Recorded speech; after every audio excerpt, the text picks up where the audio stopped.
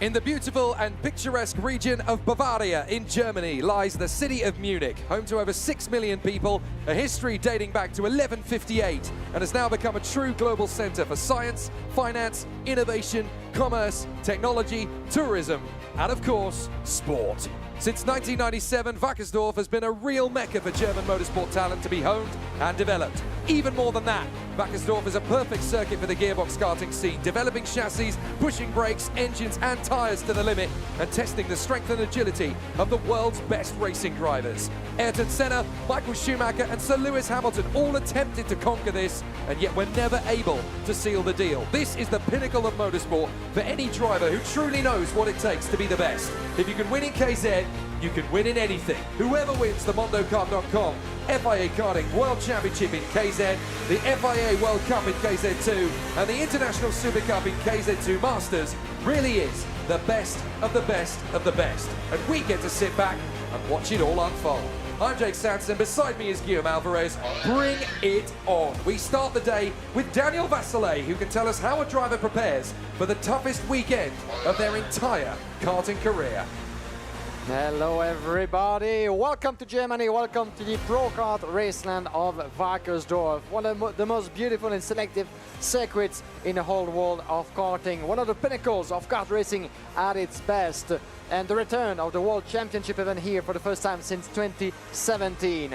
There's gonna be a lot of races, 24 qualifying races to get us entertained for the second day of competition. Friday got us started on the right foot with 16 races already. This young man will be starting from pole for the next race, David Vasile, as we caught up with him earlier this weekend. Firstly, yes, I always consider one of the contenders for, especially for a race like this. So yeah, we'll try our best, me, the team, our engineer, and we'll see what we can do. For me, the win, it's the most important thing. All that work from the entire season is to do our best here in the World Cup. So it's really hard, the pressure is really high, but I think we can manage it, and we'll see how it goes. I like it very much, this layout. It's you have so many points where you need to brake very hard. Also a lot of corners that goes with a really great flow. Yeah, for sure, on a track like this, you need pretty much a really good braking system, but you also need to be a little bit aggressive to manage the overtake and all that stuff, because you got so many points where you, like 4 or 5 points where you brake really hard. So I hope you are expecting the win from me, because this is the main objective from me, from the team, and yeah, we are here to win it. So also after the results from the European Championship. So yeah, we'll do our best. The atmosphere in the team, it's quite, it's really peaceful, to be honest. It's really also him being on the track. It's nice because we understand a little better about the situation. He understands better when we talk to him about the problems we have or something, because maybe he has them too, or maybe he finds a better solution after his experience and all that stuff. The team is ready for it. We are ready for this race. KZ2. We expect the best. One of only 2 Romanians in the field, Daniel Vasile, and what a fabulous opportunity it is for him. 119 drivers competing in the KZ2 category for the FIA Karting World Cup from 33 nations around the world, and every single continent, North and South America, Asia, Australasia, Africa and Europe, are all represented in this one category alone. It is an absolutely astonishing array of drivers that have come from far and wide to compete here at the FIA Karting World Cup in the KZ2 category. The drivers are over the age of 15, and if they are strong enough, they can last the entire distance. We're going to have a completely different World Cup winner to the European Championship winner. That was, of course, Freddie Slater, who has now moved on to the world of car racing. We wish him all the very best, and I know he's competing this weekend, and he probably will be tuning in to see who takes the World Cup over the course of this weekend, but there are so many drivers that could do so. There is Matteo Spergel, the French driver for CBB Sports, so strong yesterday, did a fantastic job to put himself right up at the sharp end of the field. If you weren't watching with us yesterday, we did have a whole collection of races that we went through over the course of yesterday. 3 races each per KZ2 driver. At this point in the proceedings, Alex Powell currently leads the interim rankings ahead of Maxim Orlov, who has 144 points, just 6 points back from Alex Powell's interim total. Kia Nakamura Berta has 141 in 3rd place. Then Daniel Vasile, the man who starts from the front end of the field later on today. And then we have Matteo Zanchi and Niels Troga, who are in position together. They are going to be on the top 6 of the grid. Maxime Rem in 7th position, Alessio Pacini in 8th position, and then Jenis Savico and the reigning world champion in the OK category from last year, Matthias Morgato, who has switched from direct drive to gearbox, is in the top 10 of the interim rankings as well. So plenty of opportunities for them to really put on a bit of a showcase. For Daniel Vasile, the man we just heard from, he'll be starting this first race of the day from 4th position on the grid, the 2nd row. And as you can see, the fans and the people in the stands are flocking by their hundreds here to Wackersdorf, and the crowds are actually starting to form along the bypass that is parallel to the back straight. So it's going to be a very busy weekend here at Pro Kart Raceland, and it's great to return for the World Championships here for the first time, as Guillaume mentioned earlier, since 2017. A brilliant, perfect venue for gearbox racing to crown a world champion. Maxim Orlov and Matteo Spergel are going to run on the front row of the starting grid. And it's going to be really interesting to see how the Paralin and the Sodi kart will go to battle parallel with each other, side by side. Thomas Imborg and Daniel Vasile are going to be together on the 2nd row of the grid. Then Igor Nozov, Christian Bertuka, Christian de Klein, Moritz Ebner, Thomas Rakel, Philip Wojcik, Alexander Gubenko, Dominic Reuters, then Tigran Bonatian, Yannick Julius Bernhardt, Bruno Mulders, and Vyacheslav Putyatyn. Then we have Florian Brayton Bach, as well as Edgar Svelkans, Fotio Sotiropoulos, Jakub Jocic, Oscar Steinbach, Samuel Leuje, as well as Jose Gomez Gutierrez, Gianni Andrezani, Sebastian Bellocini, Rick Hartmann, Damian Drou, Jokubas Begno Vicious, as well as Simon Billman and Patrizio Zermeno. 12 laps to go through for the first of 24 races on schedule. Thanks again for joining us, for tuning in on FIAKarting.com, on Motorsport TV, or all over the world on numerous channels. The entire globe is being covered for the pinnacle event in the karting world, as it is the case every year since 2018 and the RJMC Group start of the partnership with the FIA Karting Federation. We're here once again to get you covered on social media as well, to follow at the heart of the competition, the kart racing at its best. 240 drivers have responded to the invitation of the FIA Karting Federation to compete at this level in all 3 classes, with a staggering number of 119 of them in the KZ2 class, almost the maximum reach in KZ2 Masters at 70 and 48, pretty much double that what we used to have in the KZ class that will come into play later on. So a magnificent list of drivers, a huge field, the top drivers in the world ready to go for battle, and this is going to be a long one. This is the long game, as we call it. Yesterday was already, but only the appetizer of a busy weekend of racing. Those KZ2 drivers have to go through 7 races in total to have a chance to make it to the top 36 on Sunday afternoon. And this championship event unlocks the key to the rest of your motor racing career, whether you keep it in karts or move on to cars. It is so important. 10 years ago, Max Verstappen won the World Championship. Now he is the king of Formula One. What can these guys do? We'll start this particular heat, and off we go. Maxim Orlov battling away with Matteo Spergel off the grid, and it's a perfect start for Spergel. Not so good for Orlov, who's now falling into the clutches of Daniel Vasile, who tries to hold it, gets on the curb around the outside, drops back to 4th position. Everybody just trying to keep themselves together. Yellow flags, though. There's a big conflagration, and we've got a car upside down. It's the 163 that's gone over. That is Alexander Gubenko in the Tony kart. So Gubenko has gone upside down at turn 4. Everybody else is just keeping themselves to themselves as they run through, and it looks to me as though, yes, Gubenko is out of the kart already. He's okay. Thank goodness for that. The 159 has gone as well. That is Thomas Rakel in the Maranello. So fortunately, although it looks pretty dramatic to start the day, Gubenko is perfectly all right. So a very dramatic one indeed. But it looks as though the marshals have already cleared it pretty quickly as well, so we can continue. Alexander Gubenko is actually trying to get restarted, would you believe? He manages to get back off the road, though. So I'm afraid Gubenko will not go any further. Spergel, Orlov, Imborg, Vasile, Bertuka and Nozov. I tell you what, these guys really are made of steel. Even if they roll over, they will not give up. Yeah, thank God both were okay. And Alexander Kubenko, to tell you how much he was okay, was keen on getting back on driving. But unfortunately, it was a bit tricky through the grass.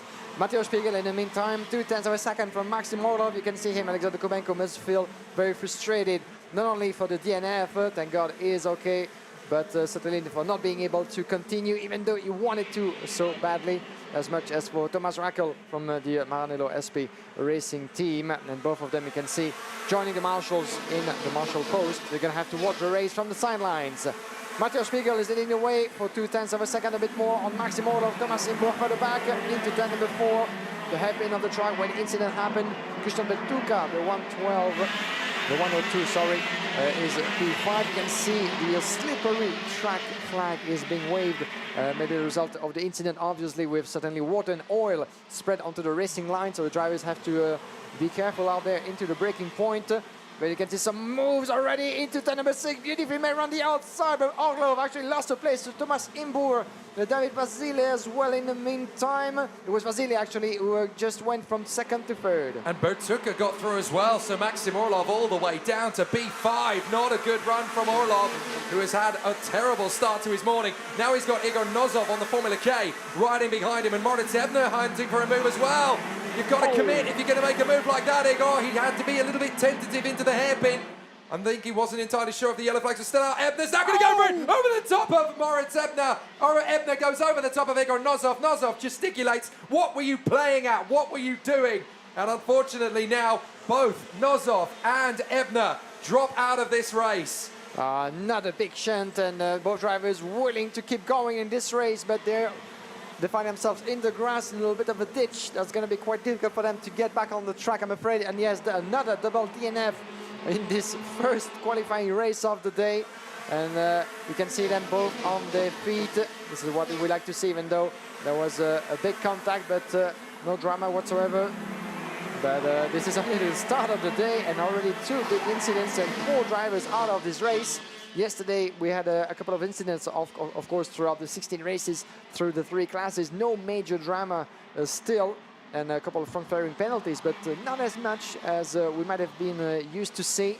But this first race of the day, there were 24 in total, got us started really on a hectic way, as we're back with the leaders into the turn number 12. That is one of the 2 hairpins concluding that Wackersdorf layout before the right-hander, the never-ending last corner on the way back to the start-finish straight, where there's overtaking maneuvers possible.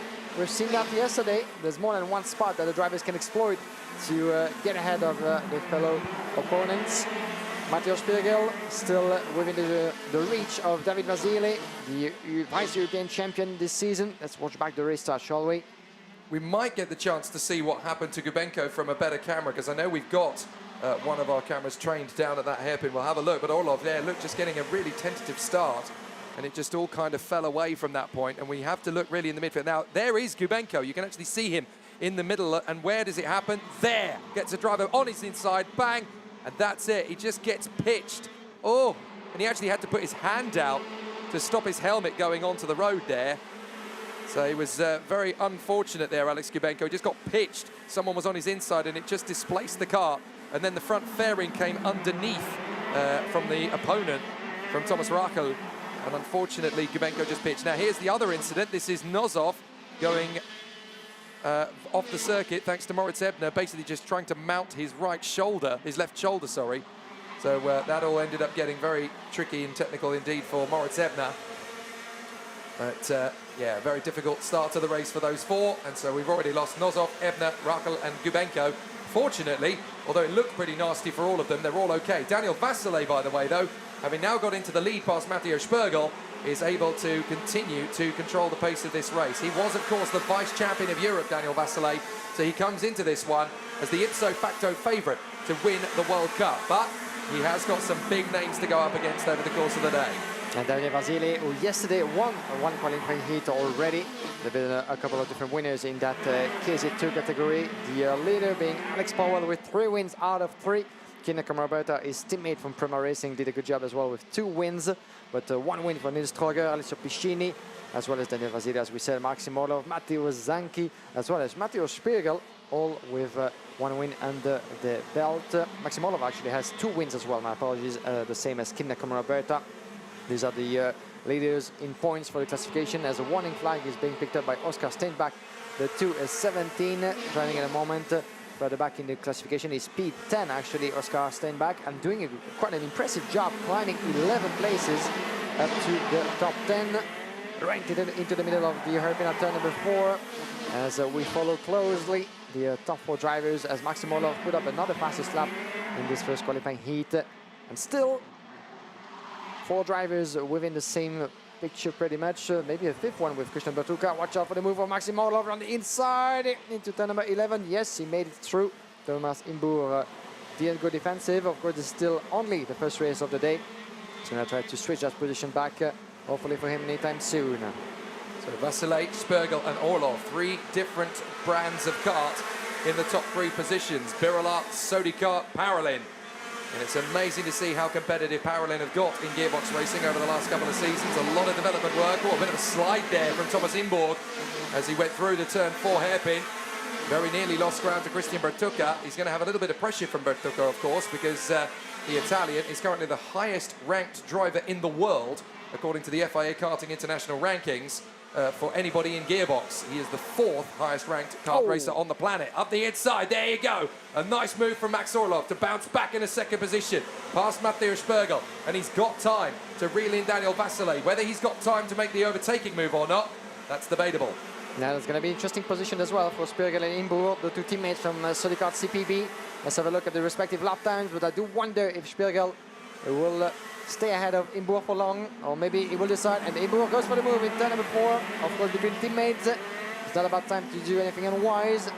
He said yes, thank you very much indeed, up to P3.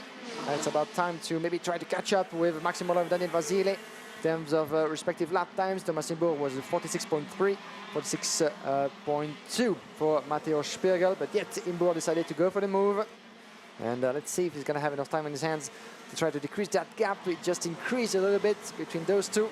Vasile, Orlov, Imbour, Spergel, Christian Bertucca, still with maybe 1 tiny chance to switch positions with one of the CPBs, even though we're going to need a checkered flag. Here we go for the last lap. Well, Orlov does not want to lose another heat victory, knowing how strong the Prema boys were yesterday. He does not want to lose another win, so he's going to have to try and take on Daniel Vasile. He actually nudges Vasile on the way through turn 4. He is trying to get him to go hurry up, and now Vasile's having to go defensive through 6, up through 7. He really protects the inside line. Max Orlov trying to make his bid to the inside line. Daniel Vasile, the Romanian, on the Birolart, the vice-European champion of this year, trying his best to hold on in front of the very determined Parolin and Max Orlov. You're going to have to really protect, because Orlov is going to try every trick in the book to get you. So Vasile holds onto the inside line. He's going to try and shut down that radius. Shut it down. Nicely done. Now he'll hold the inside line in the hope that Orlov's not going to get the undercut maneuver. Cuts back across, and he will just about hold on to it. It's a race to the line, and Vasile gets there in front of Max Orlov and Thomas Imborg. Wow. Fascinating stuff between the 2 of them. And I think there was a gesture from Max Orlov as he came across the line. I'd like to see that again. I don't know whether that was Max Orlov getting frustrated or whether that was him celebrating getting back in his 2nd position, or I don't know, but there was some kind of gesture from Max Orlov when he came across the line. I'd quite like to see what it is again. I'm sure we will in the highlights. But Daniel Vasile managing to fight his way through from 4th position on the grid on the 2nd row. And that was a very telling moment from a very tough pair of racers there, Vasile and Orlov, as Dan Vasile really is turning this race into a bit of a fairy tale. And Maxim Orlov might not be quite happy about the later stages of the race. He was giving it all, pushing to try to get ahead of Vasile, but we saw that a little bit of a nudge in the breaking point of turn number 4. I don't know if it was intentional or not, but certainly might be the reason of the gesturing of Maxim Orlov. Well, we might need to see that again, but Daniel Vasile taking his 2nd win after the races yesterday. All those drivers, as a reminder, have to go through 7 qualifying races before tomorrow's superheat and the final, hopefully to get a ticket within the top 36. Vasile wins from Maxim Orlov. Thomas Imbour and Matteo Spergel make it 3 and 4 for CPB Sport. followed by Christian Batuka in P5, P6 for Christian de Klein, from Bruno Melders climbing 8 places, Tigran Binatan, good recovery as well to P8, 5 places gain, 8 places gain for Florian Breitenbach up to P9, 4 places gain for Yannick Julius-Bernard running up the top 10. Then we have Oscar Steinbach, despite a warning flag, he had a brilliant pace, climbing 10 places up to 11, followed by Fotios Sotiropoulos with 7 places gain up to 12. Then we have Vyacheslav Putatin, Filip Wojcic and Jokubas Beina-Vicious running up top 15. 16th position going the way of Dominic Reuters in front of Sam Lier, Simon Billman, Edgar Villecan, Gianni Androzani, Sebastian Belluccini, Damian Drew, Jakub Bocic, Jose Gomez, Patricio Zemeno and Rick Hartmann. The 4 retirements, Igor Nozov, Moritz Ebner, Thomas Rakel and Alexander Kubenko. We're about to see how the first 2 dropped out of the race on the first lap. Now watch the middle of the circuit. You're going to see the green and white Tony kart. There it is, to the inside line. Pink helmet of Alex Kubenko up the inside. There, he gets pitched and then upside down. He gets flipped over. Unfortunately, he just got caught there by Thomas Rakel's inside front fairing to flip the kart over.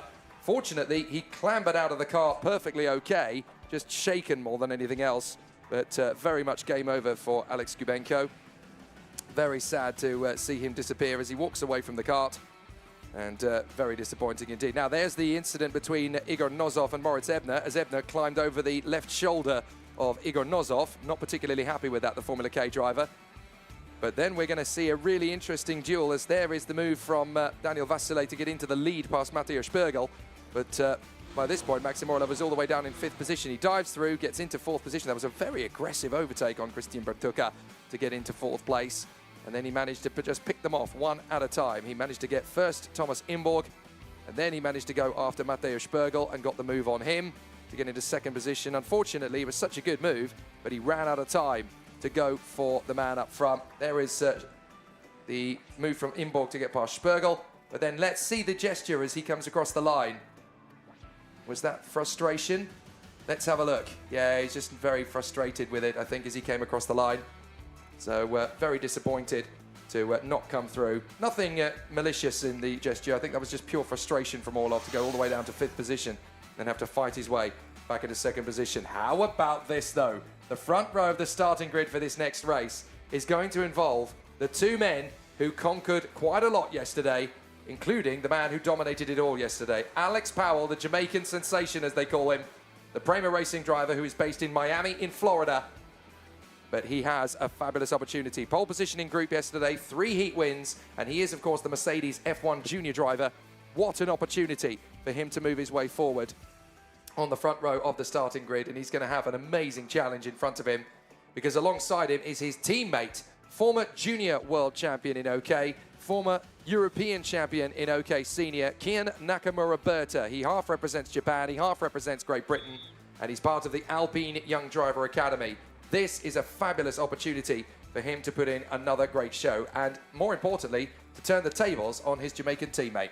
There's going to be one heck of a battle between those two, with Kineko Berta and Alex Powell, 2 of the most impressive talents that we've had a chance to see going through the ranks of international karting for the past few seasons. And for Alex Powell, actually, the track of Wackersdorf means a lot of good memories, since this is here he took his first ever pole position in the Junior European Championship back in 2020. Maxim Rem, another strong name, of course, one of the many German drivers competing on Omsol for Leclerc by Lennox Racing. He will be starting from the 2nd row of the grid, just behind Alex Powell and Kin Nakamura Berta. The Car Republic machines with the Prema colors, Maxim Rem, as well as the 2 CPB Sodicart machines of Yevon David, as well as Jean Omblot and Pavoton Terry just between them. Qualifying heat B versus C is underway in Wackersdorf under the beautiful sunshine of southeast Germany. 17 degrees Celsius. We had temperatures rising to up to 28 yesterday. Here's the grid in full. Kineko Marbetta on pole position with Alex Powell by his side. Then we have Maxim Rem, Yevon David, Pavoton Terry, Jean Omblot, Artem Severyukin, Thomas Torchemanis, Luca Samalisto, Andrea Dale, followed by Daniel Marcia, Jelan Galazin, Vincent Vanege, Tim Locati, Jesper Sjoberg, Theodor Odmark, Ken Osgar Agri, and Alex Maragliano. Jay Cool is in the mix there as well, from Jake Clarick and Morris Schenker, Jesse Kirby and Alex Rothschild, Emmanuel Mai and Lucas Shabinskas.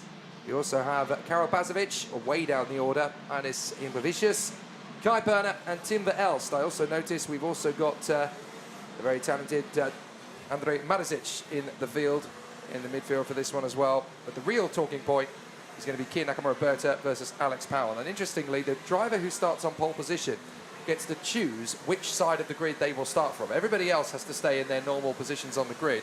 But the pole position man can choose to start either on the right side of the grid or the left side of the grid. And on this occasion, Nakamura has opted to choose to go to the left side of the grid, which is the opposite side of the starting grid. He clearly feels that that kink into turn one, if he nails the start, is the best way to beat Alex Powell off the line. And there's going to be an interesting one on the way to turn number 4. You can see the Prima boys watching along their young protege on track. Interesting fact indeed with the switch of pole sitter positions. Kia Nakamura, the 109 on the right side of your picture. Should be on the left. He decided to go the other way around. We've seen this paying off yesterday. Just the one time that we had that switch of positions, if I remember correctly. We might see that on numerous occasions today if it proves to be paying off once again. But that run on the way to the hairpin, turn number 4, is certainly the one that Kia Nakamura don't want to miss. Great to see a trend of so many young drivers choosing to do a year in gearbox before they step up to cars if they are on the way to Formula 1.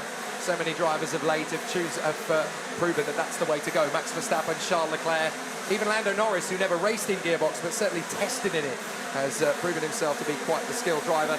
Off we go then, up to starters orders, and it's a great start from Nakamura. It's a good start too from Alex Powell though, and Powell has got ahead of Kia Nakamura. He does beat him off the line, despite the fact that Nakamura chose the opposite side of the grid. It hasn't worked out for Nakamura, and now he's really got pressure from the drivers behind him as the two Sodis have to settle the differences between themselves. That's David and Nomblo.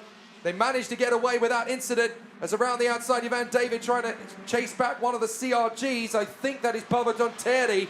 So as they work their way through the chicane and onto the back straights, it is Powell in front of Nakamura with a big pressure cooker building from Jean Nomblo. Nomblo wants to take on Nakamura. He's going to go in straight away, and he is going to dive in up the inside. Jean Nomblo gets through into second place past Nakamura. My goodness, he had his boxing gloves on, never mind his racing gloves.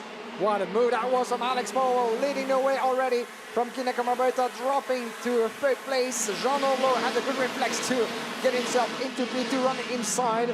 But that was a good getaway indeed to the two primers. And Kia Nakamura, we said, expected of course to finish in turn number 4 in the lead. Didn't happen, and now he finds himself just behind Jean Nomblo with Maxim Rem getting ahead of Yeven David. Down in P5, the young driver from Sri Lanka, then Paavo Tonteri, Artem Severyukin, Daniel Masia, Tomas Tolsemanis, and Andrea Dale P10. Around the inside goes Kia Nakamura for the response in turn number 11. And the young Japanese-British driver just made it stick beautifully back into P2, and he knows that this is the sort of move that he needed to make as early as lap number 2. Otherwise, Alex Powell in that position yesterday has demonstrated how fast and consistent he can be. 3 wins out of 3, and at this range, he can be pretty much uncatchable. It remains to be seen now with on equal machinery, Kia Nakamura. The gloves are off and the battle is on. See, many of these qualifying heats are actually determined by the start, and Nakamura knew he couldn't afford to sit behind Nomblo for too long. He had to get back through him, because once you're up to speed, once you're on the rhythm and the tyres are up to temperature and you're settled into the car, it flows naturally. You know, you have absolutely no issues once you're actually up to speed, because you can get into your rhythm and it's all fine and dandy, but it's those first couple of laps, getting the kart off the line, getting the tyres warmed up, getting your position. And again, look, Nomblo having to defend big time from Maxim Rem and Ivan David, because now that's really unsettled him. Nakamura in his rhythm up front. He can just go straight after Alex Powell, and now they can duel for each other. But third position downwards is going to be an absolute rout, because these guys are still trying to find their feet. Ivan David all over the back of Maxim Rem as he works his way through. There's a warning flag gone out, and that is for Schenk, I do believe. So Schenk has got a warning flag. I'm not entirely sure what it is that he's supposed to have done, but certainly it's all gone wrong for Maurice Schenk in the first 3 laps of the race, because he's picked up a warning flag as Artem Severyukin picks up the fastest lap of the race. Working through in the chicane and trying to continue that motivation, trying to continue that mood forward. Up the inside! Great move from Maxim Rem. He dives in on Jean Nomblo, and that's for third position. Meanwhile, Ivan David has lost out to Paavo Tonteri. So Tonteri has come through into 5th position, Rem has come through into 3rd, and so the battle for 3rd position downwards is going to be raging. Meanwhile, Kier Nakamura-Berta is just chipping away at Alex Powell. He's got a little bit more work to do, Kier Nakamura-Berta. Alex Powell can just look after the tyres a little bit more resolute. But in a straight fight between the two of them, Nakamura-Berta clearly has something to prove. Is coming into the pits quite slowly. We've got someone dropping out. It's Maurice Schenk, I think. He's got damage anyway. So Schenk is going to retire from the race. Very unfortunate for him, but the real jewel from this one is going to be the two Prema drivers, as Nakamura-Berta clearly feels he needs to get one over on Alex Powell. And Maxime Rem doing a good job as well, leading that pack of 5 drivers on your picture. Maxime Rem yesterday, the German driver picking up 2 second place and a third, no, 1 second and 2 third, my apologies. So he's on his way to equal one of his best results of yesterday. Consistency is the name of the game with that amount of races, 7 just to get a high starting position coming to the superheat on Sunday morning, and only after that can you dream of picking up one of the 36 tickets available for the final. Maxime Rem, one of the Germans, is doing a fine job at the wheel of the Leclerc machine, but now he's going a little bit defensive compared to both Jean Oblot and Pablo Tonteri. Tonteri, who just got himself ahead of Jevan David, and we have another driver diving through the pits by the look of it. That seems to be a retirement for someone else. We already lost Maurice Schenk. It's Clarick. It's the Australian Jake Clarick by the look of it. Joining Luka Schebinskas as well. 3 drivers having to retire of this race. Halfway through that qualifying heat, still dominated as yesterday by Alex Powell. Nakamura-Berta, despite all of his efforts, hasn't been able to catch up with his teammate as the gap has been increasing up to 1 second now. Respective lap times of 46.4 for Powell, 46.6 for Nakamura-Berta. So there's your difference. Still has a couple of laps on his hands, Nakamura-Berta, to try to increase the pressure on the leader. And here's one of the retired drivers, the last one, Jake Clarick from Parolin Motorsport. As Thomas Torsemanis in the meantime. Oh look, Maurice Schenk, look, he's trying to get back out on the circuit again. So I think with Maurice Schenk, he thought that the flag that was being shown to him was the black flag. It wasn't, it was the warning flag that was being shown to him. So I think Maurice Schenk is now thinking, well, actually, I can go back out on the circuit then. So that's an interesting one. A real misunderstanding there for Maurice Schenk, unfortunately. So I suppose from his point of view, it does make a lot of sense to get back out there, because even if he's a couple of laps down, if there are more incidents, there's going to be more drivers retiring from the race. He can finish a little higher, which will actually help his point score. Yeah, and once again, this is a demonstration. There's all sorts of levels, of course, in the KZ2 class. You have professional, but also more amateur drivers, not competing as much as some others. Around the inside goes Jevan David, beautifully made on Pablo Tonteri for P5.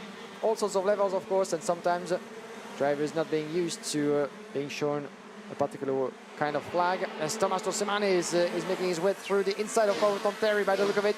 Yes, indeed, the Energy Corsi driver just made his way past. He's now up into P6, taking Artem Serveriukin with him in P7. And not a good news at all for the CRG driver, Pablo Tonteri, losing 2 places at once.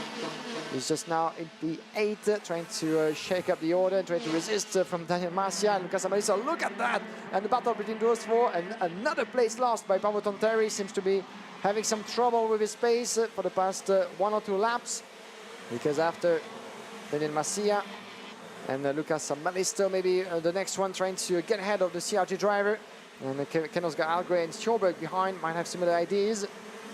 So it seems to me that Pablo Tonteri is struggling quite a bit to finish his race. Certainly a better position than he would have hoped. Yeah, Lucas Samalisto, of course, having joined the Energy Course team previously at Kart Republic, now in Gearbox he has joined the Energy Course, and certainly looking pretty strong with that. And you don't really learn from many better drivers out there than Thomas Stolchemanis, his teammate, who's very much been the golden boy at Energy Course for the last 2 or 3 seasons now. Here is Alex Powell, working his way through the chicane, 0.8 of a second clear of Nakamura-Berta. Maxime Rem's done a fair job. He's now pulled 0.4 of a second clear of Jean Nomblot. Jevan David is still there or thereabouts, trying to shake off Thomas Stolchemanis.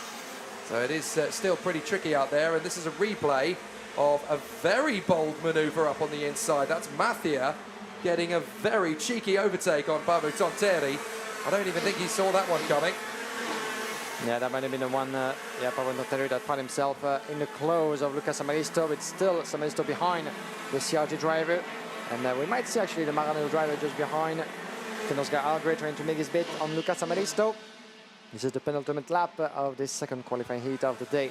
And Alex Powell still splitting Kian Nakamura for 8/10 of a second. Maxim Rem down in P3. John Ogle P4. Even David P5 at the moment.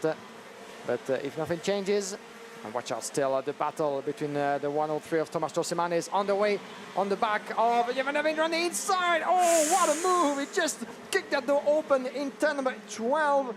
And he just made the move stick beautifully on the outside. That was a close call because there wasn't much room for Tomas Torsimanis to make his bid.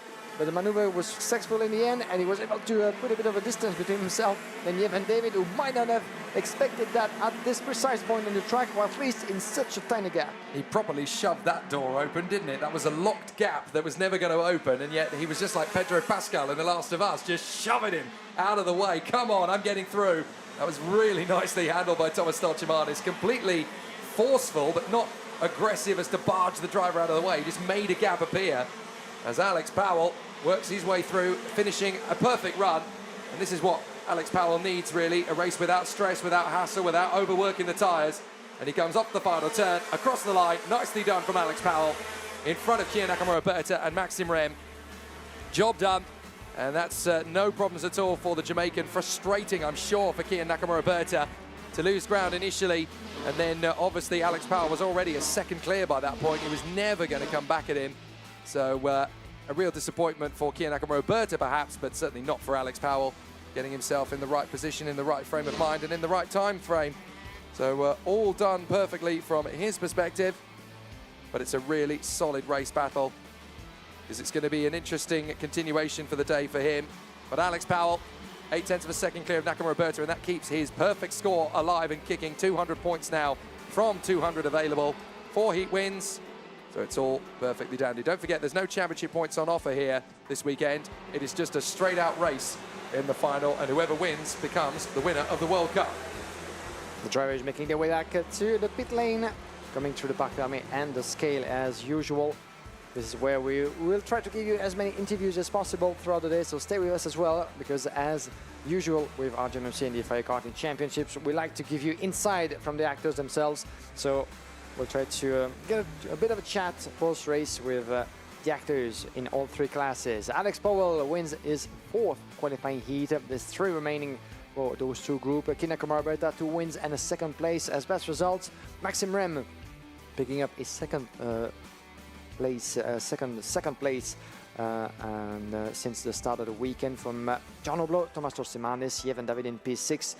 From Artes Verwuken, Daniel Masia, Powerton Terry, Lucas Amaristo, the top 10. Here's Alex Powell, the young driver, of course, born in Miami, representing Jamaica, the young protege of the Mercedes Junior program. Hopefully for him all the way up to Formula 1 in the years to come, but certainly another strong demonstration from Alex Powell. Just outside of the top 10, we had Kian Oscar Algre from Jesper Sjoberg, Andre Matisik, Chedan Galazin, as well as Andrea Dale running at the top 15. Look at the dynamic between these two. They never celebrate. They never really pat each other on the back. They know there's so much hard work still to do. Yes, you've won 4 races out of 4. Yes, it's the perfect score, but don't get excited. There's still so much to come. There's still so much going on. And you're never really in the quite situation. For some reason, we're watching the previous race highlights rather than the one we've just done. But we'll come back to that, I'm sure, no doubt. But certainly Alex Powell making sure it was a perfect victory in front of Kian Nakamura Berta. That's the previous thing, by the way, guys. So Alex Powell and Kian Nakamura Berta obviously streaking out in front. Now there is what we saw off the line. Look, Alex Powell obviously trying to counteract him, Kian Nakamura Berta, by choosing the opposite side of the grid. But watch, Alex Powell just determined. He actually cuts Kian Nakamura Berta across the curb there a little bit on the way through, just keeps himself as far left as possible before the turn-in, and that's job done. Now Nakamura Berta thinks he's got a chance, but again, Powell just parks the kart in the middle of the road. No chance to come back at him. And by this point, Nakamura Berta's already on the back foot, and Jean Nomblo genuinely senses there's an opportunity. On that first lap, Nakamura Berta just sensing opportunity after opportunity, looking for that gap to open up between himself and Powell. But Nomblo ruins it. Look, he just dives in, skates across the curb in painted white line. Nothing Nakamura Berta could do. And there was a bit of a contact for Nakamura Berta before he unleashed the young beast in himself and starting his recovery, getting ahead of Jean Oblo for P2 and trying to chase Alex Powell all the way to the checkered flag. It wasn't successful. Maxim Rem doing a good job as well, making moves up to P3 that was in the end. Kevin David battling along with Paavo Tonteri. Paavo Tonteri fortunately dropping places like he did against the 136 of Daniel Massia, but he was able to hold on to Lucas Amaristo and Ken Algri on the way to the checkered flag, but certainly not the end of the race he had expected. The CRG driver struggling a little bit with his space, and look at that move into the penultimate hairpin from Thomas Torsemanis on Kevin David. It was the move for P5, but in the meantime, those two were really uncatchable. And for the fourth time since the start of the weekend, Alex Powell taking the win pretty much on his own. Ken Nakamura, despite all of his efforts, was coming across the checkered flag 0.8 of a second behind, but taking another strong result. That means that those two are leading the point classification on the way to the superheat of tomorrow. We are not expecting a single drop of rain to hit the German circuit of Pro Kart Raceland here in Wackersdorf, just outside the city of Munich. It's going to be a fabulous weekend of racing, and for one of the teams, the Maranello SRP factory team, this is a chance for them to do something special on home soil. Niels Truger looking likely to do so from the front row of the grid. Earlier in the weekend, we caught up with the team manager at Maranello SRP, Mike Sebeka, to tell us about how things are likely to play out this week. Yeah, for sure, it's a special feeling. But yeah, it feels really good, and it's like you have the biggest race in the world in your home, and we really appreciate the weekend. I think we had some ups and downs, but in general we had a good speed. We was always a little bit unlucky. We couldn't really show our speed. But yeah, we're looking forward for this weekend, and so far we're happy. Yeah, I think especially for the World Championship, it's always something extra. We are already preparing for this race for, I would say, around 2 months, especially as we have the racing team and the engine supply.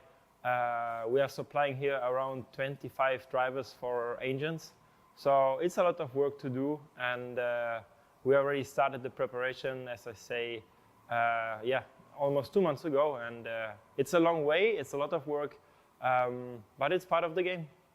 I think, yeah, every track is a little bit special, and Wackersdorf, maybe the good thing for us is we have been here a lot of times. We have raced here thousands of races in the last 15 years, so we know the track quite good, and maybe that can be a little gain for us. We will see, but the other teams are good as well, and so we will see. It's you never know before.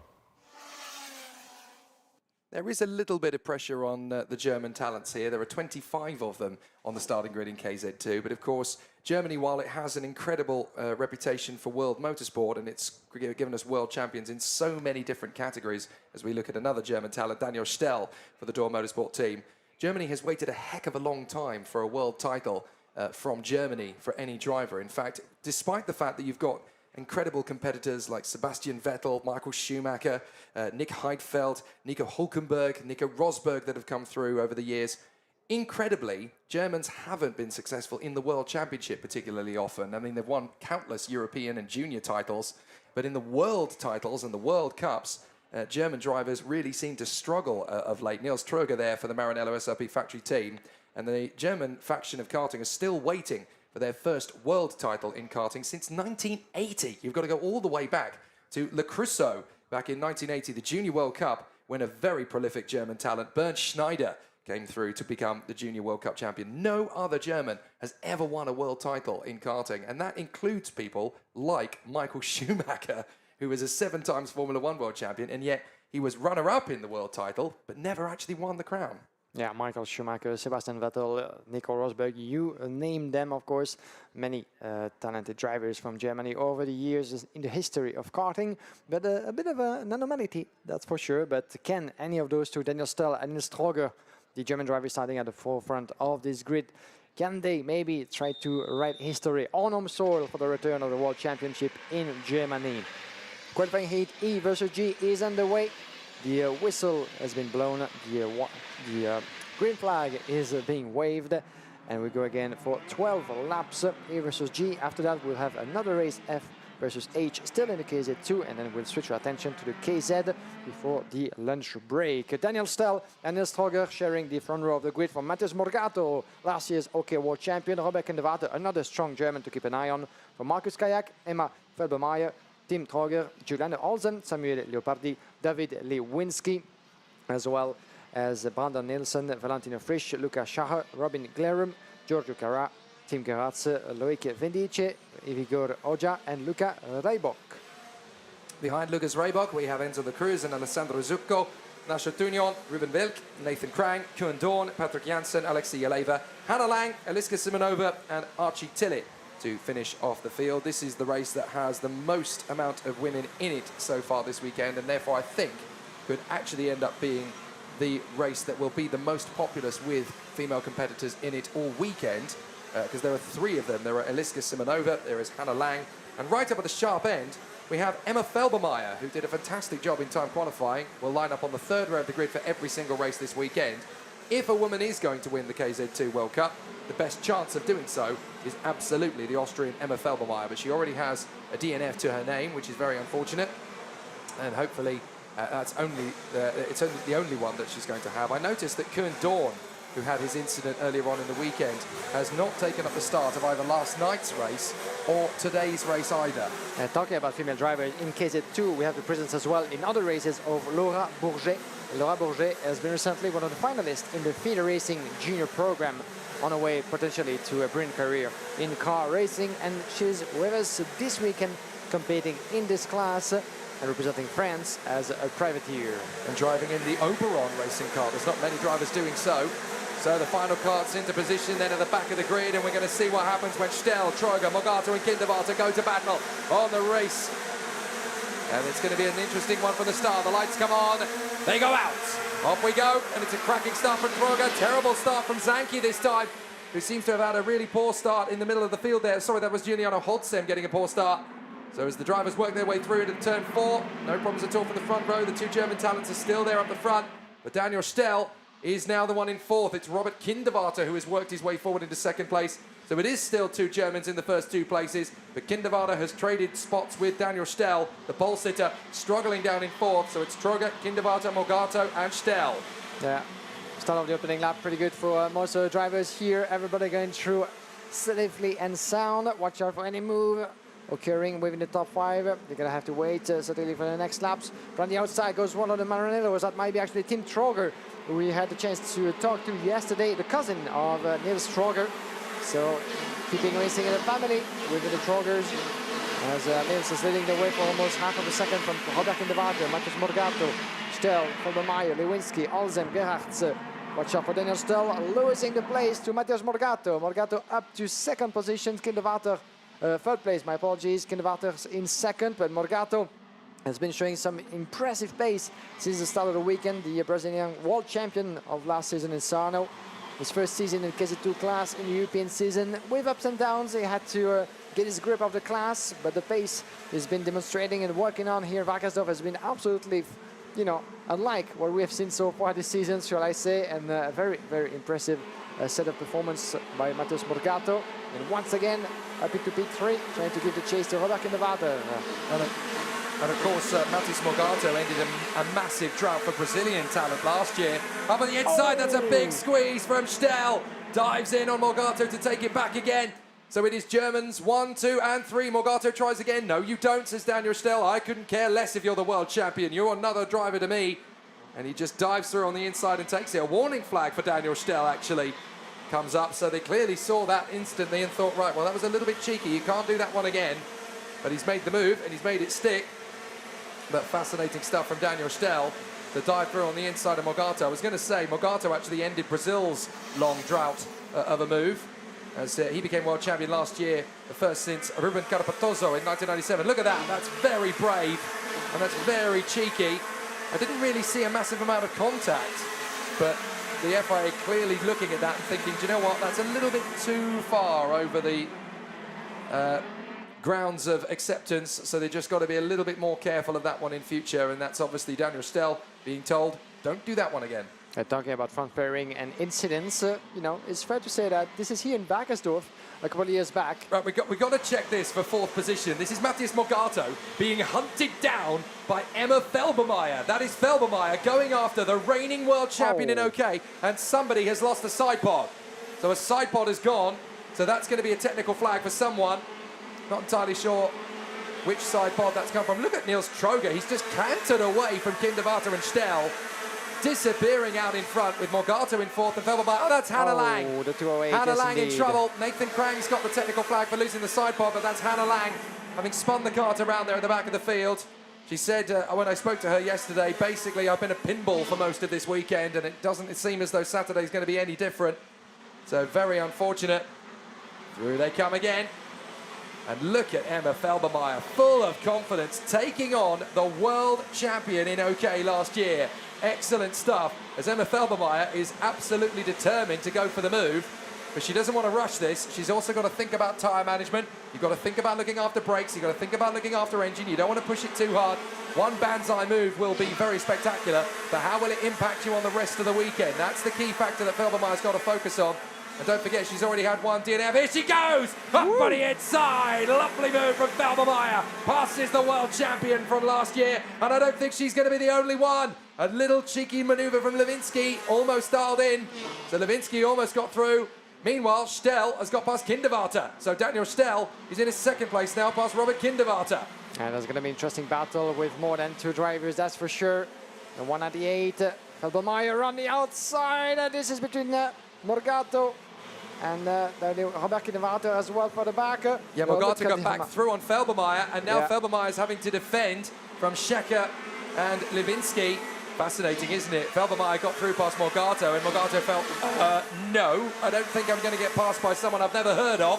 So Emma Felbermeier through into 5th position again, just trying to shake off Schecker, Lewinsky and Holzem.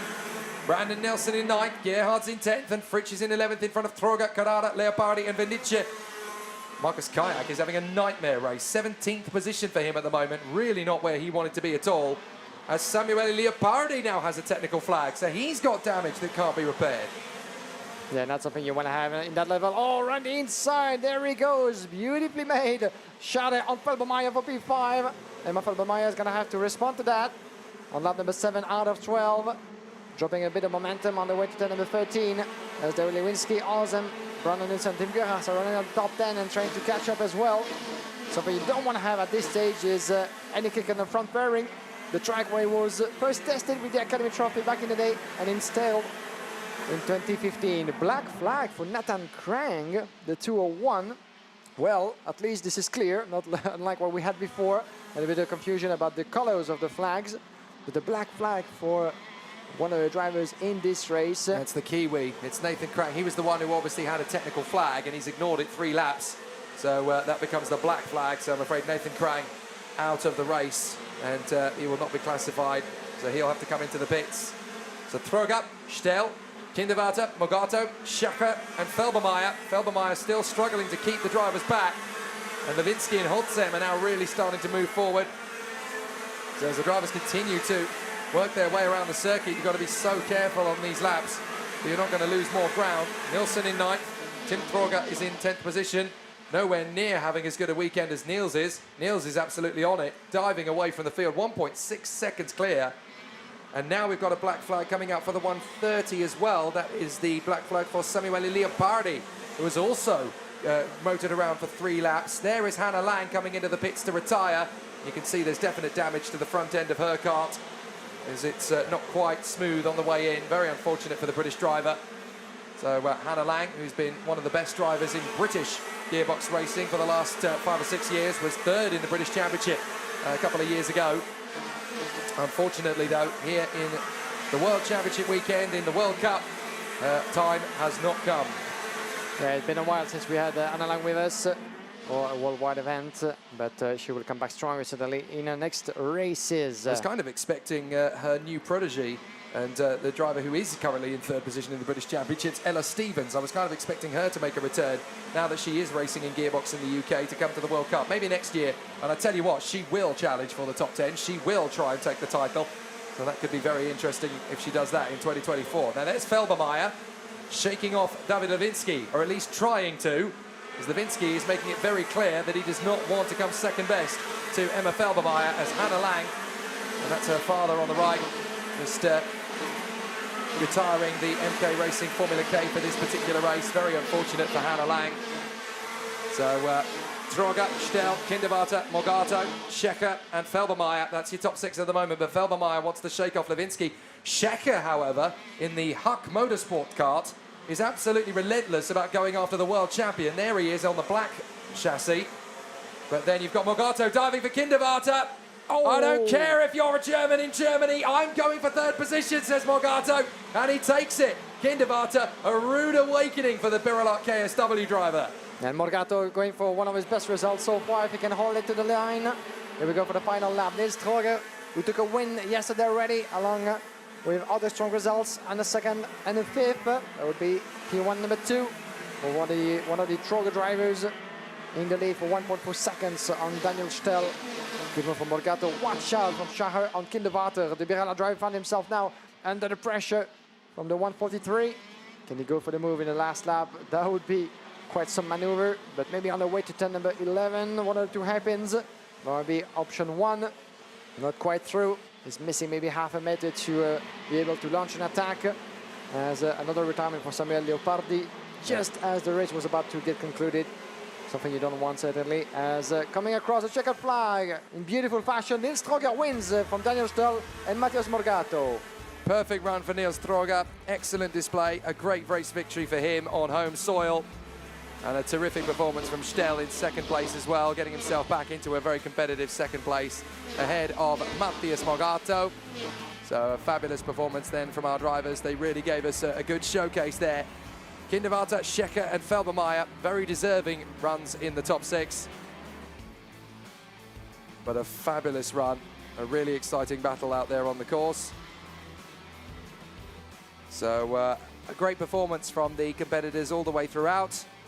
And certainly for Nils Troger and the Maranello team, we heard from team boss Mike Schibeka a little earlier on. And now he'll be very happy that they've continued their winning streak with Nils Troger. They haven't dominated every race yet, and they're certainly not quite in a position to think about winning the final tomorrow, but they're certainly getting closer to that situation as things are continuing to look pretty spread out and pretty neat and tidy for the time being. Nils Troger in front of Daniel Stel and Matthias Morgato, then Robert Kinderwarter, Lucas Schecher and Emma Felbermeier. The top 10 completed by David Lewinsky, Juliano Hodsem, Brandon Nilsson and Tim Troger, then Tim Gerhards and Valentino Fritsch from Giorgio Carrara, Robin Glerum and Loic Vintage, the Swiss driver for GP Racing. 16th across the line, Marcus Kayak for Estonia, Enzo La Cruz in front of Nacho Tunion and Lucas Reboch. Alessandro Zucco in 20th position in front of Patrick Janssen and Vigga Hjovard. Eliska Simonova fighting her way forward, and then Ruben Wilk in front of Alexei Yeleva and Archie Tillett, the last driver home. Samuele Leopardi, Hannah Lang and Nathan Krang all retiring from the race. Koen Dawn not starting it. We have a feeling that Koen Dawn may be out of the race weekend at this stage. But there is a rather cool and calm and collected Nils Troger, having had a very sensible run at the front end of the field. No problems at all for the Maranello SRP factory team driver. He's been very cool, calm and smooth. And he and the team can be very happy with the way that that has all played out. A very solid run indeed there for Nils Troger. Brother Tim is in the mix, of course, as well, but not able to maximise as much the package so far as his brother has. So a fabulous run so far from the Maranello SRP team. Here's a replay right from the start. Nils Troger had a kart that could win, and he absolutely maximised it. Daniel Stel not getting as good a start, and that really did hamper his chances for the rest of this one. As you can see, by this point, Daniel Stel just looking over his shoulder. Well, I've already gone. And Nils Troger just maximising it from that point. So there was no real danger after that stage that the race was going to fall away from him, because he just knew exactly what the kart was going to do. Had absolutely nailed the setup, so it was all perfectly tidy. A couple of moments further back in the pack. Drivers just trying to assert themselves in the first couple of laps. This was a very bold lunge from Daniel Stel. I'm actually surprised that that came up as a warning flag. Didn't really think there was anything particularly untoward in that one. However, the move on Robert Kinderwarter was a lot more straightforward and certainly a lot easier to explain away. But Matthias Morgato, having dealt with Emma Felbermayr once again, pulled off a very forceful battle with Robert Kinderwarter. It took him quite a while to get through in the end, but then eventually, having really struggled to deal with him the first time round, managed to do so the second time. Felbermayr was actually really lucky there not to get caught out by a forceful David Lewinsky. There's the move from Morgato. No, I'm going to get through. It's as simple as that. You're not going to have any chance. Niels Troger didn't get into any of those battles. He was 1.9 seconds clear at the flag. Total crushing of the opposition in that particular race for Niels Troger. Definitely helps him out. And of course, now we get ourselves prepared for the next of our KZ2 races, which is going to be for qualifying heats F versus H. But as well as bringing you the recorded interviews that we brought through the course of the week, we'll also have some live interviews. And down in the pits, there is Guillaume Alvarez to kick us off on Saturday. Welcome back, guys, live from the Parc Fermé, where we're going to try to give you as many interviews as possible with the actors themselves throughout the day. Niels Troger to start with. Niels, well done to you. Victory number 2 for you. This is a perfect way to start your day, and it's going to be a long one, isn't it? Yeah, it's got to be a long one with 4 heats to go, although we have to drive also on Sunday the super heat, but I feel confident. Hey, you can feel confident. Can you talk us through the level of racing in this one? It was quite close in the end, but you managed until the checker flag. Yeah, as it's the World Championship, we just have the best drivers here, and it's very difficult to drive with them, but it makes a lot of fun. Fantastic. Thank you very much for talking to us. Good luck for the day. We're gonna go live, ladies and gents. And for the first time, Emma Felbermayr is going to join us in the interview square. Emma Felbermayr, good to see you. You're one of the lady drivers here competing at the World Championship. So how does it feel like being in Wackersdorf here? You have a P6 in your race, so the pace is definitely strong for you. Yeah, the pace is good. A little bit with the tire. We have 7 heats, it's difficult to manage, but until now it's good, so I feel confident. Fantastic. A lot of drivers in the KZ2 class, so the level is very high as well, but you've managed to fight your way through, and you know, it's looking good for Sunday. Yeah, until now it's really good looking, but we had a good qualifying yesterday, and always starting from 5 or 6. It's a good start position, so yeah, we'll see. Fantastic. Thank you very much for talking to us. Good luck for the rest of the day. Emma Felbermayr, who had a fantastic P6 in last qualifying race, as we're going to switch our attention to the rest of the program, switching to the KZ category. Thanks, Guillaume. Great to hear from Niels Troger and from the Austrian driver, Emma Felbermayr. So impressed with her and the TB Racing team. They've really stepped up the attack here this weekend, and it's great to see them fighting their quarter for the KZ2 races. I've got a genuine feeling that Emma Felbermayr will be in the final if she keeps up this incredible pace and performance. She really has shown her flair up to this point. And it'll be nice to see a female competitor in a KZ2 final. Hasn't happened for quite a while now. There's been plenty who have tried, but have just not been able to get there for various different reasons. And Felbermayr and the TB Racing team definitely have the pace, they have the mentality, they have the tenacity.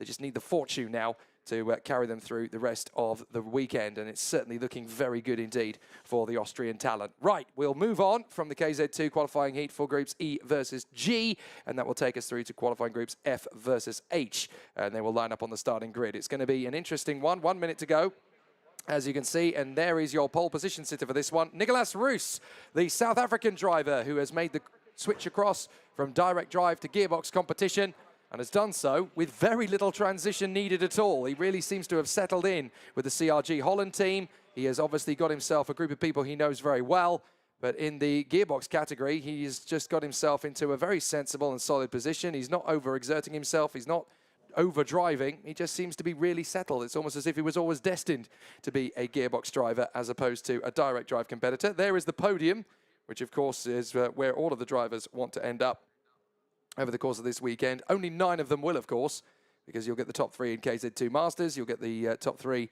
in KZ2, and then you'll get the top 3 in the World Championship itself, brought to you by mondokart.com. We'll bring you the KZ races a little short later on into the race, but here we go. Drivers sent out from the pit lane, and it is going to be a really exciting battle in KZ2 qualifying heat F versus H. At the end of this race, every driver will have done 4 races total, and so there will be just 3 to go before they get to the super heats tomorrow.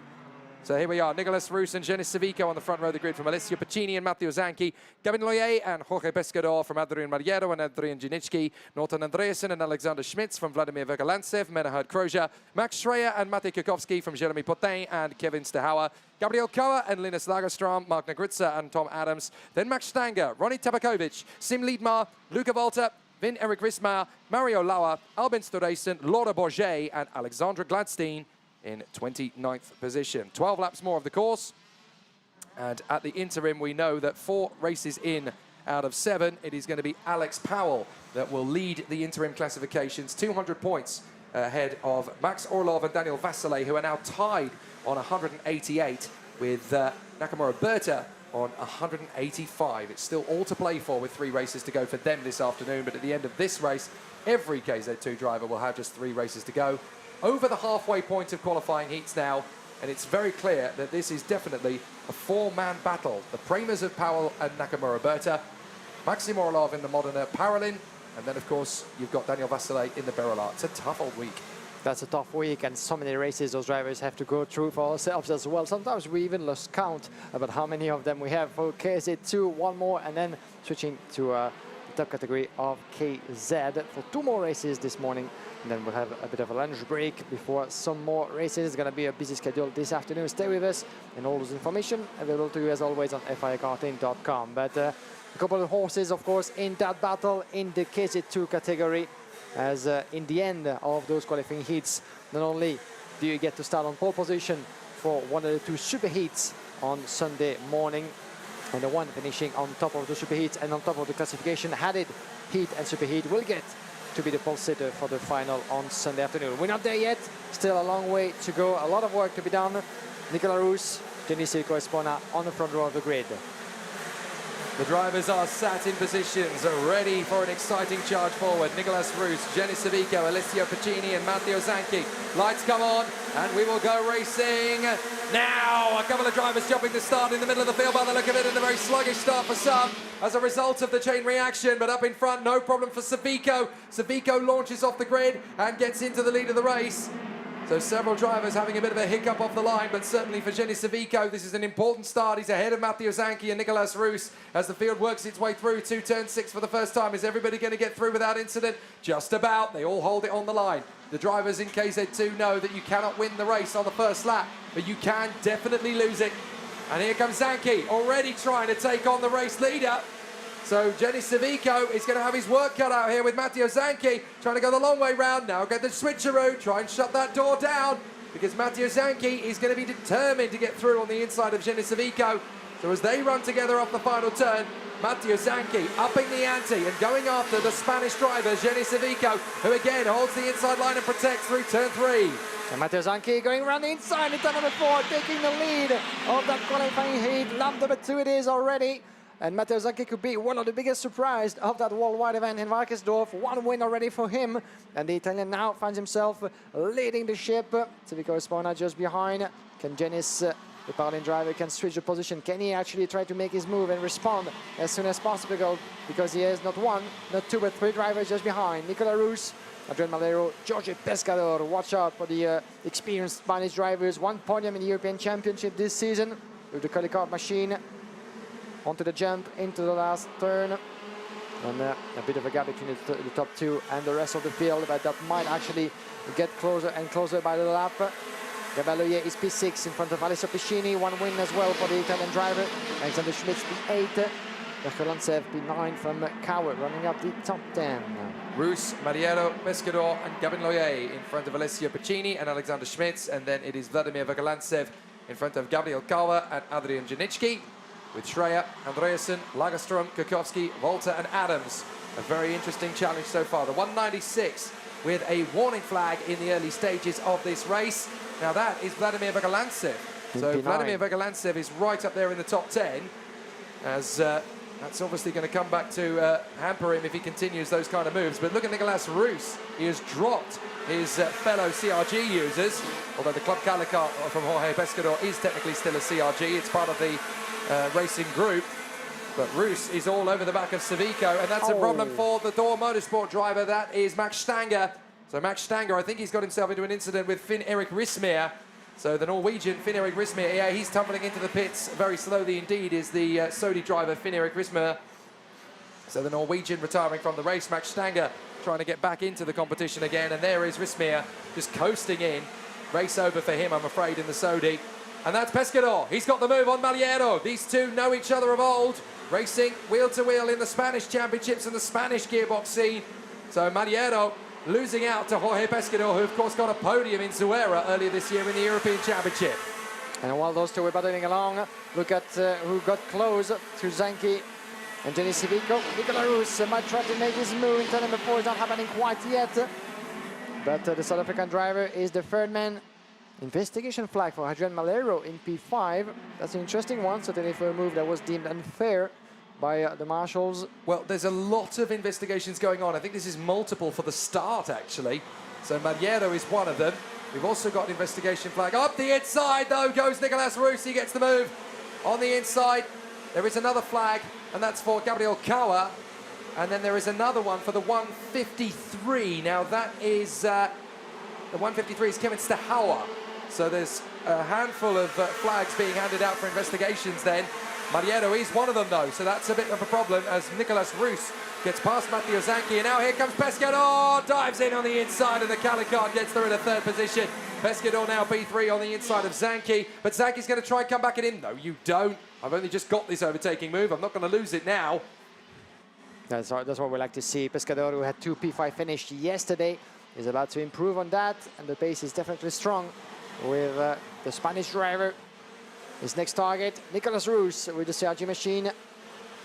Nicolas Roos, who had some strong results as well throughout the weekend with a P2 and a P3 finish. Let's watch the start once again.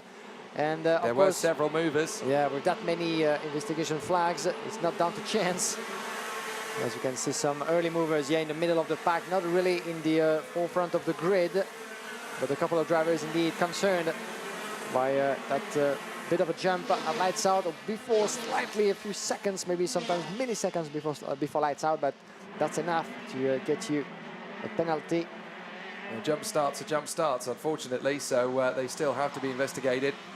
So we'll have to see who gets a penalty and who gets away with it. We're not entirely sure at this stage. Obviously, a lot of investigations come through.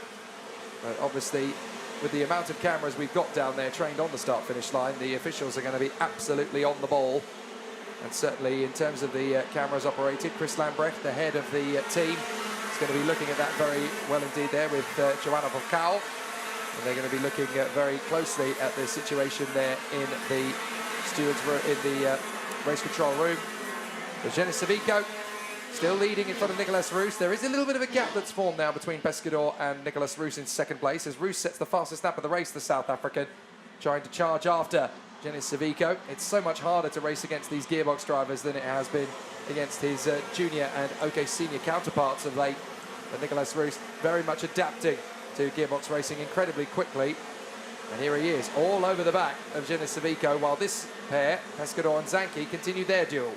And picking up on starting procedures as well from an outside perspective, might be easy to think, well, why not can I just handle the racing procedure, you know, the starting procedure at this level? This is the World Championship we're talking about. Well, there's a good reason to that, because this is bloody difficult at this level. And this is why we see all the drivers at every qualifying session and non-practice qualifying session to actually test the starting procedures on the start-finish straight to try to maximize that procedure. And we have one driver pitting and diving through the pit lane to a retirement, unfortunately.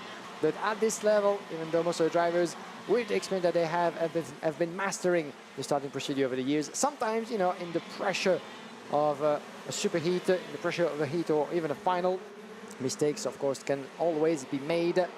Those drivers, of course, even they may look like machines, are still humans behind the wheels with their reflexes.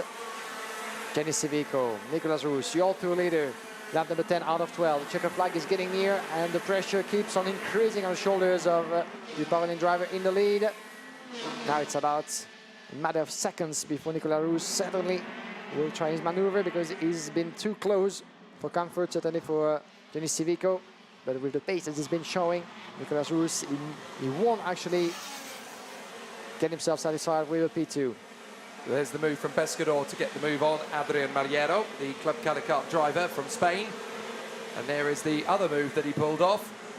That was a very bold lunge on Matteo Zanchi. Great to see Pescador really rising to the occasion. Two laps to go. That's Roos in front. Roos is in front of Savico. So Nicolas Roos has managed to turn the tables there. And Nicolas Roos in the CRG Holland car has managed to get past Jenny Savico. So that is a fascinating situation for the South African. Certainly Nicolas Roos taking his time to make the move, but he didn't want to rush it.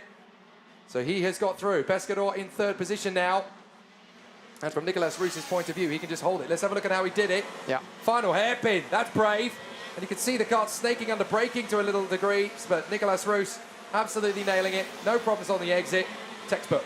That was a clean one. And looking at the last lap, actually, Nicolas Roos was 0.3 of a second faster than Jenny Savico on his last lap. That's what actually launched his move. A better pace, entering the final lap of this last qualifying heat of KZ2 in this first series of 4 before we switch to KZ. And Nicolas Roos on his way to his first victory of the weekend if he stays where he is, in front of Jenny Savico. Will join a big circle of winners. Nicolas Roos with the fastest lap in the end, representing CRG Holland, as Jenny Savico dropped a bit of momentum as a result of being overtaken. All he needs to do, of course, is to keep that position alive, because Jorge Pescador might want to steal it from him. But with just 2 corners left, I think this will be good for Jenny Savico. One last kick on the throttle for Nicolas Roos on his way to his first victory of the weekend, certainly after the P2 of yesterday. P1 for the South African. Jenny Savico second, Jorge Pescador in third. A very solid run indeed from Nicolas Roos, the CRG Holland driver, giving himself plenty of opportunities to move his way forward. And Nicolas Roos not quite in the top 10 of the standings yet, but that's definitely going to help his chances to move further forward. A great run from the young South African. Savico in second place, Pescador in third from Zanchi, Maliero, Pacini, Loye, Vakalantsev, Janski and Schmitz. So not exactly a non-race exactly that one, but certainly there's a few drivers there trying to get into the top 10 who have just managed to rip themselves back into it. Zanchi and Savico, namely. Zanchi now on 173 and Savico on 167. Now tied on points with Maxime Rem, but because Savico out-qualified Maxime Rem, he's the one who has the position over him. But that's the end of the 4th rotation of KZ2 race heats. Next up comes KZ. This is the warm-up to the World Championship. And we're going to get the KZ rotations before the KZ2 Masters locations. This new grandstand overlooking turn 1 and 2, almost full on Saturday. Nicolas Roos and Jenny Savico ahead of Jorge Pescador. Then Matteo Zanchi, Adrian Mariello and Alessio Pacini. And then we have Gavin Loye ahead of Vladimir Vakalantsev, Adrian Janitsky and Alexander Schmitz in the top 10. Then it is Max Schreyer ahead of Norton Andreasen, Linus Lagerstrom ahead of Matti Kikowski and Kevin Stahawa. P16 is Tom Adams from Luca Walter, Sim Ledma, Ronny Tabakovic, Menia Krause, Mark Negruzza, Gabriel Kauer, Mario Lowe, Albin Sturesen, Alexander Glashstein, and 3 drivers missing, Laura Bourget, Finn-Erik Rismir and Mac Stange. Jeremy Potain could not take the start of this race. 12 laps in, and a very happy winner in Nicolas Roos, and congratulations from his mechanic, from or one of his friends, shall I say, because there's a mechanic from Maranello SRP Racing Team. Nicolas Roos is representing CRG Holland, but always good to see congratulations from fellow friends from the paddock, despite being from different teams. The karting world, of course, is a big family, isn't it? Even though competitors on track, rivals when it comes to the racing behind the wheel, but certainly friends behind the scene in the paddock. Here's a look back at the highlights of the race and the starting procedure. You can see in the middle of the pack a couple of drivers jumping the start just before lights out, and a couple of penalties that will be given out certainly by the officials post-race.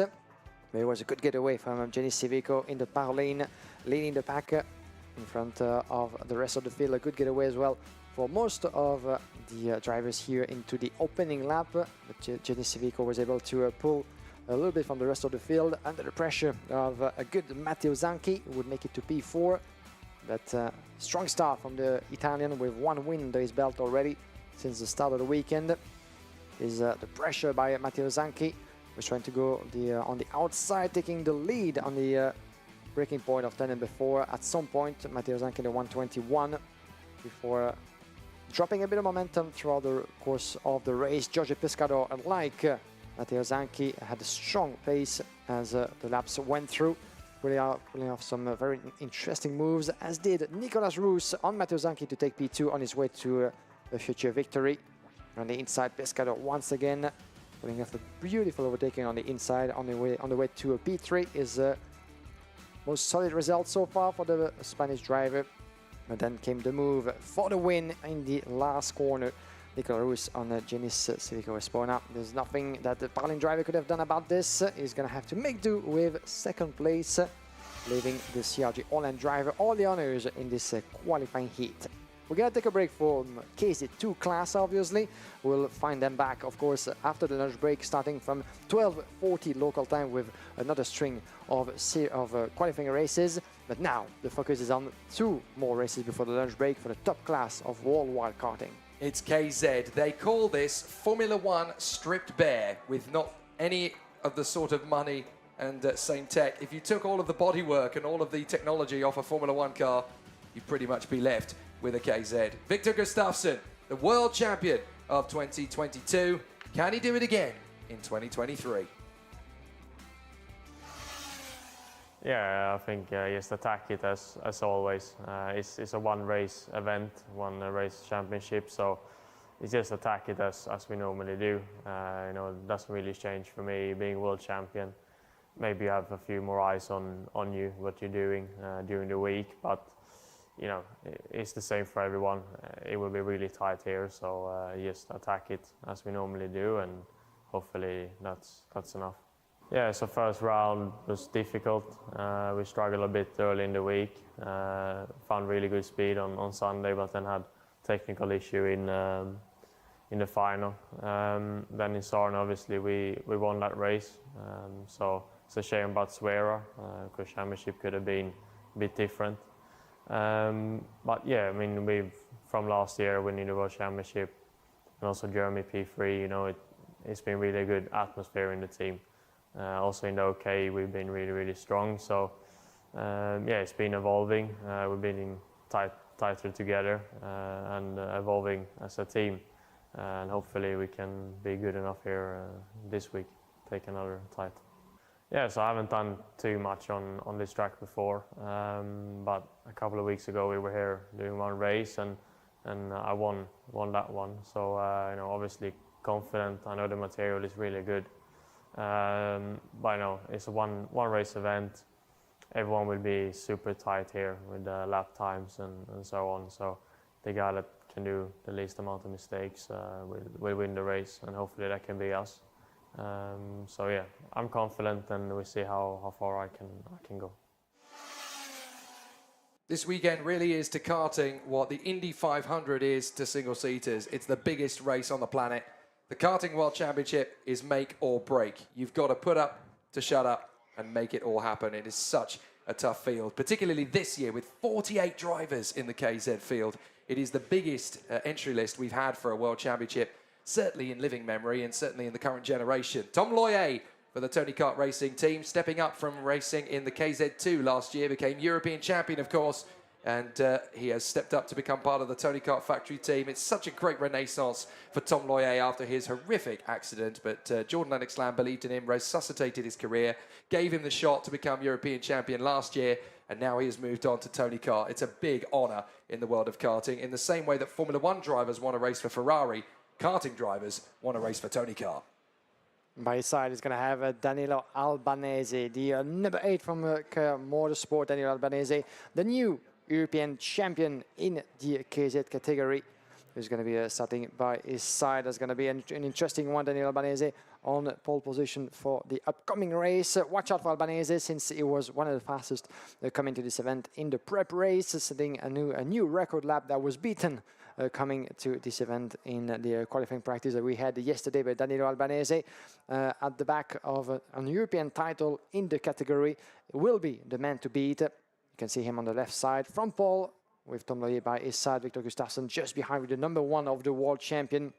And picking up on what he said, Gustafsson was indeed the winner of the prep race, the road to Wackersdorf, that was organized by the German Federation, and Wackersdorf preparing the drivers for the World Championship. So he will be one to watch, and we will be certainly one to beat as well. I can genuinely see Victor Gustafsson making this back-to-back World Championships. He really loves the flow around this place. Let's see what happens. Tom Loyer and Danilo Albanese from Victor Gustafsson and Stefan Wallstein, Francesco Salento and Matteo Vigano, then Maran Kramers and Jeremy Iglesias, Jorid Pex and Giuseppe Palomba, Alessandro Orlando and Anthony Abbas.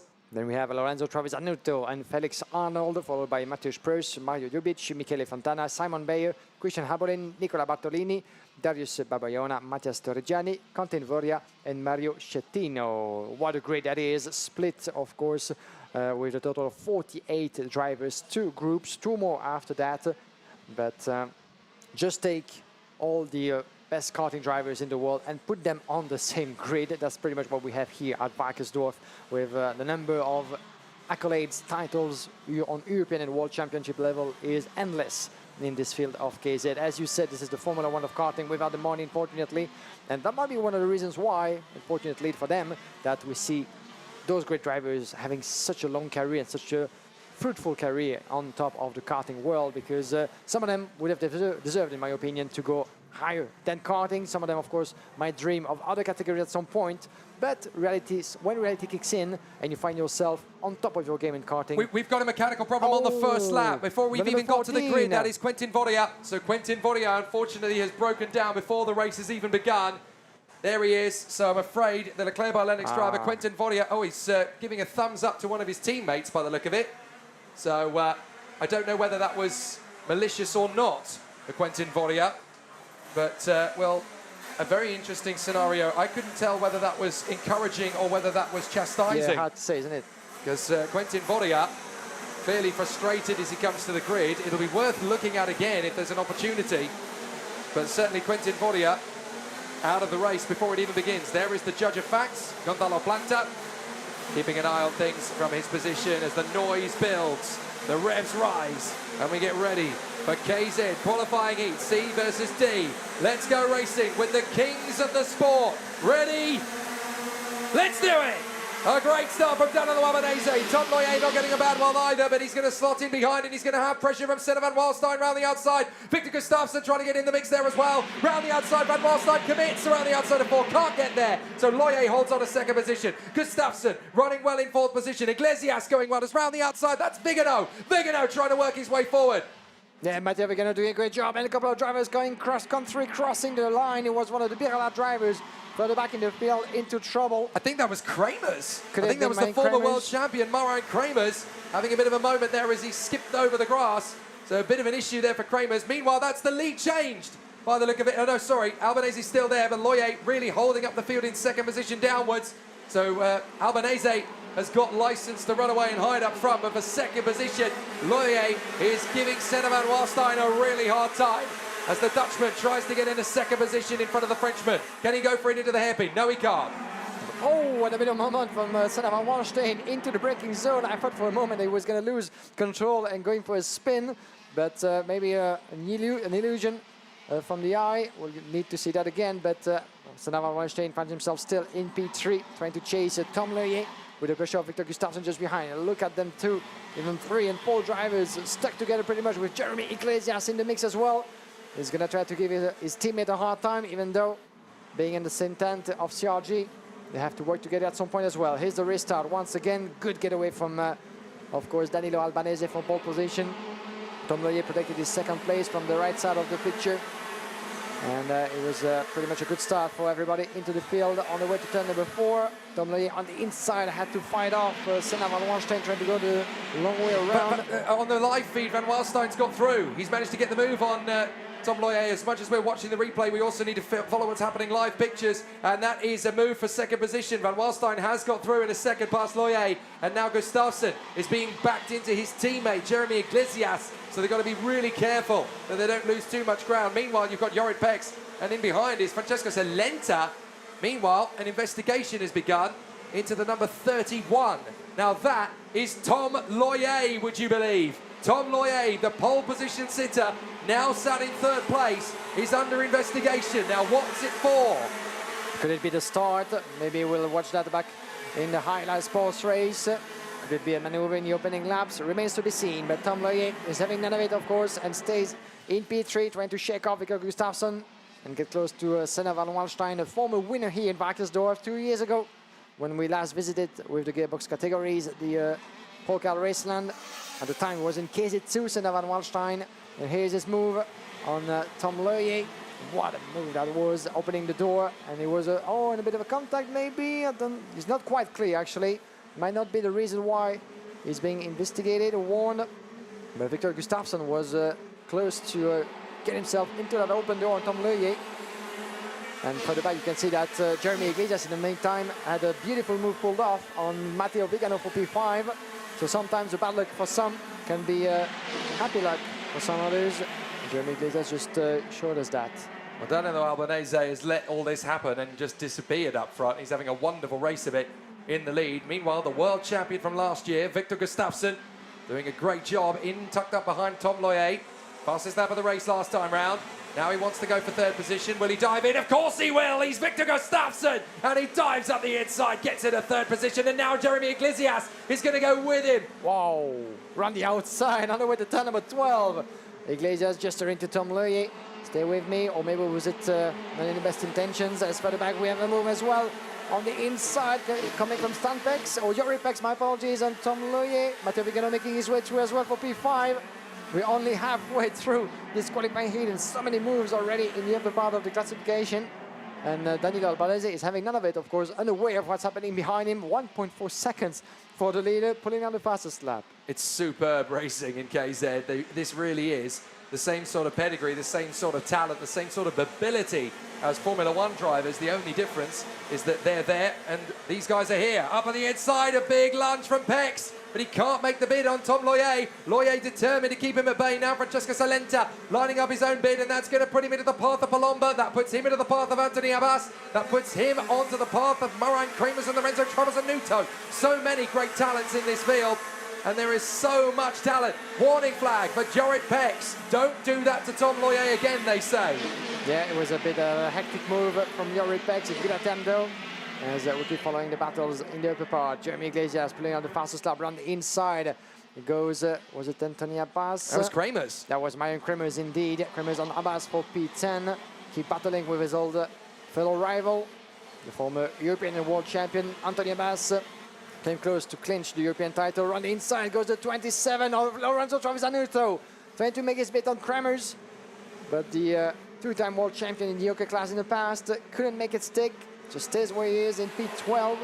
And Alex Orlando won a couple of years back in 2017, the International Super Cup in KZ2. Very much in the mix from P13. So many great names to see returning to the track as well. Orlando, Abbas, Kramers, of course. And couple of others into that field, but it's been a while since we've seen some of the big names competing at this worldwide level. I mean, the only three names you really need to add to this to make this the ultimate racing grid of this era is probably Jaime Alguersuari, the ex-Formula One driver, and then the likes of Paulo De Conto and Marco Ardigo, as Gustafsson tries again on Senna van Wallstein. Not going to get the opportunity there on the inside line. Gustafsson tries again. Senna van Wallstein holding on to it into the final bend for Gustafsson. No, you don't, says Senna van Wallstein. A nice opportunity, a nice effort, but I'm not going to make this easy for you at all. He holds it through the inside line. He's going to be slower out through three, so Gustafsson will get his bid up the inside, but they both drift wide. That's enough for Iglesias to leapfrog them both. Jeremy Iglesias into second position. Alessandro Orlando picks up a warning flag, but Jeremy Iglesias drops €5 and picks up 20. He comes from fourth to second in one move. Yeah, that's what I'm talking about. 2 places at once by Jeremy Iglesias up into P2. 2 seconds now, still behind. Danilo Albanese is way too late to try to catch up.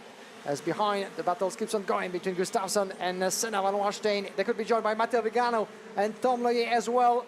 We're going to have a field all cramped up together on the way to the checkered flag. It's going to be fascinating to follow. As round the inside goes Van Wallstein, a bit of a nudge. Oh, that was a close call, but Gustafsson is protecting his position. Round the inside goes Van Wallstein, and opens the door for Vigano and Loyer as well. Vigano down the inside of both men and gets the place. Brilliantly done from Matteo Vigano. gets through and passes Senna van Walstein and Victor Gustafsson, who is now properly backed up. Loye's got back past the Swede, and now it looks to me as though Jorrit Pex is going to try and take him on, but Matteo Vigano saw it was going to get hectic, saw that the fisticuffs were going to kick on, and thought, right, well, I'm going to make my bid in the hairpin, and I will make sure that nobody retaliates. That was masterclass from Matteo Vigano, the race circuit, of course, where he got his first pole position in KZ on his debut in the category. And Vigano absolutely determined to make sure this is a chance for him to win the World Championship. Now Senna van Walstein backing up Tom Loye, two motivated, fired up youngsters, hoping to lead their teams to glory. And round the outside, Gustafsson's getting a chance here. Tom Loye having to go offensive and defensive in the same breath. Senna van Walstein knows this track, of course, very much. Former pole sitter and winning KZ2 2 years back. And the study machines have always been efficient here. Another demonstration, but at this point, everybody has the same chances. Although it almost looks like a final to me, with the amount of battles that we've had in this qualifying race. Lap 11 out of 13. And look at the pace of Jeremy Iglesias. We went from 2.2 to 1.3 seconds. Iglesias not only was able to make his way through, climbing 6 places, but he keeps on going at an incredible pace. It's fair to say as well that Daniel Albanese doesn't need to push ahead with the amount of seconds he was able to build himself, but still Iglesias is showing immense pace around this track of Wackersdorf, as much as Senna van Walstein. Watch out for Tom Loye behind, as Vigano is still the prey to be caught by Senna van Walstein, but he might actually not have enough time. What a move this was from Iglesias. Watch as it all unfolded. It started here, Gustafsson and Van Walstein having their duel, and then watch as Iglesias just sits behind them both and goes, right, well, you two scrap away. Gustafsson makes his big dive, Van Walstein resists, that'll do. Iglesias sweeps past them both. Absolutely majestic. And we had a similar move yesterday, but from the outside. If you were with us, you might remember that. But this turn number 4 proves to be certainly one of the best spots, as Danilo Albanese has been uncatchable on his way to victory number 2. You say that, but Iglesias has got that gap down to under a second, and now they're still jockeying between Van Walstein, Loye, Gustafsson and Pex. They're still having a real race of it. But look at that, Albanese and Iglesias. Albanese has actually had to step up the ante again just to make sure that Iglesias doesn't have a look in. But for 4th position downwards, you know, Van Walstein has now finally protected that 4th place. But Danilo Albanese having to actually put a little bit of speed on in the closing stages, but he can cruise home here, and this will definitely set him up for a good run for the 3rd heat later on today. But Danilo Albanese makes it 2 from 2, and that's very important at this stage for the Italian. Danilo Albanese, the reigning European champion, hoping to emulate his countryman, Paolo De Conto, who obviously became the last man to win both the European and World Championships in the same year back in 2017. Ironically, lifting that World Championship title right here. In Wackersdorf, who's been the scene of so many great races in the past, in both the direct drive and gearbox categories, that's for sure. With Danilo Albanese writing history, hoping to, of course, finish on a high and win all of his qualifying races. Going to have one more after that, and then this will be down to Sunday and the Super Heat and Finals. And of course, it would be significant if Danilo Albanese can wrap this up, because as brilliant as Kart Republic have been over the last half-decade, they've won European titles in gearbox, they've won European and world titles in direct drive, but they've never won a gearbox world title. This could be the year they finish the job. Absolutely incredible to see if they can get the clean sweep of titles. It really would be an amazing accolade for a team that's only been in operation, really, since 2018. Let's not forget. And it started in the direct drive, indeed. Indeed. So, yeah, a very tricky one. Danilo Albanese, Jeremy Iglesias and Matteo Vigano in the top 3. Senna van Walstein, Tom Loye and Jorrit Pex from Victor Gustafsson, Giuseppe Palomba, Francesco Salenta and Anthony Abbas in the top 10. Then we have Lorenzo Trovisanuto, 11 from Myron Kremers, Alessandro Irlando, Matej Proust, Michele Fontano, P15 from Darius Babayona, Mario Jovic, Felix Arnold, Nicola Bartolini, Simon Bayer, and Mattias Torreggiani. 3 drivers that we lost in Quentin Voria, Mario Schettino, and Christian Abulin. Quentin Voria, unfortunately, wasn't able to get any lap done in this qualifying race after trouble in the warm-up lap, something you don't want to have, of course, at this stage of the competition. As it stands, with the victory, the second one in the pocket for Danilo Albanese, now is leading the classification and is 18 points clear on Jeremy Iglesias and Matteo Vigano. You can see Mr. Bombara on just behind Danilo Albanese, the responsible of LeConte Tires, the official, of course, provider of tires for the World Championship event and the partner of the Wackersdorf Pro Kart Raceland. But Danilo Albanese leading the way as it stands. Let's have a watch back at the starts first of all, with Danilo Albanese having a good getaway from Tom Loyer and the rest of the field, fighting their way through. Seneval Weinstein trying to have the best part out of it. And you can see CRG as well for the back of Victor Gustafsson and Jeremy Iglesias trying to make their bit into the hairpin. This is where, of course, it's crucial to find a bit of space, but not to get yourself into trouble, because the races are long and you want to escape, of course, that difficult situation in that very tight and twisty first sector. And there was a bit of a contact there with, could have been indeed Marian Kremers over there with the Brelot machine that got stuck into contact. How close was that for Senna van Waalstein on the back there of Tom Loyer, finally making his bid up the inside. But it took him about a lap and a half to really get the job done. Then Victor Gustafsson obviously sensed his opportunity. There's the big move on Tom Loyer. Manages to move himself up at a third position, but it wasn't done yet. Jeremy Iglesias then wanted a piece of the action. He got through. But then getting past Senna van Waalstein is not an easy task at all. And we would see just how difficult it would be for the top drivers in the mix. It wasn't as easy for everybody as all that. The 31 there drifting wide, the 21 I should say, drifting wide there. Nicola Bartolini, little way further back in the field, and Travis Anuto in the Paralin really struggling as well to mix it up with Marian Kremers. Two former world champions, of course, one in gearbox and one in direct drive. Of course, Travis Anuto has also won a Super Cup in KZ2, but he hasn't won the World Championship yet in KZ. Still plenty of time to do it. How difficult was it for Gustafsson to get through on Van Waalstein? He really made hard work of it. And then came the big move. Gustafsson got his line on the inside of Van Waalstein, but they both drifted wide. Iglesias very happy, very pleased to get through, and he didn't even really have to break a sweat to do it. This was fantastic as well. Van Waalstein diving in on Gustafsson, Vigano getting first one, then the other. Thank you very much, boys. I'll take you both. Yeah, there was no space pretty much, but Seneval Weinstein just kicked at the open brilliantly with no contact whatsoever to make his bid up to a P4. In the lead, Danilo Albanese had a pretty quiet race and catchable, even though a couple of laps more to this race distance, and Jeremy Iglesias maybe could have had a bit more pressure on the shoulders of the Italian in the lead. P1 for the second time, shall I say, for Danilo Albanese. Then one of his teammates from Car Republic Motorsport will be starting from pole position for the race. Next, Paolo Ippolito, of course, but by his side, Riccardo Longhi, who was crowned European champion 2 years ago in this very class. This is here on this Wackersdorf circuit that he took his first FIA Karting victory in 2021. We caught up with the Italian driver, now the team manager as well of the Birrelat factory team. Of course, it's a good feeling. I like a lot this track. Was one of my favorite track. I take a good result in the past. I'm very happy to do the World Championship in this track. I'm very confident to do a good race. Of course, the level is very difficult in my category. I have only professional driver with me.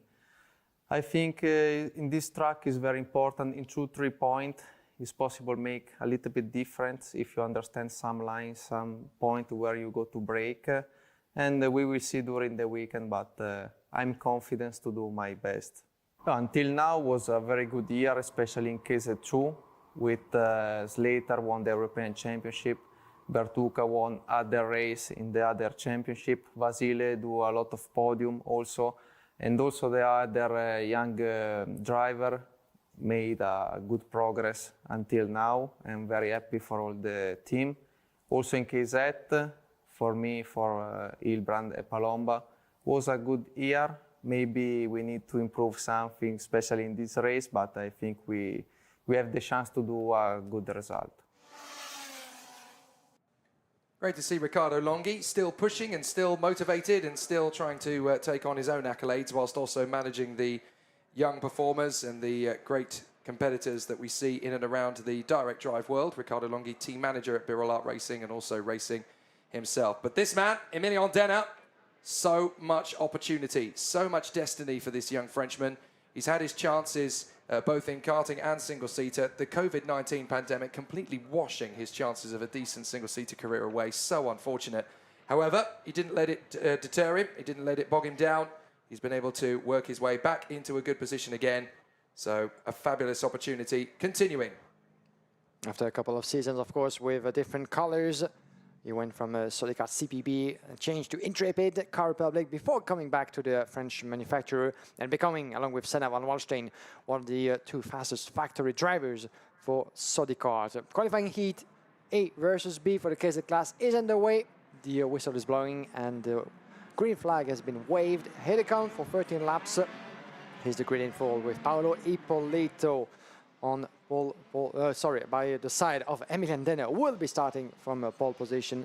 The overall pole sitter of this class, David Trefilov and Luigi Coluccio on row number 2 of the grid, followed by Johan Sogel, Lorenzo Camplesi, Adrien Renaudin, Stan Pex, Marek Scriven, Riccardo Longhi, Pedro Hilbrand, Lenny Reed, Arthur Carbonell, Luis Speck, Angelo Lombardo, and Nico Lemberg. Arthur Thorn, Daniele Federici, Jean Liet, Greg Tanich, James Myers, Esteban Rangel, Marat Kniasev and Jan Kuovi finish off the grid. 13 more laps of the circuit in the same KZ karts. For those who are watching this championship, by the way, for the first time and thinking, what is the actual difference between KZ and KZ2? In reality, 5 kilograms, pretty much. They're almost exactly the same machines. And it's only the minimum weight difference that really differentiates the KZ and KZ2 drivers. And why do we call KZ the Formula One of karting? Is because also there's a lot more freedom in terms of product development when it comes to the category. And unlike what we have in KZ2, for instance, where the development of components, pieces, and the work on setup all throughout the season is much more regulated, there's much more freedom about this sort of work in KZ. So this is where actually they get to test the product that will be sold eventually at some point in some of the businesses as well. But, you know, this is really about development of the karting product in KZ. Nigel Edwards, the FIA Karting Race Director, above the bridge, having a good look at the grid and the competitors as they get themselves on the respective positions. Yeah, essentially in terms of the technology of the karting, KZ is Formula 1, KZ2 is Formula 2. It's very similar in the way that it kind of works out.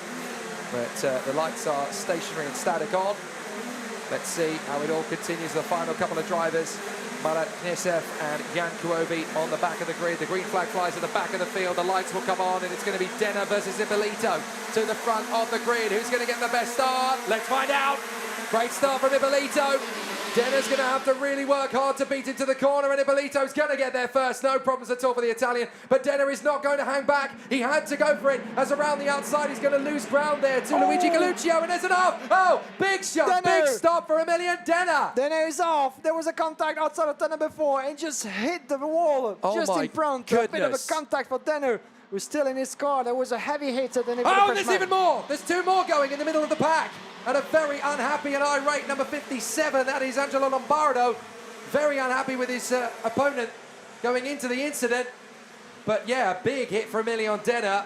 It looks to me as though Angelo Lombardo is going to be retiring from the race. He went off there with Lenny Reed, but I'm afraid Emilian Denner is out of this race, and potentially, depending on how hard he's hit and depending on how difficult it is for him there, it could be out of the fight for the World Championship.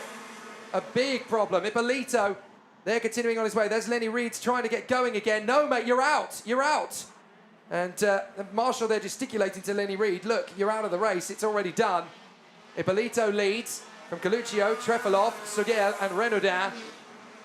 But at the moment, he's okay. We are being told by the medical teams over our radio that he is absolutely fine. He's just devastated to be out of the race at this point. But goodness me, Emilian Denner, what a horrific way for his first lap of this race to end. And he knows this has just made his chances of winning the World Championship 10 times harder. As on the inside, that's David Trevelov making the bid for the inside of second position. Johan Sogel goes with him.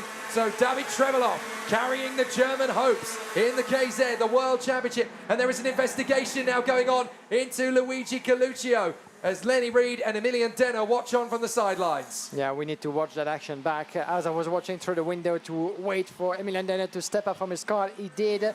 Luigi Coluccio being investigated as well, and you might understand easily why the reason behind this investigation, as the two, Luigi Coluccio and Emilian Denner, went into contact, resulting of the DNF for the Frenchman.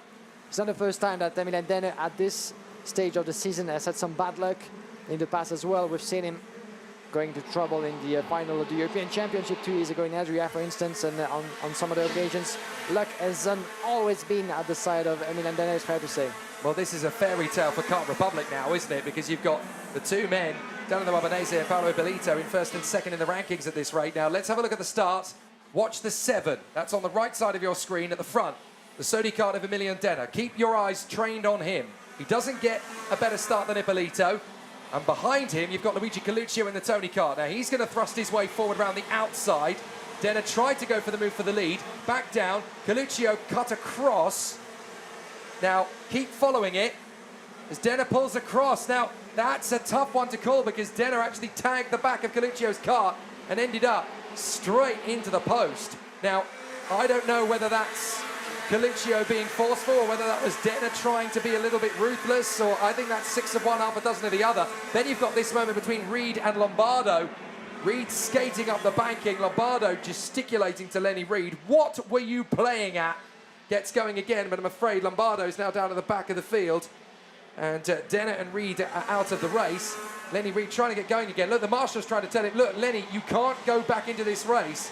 He tries to get going again. But the marshal says, look, it's over. And Emilian Denner, devastated, shaken, but moreover, massive points in the championship fight for this world title lost. And Lenny Reed, actually, as we see the replay once again of the move on the inside of turn number 10 of Johan Sogel in the last turn. But Lenny Reed, as it was going off, actually got stuck on the top of the hill, found himself a nice little view to follow the rest of the race. But unfortunately, that means DNF as well for both Denner and Lenny Reed. And Angelo Lombardo, as you said, doubling down the order. Right, David Trevelov is now in second position. He's setting the fastest lap of the race, a 45.9 in the Maranello. This is his time. He's there in second position. He's on home soil. He knows what this kart is capable of. He knows what this circuit is capable of to provide him with a challenge to move forward. Game on, David. This is your time. Make it count. You might not get a better opportunity than this. And Trevelov, we've seen his potential and skills last year at the World Championship in Le Mans. He was competing in KZ2, of course, at the time, and he was ruthless in 6 of the 7 qualifying heats. He actually won before losing even a 7th win based on the penalty. And in the end, unfortunately, could not translate that fantastic pace of his into the final stages of the weekend. But he's hungry for results. He wants revenge, and he's about to take it. This is a great duel. Adrien Renaudin in the DR versus Stan Pex in the SP Motorsport Kart Republic. This is a great duel between two young stars who are hoping to become future legends of KZ. Very much starting to step up to the attack. On the inside, nice move there from Pedro Hilbrand, a former world champion in direct drive, taking on his teammate, the former European champion, Riccardo Longhi, who won the title, of course, by winning here in 2021 and then consolidating further in the season. So Riccardo Longhi knows how to get the job done, as does Pedro Hilbrand. And Pedro really seems to have a bit of a spring in his step this weekend. Up on the inside, nice overtaking move there from Stan Pex to get the move on Adrien Renaudin in the DR. So Danilo Rossi on the sidelines will be having a bit of a headache about that one. But still, Renaudin is not done yet. He's got to defend from Complaise as well as attack on Stan Pex. Yeah, you will hear more later in the day from Danilo Rossi, of course, as David Trevelov is putting another fastest lap in 45.6, trying to decrease the gap as much as possible on Paolo Ippolito. And run inside goes Lorenzo Complaise at the 45, beautifully made. If I'm not mistaken, indeed, no, yes, it is 15, shall I say, Lorenzo Complaise, getting himself in P6 in front of Adrien Renaudin. And Renaudin, the DR, is going to try to fight this back, run inside. Oh, that was a close call. There was no room whatsoever for Renaudin to dive through.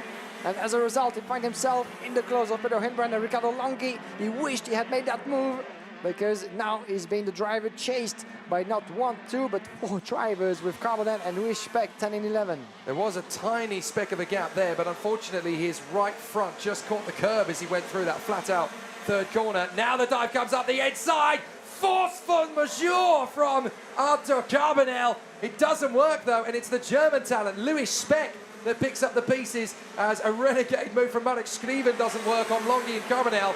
So Carbonell has to hang back.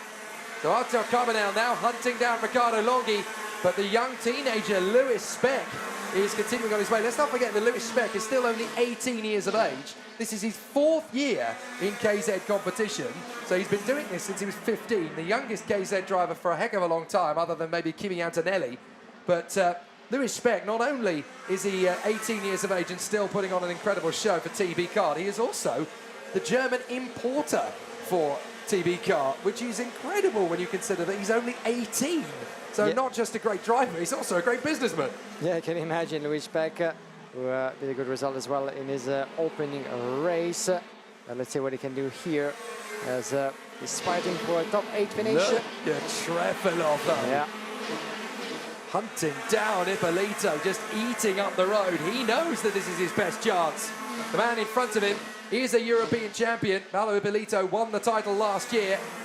He was succeeded by his teammate Danilo Albanese in 2023, but Paolo Ippolito shaking off the ghosts of Lonato 2020 and now stepping up to the skills of the Kart Republic factory team and really storming the crows. Now David Trefilov though, Maranello SRP's golden boy, the German, all over the back, and I think Paolo Ippolito knows how ruthless he's going to be. Trefilov, a serial KZ2 competitor, a real renegade racer, never had the chance to win an FIA final in World Championship status. Here he goes! David Trefilov tried his best on Ippolito, but that is not going to be an easy move to pull off on a European champion. Yeah, he was trying to shake out the racing line of Paolo Ippolito on the turn number 3. Didn't happen just yet. He's going to have one more lap after that to try to do maybe the same or try to find a different spot. But as a result, he lost a bit of momentum. Unfortunately, David Trefilov is not as close as he used to be just a few seconds ago on the Italian. But still, nothing is done yet. Another fastest lap for David Trefilov, who is the highest German driver classified in this year's European Championship. Certainly Germany's best chance of a beautiful result and maybe a world title at the end of the weekend. We're not there yet, but Trefilov has been showing great pace. Here we go for the final lap. Less than 0.2 of a second. A bit of a gap, a couple of meters. Ippolito's going to shut the door at every corner. Where can he actually get through? So Ippolito didn't need to defend in that 3rd hairpin. That's actually given Trefilov more of a chance to close up on him. And as a result, Trefilov is going to take the bait. Right, let's go for it. We've got 2 big hairpins coming up at the end of the lap. If Ippolito is not going to be as smooth as I am, I can make it work. This first hairpin is going to set up a potential move. So here comes Trefilov. Now he goes for the next hairpin. The move won't come here. But again, Ippolito's covering off a move that isn't even there, so Trefilov may get one final chance out of the hairpin. Ippolito having to cover. It's not enough, but Trefilov now gives us a bit of an idea as to what we can expect to see. A great run from Ippolito ahead of David Trefilov and Johan Sogel. 3rd position. A fabulous situation. What an absolutely terrific moment for Ippolito. He now puts himself into 2nd in the standings as a result of that performance. Trefilov 2nd, Sogel 3rd from Coluccio and Bex. An excellent run out. The top 5 going well. Complese ahead of Renaudin, Hilbrand, Speck and Carbonell, with Riccardo Longhi in 11th in front of Scriven, Luye, Tanic and Myers. So a fabulous situation for all of the contenders.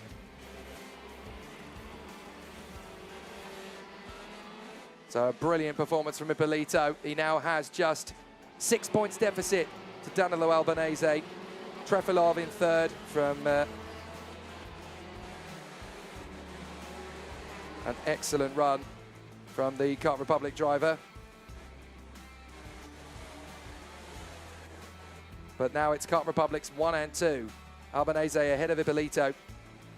From Trefilov in 2nd place, now 3rd in the rankings. Johan Sogel in 3rd from Luigi Coluccio. Stan Pex, Lorenzo Complese and Andrea Renaudin in front of Pedro Hilbrand. Louis Speck, Arto Carbonell in 10th position ahead of Riccardo Longhi, Marek Scriven, Jean Liet, Craig Tanic and James Myers. An excellent run then from James Myers to come up to 15th. Nico Lemberg in 16th ahead of Arto Thom, Daniele Federici, Marek Knyosev, Jan Kuovi, Esteban Rangel and Angelo Lombardo. The 2 retirements from the race were Emilion Denner and Lenny Rieds, very dramatically on the first lap of the race. But Paolo Ippolito puts himself just 6 points off the lead in the rankings now, behind his teammate Danilo Albanese. A fabulous situation for the Kart Republic duo. chasing the first world title for Kart Republic in the gearbox category of KZ. And this is the best chance yet, with their drivers now first and second in the rankings, with one qualifying heat to go later on today. Those races will be coming up at 2 p.m. and 2:20 local time. Here's that dramatic start again. Emilian Denner losing out to Paolo Ippolito, and then a tangle with Luigi Coluccio, for which he is under investigation, we are told. But there was no penalty given there and then. I think this is going to be a post-race discussion. Watch the Tony Kart of Luigi Coluccio in third. Watch the second place man, Denner. Denner hesitating behind Ippolito. Coluccio gets him around the outside. Then look to the far right of your screen. Bang! There's the tangle. Denner going straight into the post. He is so lucky that he is not battered, bruised and broken after that. But his chances of winning the World Championship have taken a massive hammer blow as a result of that one. Then this spin from Lenny Reed and Angelo Lombardi. Lombardo continuing on his way, and Lenny Reed's unfortunately out of the race then and there. He tried to get going again, but obviously fate played its part. The marshal told him, no, you can't get going again. Lenny Reed wanted to, and I'm afraid it was already game over by that point. Emilian Denner, disastrous. So it's a very tricky situation. And a great battle from David Trevelov as he works his way through. So a brilliant situation for all of the contenders as a dive up the inside continues. There's some great duels all the way throughout, some great racing, and some great battles here at the FIA Karting World Championship weekend. Renaudin diving through on Camplaise. He had some good moves on this one. Renaudin, I think, still has a really good shot for the DR chassis. A podium is definitely possible in the final. Arthur Carbonell throwing his weight around. Thanks, says Louis Speck. I'll take both you and Ricardo Longuillon, and I'll get the move on the pair of you. The 18-year-old really starting to step up the attack now. A proper physical German warrior is Louis Speck. But despite David Trevelov putting the pressure on Paolo Ippolito to the flag, it is Ippolito that hangs on to take a win in a second. So the checkered flag comes down for Paolo Ippolito, and Guillaume Alvarez has made his way down to the pits. Thank you very much, Jake. We're back here live from the Parc Fermé with David Trefilov. David, one last word before we go to lunch break. What a beautiful battle that was. You came close, just 2/10 on the line. Do you think you could have had him? I could have had him, but I wasn't risking it all. Yeah, good points. We have the speed. I was saving the tires, to be honest, so didn't push 100%. Yeah, happy and confident. We've seen yesterday with the heat that the degradation of tires was already quite impressive for some of you guys. How are you handling those compounds? Because you have to keep the same, pretty much, those 6 tires all the way to the superheat tomorrow. Yeah, the tire management is really important, especially in the KZ2 category. Yeah, so we just need to take care of them. Take care of them and see what happens. Of course, long game it is. Thank you very much, David Trefilov, Ville Denk, and good luck for the rest of the day. David Trefilov, a solid P2. His best results so far in the KZ class in what had been a strong fight against Paolo Ippolito. He might have missed a couple of laps, but as he said, he didn't want to risk it because this is still a long way to go until Sunday afternoon. Thanks, Guillaume. Great to hear from David Trevelov, who, in my opinion, definitely has a great chance to change the stars for German talents in the Gearbox World Championship. We'll see what happens this afternoon. There is a pause in proceedings now as the drivers will get themselves some lunch, and it will be a fabulous battle when we rejoin with KZ2, the KZ categories, and the Masters all set to come out onto the circuit here at Pro Kart Raceland. The battle for the title is still alive and kicking here in Germany. There's a lot still to come, a lot still to do, but boy, oh boy, is it going to be good. Stick around, grab yourself some refreshment, and then return, for the Pro Kart Raceland Wackersdorf circuit is going to continue to sing to the FIA Karting World Championship, brought to you by MondoKart.com. Who's going to be world champion? Who's going to come just close enough to challenge without actually getting the job done?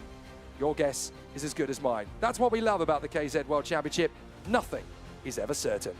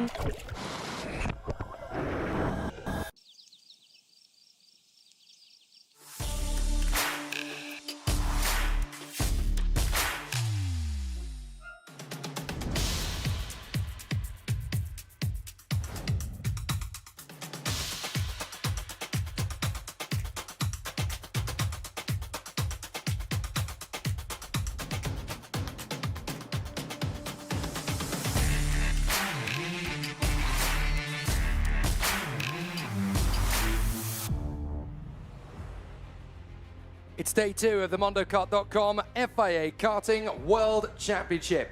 What a weekend it is here at the Pro Kart Raceland in Wackersdorf on this 1.19 kilometer circuit.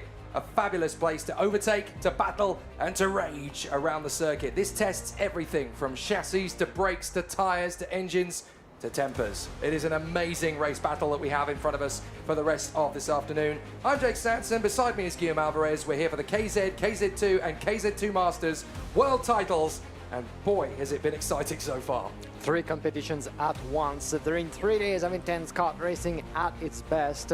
What better to ask for to conclude the 2023 season and the return of the worldwide event from the FIA Karting season here in Wackersdorf in Germany for the first time since 2017. We've been in those parts of the world twice in between 2019 and 2021 in the European Championship, as well as in 2020 for the direct drive class. But now it's about time to get back to racing in just a few moments with this young man, Maxim Rem, one of the strongest German drivers, competing on home soil along with a lot of his fellow countrymen, and he will be certainly more than willing to catch up on his past best results so far this weekend. We caught up with him ahead of the World Championship.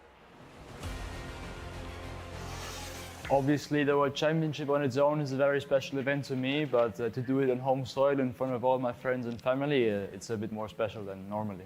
Obviously, it's very nice to know that I'm the best German, the best of my home country, but I still want to compare myself to the best, so there's a bit room left to the top, but yeah, it's put me in a very good position. I think this weekend, especially with the 7 heats and the superheat, it's very important to keep an eye on the tires and just to try to minimize the tire wear during the races, but yeah, that's all really. Obviously, the events before in Wackersdorf were very strong for me. The speed on one lap was very good. We just struggled a bit on the tire wear. I tried to improve it for this week, but if that works out, it can be a very nice and good weekend for me. So great to hear from young Maxim Rem, the German talent for the declared by Lennox Racing Team. Definitely one of the ones to watch for me personally. I think he's got a real shot. Ever since he stepped up into the world of KZ2, it's like he's taken on a niche. Some drivers do really well in direct drive, others do really well in gearbox, and there's just something about the way that their ebb and flow comes in. Some can master both. This man in particular, you would say that. Kian Nakamura-Berta, junior world champion, OK senior European champion.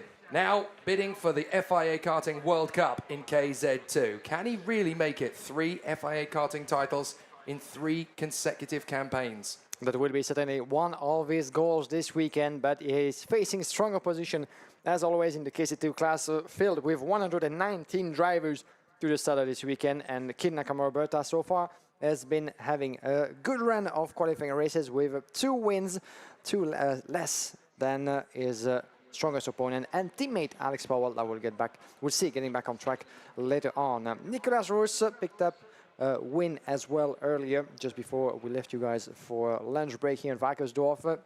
Watch out for the young South African, determined of course to shine here under the sunshine of Germany. But Nicolas Roos really on a good run. Joining as well the circle of drivers, 1 qualifying races so far in the KZ2 class. Daniel Vasile with 2 wins as well. Nils Stroger, 2 wins, as long as Maxim Orlov, 2 wins as well. All behind Alex Powell, the current and provisional standing leader as it stands. Now, 12 laps to go through, same procedure as in the morning. Here's the grid info with Kian Nakamura-Berta starting from pole position. Nicolas Roos by his side, followed by Maxim Rem, Alessio Piscini, Paavo Tonterri, Gabin Loye, Artem Severiukin, Adrian Mario, Lucas Amelisto, Norton Adrianson, Andre Matici, Vladimir Verkolantsev, Chilean Galazin, Maximilian Schreier, Tim Locati, Jeremy Potain, who is not here on the grid. He missed his previous qualifying heat, and it seems to me that the event is already done for the Frenchman. Then we have Theodor Odmar, Gabriel Kauer, and Alex Baragliano. Then Mark Negruzza, Jake Klarich, Max Stranger, and Jesse Kirby. Then Sim Liedmar and Emmanuel Mai. Fid Erik Rismar, Karol Bazovic, Albin Stureysen, Kai Perna, and Alexandra Gladstein. It's going to be an interesting challenge from these guys. I've been speaking to a couple of the drivers in between races. A lot of them are already suggesting, well, we basically only have 3 races to go for the weekend. It's been that kind of a battle that we're not really confident of getting through to the superheats. You've got to remember, there are only 72 places available in the superheats for KZ2 drivers. So they're really going to struggle to get there because there are 119 of them who are currently trying to get those places together. And then after the superheats, where 72 drivers get through, only 36 of them will get through to the final. So it is brutal to cull these 119 names, all of which are incredibly talented, down to the wire. Interestingly, one driver I did manage to speak to in the interim was Alex Powell, having had 4 race wins. I said to him, having seen the state of his tyres at the end of the 4th race, are you guys okay with tyres? Is anybody? And he said, probably not. Because even though he's been doing a fantastic job and winning all 4 races, he was basically saying the tyres are not lasting for anybody.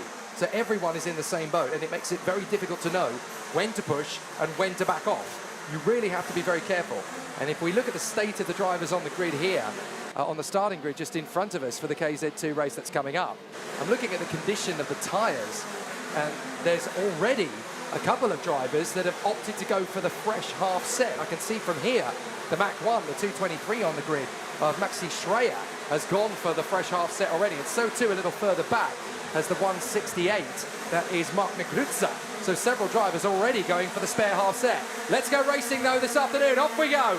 Great start from the front for Kier Nakamura-Roberta, the perfect getaway ahead of Nicolas Roos. No problems at all to keep the CRG behind him. So Kier Nakamura-Roberta, as far as he's concerned, will want to disappear and canter away into the distance from here on in. But it is going to be tricky for everybody else, and there's a problem in the middle. A spinner for one of the Leclerc by Lennox karts. And that is the 117, that is Maxime Rem. So Maxime Rem has gone away from 3rd on the grid. A very similar incident to what we saw earlier from Emilian Denner and Luigi Galluccio in the KZ race. But for Maxime Rem, it is down to the back of the field with the German. Very unfortunate. And there's a spinner as well. That is the one, it's the 120, I think. That is Artem Severukin. So Severukin has gone as well. Is it the interview curse, unfortunately, for Maxime Rem, that saw him lose his card as a result of a contact outside of 10 number 4. But the German driver, unfortunately, tumbling down the order. As for Artem Severukin, can actually get back on track. Look at Pacini. Pacini's come through past Roos now to get into 2nd place. So Pacini has a real shot here, and that's Artem Severukin trying to get going again and failing to do so. Yeah, unfortunately, the Birlat machine won't get started again for Artem Severukin out of this race. And Kier Nakamura-Roberta, in the meantime, are holding the lead in front of Alessio Piscini, Nicolas Roos, Paavo Tonterri had a cracking start from the inside of row number 2.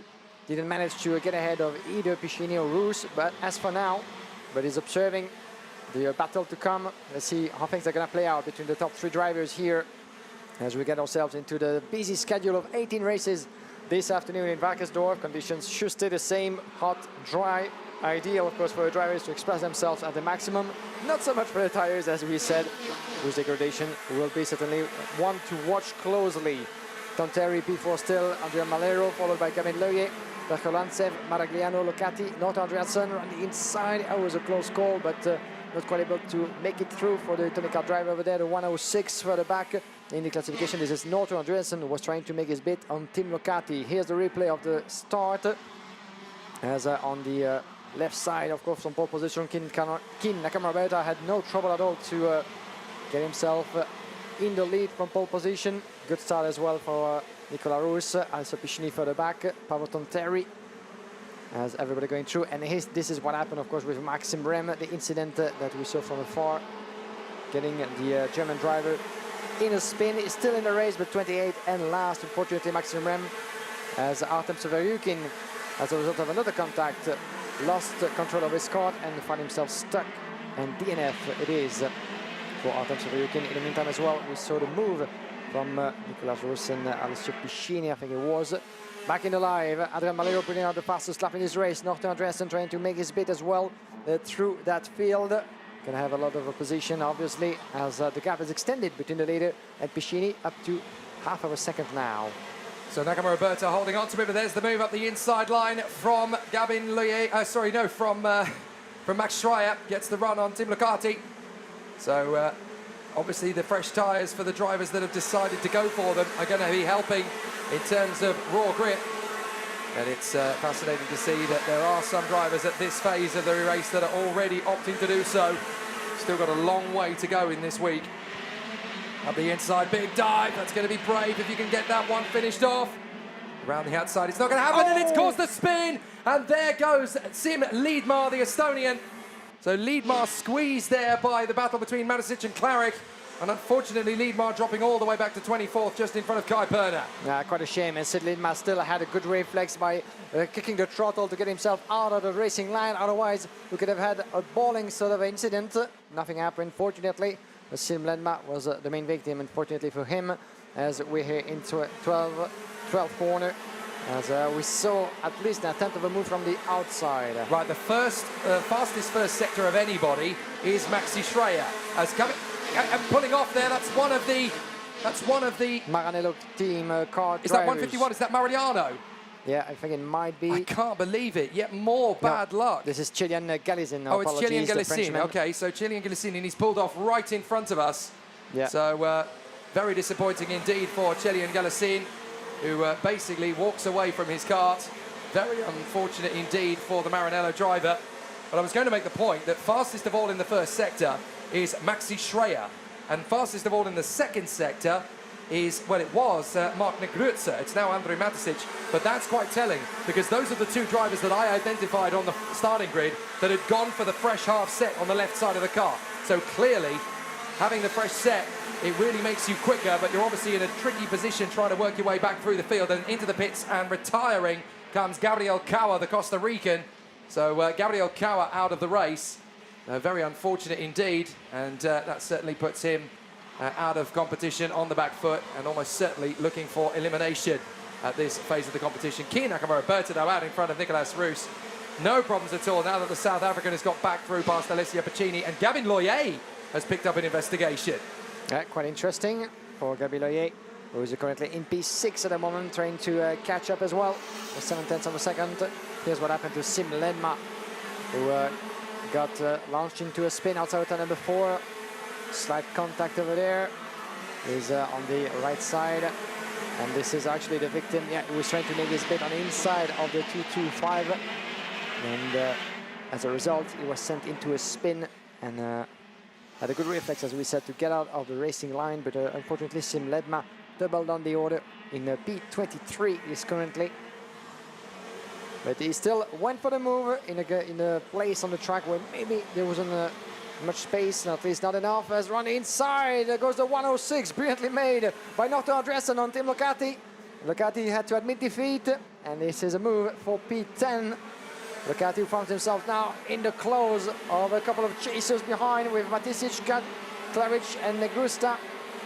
From 12 to P14, there's going to be an intense battle coming to turn number 3. The fast right-hander reaching almost 140 km/h, running inside. The door was shut, but he makes it through. This is the thing, you have to know that you're going to commit to that move at the inside line. You can't be tentative. You have to actually commit to it. If you're going to go for the overtaking move in that turn, which is flat out through the right-hander at 140 km/h, pulling nearly 2G, you can't afford to be a little bit cautious. You can't be tentative. You have to go for it. If you're going to make that dive up the inside line, you need to know it's going to happen. Up the inside, big dives, big overtakes.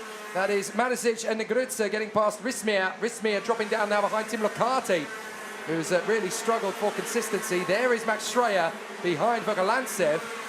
So Vladimir Vogelantsev under real pressure from Maxi Schreier, who of course is currently on the slightly fresh half set of tyres. So he's been able to... Oh, that's big problems, And that is Maxi Schreier, the man who is on fresh tyres, fresher tyres I should say, and he gets pirouetted around and the back bumper is absolutely destroyed. Yeah, he went for the move, but he didn't make it click, unfortunately, and the two ended up having a contact. It was a good move, though. And there's bits falling off it as well, so I have a feeling this is going to end up being a technical flag for Max Schreier. He might actually lose his rear bumper at any time if he doesn't be careful. Oh, and it's all ended anyway! Oh dear! What Max happened there? Stanger went for the move into the hairpin, and it's all gone on anyway. So Max Stanger trying to get his way up the inside of Maxi Schreier. Impatience kicked in, and Maxi Schreier has 2 incidents in 1 lap. And that's very much game over. As up the inside, further round, we have got, is that the battle for the Birrell Art moving the way forward? It is indeed. So that is Matisic, I do believe, getting the overtaking move done there on Jake Claridge. For P9. No, sorry, yeah, it's... Matisic on Claridge, yes, it is Matisic on Claridge, yep, so the move is made. But disaster for Maxi Schreier, and those fresh tyres not coming to his favour at all. Yeah, 2 incidents in 1 lap. You don't get to see that very often. as we get ourselves into the last lap. Kei Nakamura Berta, 1.6 second. No trouble at all for the young British-Japanese driver on his way to victory number 3. In front of Nicola Rus, Alessio Piscini, Andrea Malero, Paavo Tonteri, and the rest. But a strong job from one of the young standard bearers from the Prema Car Republic team, who is almost close on points to Alex Powell, who's having 4 wins at this point. But from pole position, a good getaway, good start, a good opening laps to build himself a gap, an impressive one. And there was no one able to catch up with Kei Nakamura Berta. Well, this is what he needs to do. He needs to settle in, finish the job, just take it one race at a time. Kei Nakamura Berta continues his run. Fabulous performance, another good victory for him. 235 points out of a possible 250 now. So just 15 points off the maximum. A very tricky scenario for the competitors to try and keep up with him. But certainly, Kei Nakamura Berta in a strong position up at the far end of the field. Nicolas Rus in second from Piccini, Maliero and Paolo Tonteri. So a really solid performance from all of the contenders as they gear up for another great show. Gavin Loyer, we know, is under investigation. We're not sure what the outcome is going to be for that, or even what the catalyst for that investigation was. But we know it's going to be a tricky one. But certainly for Kei Nakamura Berta, a good, strong position for him to be in as he takes a worthy victory, having run through from the front in good stead there. So Kei Nakamura Berta continues his run. And that is very much almost a flawless performance from the young British driver. Just keeping it nice and tidy, 15 points off the maximum. And that definitely gives him something useful to work with over the course of the rest of this weekend. So, the Prema driver for the Alpine Academy, Kei Nakamura Berta, the British driver, continues in what he has already said is likely to be his last karting race weekend. Nicolas Rus in second from Alessio Piccini, Adrian Maliero and Paavo Tonteri.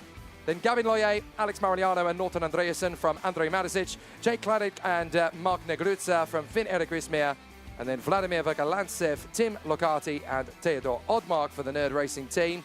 16, Albin Stureysen in front of Emmanuel Mai and Jesse Kirby. And then Luca Samalisto from Siim Liedmar and Karol Pazovic, who is having a very tricky weekend indeed for the Novolux team. Guy Berner, Alexandra Gladstein and Maxim Rem, who was the last one home. Max Schreier, Max Stanger, Gabriel Kauer and Zedien Galassin, who pulled off right in front of us here in the commentary box out of the race. Also on the first lap, we lost Artem Sevrukin, and Jeremy Potin was not able to take the start of the next race of this particular heat. We're not entirely sure what the reason for that is. We will investigate. But Kei Nakamura Berta, a very smooth run, a very solid drive from Kei Nakamura Berta so far. Adds another race to his tally. And Nicolas Rus comes over to just investigate the tyres, I think. Sebastian Vettel, obviously the master investigator of cars at the end of races, and it looks as though Nicolas Rus has picked up some tips to go and have a look at the conditions of tyres of some of their rivals, and that is obviously the big factor. Look at the tyres, though, the state of them. You can see that for yourself. Perfect start for Nakamura Berta. He's keeping himself large and in charge up front. You can see how it all worked out off the start. Some very good battles off the line there, but Nicolas Rus getting himself into a fairly confident and competent position as he continues to make good work of things. Lost out initially to Alessio Piccini. He would get it back. There's the moment for Maxim Rem. He just got squeezed and pitched into a spin by another driver. And then what happened to Artem Sevrukin? There it was. He tangled there with the Leclerc by Lennox kart of Gavin Loyer, I think. So that might be why Gavin is under investigation. There's Piccini getting his move on Nicolas Rus. And of course, the South African would have to work very hard indeed to get back into that second position. And there would be all sorts of battles further through the field. Some good duels around the course. We would see some big banzai maneuvers. You've really got to be careful when you make these overtakes. It doesn't come back to bite you. You've got to feel for Maxi Schreier as well. He had a really solid opportunity to move up, having made some gains with his new, fresh half set of tyres. There's the spin that caught out Siim Liedmar. Totally unintentional, just battling away for position, and you didn't really see that Siim Liedmar was trying to get alongside him at a rather awkward part of the course. There's the retirement for Zedien Galassin. Big problems for the Frenchman as he pulled off and went through, just pulled up directly in front of us, actually. So Julian Gelisin retiring from the race. And then comes the big move up the inside line there from the Tony car of Norton Andreasen, who's really been struggling actually this weekend, has not really been on the pace that we have come to expect from him. Tentative moves at the fastest point on the course. You've got to commit. If you're going to make the overtake, you have to make it actually happen. And that's where the real commitment factor needs to come in. And then we had some decent battles all around the course. More great overtakes at the expense of Tim Locati, losing a couple of places. This is one of the big ones. Maxi Schreier diving in, lost the car, slid around, spun it. And then obviously trying to get going again. Managed to recover, but then as soon as Max Stanger decided he was going to make the overtaking move on him, it was game over. Big damage to Maxi Schreier's kart. 205 dived through, that's Theodor Oddmark, and then Max Stanger had a go and drifted into him. Clumsy from both drivers. So very unfortunate there as they both ended up falling off the road. A big lunge on the inside line there in the closing stages from the barrel art of Jake Clarick. But a big move from the 109 of Kiya Nakamura Berta all the way throughout. Didn't really break a sweat. Had plenty of control, plenty of speed, and was able to control the pace of the race and continue his form. Down in pit lane, Guillaume Alvarez is ready. Thank you, Jake. We're here with, once again, Maxime Ray. Maxime, didn't expect to find you back here in such a position after what happened in the race. Can you talk us through that incident of yours? Yeah, obviously I didn't come off the start very well, and then a couple of people passed me, and in the second corner I got spun around and I got hit. I managed to push it back on and keep going, but obviously at this point I was last already, and then I was just hoping for some people to crash and DNF so I can get ahead of them, and I finished the race trying to save the tire as efficient as possible and obviously gain the positions in case someone crashed, which actually happened, but yeah, it is what it is, to be honest. It is what it is, and racing can be cruel sometimes. Ville Dank, thank you very much, Maxime, for talking to us. Very quickly, we're having Paavo Tonteri for a brief word. Paavo, another good result for you with the CRJ colors. You've been going strong here in Wackersdorf, and the feeling as well, positive? Yeah, I mean, we had the Road to Wackersdorf race here earlier, I think 1 month ago, and that was really good.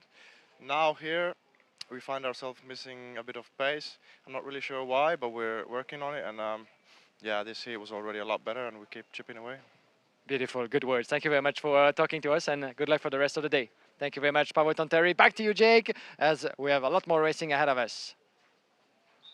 Thank you, Guillaume. It'll be a fascinating battle for all of the competitors to continue moving forwards. But good to see that Maxime Rehm and Paavo Tonteri are still in good spirits, even if the results didn't quite go their way in the previous heat. We go back into the action again, and it's KZ2 qualifying heat A versus E this time. It's going to put Maxim Orlov back on the front row of the starting grid, this time alongside Daniel Stell, as they gear up for another exciting moment out on the course. And we'll get to see a really interesting battle from the sharp end of the field, but Maxim Orlov running at the sharp end. This is the schedule for the rest of the afternoon, or certainly for the initial part of the afternoon, I should say. KZ2 heats all the way through till 2 o'clock. Then the KZs come out for their third and final qualifying heat of the weekend before their super heats tomorrow. It's going to be very interesting to see who comes out on top in the 2 KZ heats, especially after the drama that we saw for Emilion Denner. I did manage to speak to him in the lunch break, by the way. He is okay. He's angry. He's frustrated, but he is going to try and galvanize that into a comeback charge. Off we go. Maxim Orlov and Daniel Stell gearing themselves up ready for another attack on this fabulous Wackersdorf circuit. They want to go racing, they want to come up with a good result, and so they will definitely push to make sure that happens. Maxim Orlov and Daniel Stell together on the front row of the starting grid, then Thomas Imburg and Matthias Mogato, Igor Nozov and Markus Gajak from Christian de Klein and Tim Troga, Thomas Rakel and Samuel Leopardi, Alexander Gumenko and Brandon Nilsson from Tigran Bonatian and Lucas Schecher, then Bruno Mulders and Giorgio Carrara, Florian Breitenbach and Loic Vindice, Fotis Soteropoulos and Lucas Rehbock from Oscar Steinbach and Alessandro Zucco, then Jose Gomes Gutierrez and Ruben Welk from Sebastian Bellacin, Koen Dawn, Damian Dru, Alexei Yeleva, Simon Billman and Eliska Simonova. So all 30 drivers are there in the list. Hopefully all 30 of them are actually on the circuit. I know we had an absentee earlier in Koen Dawn. I haven't seen him since his retirement in yesterday's race. And is he still out of action? I think he is, yes. So no Koen Dawn. Otherwise, everybody in this 30 kart grid is still there and still present. 29 drivers in the race grid for this one. And certainly between Maxim Orlov and Daniel Stell, we're going to have a really interesting and very intriguing race battle as the contenders are gearing up for another exciting duel out on the course. Let's see how this one is going to fare, because Maxim Orlov has looked like, at times, his back has been to the wall a little bit. He can certainly feel the pressure in the modern apparelin. It's not been the easiest of situations for him to put himself together for. He's not exactly had it all his own way, has he? And now he comes through for a tricky scenario. But after the victory for Kian Nakamura Berta, he now goes into the intermediate classification lead on 235, ahead of Pacini on 201, and Alex Powell on 200. That's the perfect score from 4 races, of course, 50 points for each race win. Roos on 189, Orlov and Vasile on 188, but here comes Max Orlov to try and get himself into the provisional lead of the points rankings. A victory would only just deny him of that, because obviously Max Orlov is on 188. A victory would put him on, oh no, it would put him up there. It would put him on 238 points. So Orlov wanting to take the win and keep the lead, or retake the lead, I should say, of the interim rankings. Can he hold off Daniel Stell at the start? Let's find out! And it's a terrible start for Maxim Orlov at the worst possible moment in the weekend for him. Maxim Orlov drifts down into about 12th position. So a horrible start for Maxim Orlov. Daniel Stell is gift-wrapped the lead as he runs through turn 4 and 5. And it's absolute heartbreak for Maxim Orlov. He's really going to have to do his homework now to fight his way back into position. He couldn't have timed that start any worse if he'd given it another go. And that absolutely destroys his resolve. And Kian Nakamura Berta will be smiling all the way to the bank. Yeah, the pressure starts kicking in for Maxim Orlov, unfortunately, especially at the start. This is where the heart rate is as its highest, actually, so it makes it even more difficult for the driver to nail the starting procedure. Might be the reason for that, but Maxim Orlov has the pace to make up for the ground that he lost at the end of the opening lap. Around the inside, yeah, goes the Formula K, and this will be for P3. Beautiful move by Egor Nozov on the Matthias Morgato, last year's OK World Champion. Oh, and the 204 for Maranello is out of this race. This is Florian Breitenbach. I'm afraid that we've lost at the beginning of this qualifying heat. Kundorn was not taking part in this race already. This is the first official retirement, as Daniel Stell is still leading the way, being chased out by Thomas Imbur and Egor Nozov. Watch out for the back for Tim Troger, who's going to try his bit on Matthias Morgato, just as Nozov did before. Oh, it's going to be a close call, and I think that Morgato might have lost 2 places. Yes, indeed, because Christian De Klein has just got his way past. Marcus Kayak, my apologies, in P5 now. So Matthias Morgato finds himself in a bit of a trouble, going from 4th to P6. And he lost momentum. What's happening for Matthias Morgato? He was caught up, sleeping certainly, and there's a change for the lead. Thomas Imbur in the Sudi Kart machine by CPB. Just got ahead of Daniel Stell. The German's going to have to respond to that. But you can see him struggling a little bit because Egor Nozov is just on his tail right now, outside of turn number 8, into the double kick of the chicane, where they go through, sometimes in 3rd, sometimes in 4th gear. And around the inside goes Troger, beautifully made on Egor Nozov. This is P3, that is, for Tim Troger now, outside of turn number 12. So there's a bit of a shake-up with Thomas Imbur now leading the way. What could be victory for the French driver. Daniel Stell holding on to 2nd, and Nozov P3, Troger P4. Then there's a bit of a gap with Marcus Kayak in a P5. Oh, here's what happened actually on the bump on the way to the last corner. The cone was actually sent flying onto the racing line and was hit by some of the drivers. Oh, that's something that we don't want to see. No, it isn't, and that's a very difficult situation for the competitors, because that could have caused a massive amount of damage. I think we got away with it, but certainly not the easiest of races for Breitenbach. His race is over. Loic Vindice under investigation, we're told. So that could be from the start, or that could be for the opening couple of laps of incidents. But Thomas Imborg now leading the race, as we know, from Daniel Stell and Egor Nozov. From Troger, Kayak, Morgato, De Klein, Rakel and Maxim Orlov down in 9th place ahead of Alex Kubenko, who has kept his car facing the right way this time. So fabulous situation. A big dive on the inside, and it's nicely done. So a big move from Egor Nozov to get into 2nd position past Daniel Stell, with Troger and Kayak giving chase. So it's looking pretty neat and tidy. And Morgato just sitting there in P6, trying to gain the ground on the top 5 in the hope that everything is going to be succinct. Yeah, that's what did hope Maxime Rem, as you heard him at the microphone. Fortunately for him, it didn't happen as much as hoped in the first place. But Matheus Morgado is going to have to work quite hard to try to catch up with the top 5 driver just in front of him. He was caught up napping by the look of it. Matheus Morgado has run the inside. There goes the 140 of Tim Troger from Maranello. Tim Troger takes P3 from Daniel Stell. Stell's going to fight back in the turn number 3, run the inside, clipping the curb. Watch out on the way to the hairpin. And there's no contact or a slight touch as Daniel Stell is giving no surrender at all to Tim Troger. But the German was the first. Oh, contact! Unfortunately, as Marcus Keijer was trying to make his bid as well. Then there was contact, wheel banging with Tim Troger by the look of it, who lost a bit of momentum as a result. And allowed actually Matheus Morgado to make his way through. So that could be the sort of fight and incident that Matheus Morgado is secretly hoping for. And he just made the most of it.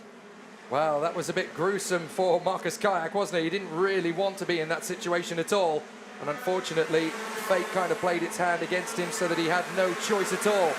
And very tricky though that was, he's now had to try and find an opportunity to come back the other side and regroup. It's always very easy to let things slip even further in those circumstances.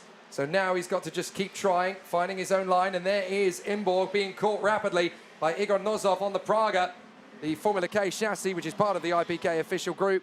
So can Tim Troger gain ground on these two?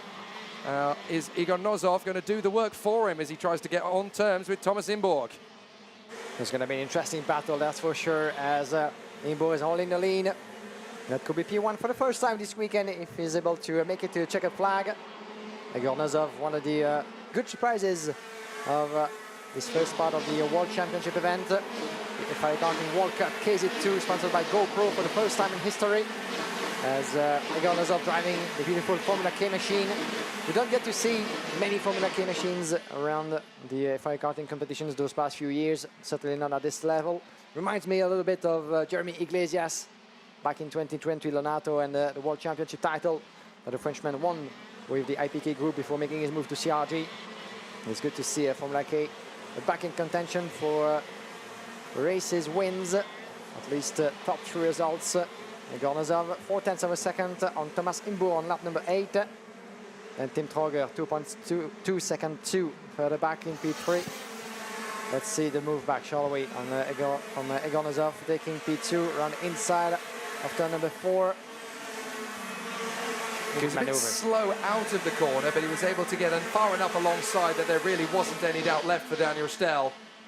So he had plenty of opportunity there to counteract it, and that is Max Orlov on the move. He gets past Marcus Keijer up into 5th position. So Max Orlov digging deep, the red mist, the anger and frustration at getting the start wrong, definitely helping to force his way back through, and that is at least saving some of the situation.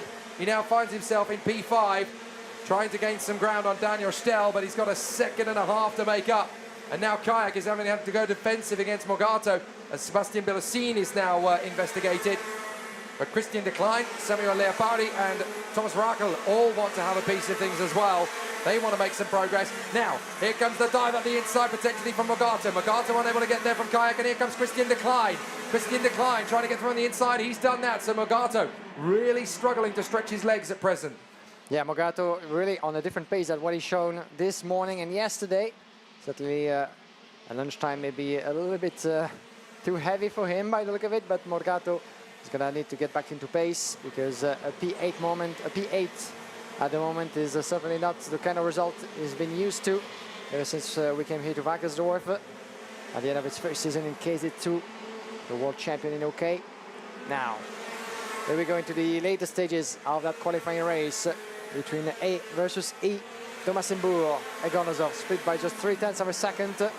We're here on board one of the CRG machines. Oh, by the look of it, we seem to have lost someone. Yes, indeed, a 212. And that's Sebastian Bellosine was being investigated, and is reducing pace by the look of it, and is diving through the pit lane. You cannot see him as the fight is on between some drivers out there, as Marcus Keijer was making his way through. Good battle, as we're going to keep following that closely here with the leaders. In turn number 12, Thomas Imborg, Igor Nozov, 0.2 of a second. Where can Nozov find his way through? Where can he unlock the potential and the maneuver with the Formula K machine? Is very close now. Good exit into the final lap. Could we see maybe one very late attempt from Egor Nosov? Will he take the risk that it takes to get ahead of Thomas Imbu, who has been impeccable ever since the start of that race? Really consistent. And look at Nosov, how close he is outside of turn number 6. That's going to be a close finish. He thinks he's got an opportunity, doesn't he? He's into the pits to retire. Comes Sebastian Belosin, having already had some problems. He joins Eliska Simonova and Florian Breitenbach on the sidelines. Koen Dawn, of course, not starting the race. But still, some very intriguing and very interesting battles. As up to the hairpin again, Egor Nosov still trying to find something on Thomas Imburg. He's given it his best shot, but I think he's going to have to concede defeat. Comes up to the final hairpin. Thomas Imburg will get the job done. Nicely handled there from the Frenchman. Beautiful job. And the CPB Sport driver on the Sodi car, Thomas Imburg, adds a win to his tally in fantastic fashion, exactly when it needed to be as well. So it's a fabulous situation for all of the contenders. But what a sensational challenge it has been. So they still continue to battle away. They still give us plenty of exciting battles. And what an exciting run it has been. So a good run there from Thomas Imburg, looking so strong and definitely demonstrating that he is going to be a contender all the way through this weekend. I wouldn't necessarily say he is the favourite, but he's certainly definitely an outside candidate. If he can look after the tyres in the second half of the weekend and then show up with a decent enough grid position for the KZ2 final tomorrow to come up strong, you cannot count out Thomas Imburg. He has that strength and depth. He has that ability. Look at how quick he was in Le Mans last year. I genuinely thought I was going to see him on the victory position at the end of last year. It was eventually Arthur Carbonell that came through to get the job done. But he was so strong in 2022 in the final, and he was looking very, very comfortable. It was only towards the closing stages, really, of that race that we finally saw Thomas Imburg fall away. But he was looking very strong up to that point, of course. Thomas Imburg taking the victory here at Wackersdorf. Egor Nosov, Tim Troga, Daniel Stell and Maxim Orlov. Very disappointing for him to be 5th from pole position. Marcus Kayak in front of Samuele Leopardi. And then we have Mathis Mogato from Christian Decline and Brandon Nilsson in the top 10. Good job, Thomas. Good job, Thomas. Indeed. Just outside of the top 10, we do have Thomas Reichel from Lukas Schascher, Alexander Kubenko, who gave us a bit of a scare in one of his previous races this morning. Thomas Imburg on your picture, but Kubenko was sent on a roll, but was quick to get back on his feet. Here's a look back at the race, a disastrous start. You saw that from Maxim Orlov, the pole sitter on the left side. The Parlin driver unable to get a good getaway, unlike the rest of the field, and he tumbled down the order, having to recover through the field up to P5 at some point. But it was a good start and good opening lap for most of the drivers here, launching themselves into turn number 4. But that's all what Thomas Imburg was asking for as the rest of the field. Sorry. And then we had a bit of a moment with the cone on the sideline of the last sector of the track on the bump to signal actually to drivers that you're going uphill a little bit. That was kicked in, but no trouble at all there. And then we had a strong 3-driver battle with Egor Nosov, Thomas Imburg, as well as Daniel Stell. Stell was holding the lead in the opening stages before having to make do with P2. And then P4 in the end of this race. It was the moment when Thomas Imburg made his pass, and then we had Egor Nosov doing the same in turn number 4. Daniel Stell was keen to resist the return, of course, of Tim Troger. The Troger would finally find its way through on the outside of turn number 13. Not unless, of course, one last attack from the 111 of Marcus Kayak, but things didn't go according to plan for Marcus Kayak, who tried to get around the inside of Egor Nosov, Daniel Stell, sorry, but it resulted a contact. Matheus Morgato with the Leclerc machine found himself in the middle of the pack, not quite able to emulate the pace that we've seen from him in the previous races. As in the meantime, Maxim Orlov was recovering position after position up to P5 after his latest move on Marcus Kayak in the later stages of the race. A couple of more contact here within the middle of the field. In the end, it was a close call at the checkered flag, but Thomas Imburg was able to hold on to first position, taking his first win of the weekend for just 0.2 of a second from Egor Nosov. Quickly before we turn our attention to the next race, outside of the rest of the classification, Lukas Schascher was P12, sorry, from Alexander Kubenko, Tigran Putayan, and P15 for Bruno Mulder. So before we get ourselves ready for the next race, D versus G, we got a chance to catch up with the head of CPB Sport, the official factory team of Sodikart. Mr. Paul Visalion must be very happy with the win of one of his drivers, Thomas Imbu. I think we make a good season. We don't achieve totally our goal because in European Championship we don't make the expected results. But for sure we win some race, we make some good pole position. I think our material is ready, is competitive. But now the big one is now, and it's for us the most important of the year. But the season is not really bad, but I think we could do better.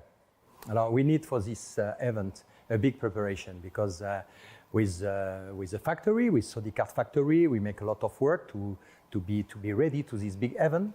Every driver, every team, every brand wait for this big event, and we make a lot of work. We're going to test. We make the race preparation road to Wackersdorf to try to understand the tires, to understand the track. We make a big preparation also with the driver. We make some day testing, and it's a big preparation. It's a lot of work, a lot of day of driving, a lot of meeting in the factory, a lot of meeting also with the engine tuner, because we need to be ready. It's for sure is the most important event in the year, and we have to be ready, but we make a lot of work to be ready, and I think we are ready. In terms of setup, it's really different. For example, if you compare to Sarno, so we need to work and we need to be ready. So we make a lot of tests. We try many setup, many setting with on the chassis, also with the engine tuner, because this track is not the same as the other one. So I cannot say what we do because it's our secret. But no, it's. For sure, the setting in this track is really different if you compare to Lonato, to Sarno. The rubber is not the same. The track is different. We have also to anticipate the tires. Lecomte gives some different tires sometimes, but now we know the tires we have to use in this event. So no, it's a very interesting walk, and I think we have done well. Alors, for sure, our goal is to win. We are clearly come here to win. I think we have a good chance in KZ1 because with Emilien Denner and Senna Van Vastin, we have, I think, one of the two best drivers in the world. To be honest, I will be disappointed if we don't win in KZ1 because I think, honestly, we have a big chance. In KZ2, we have some young drivers, very fast, like Embourg, like Nomblot, like Evan David, like Matteo Spirgel, like Julian Olzem. We have a lot of, I can speak about everybody, but we have some really fast drivers. Perhaps we need more experience to win, but I think we can play in the front as we do, for example, in the European Championship in Zuera. We finished 5th with Matteo Spirgel, really young driver, first year of KZ in this level. So I think we have some good driver. Perhaps it will be more difficult in KZ2, but because our competitor is really strong. But I think we can be in the front and play something. I hope we can be in the front. Well, it's fascinating to hear from Paul Bizalion. They've got a lot of confidence, but they also are quite realistic about their expectations and their chances. They know that they are not the strongest team on the grid, but they know they're going to be. And that's the key factor. It's that determination, it's that resilience and that exertion of resources. They just want to be the best team out there, and they know how they're going to achieve it. It's really fascinating to observe. Matthew Spergel, Niels Troga, Daniel Vasile and Robert Kinderwarter take us into the next heat. From Christian Bertucka and Emma Felbermeyer, Moritz Ebner and Giuliano Holzem, then Philip Wojcik and David Davinsky, Dominic Reuters and Valentino Fritsch, from Yannick Julius Bernhardt, Robin Claireaume, Wackersdorf Putiatin and Tim Gerhardt. They're followed by Edgar Wilkens, Viggo Jovard, Jakub Jocic, Enzo Lacreuse, Samuel Louye. Then we have Nacho Tunan, Jenny Andrizani, Nathan Krang, Rick Altman, Patrick Janssen, Jokubas Bigno Vicius. Then we have Anna Lang, Patricio Zermeno and Archie Tillet. So you heard him. You heard the man himself. For the Sodikart drivers from CPB Sports, the only goal, the only one that will be acceptable for Mr. Paul Bizalion is victory in KZ1. In KZ2, this will be another sort of challenge. A lot of drivers, of course, being very competitive. Thomas Imbur, we saw him win his first qualifying heat just a few moments before. Matteo Spiergel, another of the drivers from CPB, will be starting then on pole position carrying the French flag. The French drivers, one of the biggest fields that we have here this weekend. The German drivers are mostly represented along the many countries here that are on the grid. 240 drivers, as we said, competing this weekend in all three classes, coming from all four corners of the world. And the French are, for a big part, actually the second best represented country, with 12 drivers behind the 25 of Germany. We have 9 Swedish drivers, 9 drivers from Italy, and the rest, of course, with countries like Spain, the Netherlands, Lithuania, Poland, and the list goes on and on and on. We have a total of 33 countries represented this weekend for the World Championship. Now, let's see if Matteo Spiergel will be able to imitate his teammate and maybe get his hands on his first win of the weekend, but he's going to have stronger position, starting with the proud German, that is Nils Traeger. Nils Traeger, of course, one of the 2 Traegers competing this weekend with already 2 wins under his name, Nils Traeger, and certainly more than willing to add another one to his tally. So is Daniel Vasile just behind. So Matteo Spiergel versus Nils Traeger, the front row of the starting grid. It's going to be quite spectacular. Vasile, one of the favourites for this week after his previous performances, alongside Robert Kinderwarter. Going to be a fantastic situation to see how they're all going to continue to move forward. They come off the final turn. They are on the start-finish line grid. The engine revs rise, the lights are on, they're out. Off we go. Good start from the front from Nils Traeger. Matteo Spiergel has problems further back. Unfortunately, 2 karts clatter into each other, but up front, Traeger gets the better start than Matteo Spiergel. So it's the Maranello that's up in front, and there's a retirement already on the main straight. It's Samuel Luyet, the Swiss driver for the Tony Kart factory team. Very unfortunate for him to be gone already, but it's absolutely superb for Nils Traeger. There's a spin in the middle of the turn 4. It's one of the CRGs, I think, the 172 that's gone around there in the middle. That's Filip Wojcik. It is Filip Wojcik, the Polish driver, really struggling on the first lap then, and that throws him out of the top 10. So already big disappointments for Luyet and also for Filip Wojcik. 2 drivers that really could have had a good result in this one. As they come off the final hairpin, no problems at all for Nils Traeger, but he's under pressure from guess who? Daniel Vasile. Here we go, the battle is on. Lap number 1 completed, as we had a move from Christian Bertucca by the look of it, as he was battling his way with Matteo Spiergel. Nils Traeger leading your way, Kinderwarter in second, Daniel Vasile, Matteo Spiergel, Bertucca, and the 2 Birella drivers into the mix in turn number 6. And you can see Sam Louis, unfortunately one of the 2 Louis brothers, getting back into the pit lane at Parc Fermé for a very short debrief, certainly, but disappointment will be certainly very big. Jean Luyet, of course, is the driver who is racing in KZ, and KZ2 Samuel is staying there for the time being. Dive up the inside, trying to make the move. Let's have a look at the start again, and let's see what happened to Samuel Luyet. Yeah, there was a kart that didn't move off the start initially, and Samuel Luyet just basically didn't have anywhere to go, and he'd already mounted the kart in question. So the kart already broken. Look, Samuel Luyet didn't have the problem until there was a kart in front that didn't move. So a perfect run from Nils Traeger off the start as he disappears up in front. It's actually Kinderwarter who is in second position, not Vasile, but Vasile is still there in 3rd place. So a good run as they work their way further forward. What a fabulous start to proceedings for the Maranello SRP factory driver. Now here's Filip Wojcik's moment. There it is. Oh, he actually went a little bit airborne there as he pirouetted around. So a very awkward moment for Filip Wojcik as he now recovers and goes to the back. Here it is again, diving up the inside, and there it is. There's the moment where the chain reaction happens and Wojcik is the one that gets spits out into the spin. It's just a concertina effect. One slows, then it slows up another, slows up another, slows up another, and there's a compression and one kart gets kicked up. And some gaps have been built in the meantime by Nils Traeger. Run inside goes one of the Birellards further back.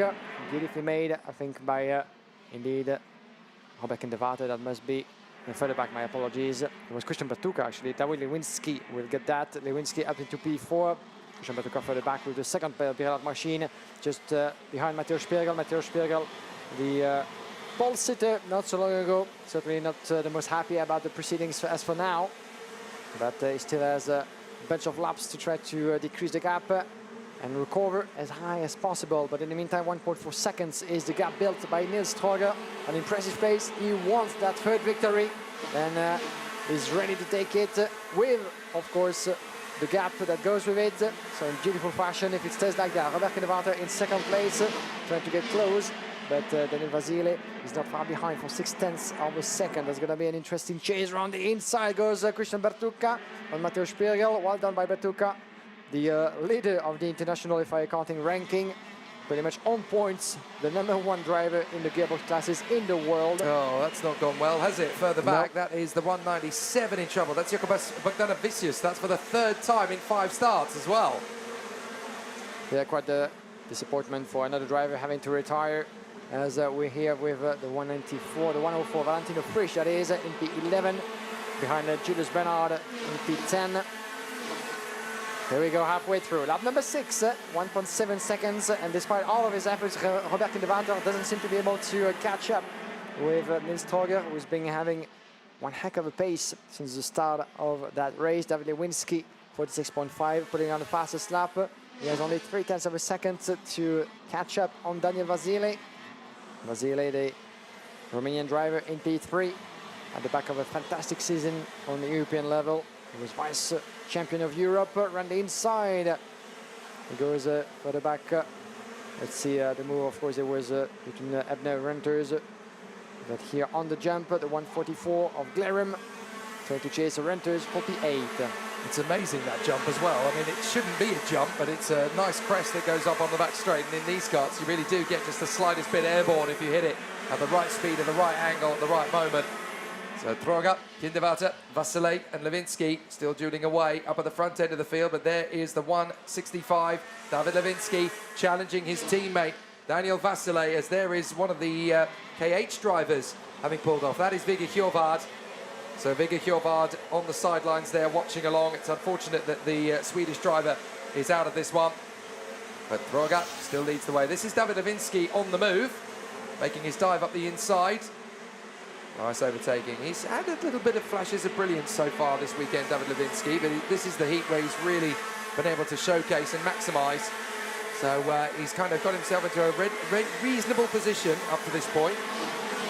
But certainly David Lewinsky, who's running as a privateer on his own privately run Birala, having a good run and actually going ahead of Christian Bertucca, who is the highest ranked driver. Do you know what? I'm baffled by Christian Bertucca this weekend. We came into every single weekend this year expecting Christian to be, you know, one of the top drivers, and certainly in terms of his ability, in terms of his rankings, you can't really take away from Christian Bertucca the fact that he is the highest FIA Karting International ranked gearbox driver in the world right now.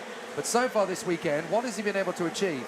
You know, he's had all sorts of difficulties. He's been in the top 5, but he's not really looked as though he's had the pace to be winning races regularly. Yeah, P3 was his best result so far for Christian Bertucca. Not quite as high as I would have hoped. Don't forget that he was, of course, he picked up a penalty yesterday, 5-second penalty for a miss from fairing. He was misplaced at the end of his last race yesterday, Christian Bertucca. So at this level, of course, front fairing can be as costly as a DNF sometimes. Lost a couple of positions as a result. Not quite the sort of drama, of course, that can decrease his motivation and determination to shine. But it's fair to say that Christian Bertucca, just behind David Lewinsky, trying to find a bit of extra pace to try to make the connection. A P5 is not certainly up to his liking. We've seen him, of course, fighting at the forefront. Zuera, the opening round of the European Championship, which was very, very impressive, but missed a bit of luck to really translate his pace and determination into results. And in the end, Christian Bertucca was P4 overall in the European Championship this season, having picked up his best result on Omsol in Sarno after leading the qualifying heats. This won't be the case in Wackersdorf, I'm afraid, as we're here back with Daniel Vasile, David Lewinsky. This is a battle for P3, and those two are split by just 0.2 of a second. Then Lewinsky get the advantage on his Birala teammate. Daniel Vasile has 2 wins already under his name. David Lewinsky still searching for the first. But in terms of classification, they're split by a couple of points in the intermediate ranking. Both need results to keep the hopes alive, to get a position as high as possible on starting grid for the super heat of tomorrow. We'll make the calculations, of course, by the end of the day. And tomorrow, those classification will be made official, and we will know who will be the pole sitters in all four superheat that we will have 6 in total tomorrow morning. Real trip up there for Daniel Vasile in the middle of that sector. He's really struggling to keep the kart on the road. And this comes back to what we heard from Alex Powell a little earlier on. You know, these tyres are wearing a lot faster than I think anybody was prepared for. Normally when we come to Wackersdorf, it's a little bit of wind in the air. It's very cold in the mornings and very hot in the afternoons this week. And there's not been a single drop of rain, not one. And that also takes its toll, because I think a lot of the drivers were hoping the conditions might be a little bit cooler, the wind would play its part a little bit more, and perhaps you'd also get, you know, a little bit more respite from the tyres by the odd drop of rain, because it happens quite a lot at Wackersdorf. Not going to happen at all this week, and it's really overworked the tyres to the extent that the drivers and teams, I think, are a little bit surprised as to just how fast they're wearing down. So this is going to be a really difficult tactical battle going into the finals tomorrow, and certainly into the superheats tomorrow morning as well. There's going to be quite a few drivers who will have used all 6 of their tyres and barely have any life left in them. They'll basically be hanging onto the cliff by a thread. Out of the final turn comes Niels Droga, though.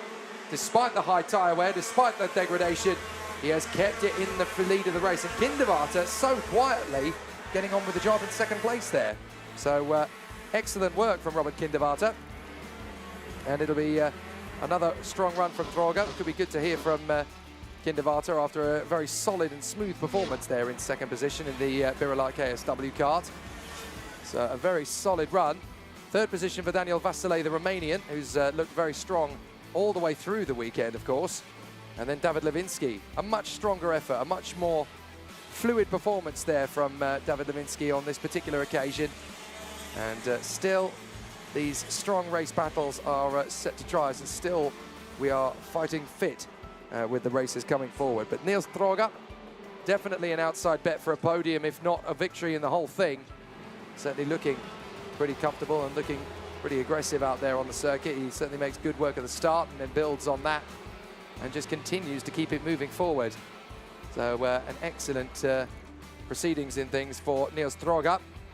As he comes through in the Maranello SRP machine, it is Niels Droga that has the victory from Robert Kindervaarter in front of Daniel Vasile, David Lewinsky and Christian Berthuka. Then Matteo Spergel ahead of Dominic Reuters, Yannick Julius Bernhardt, Moritz Ebner and Robin Glerum. Then Tim Gerhardt ahead of Valentino Fritsch, who's really struggling this weekend. Patrick Janssen, Onzola Cruz and the Modena driver Nathan Krang, the young driver from New Zealand. Then it is Nacho Tunion in front of Emma Felbermeyer, who really struggled in that particular race. Edgar Wilken and Gianni Andresani in front of a brilliant Hannah Lang, who made up 8 places in that one, 20th position for her. And then it is Archie Tillett ahead of Filip Wojcik, Jakista Putiatin, Juliana Hodsen, Jakub Wojcik, Rick Hartman and Patricio Zemeno in front of Jogobus Bogdanovicius. So some good performances there. The 2 British drivers, Hannah Lang and Archie Tillett, making their way through from the back of the field and making up some good progress there to do so in the process. But this man, Niels Droga, still looking pretty strong. And the Maranello SRP factory driver, hoping that this is really their year. It's been a very strong competitive weekend so far. Let's have a look through the field. A few drivers obviously finding their feet and getting out of dodge. Having to take avoiding action of first Samuel Luyet and then the 173, I think it was, in trouble there, of Gianni Andresani. So all sorts of problems, but it's racing. You have a problem on the start, you wipe your head and get on with it. Not always easy to recover from these situations, of course, but certainly if you have an opportunity to bounce back, then you're going to take it. So still the drivers duel on, and a sensational battle continuing around the course.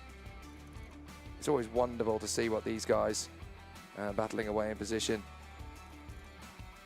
But still the contenders give us plenty of excitement and drama as the battle runs in formation. Well, what a solid performance, though, from several drivers through the field. Nice to see drivers making as much ground as they possibly can. Of the big movers, David Lewinsky up 6 places from 10th to 4th. Dominic Reuters made up 4. Yannick Julius Bernhardt made up 5. Patrick Janssen made up 13. Nathan Krang made up 9. And Hannah Lang made up 8, as did Archie Tillett, who made up 9, actually. So fantastic performances then from the drivers in that particular qualifying heat. Still opportunities to make good progress. Always nice when drivers do get to move their way forward.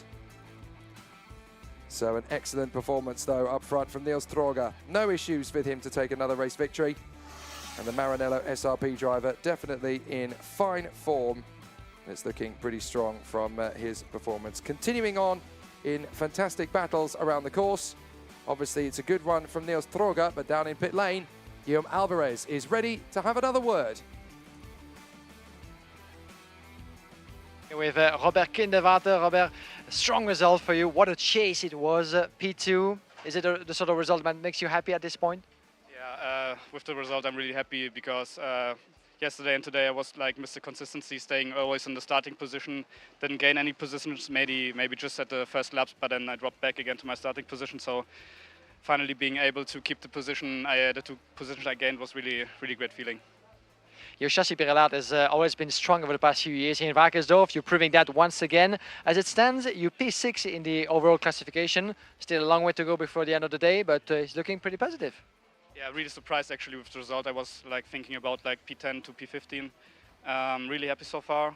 But as you said, it's still 3 races to go before the final, and can a lot of happen. A quick word maybe about the tire. It's always a concern in those heated conditions. What can you tell us about the degradation at this point?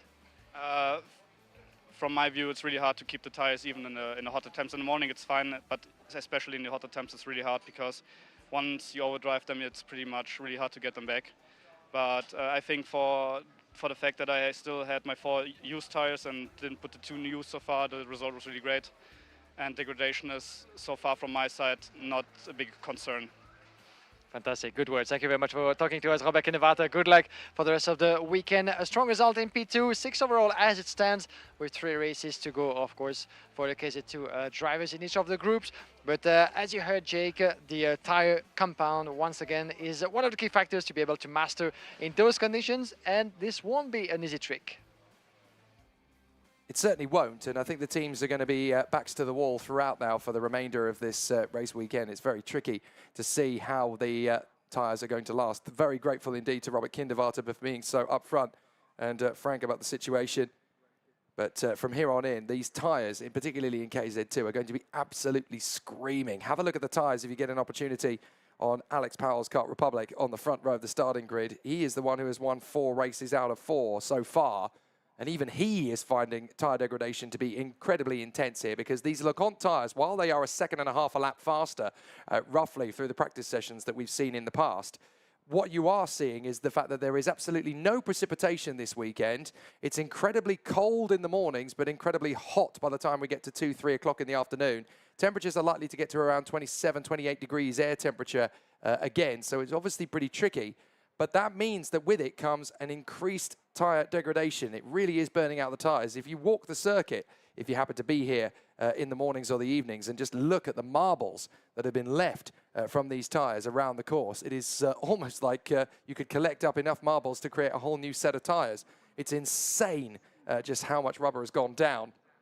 And it really is a maximum point. And there you go, 1,854 tyres should be raced over the course of the weekend.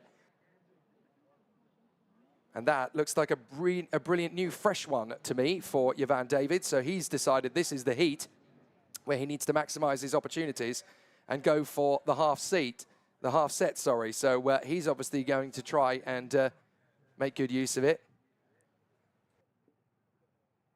And that's the difficulty in KZ2. You've got so many racers to go up against and so many groups that you've got 7 races essentially for each driver. And you've got to make those 6 tyres, and that's 6 tyres, not 6 sets of tyres. You've got to make the 6 tyres last from the beginning of time qualifying all the way through each of your 7 qualifying heats, and then to the end of the super heat. It's insane just how much punishment these tyres go through before you can get your fresh set ready for the final. But here we go. Alex Powell and Jenny Savico from Jovan David and Matteo Zanchi. Then Jean Noblo and Jorge Pescador from Tomas Stolchemanis and Adrian Janicki. Andrea Dale and Alex Schmitz from Daniel Mathia and Menaherd Crozier. Then Vincent Wanegu and Matej Kukowski from Jesper Sjoberg and Kevin Stahauer. Jan-Oskar Algra and Linus Lagerstrom from Jay Cool and Tom Adams. Morris Schenk and Ronnie Tabakovic. Then Alexander Rothschopf and Luca Volta. Lucas Chabinskas and Mario Lauer. Ines Kilmavicius, Laura Bourget and Tim Werder-Elst are the ones that finish up the grid then in the 29 ranks of the grid performance. So a fabulous situation for our competitors and a good run. 12 more laps of the course as they are getting into another strong position. But qualifying heat C versus H is the final heat for KZ2 in this rotation. After this, the drivers will only have 2 races left each. And it really is crunch time for several of these drivers out there. But looking down on that grid, I noticed that there are several drivers in the lineup that are having the spare fresh half set already going on. I definitely saw that for Van David, who certainly had a new front half tyre in position. Looks as though there's a lot of drivers in that field actually that have decided to go on to the fresh half set. Yeah, talking about tires, I had a very interesting chat with Hema Felbermeyer actually, who told me that the difference between the freshest set, half set of tires and used ones is up to 4/10 of a second a lap. So it gives you a perspective about how much the performance can actually decrease once you decide to keep on running on those used tires. And in terms of degradation, pretty much everybody's on the limit considering those high temperatures. So it comes as no surprise, as you said, for some of the drivers to switch already to a half set of fresher compound, even though most of them will be willing to keep them in a good state for tomorrow's superheat. So remains to be seen, but that's going to be, once again, as always, as we like, a jungle of strategies. It's definitely really tricky considering how many teams are already having to revert to that fresh half set. So now we've got to focus on the lights and go ready for the 5th race of the day for each of these drivers. Ready, Avante! And it's a good start for Alex Powell, but it's a pretty good one too for Jenny Savico. He's actually going to beat Powell off the line. Jenny Savico in front of Powell already. So a brilliant start for the Modena as he tries to hold the position. Powell coming back at him, don't get caught up. And in fact he has. Alex Powell is already down. There's contact further round as 2 or 3 karts have gone sideways. Alex Powell down to 4th position, and that is a very broken Sony car for Jean Noblo. He did not need that. Quite important for Noblo is trying to get going again. Can he actually make it stick and get the engine going? Yes, he can, but at what cost? Oh, look at the rear axle. The rear axle's completely bent. He's not going to have anything other than a trip back to the pits. Alex Powell, though, what a start for him. He's down to 4th position. That is the weakest start we have seen from him all weekend. Now, that's going to be interesting because we've seen Alex Powell, how dominant and fearless he can be. Oh, there's a switch for the lead with Matteo Zanchi, another one of his secret moves from the Italian up in the lead from Civico Espona. Watch out for Giorgio Pescado, who's going to try to attack the Paralin drivers, shutting the door on the way to turn number 6. And Jenny Civico doesn't want to see that overtaking happening twice. And he needs to keep on the focus on the leader, but Giorgio Pescado felt that there could have been an opportunity there. He's chasing Jenny Civico. Powell down into 4th. I was going to say that this is going to be interesting since we've seen how dominant can Alex Powell be in the position of the leader. Now, let's see if being a chaser with the Car Republic machine between his hands, he will be able to catch up and really, confirm himself as the leader of the class. And it's even harder because you've got Van David, who's on a fresh half set of tyres behind, and there is the 175 skating off the road. That's Matej Kwiatkowski. So Kwiatkowski out of the race then in the Birolart as he runs to the side of the circuit on the Solgat Motorsport Team squad kart, the Birolart chassis. Let's have a look at the start again. Look, Powell, he doesn't really get a bad start. It's just that Civico gets a particularly good one. And it's more what happens at turn 3 for Powell. Now watch again off the line. Not bad for Powell, but Civico even better. And Powell had no choice. He just had to give the lead away to him. Then as they go through the right-hander, Powell already trying to get back in on him. Civico's cut across, so Powell gets heavy on the brakes. And he has to do so in order to avoid the contact. He then gets on the curb, look. And that's going to cost him time. He loses 2nd, he loses 3rd. And now watch what happens to Jean Noblo. Oh, we didn't quite get to follow that round. We'll watch that in the highlights later. But Alex Powell down to 4th position. But Zanchi taking on Civico is perfect because that gives Powell less work to do. That's a big lunge from Alexander Schmitz. Dives through on the inside of Thomas Stolchemanis. Mighty, mighty move there from Schmitz. And we picked that up with a right angle on the middle of the corner. And we heard a different engine noise passing through. It's Noblo coming in. Yeah.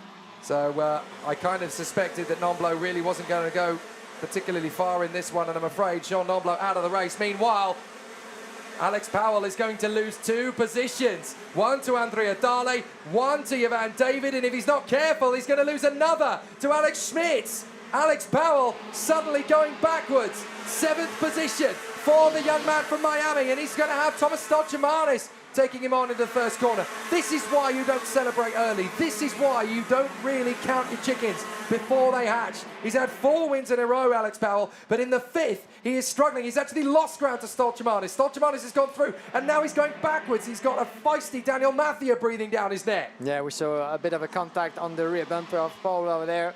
Means that Mathieu means business, and he wants to go for the fight. Here's a replay about what happened with the contact with... Look at the slide from Pescador. That catches out David, that catches out Nomblo. Nomblo's the one who gets pirouetted around. Yeah, that's the little bit of a move from the credit card driver Pescador that launched the next phase of the incident. Went bowling a little bit over there, and Jean Nomblo was the victim of that. As we're back with the leaders on lap number 6 out of 12, still under intense pressure from Jenny Civico. Matteo Zanchi hasn't been able to really get himself away from the rest of the pack. And Jenny Civico is not alone with Pescador and Andrea Dali. Andrea Dali now in P3, Pescador in 4th, both on a very strong pace ever since the start of that race. Alexander Schmitz as well doing a great job, climbing 4 places up to P5.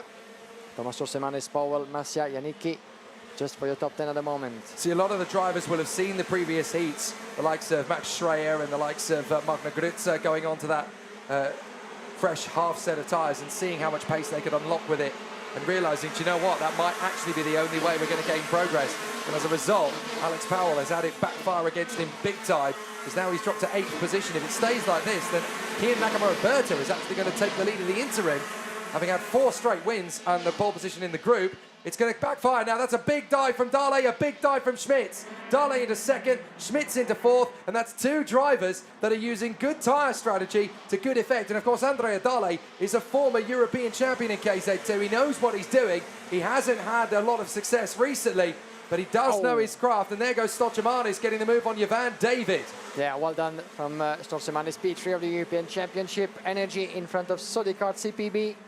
And there's going to be a close battle up until the end. It's always about the dilemma, isn't it, when it comes to tires. When you see some of your closest rivals switching to the half-fresh sets at such an early stage in the weekend, and being someone like Alex Powell, you must be wondering, should I do the same? Should I keep my already used 4 tires, you know, my full set that I've been using so far? Because have I done enough with 4 wins? You know, by the look of it, might not be enough if the next race after this one doesn't go according to plan either. So remains to be seen. But what, of course, Alex Powell wants to achieve is pole position for tomorrow's superheat. At least one of the 2. Kian Nakamura-Berta will be one to potentially contest him that starting position, because he has 2 more races to go as well, the British Japanese driver after that. And of course, it's fair to say that those 2 know each other quite well. They're teammates, but in terms of personal interest, Kian Nakamura-Berta, of course, in the sense of competition, wants certainly Alex Powell to stop winning at some point for him to take the lead, and that will happen if he stays like that for just 5 little points as it stands. With Andrea Dale, as you said, the fastest lap in this race, the former European champion in the KZ2 class, and 0.3 of a second. Still anything's possible in this race. Right, Alex Powell down in 8th position has got to be Corporal Jones right now. He can't panic. He's got to go to the Hitchhiker's Guide to Being a Racing Driver and consult the book where it will say, don't panic, because he's there in 8th position, charging after Jorge Pescador and Jovan David. But 8th position is not the be-all and end-all, and it's certainly not a disastrous situation for him to be, because he's going to only drop to 2nd in the rankings, tied on points with Niels Troger, yes, admittedly, but he'll only be 5 behind Kian Nakamura-Berta, who we have seen also struggle a little bit for tyre life. And a big dive on the inside from Dale, trying to take on Zanchi. Now, if these 2 keep dueling, they're going to hold each other up, and they're going to bring more karts into the fray. Andrea Dale has sensed an opportunity here. I can win another race, and this is how good I can be. He's going to try again. He'll dive long into Matteo Zanchi. Hasn't got the opportunity yet, but you really get the sense that Andrea Dale is not going to sit on his laurels for too much longer. He's there in 2nd position, and look what that's done to the entirety of the pack in the top 10. It's just brought them all together. So they're all now in one long stream of karts. You'd almost be forgiven if they were chained together. They are so close now in formation. Andrea Dale going to try again here on Matteo Zanchi, and there's the move from Stoltemanis. He gets through on Alexander Schmitz for 4th position. Dale having another look as Laura Bourget finds herself under investigation. Thomas Stoltemanis is the fastest lap in this race that allowed him to make his move on Alexander Schmitz just before. Good pace by the Energy Corset driver as can see him being chased by Alexander Schmitz. We're back to the leaders. Matteo Zanchi, Andrea Dale. The fight is on as we're about to enter the last lap. There will be no more after that. Jenny Civico as well, the third man in that mix. Can he turn that classification on its head in the latest meters of this race? Of course, at this point, they have to secure results. It's not about to do anything unwise, like a very late move that could actually turn to vinegar. And look at how close he is on the way to turn number 4. We've seen him going a very long way back to try to, in that particular corner, get his move done. Didn't happen, and I don't think he might have enough time on his hands to really surprise Matteo Zanchi, especially since the Italian is shutting all the doors at every turn. Well, Alex Powell has fallen to 9th place now, so he's lost another position, this time to Daniel Mathia. He can't afford to lose any more. He's already looking at falling down to 4th in the rankings. 4 wins and a 9th. Is really going to make him struggle. And there's the move from Civico to defend from Stolchamanis in the final lap of the race. He's got to try and hold it to the final hairpin. Stolchamanis is going to be all over him. But Matteo Zanchi is going to hang on from Andrea Dale, and he's happy with that one. Look at what I did. I just beat a former European champion. Matteo Zanchi actually celebrates. You barely ever see that in a qualifying heat. But Matteo Zanchi very happy to vanquish Andrea Dale in a straight fight. Jenny Civico, Thomas Stolchamanis and Alexander Schmitz. And you may have seen from the inset that after this rotation, it is now Kian Nakamura Berta that leads the way in terms of the points rankings ahead of Niels Stroger, Daniel Vasile and Alex Powell, who has gone down to 4th with a 9th place finish in the qualifying heats.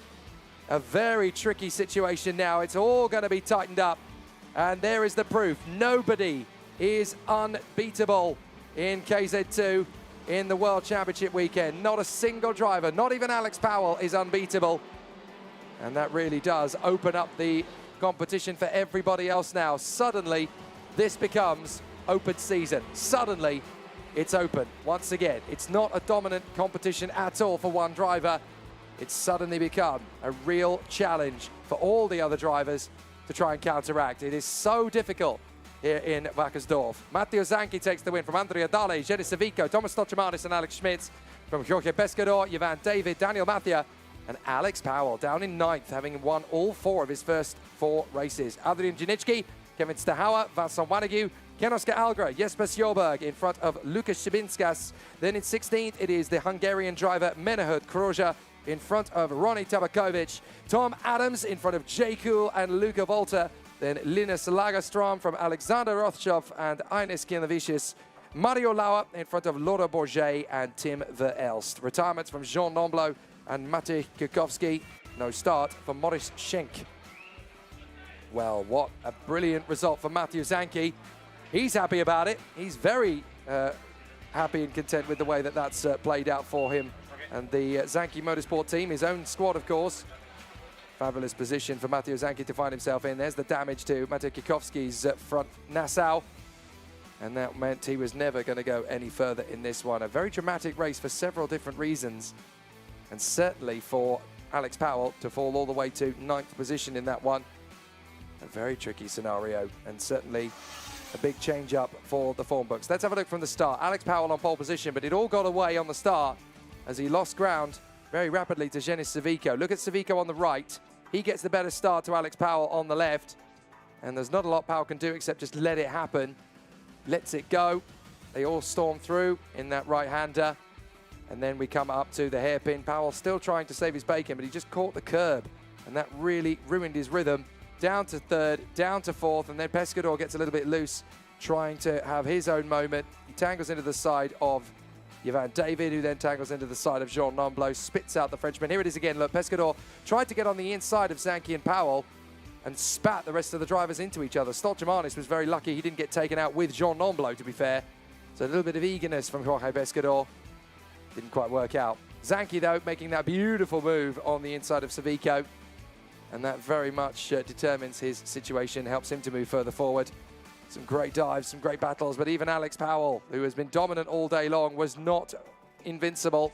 He had several drivers take him on and make those overtaking moves and put themselves back into a good position again as they continued to make those dives and those fantastic moves throughout. But Zanchi holding his position throughout. Stolchamanis getting himself into the mix there, battling away with Alex Schmitz, another driver who benefited from having that fresh half set of tyres. But Zanchi absolutely delighted as he came across the line. you don't tend to show too much emotion when you win a qualifying heat because it's nowhere near as big as winning the final, especially this week. But Matthew Zanchi, happy with that. That's a win he can be very proud of indeed. And he's worked himself into a fabulous position to ensure that that happens. So Matthew Zanchi taking the victory in front of Andrea Dale, and in third position, Jenis Civico. Thomas Stolchemanis getting a much better result than we've seen from him so far, ahead of Alexander Schmitz, who made up 5 places. Down in pit lane, let's hear from Guillaume Alvarez. Welcome back to the Parc Fermé, ladies and gents. I'm here with Matteo Zanchi. Matteo, congratulations. Another win for you, the second this weekend in the World Championship. What can you tell us about the emotions going through your body, your mind at the moment? Because the pace has been impressive for you. 2 wins, it's looking good. Yeah, for me it's fantastic. Driving with my own team, I'm not with the official team. So for me it's fantastic results. For me, for mechanic, for all the team. Your fellow countryman Andrea Dale gave you quite a hard time, just 0.2 of a second on the line. So it was a good chase, but you held on. Yes, it was very hard because it was with 2 new tires, and for me, with completely finished tires, was very difficult take the lead. But at the end, was good. Fantastic. Thank you very much for joining us, and good luck for the rest of the day. You can leave your place to Jorge Pescador, gonna join us. Jorge, welcome back. Good to have you here at Wackersdorf. Good to see you, first of all. Congratulations, the P6 results. Good pace for you and the Kart team.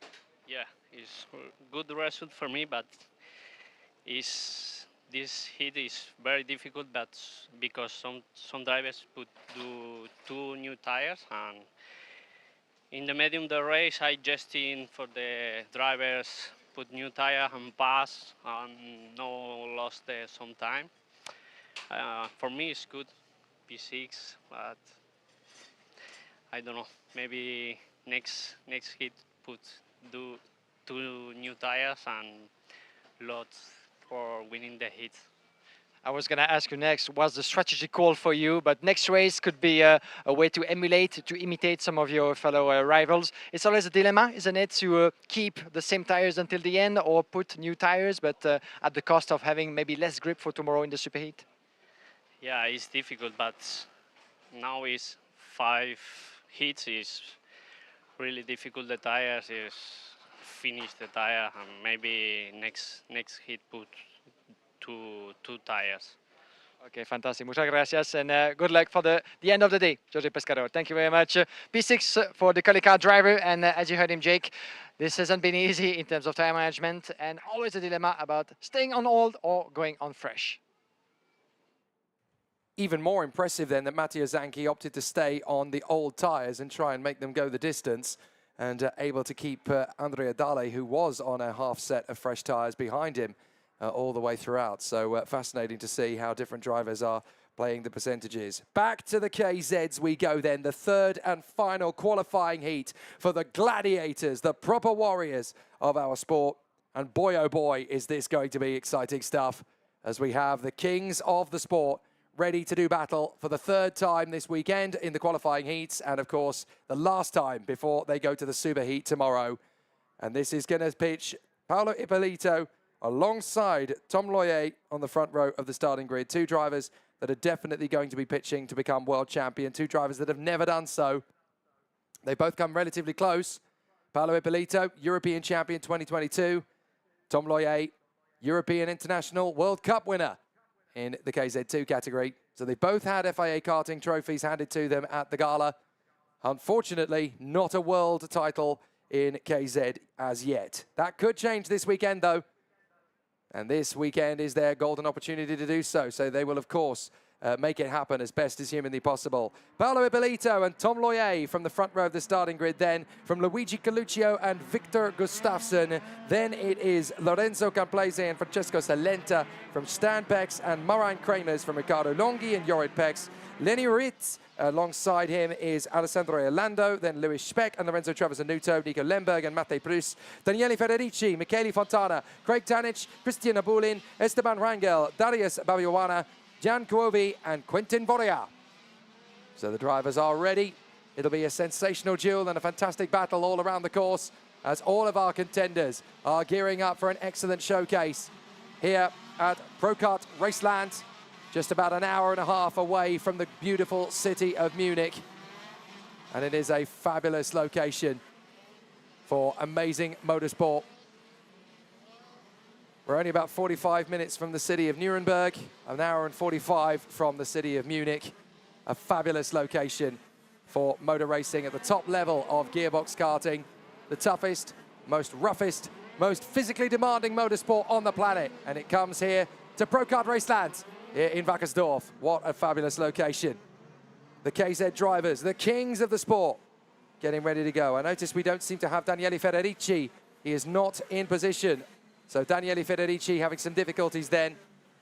But Paolo Ippolito versus Tom Loyer on the front row of the grid. Then it is Coluccio and Gustafsson, Camplese and Salenta, Stan Pex and Moran Kramers, Riccardo Longhi and Jorrit Pex. It reads a who's who of the sport's greatest competitive racing drivers over the last 10 years. 10 years ago, it was Max Verstappen who became world champion in this very competition, not quite at this very circuit, but certainly in the FIA Karting World Championship for KZ. 10 years on, we're intrigued to know who's going to be next in the Karting Hall of Fame to follow in the wheel tracks of Victor Gustafsson last year. Let's go racing! A good start again from Victor Gustafsson. I think he's managed to spring through to second. He has. So Gustafsson follows in behind Ippolito. Don't tell me he's going to go for the lead at turn 4. He is, and he's going to get there. Gustafsson goes from the second row of the grid to take the lead on the opening lap. Brilliant from Victor Gustafsson. Fights his way forward from P4 and takes the lead. It is so hard to do that in the first few corners, but the world champion of 2022, Victor Gustafsson, is having an amazing charge forward ahead of Ippolito and Loyer, and they are already defending the positions behind Tom Loyer. But what a run this is from Victor Gustafsson. Wow, what an impressive start it was indeed for the Swedish world champion. Let's find out how things are going to play out in this race. 13 laps to go through for the KZ, and already the Saudi driver with the number 1 is pulling away from the rest of the field. Almost 4/10 of a second now. Paolo Ippolito must be furious under the helmet to have missed that getaway into the opening lap, to have the leadership of the race stolen from him. Still a long way to go, of course, for the Czech Republic driver, as Tom Loyer, Stan Pex, 3rd and 4th respectively. 2 drivers out of your picture diving through the pits. It's Federici and Babiawana. So Daniele Federici was out there all the time. He had a problem with his transponder by the look of it, but he and Davies Babiawana ended up coming together anyway. So Gustafsson out in front of Ippolito and Tom Loyer. Then in 4th place it is Stan Pex. Any one of the 4 of them could win this heat very easily indeed. But obviously all 4 of them are trying to improve their form as they continue to make good battles out on the course. Investigations for Victor Gustafsson and for Paolo Ippolito. The men who are 1st and 2nd are currently under investigation for their shenanigans on lap 1. Yeah, that's going to be an interesting one for sure. Gustafsson, as you can see, confirmation of that investigation. And Loyer into 2nd. Yes. He's got past Paolo Ippolito now. Yeah, beautifully made from the Frenchman up into P2 with the 21 Tony Kart machine. Tom Loyer, who had a bit of a trouble in the opening round in Zweira, the European Championship. Still, he wants to be up to last year's European achievement. Around the inside goes the number 5. That was for the back in the classification. It was Stan Pex, sorry, number 6 on Paolo Ippolito. And the 46 with his Czech Republic machine, Darius Babayona, having to retire, unfortunately, into the Parc Fermé. But in the meantime, Stan Pex went for the move, and he was successful. Paolo Ippolito now finds himself into the close of Lorenzo Camplese. So the 2 Italians battling along. There's a lot of them in that category. Italy being one of the most represented countries, as always, in the karting world. But for now, Paolo Ippolito is holding to his position. Look at how close he still is to Stan Pex. That's going to be an interesting battle. Don't forget that Stan Pex, of course, is certainly one of the drivers the most familiar with Wackersdorf, competing in the German Karting Championship for many, many years, and he has won also. But of the 2 Pex brothers, we talked about it in length, of course, for the past few seasons. He's been the one showing the most. Jorrit Pex took so many accolades a couple of seasons back, including 2 European Championship titles and 1 World Crown. But we've had a problem on the final turn. 2 karts going off the road. That's Salenta and Longhi have come together. Salenta's got a broken kart. Longhi's in the barrier. So Salenta's not going any further, and Longhi is in the... Look at Salenta's kart, absolutely destroyed at the rear end of the kart. But at the final corner, Riccardo Longhi has his Birilla parked in the barriers. He's on his feet, yeah. He is on his feet, but Riccardo Longhi out of the race, the European champion from 2021.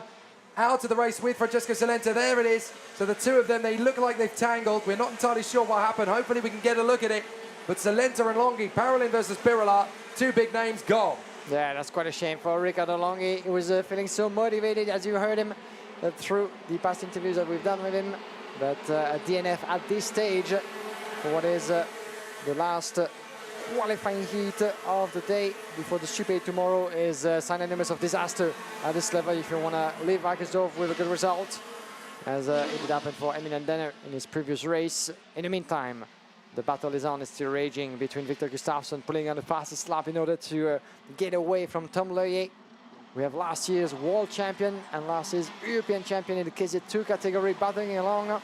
Stanpek's third, Paolo Ippolito still behind with Lorenzo Camplese waiting for the right moment to make his move. Certainly Tom Loyer having similar ideas, but those two don't want the others, of course, behind to get any closer, because that would mean 5-driver battle on the way to a checkered flag. Tom Loyer is the only one with the prey at sight. Victor Gustafsson trying to really put as much distance as possible. He's not quite able to do so in terms of lap time. He just did a 45.9. Pretty much the same lap time for Tom Loyer, putting on another fastest lap in this race. This is going to put Ippolito into the lead of the intermediate classification by 7 points ahead of Victor Gustafsson and 12 points ahead of Stan Pex. So it's obviously a very dramatic turn of events, but it's not done yet, because if Ippolito finishes down in 4th position, that really hampers his point score. There's Stan Pex dueling away with Ippolito. And Lorenzo Camplese closing up now on the former European champion. Let's have a look at what happened with Stan Pex earlier on. This is his move on Ippolito. Dives up the inside, gets into 3rd place. Nicely done for the SP Motorsport driver. I really want to see what happened with Longhi and Salenta. In fact, Longhi is actually under investigation for his part in the manoeuvre. So clearly, it's a bit of a tricky one for the stewards to call, but they're both going to have a look at it. As Ippolito right in there behind Stan Pex. Lorenzo Camplese in 5th position from Pex, Galuccio, Kramers, Travis Zanuto and Christian Abulin. Lap number 8 out of 13, another fastest lap for Victor Gustafsson responding to Tom Loyer. And it's working, 0.5 of a second now. A little bit of a breather for the Sciati driver, who, as Tom Loyer, won the European Championship in the KZ2 class. It was 3 years ago, you might remember that, for Andy Corse at the time. The Stan Pex in the meantime trying to get close, but he's having to go defensive, of course. 1.2 seconds missing on the leaders, but he has Ippolito and Camplese just behind, and Jori Pex as well. So the two Pex brothers pretty much together, 3 and 6, even though Jori is missing a little bit of pace to try to catch up with Lorenzo Camplese in P5. Then we have Luigi Coluccio, P7 from Mayan Kramers, Travis Zanuto, Abulin. Some familiar names into the top 10. Travis Zanuto and Kramers didn't have the best of start to the World Championship weekend, that's fair to say. Travis Zanuto went on to win last year, of course, the International Super Cup in KZ2. Another of his many titles for Travis Zanuto. Alex Inglando, P12, former winner of that International Super Cup as well. So here's what happened after incident to Francesco Salenta. Yeah, look at that rear axle. That's the equivalent of somebody stepping on your Lego car at home, isn't it? It's just completely bent the back of it into almost a banana shape, that axle. There was no way Salenta was going to have a moment. I don't think we've actually got the incident, unfortunately, of Salenta and Longhi. It happened just outside the camera lenses, so very unfortunate. But of course, both Francesco and Riccardo are going to have their own interpretations as to what happened, and I don't think they'll match somehow. No, definitely not. And looking at what happened to Salenta, it reminds me of the pumping that we used to experience in Formula 1. And, you know, F1 drivers should not complain when you see what happens to the karting drivers, the purposing, yeah. It is, karting's very own version of porpoising, but certainly pretty insane. This is a very significant moment to look at, because the pace is 1.5 seconds quicker, roughly. And Danilo Venese came here earlier in the year and went 1.5 seconds quicker than the previous lap record. It shows you just how much punishment these tyres are taking. They're not under so much duress as the KZ2s are, because they're only racing 3 times plus qualifying, but they are on a softer compound of tyre. So obviously the tyres will degrade still relatively fast, but it is very intense for these guys. They have to try and figure out a way of basically working the tyres, which are a softer compound than the KZ2, but they have to be very fluid with how they watch those tyres, because they will degrade very quickly, they will work hard, and they obviously have the superheat tomorrow to do as well. But Victor Gustafsson out in front, 1.3 seconds clear of in front of Tom Louier. But clearly, he wants to make sure he's got enough pace over everybody that if he does get a penalty for the investigation he's looked at, he might still have a chance of winning this race. LeConte tires providing the prime compound, of course, the fastest. Oh, look at Tom Louier as he went over the curbs. Clipping. I'd love to see that again, actually, because Tom Louier, he hit the curb at exactly the wrong angle, and it was like wrestling with a bucking bronco as he came through there. How he managed to keep that kart on the straight and narrow, I do not know, but Tom Louier absolutely wrestling with it as he came there. Let's look at it again. He comes off the turn. Now watch. He's on the curb. It's the worst possible angle. Look at that. How did he save that? That is absolutely astonishing. Any other racing driver worth their salt would have chucked that to the chicken house. He managed to keep that going whilst downshifting, whilst turning in, whilst trying to get grip. That is a phenomenal bit of racecraft from Tom Louier. Yeah, especially since you're busy down or going up in the shifting in between those two turns, going into the chicane, but he was able to hold on to that line. But as a result, of course, he was dropping momentum before, and he would cross the line almost 2 seconds behind that young man on your picture, wearing the #1 of the world champion, Victor Gustafsson, on his way to his first victory of the weekend in the qualifying heat. So far, we've had victories for Daniel Albanese on 2 occasions, for Emin Denner, and now Victor Gustafsson gets into the circle of winners in the KZ category. That will put him second in the overall classification of things, just a couple of points behind Paolo Ippolito, in front of Stampex, Tom Louier and Camplese. Daniel Albanese, a current P6 as it stands, but good effort from Victor Gustafsson. Yeah, Victor Gustafsson trying to do something that hasn't been done for 6 years, win back-to-back world titles with a second world crown at Wackersdorf, because that's exactly what Paolo Di Conto did in 2017, because he won his first world title in Kristianstad, then in 2017 he won his second at Wackersdorf. Victor Gustafsson won his first title at Le Mans last year. Now he wants to win his second at Wackersdorf, and that would be the first time that a CRG driver had done that back-to-back since Paolo Di Conto as well. How about that? That's 3 emulations that Victor Gustafsson wants. He wants the back-to-back title, his second world crown at Wackersdorf in a CRG. The last guy to do all 3 of those things was Paolo Di Conto. Yeah, talking about an achievement, of course, and at this level, as all the drivers will tell you, you cannot aim for even something less than the victory and the title. Otherwise, what's the point of coming here and getting all the preparation? In fact, as we look at the result from that race, Gustafsson in front of Tom Louier, Stampex, Paolo Ippolito and Lorenzo Camplese. Do you know who the last driver was to win back-to-back world championships in the gearbox category that wasn't driving a CRG? You've got to go a hell of a long way back for that, and that goes all the way back to Gianluca Beggio in 1998 when he won back-to-back titles on a Birrell. Never heard of him.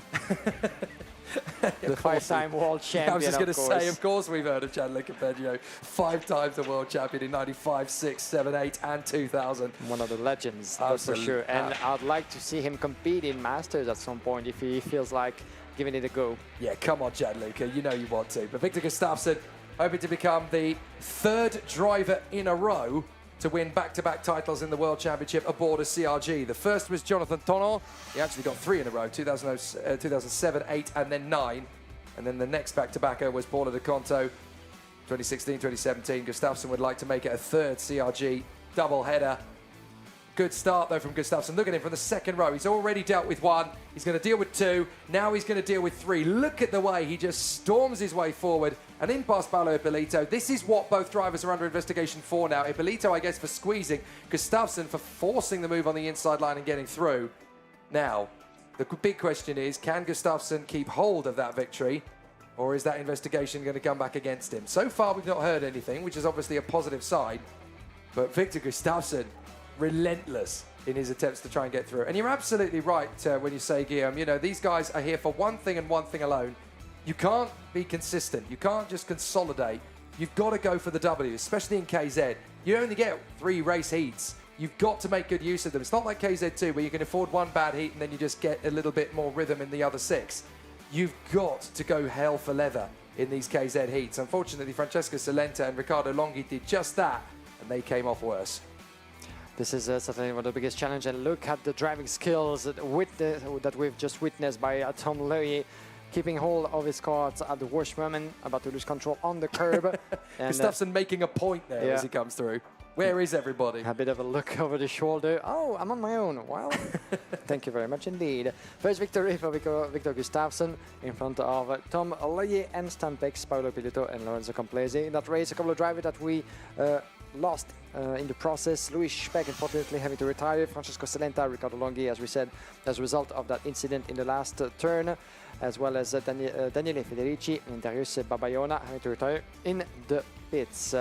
So, as we're waiting for the next race to come out, we got a chance as well to talk to another racing legend in the world of karting, Mr. Danilo Rossi himself, another 5-time world champion back in the 90s, and another driver, who knows, in the years to come that we would like to see maybe competing in the KZ2 Masters, in the likes like the likes of Davide Fore or Alessandro Manetti that we have this year. Danilo Rossi, we caught up with the head of the DR factory team.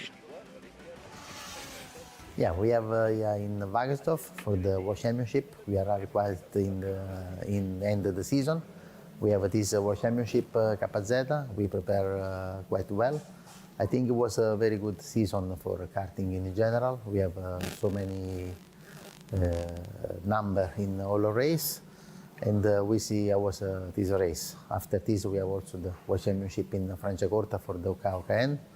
And we see and we prepare also the season for 2024. But for me, the 2023 was a very, very good season for everyone.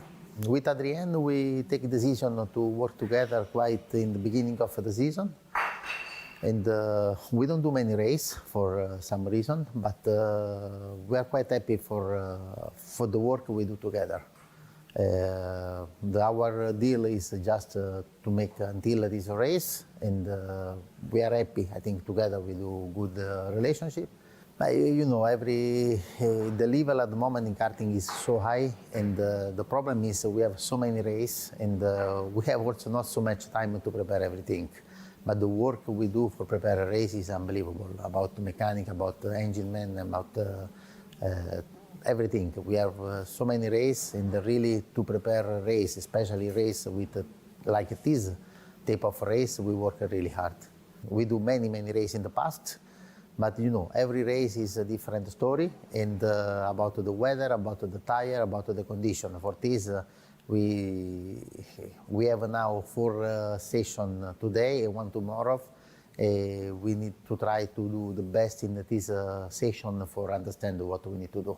Also, the difficult point for me is at the moment we have 4 sets of tire for make practice, and this is quite enough. It's quite one new set tire for every session. But after with so many hits, we need to use all the tire. For this is very difficult, I think, for everyone to understand this, because for compare the performance with the other driver, we have to put a new tire. But after, we don't know what's happened during the race with the use of tire. Every race is a different story, like I told. Of course, we come here every time for do the best. And with Adrien, I think we have a really good opportunity to make a good result. Also, we have 2 young drivers. We have Alexander Zucco and La Cruz Enzo in KZ2. They don't have so many experience, but I think they have a chance to make a good race, and what is more important, they make much more experience, because in the so good race like this, what is important is to make experience for the young driver. Danilo Rossi, fabulous contender and a fabulous competitor in the sport. An amazing competitor, the DR chassis, of course, his baby. Danilo Rossi, though, a world champion in gearbox in 1992 at Ugento. And of course, he was also a direct drive world champion. He won that title as well back in 1997 and 1999 for Salbury and Marienburg. There is Emilian Denner lining up in the Sodi car. The DR chassis, of course, in the hands of Adrien Renaudin. It's great to hear from Danilo Rossi. Of course, the DR chassis has won a title, the European crown for KZ2 back in 2013 in the hands of the Norwegian Emil Antonsen. But they're still seeking that elusive world title. Emilian Denner, Danilo Albanese, David Trevelov and Senna van Walstein from Johan Sogel. Matteo Vigano, Adrien Renaudin and Jeremy Iglesias from Marek Skriven, Giuseppe Palomba, Pedro Hilbrand and Anthony Abbas. Then we have Arthur Carbonell, Felix Arnold, Angelo Lombardo, Mario Lubic, Arthur Tahun, Simon Bayer, Jan Louis, Nicola Bartolini, James Myers, Matthias Torregiani, Marat Yazev and Mario and the rest of the field as the live timing just updated itself on its own, and Mario Cettino, so we have it complete. The full grid is on, everybody in for the warm-up lap as one driver who is in desperate need of a strong result. Well, the win is his only option at this stage is Emilian Denner, because if you were not with us earlier today, you would know that Emilian Denner had a very strong incident at the opening lap of his previous heat. He was caught up in an incident actually and went against the wall. Nothing to worry about. He was quick on his feet, but still the emotions must be hurting after that early incident. This is not what you want to have at the World Championship. I just heard the air horns begin. You know you're in Germany for a motor racing World Championship event when the air horns start kicking in.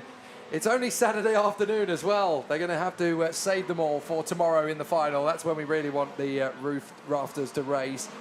But how about that? From the last race, Ippolito now takes the lead of the interim for the moment on 132. Gustafsson on 125, Pex on 120, Tom Loyer on 107. But Danilo Albanese has won both of his races so far. He's got the perfect score, so it's up to Emilian Denner to turn the tables and try and turn this race around. Emilian Denner for pole position. He expects big things. Senna van Waalstein has the opportunity to go with him, and watch out as well for David Trevelov from third on the starting grid. He can make a big impact, but this is going to be an important one for Emilian Denner to get right. He cannot afford to mess up this start, having had a DNF in the previous race. He knows he's got to fight back. Time to go to battle for the final time today in KZ. Off we go, and Emilian Denner gets the perfect start. That's more like it, in front of Danilo Albanese. Albanese's going to try. No, you don't. A brilliant opportunity, and now diving up the inside, that is Trevelov. He's going to go for it into second place past Albanese. There's a little bit of nudging through the hairpin, but it looks to me as though Trevelov has managed to get into second position at the expense of Danilo Albanese. So it's a perfect reboot for Emilian Denner off the line as he takes the lead from Trevelov, and that's a retirement already. It is a disaster for Nicola Bartolini. So Bartolini has come off the road there at the hairpin, and it's game over for him, but it's absolute game on for Emilian Denner in front of Trevelov and Albanese. That's what he failed to achieve in his previous race, having a good getaway, but now he's leading the pack at the end of this opening lap. All he needs to do now is to pull away and try not to be caught again. David Trevelov, the strong German driver, he is in P2, then Albanese P3. Then we have Iglesias, Van Waalstein, Sogel, Vigano, Palomba, Abbas, Carbonell, the top three. Oh, that was a close score on the inside of the turn number 4. He's going to have to stay behind at 28. There was Senna Van Waalstein, wasn't it? Who was trying to make his big run inside of Jeremy Iglesias. Van Waalstein didn't have the best of opening lap, having to catch up. Pedro Hilbrand, that was him actually making his move for P11. Oh, now that is a retirement for the Magic driver. That is Myers. So very unfortunate indeed for the American. So AJ Myers, who's travelled a heck of a long way, over 4,000 miles to be here. And it's such a real shame for AJ Myers to suddenly fall off the road in the World Championship. But he's not out of the contest yet. There's still a way to go. But I'm afraid that is very much game over for AJ Myers. His race is over.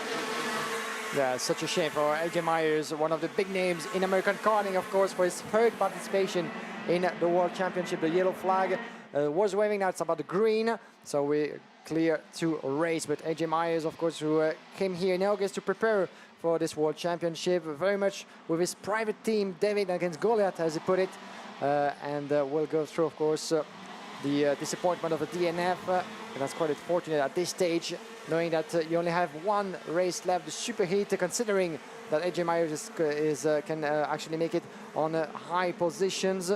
But it remains to be seen after this DNF. This will hurt his chances to be certainly in the middle of the pack for one of the 2 superheats in the KZ category. That will be for tomorrow morning. And remember that there's only 36 tickets available for the final, and there's 48 drivers in the KZ class. So once again, Danilo Albanese looking to lead the interim if he stays where he is. Don't panic down in third position, Danilo, because this could still come back to you.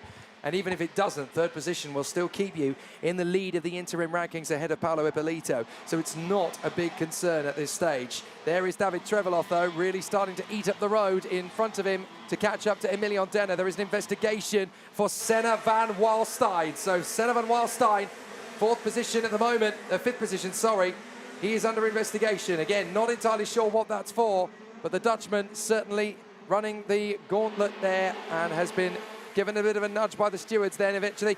Trevelov all over the back of Emilian Denner. Denner will be trying to fight fit and hang on to this victory. He needs it. He really needs it at this stage of the weekend to try and resurrect his chances. So Denner trying to fend in front of David Trevelov in the hope that he can stay in position. But Trevelov is going to be pushing very hard indeed to try and take this win away. But if Denner and Trevelov stay in front of Danilo Albanese, then yet again, as we saw in KZ2, it will prove in KZ that nobody is unbeatable. And one way to do that for David Trevelov is to put the fastest lap. And here's what happened with AJ Myers. This is after he retired, the Magic Kart driver. Yeah, very graceful. Yeah, nice get over the line indeed. In the lap and actually in the first sector, the first turn of the track.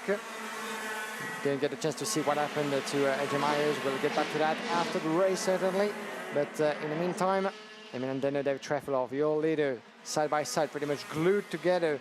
And Denner must feel the pressure over his shoulders, not trying to watch over his chassis to see who's behind. David Trevelov has to keep it steady, of course, because we know how strong Denner can be in those circumstances. But Danilo Albanese is just further back in P3, one of the lap time record holder. Certainly more than willing to give the chase until the end to the two drivers he has in front. And Jeremy Iglesias is not far behind as well. Iglesias has been consistent as well. In the case of classes P6 at the moment in the overall classification. Let's see what's going to happen for the Frenchman. They call this Formula One strip bare, and it is absolutely essential that these drivers give their 10/10ths all the way through these qualifying heats. You cannot relent for a moment. You've got a little bit more technical freedom, but you've also got a softer compounder tyre than the KZ2 counterparts that are really going to be pushing the limits in 3 qualifying heats after a qualifying session. And then, of course, they've got the super heat tomorrow. They'll really be eating up the road, these compounds. So Denner, Trevelov, Albanese, that's the top 3 at the moment. Iglesias in 4th from Van Waalstein, Vigano, Sugel, Palomba, Hiltbrand and Carbonell. But Trevelov, having put a little bit of pressure on Emilian Denner, is now really struggling to hold Albanese at bay. Danilo Albanese has stepped up the gauntlet and the attack on Trevelov. Here he comes. Albanese trying to go for the overtaking move. He holds on through the hairpin. But Trevelov is on borrowed time here in front of the Kart Republic. He's got to be so careful that he doesn't overexert the tyres, being too defensive. Second place would definitely do for Trevelov to be up there in the top 3 of the interim rankings, and would certainly help him take some points off Danilo Albanese, but he can't afford to panic as into the pits to retire comes Mario Schettino. So Mario Schettino pulling off the race circuit and joining James Myers and Nicola Bartolini on the sidelines.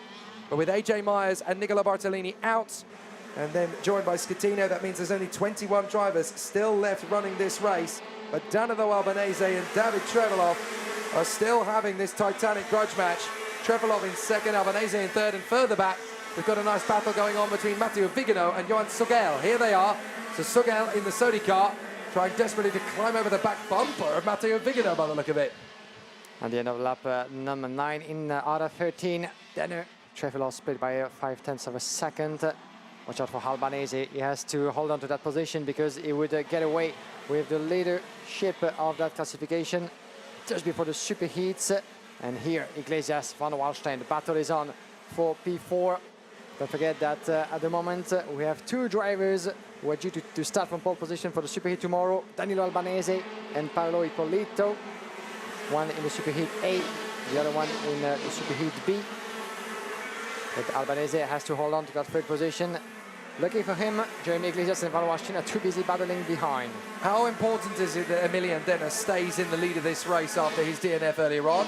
Well, I'll tell you, with the position he currently finds himself in, will be good enough for 7th in the rankings, and that would be good enough to put him onto the 2nd row of the starting grid for tomorrow's super heat. So it's not over for Emilian Denner, even with the crash.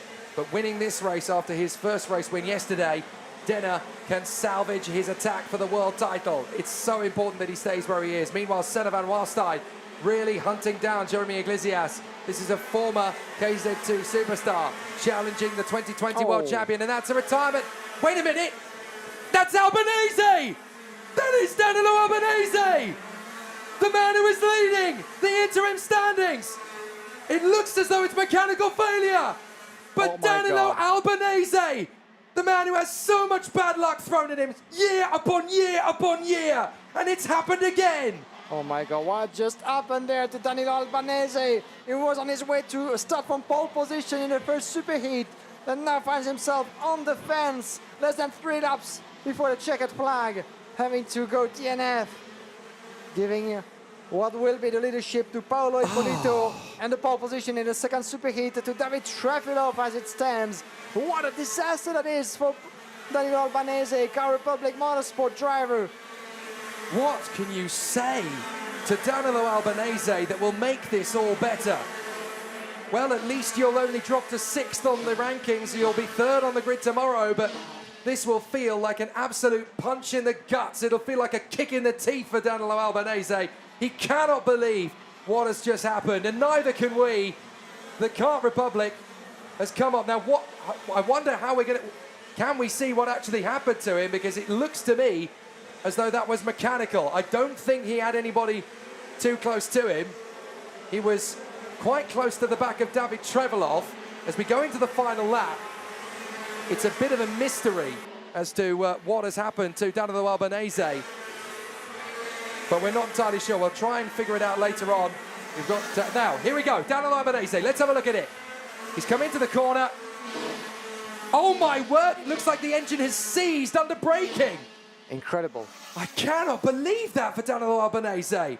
Mechanical failure taking him out of the final qualifying heat of the weekend of the World Championship when he had pole position in his pocket.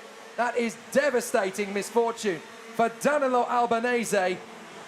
That is just heart-wrenching, absolutely devastating for Danilo Albanese. But Emilian Denner resurrects his World Championship assault by taking the victory, and behind him, David Trefilov, the German talent, on home soil, will start the second superheat tomorrow from pole position. Oh my goodness, the World Championship has been blown wide open by a very rare mechanical failure to Danilo Albanese's Kart Republic. What a devastating and very dramatic end, as David Trefilov, the German talent, will start Superheat B tomorrow from pole position, 43 years after the last German to win a title in the FIA Karting World title ranks, Bernd Schneider in 1980 at Le Creusot. It might just happen again. David Trefilov in the Maranello SRB will start a superheat from pole position tomorrow. That is massive here in Germany on his home circuit. David Trefilov could become the hero of Deutschland. But Danilo Albanese, he cannot believe what has just happened. Nor can anyone else. Emilian Denner takes the win from David Trefilov and Jeremy Iglesias. Senna van Walstein from Matteo Vigano. Johan Sugel, Giuseppe Palombo and Otto Cabanel from Adrian Renaudet and Pedro Hilbrand. Anthony Abbas, Marek Skriven, Arthur Toam, Angelo Lombardo and Jean Luyet. And then it is Felix Arnold in behind Mario Lubick. Marat Knizev in 18th place for Matthias Torrigiani and Simon Bayer. But how about this for a retirement in the final qualifying heat? Danilo Albanese, 3rd position at that point. Pole position almost guaranteed, and it's been stripped from him. Albanese forced to 6th in the rankings, and that will put him 3rd on the grid for the second superheat behind Trefilov and Iglesias on the starting grid for tomorrow's superheat. What a dramatic exit for Danilo Albanese. For Emilian Denner, he has resurrected his weekend. He is now 7th in the rankings, and that will put him on the 4th position of the starting grid for the first superheat behind Ippolito, Gustafsson and Pex. Guillaume Alvarez is down there just chatting away with Emilian Denner, clearly wanting the inside scoop on a very dramatic end to a very dramatic qualifying heat. There was no collisions, there was no crashes as such, but a mechanical failure stripping Danilo Albanese of pole position for the superheat tomorrow. On the replay of the highlights, we can see not massive changes happened at the start. Denner from Albanese getting the perfect launch. Trefilov really making his presence felt in the early stages to Albanese. A very committed move into turn 4. And David Trefilov getting the perfect run on Albanese. Really had to squeeze him to get through. That was very tough from Trefilov to get past Albanese. But Trefilov absolutely determined to move up into second place. Van Waalstein dueling away with Iglesias. So the top 5 pretty much sorted. That was how Nicola Bartolini ended up exiting from the race. Look in the background and you might just see Bartolini going for the move. There it is, bang. Collision with another driver. And Bartolini, the kart is broken on the scene. He will go no further. James Myers would join him on the sidelines later. AJ Myers, the American talent. Very unfortunate to see him drop out of the race. But nothing quite so dramatic as this. Danilo Albanese spins the kart out with a mechanical failure, and the Italian out of the race, out of pole position for the superheat. The win goes to Emilian Denner. That resurrects his weekend. But the 2 pole position sitters for the KZ World Championship Superheats tomorrow are going to be Paolo Ippolito and David Trefilov, who are tied for points. Down to the pits for Guillaume Alvarez. Thank you, Jake Hansen. I'm here with Emilian Denner. What a beautiful victory that is, Emilian, for you. The result that we said at the beginning of the race you needed after your DNF in the previous race. First of all, how do you feel after that heavy crash? I feel okay. I am more disappointed than hurt, but yeah, that gives us even more strength to fight and try to come back. But yeah, I think we have to win the pre-final tomorrow as well, and then it'll give us a good starting position for the final, and from there I think everything is still possible. Yeah, a bit of a shaky moment, but it didn't seem to decrease your determination. P1 for you, so the determination is at full swing for tomorrow. Yeah, of course. Yeah, of course, all the team was a bit disappointed, but you know, it's not like walking with the head down that's gonna get any better. So you just gotta fight and keep fighting until, yeah, until tomorrow. Good words. Thank you very much. Merci beaucoup, Emilian Denner. And you can leave your place to David Trefilov, who make it to a beautiful P2 in this race. David Trefilov, you can come a little bit closer, right? Fantastic. David, good result for you. And even more positive is that you're going to be starting from pole position for the Superheat B on Sunday. How do you feel? That's surprising, to be honest. But yeah, we will give our best tomorrow. It has been a strong day for you. The pace has been there each of the races. Is there anything you can improve to really attack Superheat B really in full confidence? Of course, yeah. I will, of course, improve my driving style, because now I was like not risking, driving calm. Tomorrow we give our all. Yeah, that's it. Are you a bit relieved now that the heats are behind you pretty much and you have the pole position secured, but yet tomorrow is still a very big day? Yeah, the heats are over. Now relaxing and getting power for tomorrow, and we'll see. All right, relaxing is the option. Good relaxing to you, David Trefilov. Vielen Dank, and see you tomorrow, David Trefilov, that you'll see starting from pole position in the Superheat B of the class tomorrow. Well, there you go. Paolo Ippolito and David Trefilov will be the pole position sitters in the Superheats tomorrow. Great to hear from both Emilian Denner and David Trefilov on pole in KZ on his first attempt on home soil. It doesn't get much better than that. But the man starting from the front of the grid for this one is going to be Alessandro Manetti, because we now switch our attention and our focus to the KZ2 Masters. It is wonderful to see the return, the resurgence, and the renaissance of Alessandro Manetti up at the front end of the field, one of the kings, the gods of our sport. He was, of course, the world champion in 1994 in Cordoba in Argentina on the CRG. And it's very appropriate that he returns to the KZ2 Masters fraternity on that very same kart. And it's great to see him back in the paddock once again. Of course, Alessandro Manetti was also a European champion in a CRG in 2003. He won that title in the Super ICC category.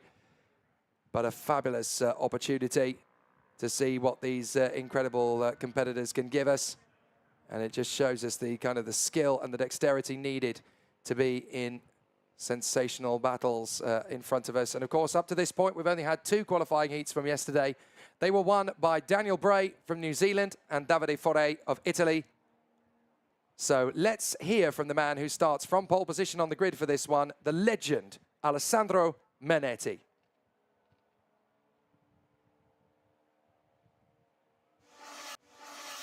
I'm feeling very good. Yeah, I'm really very happy to be back here in the World Karting Series, the best of the world. It's a long time I didn't drive, but I train a lot in August for the holiday season, for the holiday time. I'm feeling good. It was my decision together Giancarlo Tinini, owner of CRG. So it's a pleasure for me that he offered me to be back here. The most important things I understand and I learned that winning is always difficult. To be honest, I'm here for win. So I repeat, I'm pushing a lot in the holiday time. I only have time for karting, to be ready and to be on top of my performance. Once a champion, always a champion, Alessandro Manetti, and he might just add another accolade to his collection here this weekend in the KZ2 Masters. Resurrected his racing career as well as the career of many others. Last year, of course, the very first time that the KZ2 Masters got their own race for over 35 years of age drivers in these gearbox category karts. And now they get to do it all again in KZ2 Masters. Alessandro Manetti and Davide Fore on the front row of the grid. How about that? History repeated all over again. It's the Legends race, if you like. Emanuele Simonetti and Thomas Newman from Thomas Denel and Roberto Porfico. Sirio Costantini and Samuel Gaffner from Marco Pagani, Sven Heyer, Michael Bunker, Regan Hall, Jendro Vascia, Adriano Amaral, Andreas Driesen and Claude Ball. Sebastiano De Matteo has not taken the start. Marcus Rausch, Thierry Del Rey, Robert Jansmuller, Patrick Leudel, Daniel Sebert, then Thierry de Jong, Benjamin Hewitt, Natalie Kreitz, Eduardo Martins, Chris van der Broek, Thomas Muelling, Thomas Schumacher, Roberto Avanzato, Jan Kudus, Oliver Gemmel and Dan Claudino. Michael Curran has not taken the start either. So now we get ourselves ready for the third KZ2 Masters race of 2023 in the World Championships at Wackersdorf. Let's race! And it's a cracking start for the front of the grid from Manetti and Fore. They charge forwards and it's Manetti who's on the grass. He actually has to concede to Davide Fore on the run to the first couple of corners as the rest of the drivers swarm their way up to the hairpin. Is everybody going to get through? Careful, guys. It's not going to be easy to knit your way through in these karts. But everybody just about sorts themselves out through the hairpin. I think we had a spinner in the background. Looks like somebody has spun off there through turn 5. But everybody else has come through, and Davide Fore and Alessandro Manetti have already gone to battle. Two drivers that know each other's tricks of old. And there is the spinner. It's the 357 that's gone around there. That is Chris van der Broek, who was out in yesterday's race as well. Yeah, quite unfortunate for Chris van der Broek from Germany, having to DNF as the race just got going. At the end of the opening lap, look at the battle royale that we're going to have in the lead. We're giving you Davide Fore and Alessandro Manetti, and in the meantime, we lost another one in Benjamin Hewitt by the look of it, the 347, who stepped out of his kart, but in the lead. 6 World Championship titles in the history of karting, 4 for Davide Fore, 2 for Alessandro Manetti, also a multiple European champion. We're talking about karting legends battling along for the return to the worldwide competition in this new KZ2 Master class. Oh, and we lost another driver, or is it the same as before? No, it's Simonetti. Oh. Simonetti and Thomas Newman have come off the road. So they were battling over third position. So Emanuele Simonetti comes off the road at turn 5 on the second lap, and Thomas Newman has gone with him. So this is a race with a lot more attrition in KZ2 Masters, because obviously the drivers being over the age of 35. There is Thomas Newman. He came off a couple of corners before. So Newman out of the race as well. And it looks to me as though we've also had a retirement from Roberto Porfico. Oh no, Porfico has got going again, I should point out. So Porfico, I think he actually tangled. I think Porfico actually tangled with Simonetti, and that's what dropped him down the order, but Porfico's still going. But watching these two, watching Davide Fore battle away with Alessandro Manetti, this is the equivalent of asking Mika Hakkinen and David Coulthard to come out of retirement and go racing against each other again. Fore versus Manetti, two guys who know each other very well indeed, have been prolific racing rivals as well as friends, and now here they are battling once again. And a lot of respect, of course, between those two, as if you were with us yesterday, we got a chance to chat with Davide Fore. He shared with us how much respect he had in the days of racing back in the 90s when he was tackling the world of karting and he had some respect for Alessandro Manetti still to this day, as he was considering him, of course, as the reference to fight and the reference to beat. And those two gave us some of the most beautiful pages in the history of karting back in the 90s, where the sport was pretty much dominated by the Italian forces. Not only those two, but the likes of Beggio, Piccini, Liuzzi, Trulli, and Danilo Rossi that you heard previously. Some of the karting legacy has been written for the most part by the Italian drivers, the country that brought karting to Europe and that made it what it is today. Now, who's going to win between those two? Remember that Davide Forre has one win. Alessandro Manetti won his first qualifying heat yesterday, but lost the result due to a penalty for a jump start. Nothing to worry about as for now. This is down to the track, down to those two to explain each other. And Alessandro Manetti, of course, more than willing to equal the result of Davide Forre. That would put them pretty much tight on points. On the inside, there he goes, the CR2 driver taking the lead. Wow, what a late move that was, but he made it stick beautifully. Manetti P1, Forre P2.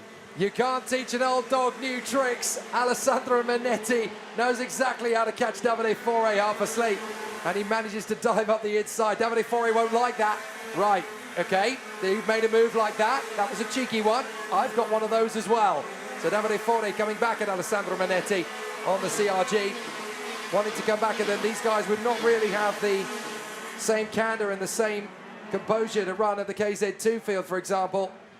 But Davide Forre, who's only just pulled away from KZ, now finds that he can have a lot more fun in KZ2 Masters against some of his contemporaries at the time. So the joy of watching Davide Forre go wheel to wheel with Alessandro Manetti, it's the equivalent of Alain Prost and Nigel Mansell getting back into racing again. And we get to see them in modern machinery. That's a fabulous, fabulous opportunity for us to see Manetti and Forre coming into the pits to retire. That is Oliver Gemmel. So Oliver Gemmel retires in the MK Racing Formula K. He's in the same stable the same morning as Hannah Lang, who we saw do such a good job in her KZ2 race earlier on, of course. But Manetti and Forre dueling away first and second. Then it is Denel, Gaffner, Costantini, Vasha, Pagani, Del Rey, Haya and Bunkia in the top 10. But Manetti, not only has he managed to get a good move on Davide Forre, he's looking at making a habit of it and get away from him. Yeah, let's see what's going to play out between those two drivers in the lead. Those two legends split by 0.5 of a second as we speak. And behind him is Thomas Denel, 3.6 seconds behind. Then we have Samuel Gartner, Ciro Constantini, Ginger Vacha, Marco Pagani, Thierry Delray up into P8. Oh, retirement for Oliver Gemil from the MK Racing at the wheel of his Formula K machine. Another retirement in this race. There's been a lot of them, as we lost Sebastiano De Matteo, did not start, as well as Michael Curran, Chris Vandenbroek, Benjamin Hewitt, Thomas Newman, and now Emanuele Simoti from Italy, as well as Oliver Gemil from Great Britain. But as I was mentioning, Thierry Delray doing a good job as well, climbing 11 places up to P8. It's fair to say that for Thierry Delray, things didn't go according to plan in qualifying, so he's having to make do a lot and recover a lot of positions in each of his heats, which doesn't make his life any easier. But this is rather special for Thierry Delray, of course. He purchased the Mach 1 brand. He's been trying to make it his own. He's even christened it the TD chassis in various competitions in regional and international disciplines. But here, of course, he is just the Thierry Delray racing team, his own factory effort, essentially, and very much like Giorgio Pantano, who is currently running and developing his own chassis in international racing now. Thierry Delray doing the same thing out of the blueprints of the Mach 1 project. And here he is in the top 10 of the KZ2 Masters. Let's see what happened with Alessandro Manetti's move. Came from a long way back, and that's why a 5-time FIA Karting champion in both the world and European disciplines, making up the 5 titles, can catch out Davide Forre. It's amazing, these two. It is like watching legends racing, because Manetti and Forre, two of the kings, the gods of karting, and here they are, dueling away at Wackersdorf. It's meant to be. Yeah, could have been touched just slightly, because from the angle that we saw that replay, it seemed like it was a very tight gap that Alessandro Manetti chose to go through, and maybe it's just an illusion, but so far so good. If there was, I'd say that was the Tom Cruise move, Rubbings Racing. I think that's what they'll talk to each other about later. Nice reference there, Jake, from days of Thunder back in the 90s. And Manetti, in the meantime, has been able to pull a bit of a gap. 0.8 of a second now on Davide Forre, who was caught up in that move, certainly, and couldn't keep the momentum. Another fastest lap in the back for the Italian leader, 46.7. And slightly the same lap time for Davide Forre, who keeps on pushing like never before. I'll tell you what's particularly depressing about that Days of Thunder reference. These guys would have been teenagers when that came out. So, that's very true.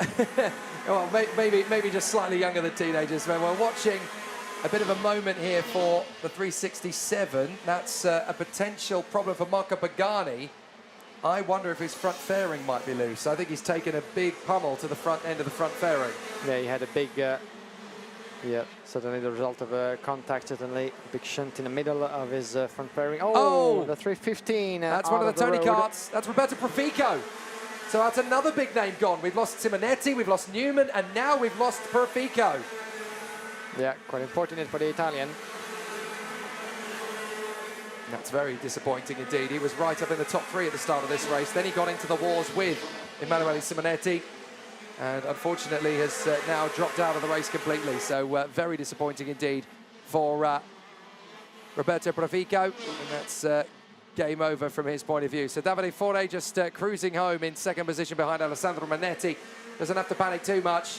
Manetti is going to be 10 points behind him in the interim rankings, even though he is going to be beaten by Manetti. Davide Forre can still be quite comfortable going into the final race of the afternoon later, because he'll have 10 points advantage over Manetti, and it's looking very neat and tidy for him at this phase of the race battle. So Alessandro Manetti can be very happy with the way this has played out for him. He is in fine position and fine style. Fine style indeed for Manetti in the final lap for just 0.7 of a second. This will be a close call for him, and we're going to try to hear from Alessandro Manetti by the end of this race, as well as for the... Where is Davide Forre? What just happened to Davide Forre? He's Davide Forre, the order. Davide Forre is tumbled. Yeah, speed 10. Oh, he's back up to position. Oh my goodness. What a scare that was. That was a scare. Now, he's had some difficulties with his transponder yesterday and today. That might be it, yeah. Goodness me. Talk about a heart attack. Manetti taking the win away from Davide Forre by 0.6 of a second, but Forre's transponder having a bit of a hiccup on the way round the final lap. Goodness me. Now, that could have been disastrous, but fortunately for Forre, he's able to come through in second place. Manetti and Davide Forre from Denel in third position. I mean, we've already had enough drama with Danilo Albanese. We certainly didn't need any more with Davide Forre. But not a bad race at all for Alessandro Manetti. He comes through to take the victory in front of Davide Forre. And then in third position, a very talented German driver, Thomas Denel. But it's just like old times. Manetti and Forre have lost none of their skill, none of their ability.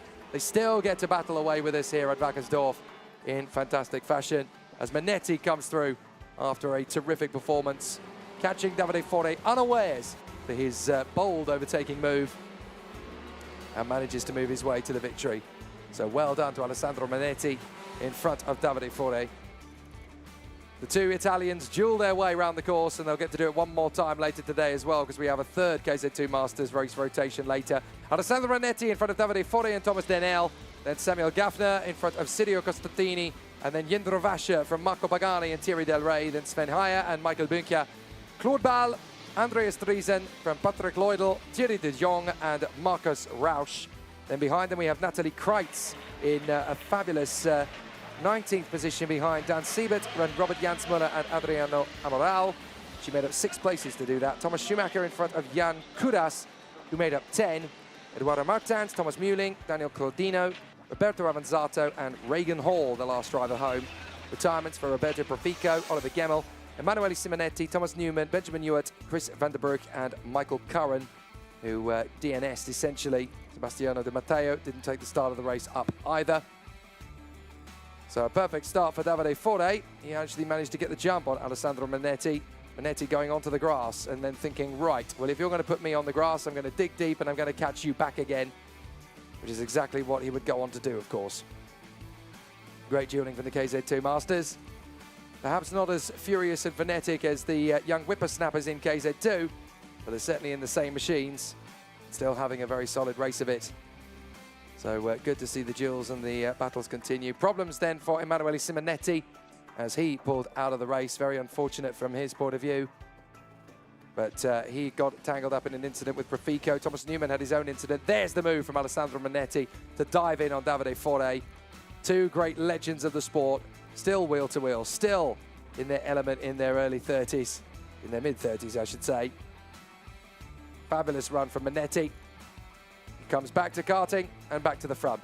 Three different winners from the first three KZ2 Masters races then. Daniel Bray, Davide Fore, and now Alessandro Manetti. If Bray wins his race, he continues to lead the interim with one KZ2 Masters race to go later on today.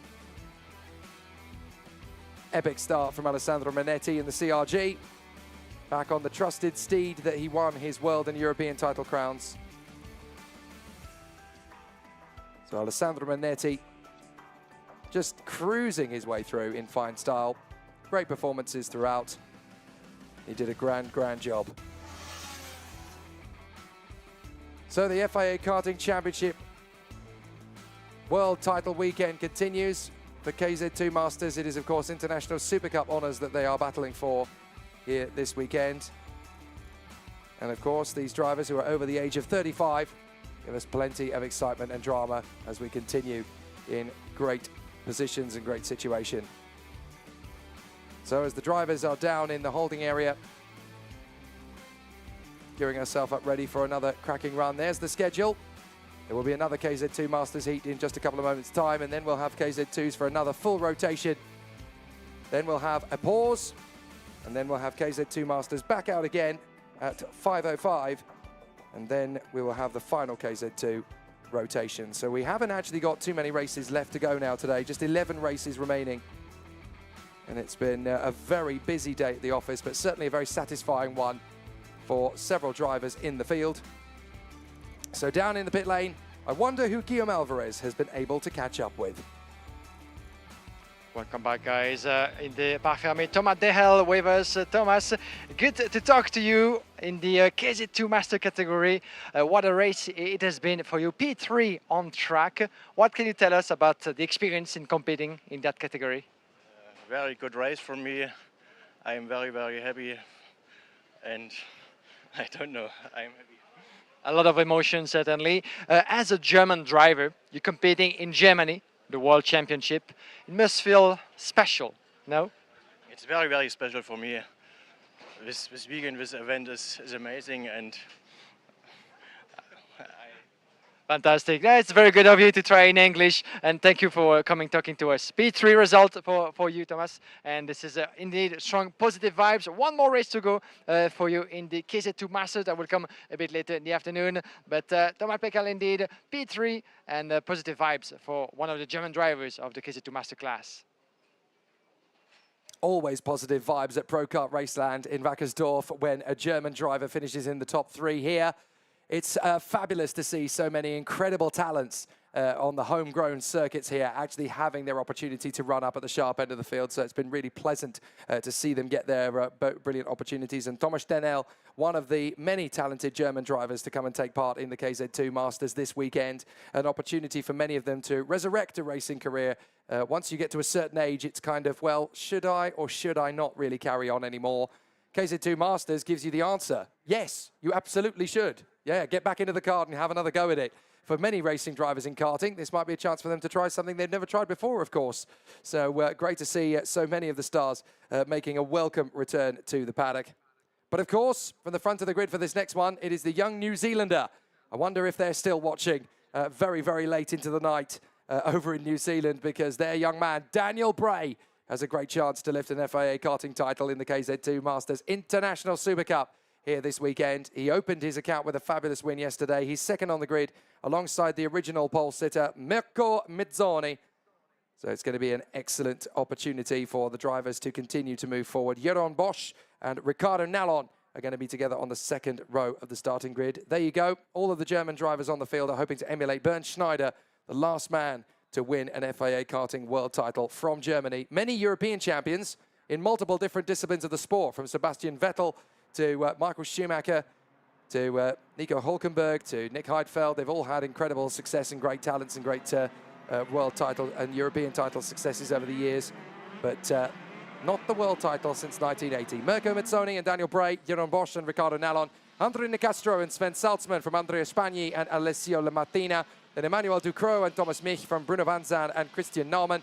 Rasmus Haugaard is alongside Maurizio Giacchetti, then Erich Hubert and Mark Valhauser, Sebastian Lieder and Brice de Grey, then Valdo Bellazzario Jr. and Jürgen Schmal, Jan Villamuz and Lorenzo Nespoli, Gregory Lieder, Jordan Musser, Andre Martens, Patrick Kuhn, Victor Jimenez, Torsten Simon, Ricardo Avila, and then Ian Walsh, Edgar Oosting, Carlos de Souza, Sebastian Rother, Martin Knapp, David Malcolm, and Bas Steen taking up his place at the back end of the field.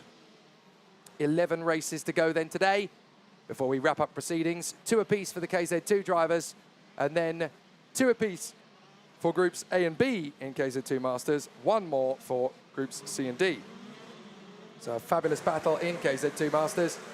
Mirko Mazzoni versus Daniel Bray off the start line, and the Kiwi versus the Italian. Can Mirko Mazzoni make it 4 different winners from the 4 different heats so far? He had a real struggle in yesterday's encounter. Mirko Mazzoni couldn't get the win. That was Daniel Bray who got the job done. But certainly Mirko Mazzoni now with a chance to take that opportunity back again. We've had 3 different winners from the 3 races now. Daniel Bray, Davide Fore, and now Alessandro Manetti. So can there be a 4th different winner? For Mirko Mazzoni in pole position, he would certainly like to think so, as the KZ2 Masters are getting themselves into their position on the grid. And looking at the tyre wear on Alessio Lamartina out of the window, that thing looks like it's been left in the microwave for 7 hours. It's absolutely appalling in terms of the degradation that those tyres have gone through in such a short phase of time. This is only their 2nd qualifying heat of the weekend. So here we go. The tyres are ready to go racing, as are the drivers. Let's go! And it's a cracking start from the front of the field. Oh. A big problem as they come through on the start. 4 karts together. And that's gone very terribly wrong indeed for the 320 in the mix there. That's Jordan Musser, the American. 319 is in the mix there as well. That is very unfortunate indeed for Ian Walsh, the Irishman. 332 in the mix as well. That is, now 332 is Brice de Grey, and I think Jürgen Schmal is involved in that one yet again. So bitter disappointment for the American Jordan Musser, and for Jürgen Schmal, he just cannot believe that for the 2nd race in a row, Jürgen Schmal doesn't get the chance to really showcase what he can do. He's gesticulating on the side of the road here with us. Jordan Musser shrugging his shoulders as if to say, well, what can we do? What can we do about it? There's nothing really that we can do to change it. But Jürgen Schmal is absolutely livid. Let's look at the replay on the start. Look in the background. A couple of drivers trying to get the decent start, and bang, there's the big moment. We've had 2 different concertina effects, 2 different conflagrations, and it's most devastating indeed for Jürgen Schmal and Jordan Musser. But the Austrian driver, Jürgen Schmal, so disappointed that for the 2nd race in a row, he doesn't get to showcase what he can do. Yeah, that's such a shame indeed, as the rest of the field was having a good getaway into the first section of the track. But now we're gonna get back into the racing mode, into the field at the end of this opening lap. But such a disaster indeed for those 4 drivers involved at the beginning of that qualifying race.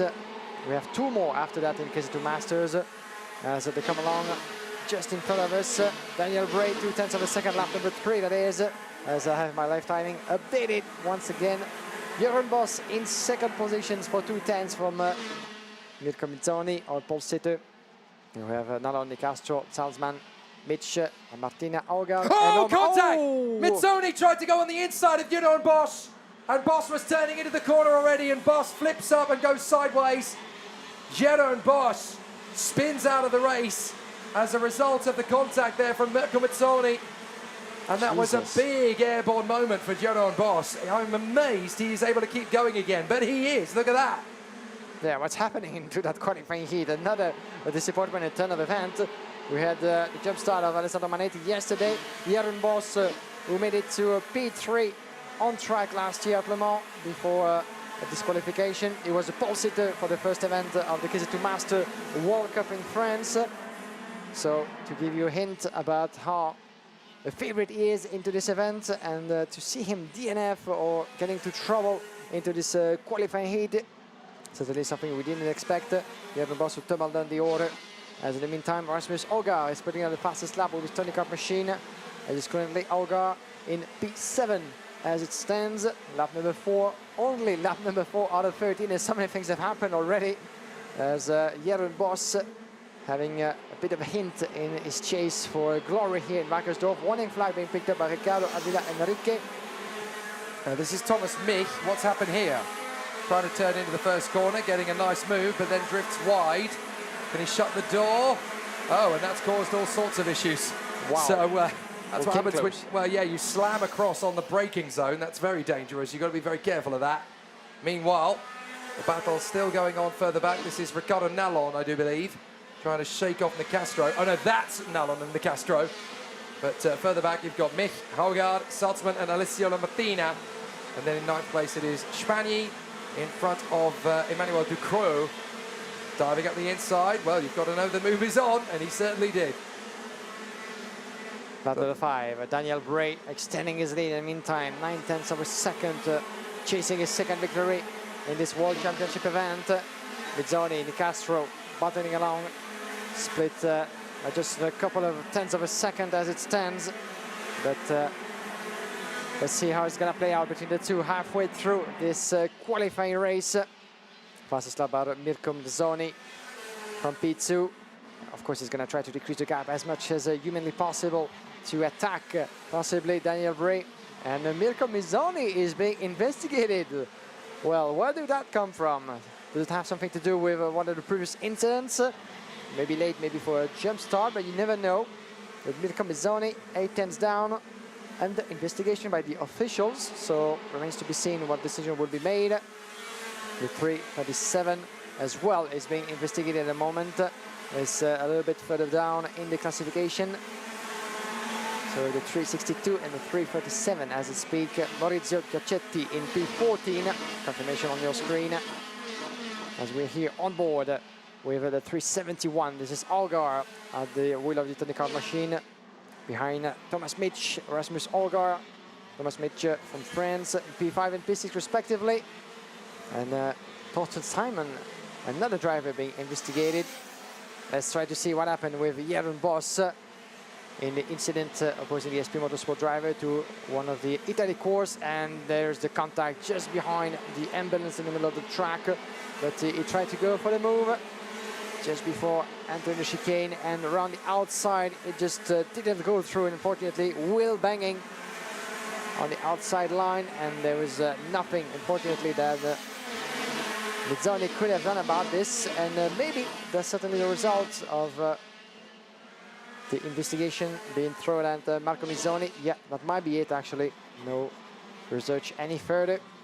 Let's see, the official will decide to give any penalty to Mirko Mizzoni for that contact with Jürgen Boss in the early stages of that qualifying race.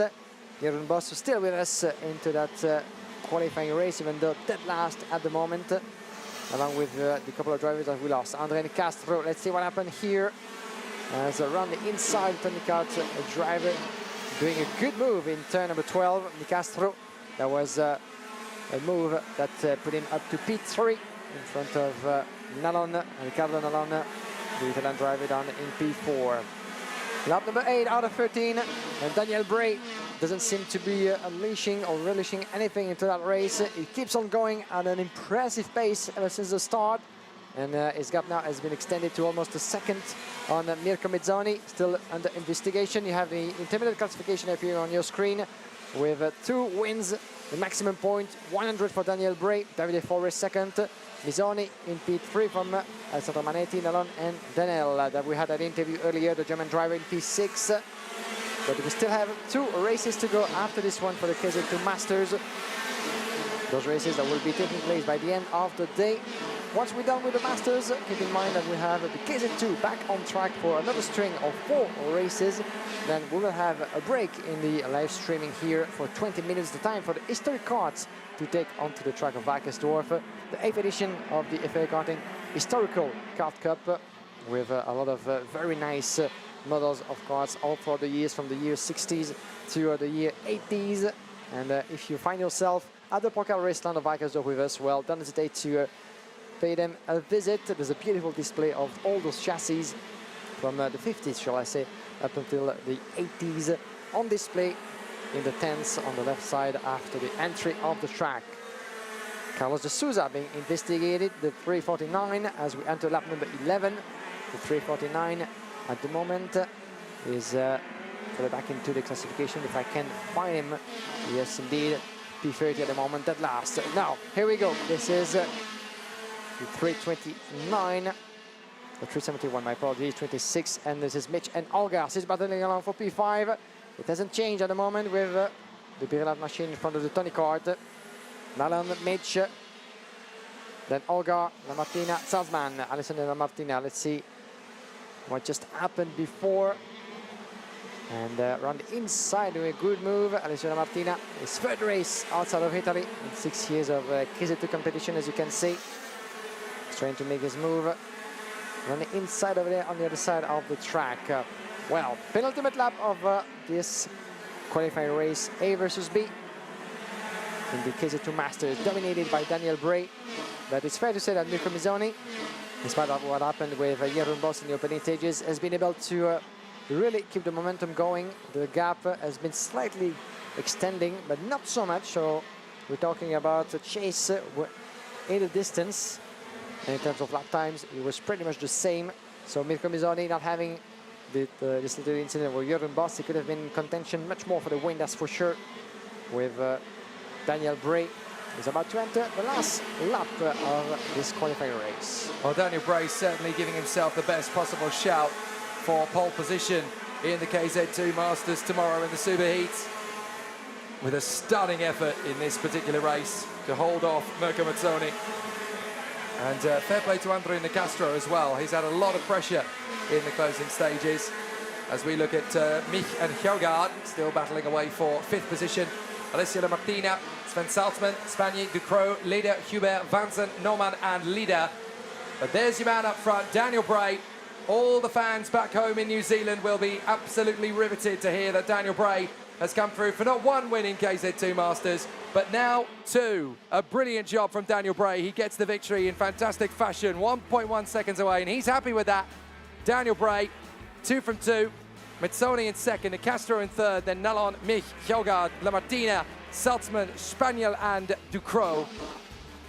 So an excellent run then from the Paralympian. He's been so smooth and so calm and composed throughout. So it's good to see him putting in such a great display in the closing stages of this one. Just keeping himself nice and tidy throughout, and in a really strong performance and a great display from the Kiwi, Daniel Bray. Having an amazing moment through the course of this race to keep himself in a very strong position and a strong frame of mind throughout. But Mirko Mazzoni cannot convert pole position into a victory on either occasion. He now is 3rd in the rankings, of course.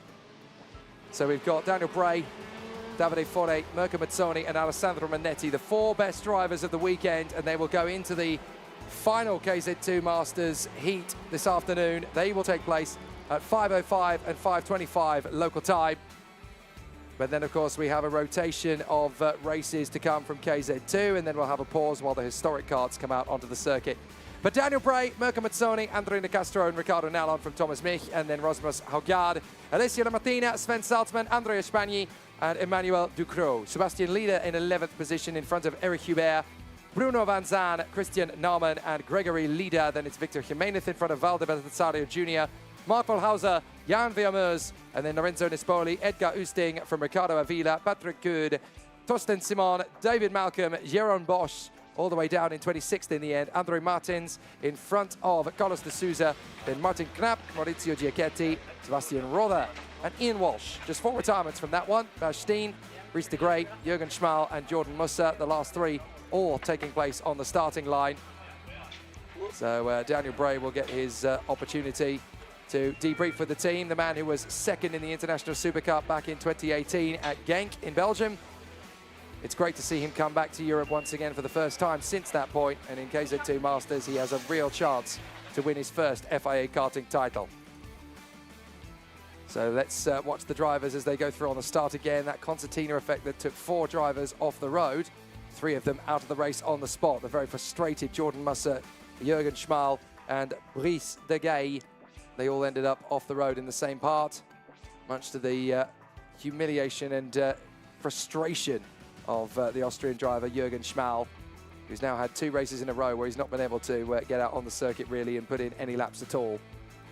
So Daniel Bray worked his magic at the start, got in front of Mirko Mazzoni, and that was pretty much game over from that point. One thing I do want to see again, though, is Mirko Mazzoni's move on Jeroen Bosch. Jeroen Bosch actually dropping, managing to drop all the way down to the back of the field.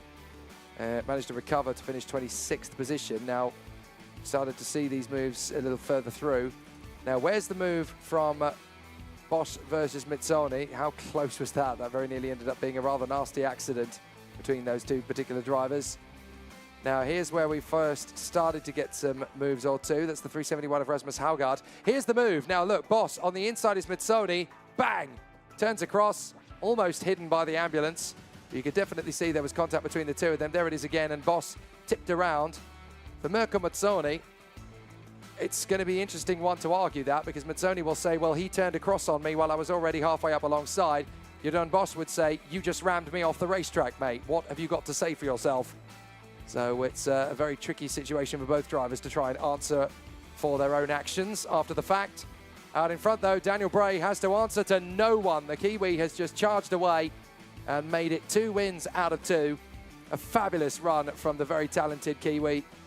And everybody back home in New Zealand are going to be very happy with the way it's all gone. So a finish result for Daniel Bray ahead of Mirko Mazzoni and Andre Nicastro. Down in pit lane is Guillaume Alvarez. It was a beautiful run indeed for Daniel Bray. Daniel, 2 victories so far. Beautiful set of performances. You must be over the moon. Yeah, it's a great way to start. We made some changes for that one from off the back of yesterday, and the kart was definitely better. We got to the lead, which was wonderful, and then managed the gap from there. Like, I had 2 spotters around the track telling me the gap, and they controlled the race for me, and I just did my job and they did theirs. There's certainly a strong level in the category. From one day to the other, what sort of change can you do to set up to change the performance that much? Well, I think we're pretty close. We're in the window. It's just little tiny changes from here. So, yeah, I don't think we'll change anything on the chassis for the next one. Maybe just work on the driver. Fantastic, good words. Thank you very much, Daniel Bray. And you can leave your place to Andre Nicastro as we get ourselves ready for the next race. Andre Nicastro from Brazil. A good result for you once again, Andre. Talk us through that experience of competing in KZ2 Masters. The sun is with us, the weather is beautiful, conditions are ideal as well. So a good weekend for you so far? For sure. First, I'm so glad for stay here, for stay in the World Championship KZ Master. Thank you for Mr. Robaz and Tony Kart Racing Team for giving me the opportunity. And so I try to improve more and more for starting in a good position in the final. How long has it been since you find yourself in a competition like that? Can you talk us through a bit of your background? Yeah, I'm 30 years in the go-karts, and I did 3 World Championships, 96, 97, 98. I did a pole position, 96 in Formula A, and 3rd position, 98 in Formula A too. So maybe in my 4th championship, I have another chance for try to win. Fantastic, good words. Thank you very much. Obrigado for talking to us, Andre Nicastro. Good luck for the last race of the KZ2 Masters that will be taking place later this afternoon. But back to the KZ2, Jake. Thank you very much indeed, Guillaume Alvarez. Great to hear from Andre Nicastro, the Brazilian talent for Tony Kart Racing. 40 seconds away from the next rotation of KZ2. There's only 2 rotations left until we get to the Super Heats tomorrow. 10 races left of the day, and that's going to be 4 KZ2s, the final pair of KZ2 Masters races, and then the final rotation of KZ2 that will set the pole position drivers for the next 2 races. Fabulous to see Davide Forde walk past our commentary box and go and chat to Roland Geidel of our GMMC group. He's got so many incredible friends in this paddock, Davide Forde. He's a lovely, lovely guy. And for the Render Motorsport team, he doesn't look a day over 30. Does Davide Forde. I swear he's got a painting in his attic that keeps changing. He is just such a youthful guy. And fabulous to see Davide Forde still looking so strong and so incredibly ruthless and strong. But we're going to see a fantastic operation come up towards us now as we get back into the action for the KZ2. Now, since you last saw us, 4 wins and a 9th for Alex Powell. Dropped Powell down to 4th in the interim rankings, but he can get that back. He's only 7 points off the lead.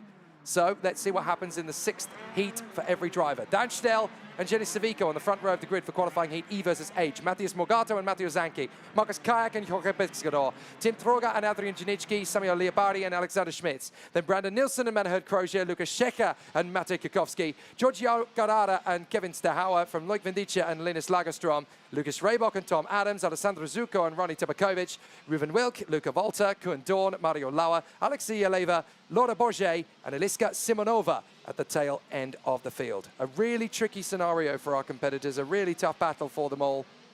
They know how tricky it's going to be from here on out. But obviously with only 2 races to go and 7 points separating the top 4 competitors in the rankings, it's pretty darn close. In fact, the top 6 drivers are separated by just 12 points. Nakamura Berta, Niels Troga, Daniel Vasile, Alex Powell, Max Orlov, and Matteo Zanchi. Any one of the 6 of them could end up taking pole position from this superheat. And all 6 of them have a claim to it. The 2 Prema drivers, Nakamura Berta and Alex Powell, have been exemplary throughout. Niels Troga has had his fantastic moments on home soil. Daniel Vasile leading the charge for Birolart. Maxim Orlov, the fastest man in time qualifying for Modena ASD Paralin. And in 6th place, in his privateer family-run team, Matteo Zanchi has somehow found the pace to run consistently at the front. This has the makings of a real classic. I like to see new names and, you know, unfamiliar faces at this level, of course. Not to say anything against Matteo Zanchi, of course, but compared to the likes of the KZ2 class that we've seen battling at the front for most of the races this season, the like of Jorge Pescador, obviously, Civico Espona, Matthias Morgato, and so on. It's good to see Matteo Zanchi from Italy really on top of his game and giving us some new favorites into the bag for the chase of victory in KZ2. Looks to me as though Giorgio Carrara is actually missing from his position on the grid, so that's devastating for the Argentine, but never mind, we're off and racing, and it's a good start for the front from Daniel Stell. Problems on the grid as a couple of drivers are slow away, but certainly Daniel Stell leading from Savico as they go through turn 3 and up to the hairpin at 4. Big braking zone for drivers as they try and dive in. Some of them will be on the new freshest half set of tyres as well. So that will be tough for them to try and make gains and move forward as the field jockeys its way through the hairpin, trying to get back onto the power and into a decent position. But Stell has the lead. Savico 2nd. Up to 3rd has come Matteo Zanchi. No, that is Marcus Kayak, who is coming to 3rd position in front of Matteo Zanchi. And here we go for the KZ2 battle once again. A couple of races left, 8 in total, to have leaders at the end, point leaders before the superheat, of course, and a bit of a will tussle coming to the last turn, but by the look of it, seems to me that Daniel Stell was able to get away quite quickly and put himself a bit of a gap, 4/10 of a second almost on Jenny Civico. Marcus Kayak down in P3. Oh, around the inside goes Kayak on Civico, beautifully made. Jenny Civico is going to have to, and another driver going cross country, a bit of grass on the wheels, not ideal at this time. At this point of the weekend. That was Matthias Morgato, the reigning world champion in direct drive. Oh, there you go for the Brazilian. Quite unfortunate. We saw in his last race that he dropped a bit of momentum all the way down to P8 or P9 after a string of very strong performances for Matthias Morgato. This won't help his scores, that's for sure. Oh, and one... That's a wheel come off! Oh my God, one wheel is going off. Who's actually out of the race? I think it's Mario Lauva. Yeah. So yeah, there is Mario Lauva, wheel missing from his car. And that is devastatingly bad luck for Mario Lauva. That looks like it's happened in turn 8. And so the apex driver, Mario Lauva, the German, retiring from the race with 3 wheels on his wagon. Well, we don't see that every day, and it's always dangerous when a wheel goes flying around the track for the other drivers as well, but it was well picked up in time by the marshals. Once again, Hats off to the Orange Army, even though I can see mostly yellow They're wearing jackets yellow. on the It's track. the yellow Yeah, army the in yellow Germany. army this time around in Wackersdorf. Oh, Pescador diving through the inside of Kayak, and that puts him into third position. Side by side with him is now Troga. So Troga trying to get past Kayak. He can't get through. And so Adrian Janicki, one of the few drivers left racing in international competition on a Cosmic, trying to continue to make progress. But certainly Troga and Janicki trying to step up the attack. And now Troga dives in on the inside of Marcus Kayak. Good move. Janicki trying to repeat the move. Round the outside comes Zanki, trying to get into sixth place. Lovely from Matteo Zanki, up into P6. And now Janicki going the long way round to try and take him back. No chance. Matteo Zanki is here to stay in P6 for the moment. Let's see what the Italian will be able to do from that P6, because he has the pressure indeed from Janicki. Schmitz further back behind, because Shahar putting in a fastest lap in this race. But in the meantime as well, we see the battles keep forming throughout the field. Matheus Morgato all the way down to P15. Giorgio Pescador in the meantime up into P3. Just less than 2 tenths missing on Jenny Civico. It's going to be a strong battle coming our way. And watch out as well. 5 drivers pretty much in the same picture into turn number 3, 4. Lap number 5, not even halfway. Oh, diving through the inside. That was well done for the back. You get to see who that was, but Giorgio Pescador, the fastest lap in this race, the 1:22 here. Civico, Civico Espona in P2. Giorgio Pescador just further back behind, as we are here with the 200. Alexander Schmitz trying to get a hold of Janicki for P7, as the 1:22 of Jenny Civico is still holding to that second position as much as he can. The 2 Spaniards will give us a run for money, certainly until the end of this race. Watch out for Pescador. He's very fast outside of the last turn, turn 13. Can he actually open that door? Yes, he can. And takes P2 just before the braking forward of the hairpin in turn number 4.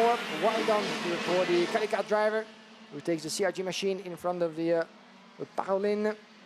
Now, Jenny Civico is going to have to respond to that in no time if he wants to keep his chances for win alive, even though Daniel Stöll has been taking well advantage of that battle behind him. 1.4 seconds now that he has built for himself in front of Pescador, with Jenny Civico just behind. Tim Troger, the second German, shall I say, be behind Daniel Stöll in the classification in P4. For Marcus Kayak, Janicki, Zanki. I would have thought that Matteo Zanki would have been certainly high in the classification based on what it's shown us throughout the day. Certainly not the sort of race and pace that he was hoping to demonstrate in this one. And as we often talk about, you know, with such a long string of races, this is a long game in that World Championship. Anything can always happen. And we've seen previously with Alex Powell, for instance, that after 4 consecutive wins, well, he tumbled all the way down to P9 in his last performance. And Matheus Morgato doesn't seem to be having the best of time at the moment, as we're running on board further back in the classification. Oh, I thought Zanki was really going to make a pitch there for Janicki into the hairpin. I was starting to get a little bit concerned that he was going to do so from too far back. Still, Pescador Civico. Now let's have a replay. Now this is the marshal getting the wheel off the race circuit. You have to remember that these guys do not get paid for doing this. They are there because they are passionate about racing and they want to make sure that a great motorsport event happens. And they are the unsung heroes of our paddock. Without them, we are nothing. So we're very grateful to the marshals around the course, who keep us safe and obviously keep motorsport flowing and keep it as safe and exciting as it is. Now, Daniel Stöll, 1.2 ahead of Jorge Pescador and Jenny Civico. Tim Troga, Marcus Kayak, and then Adrian Janicki, Matteo Zanki, Alexander Schmitz, Kevin Stahawa, and Samuel Leopardi in the top 10 positions. Despite that off earlier, Matheus Morgato still circulating, 11th position ahead of Brandon Nilsson, but it's definitely headache time for the former world champion, the reigning world champion, of course, in the OK category. I wouldn't be at all surprised if he travels to Franciacorta to try and take that rival title again. But certainly, over the sharp end of the field, the treble one of Marcus Kayak just hanging on here in front of Janicki and Zanki. But it is a bit of a stalemate at the moment in the top few positions in KZ2, as it is likely to be with the high tyre degradation we've got here in KZ2. Yeah, absolutely. As KZ2 is always, you know, feisty to follow, but as the more we go through the races towards the end of the day, and the more the tires will be degraded. So it means that the performance will drop, obviously, which means that the gap will be bigger and bigger, and we might not see as many battles, as many close battles as in the past, but this is always the theory, and from paper to practice on track, sometimes this can prove us wrong.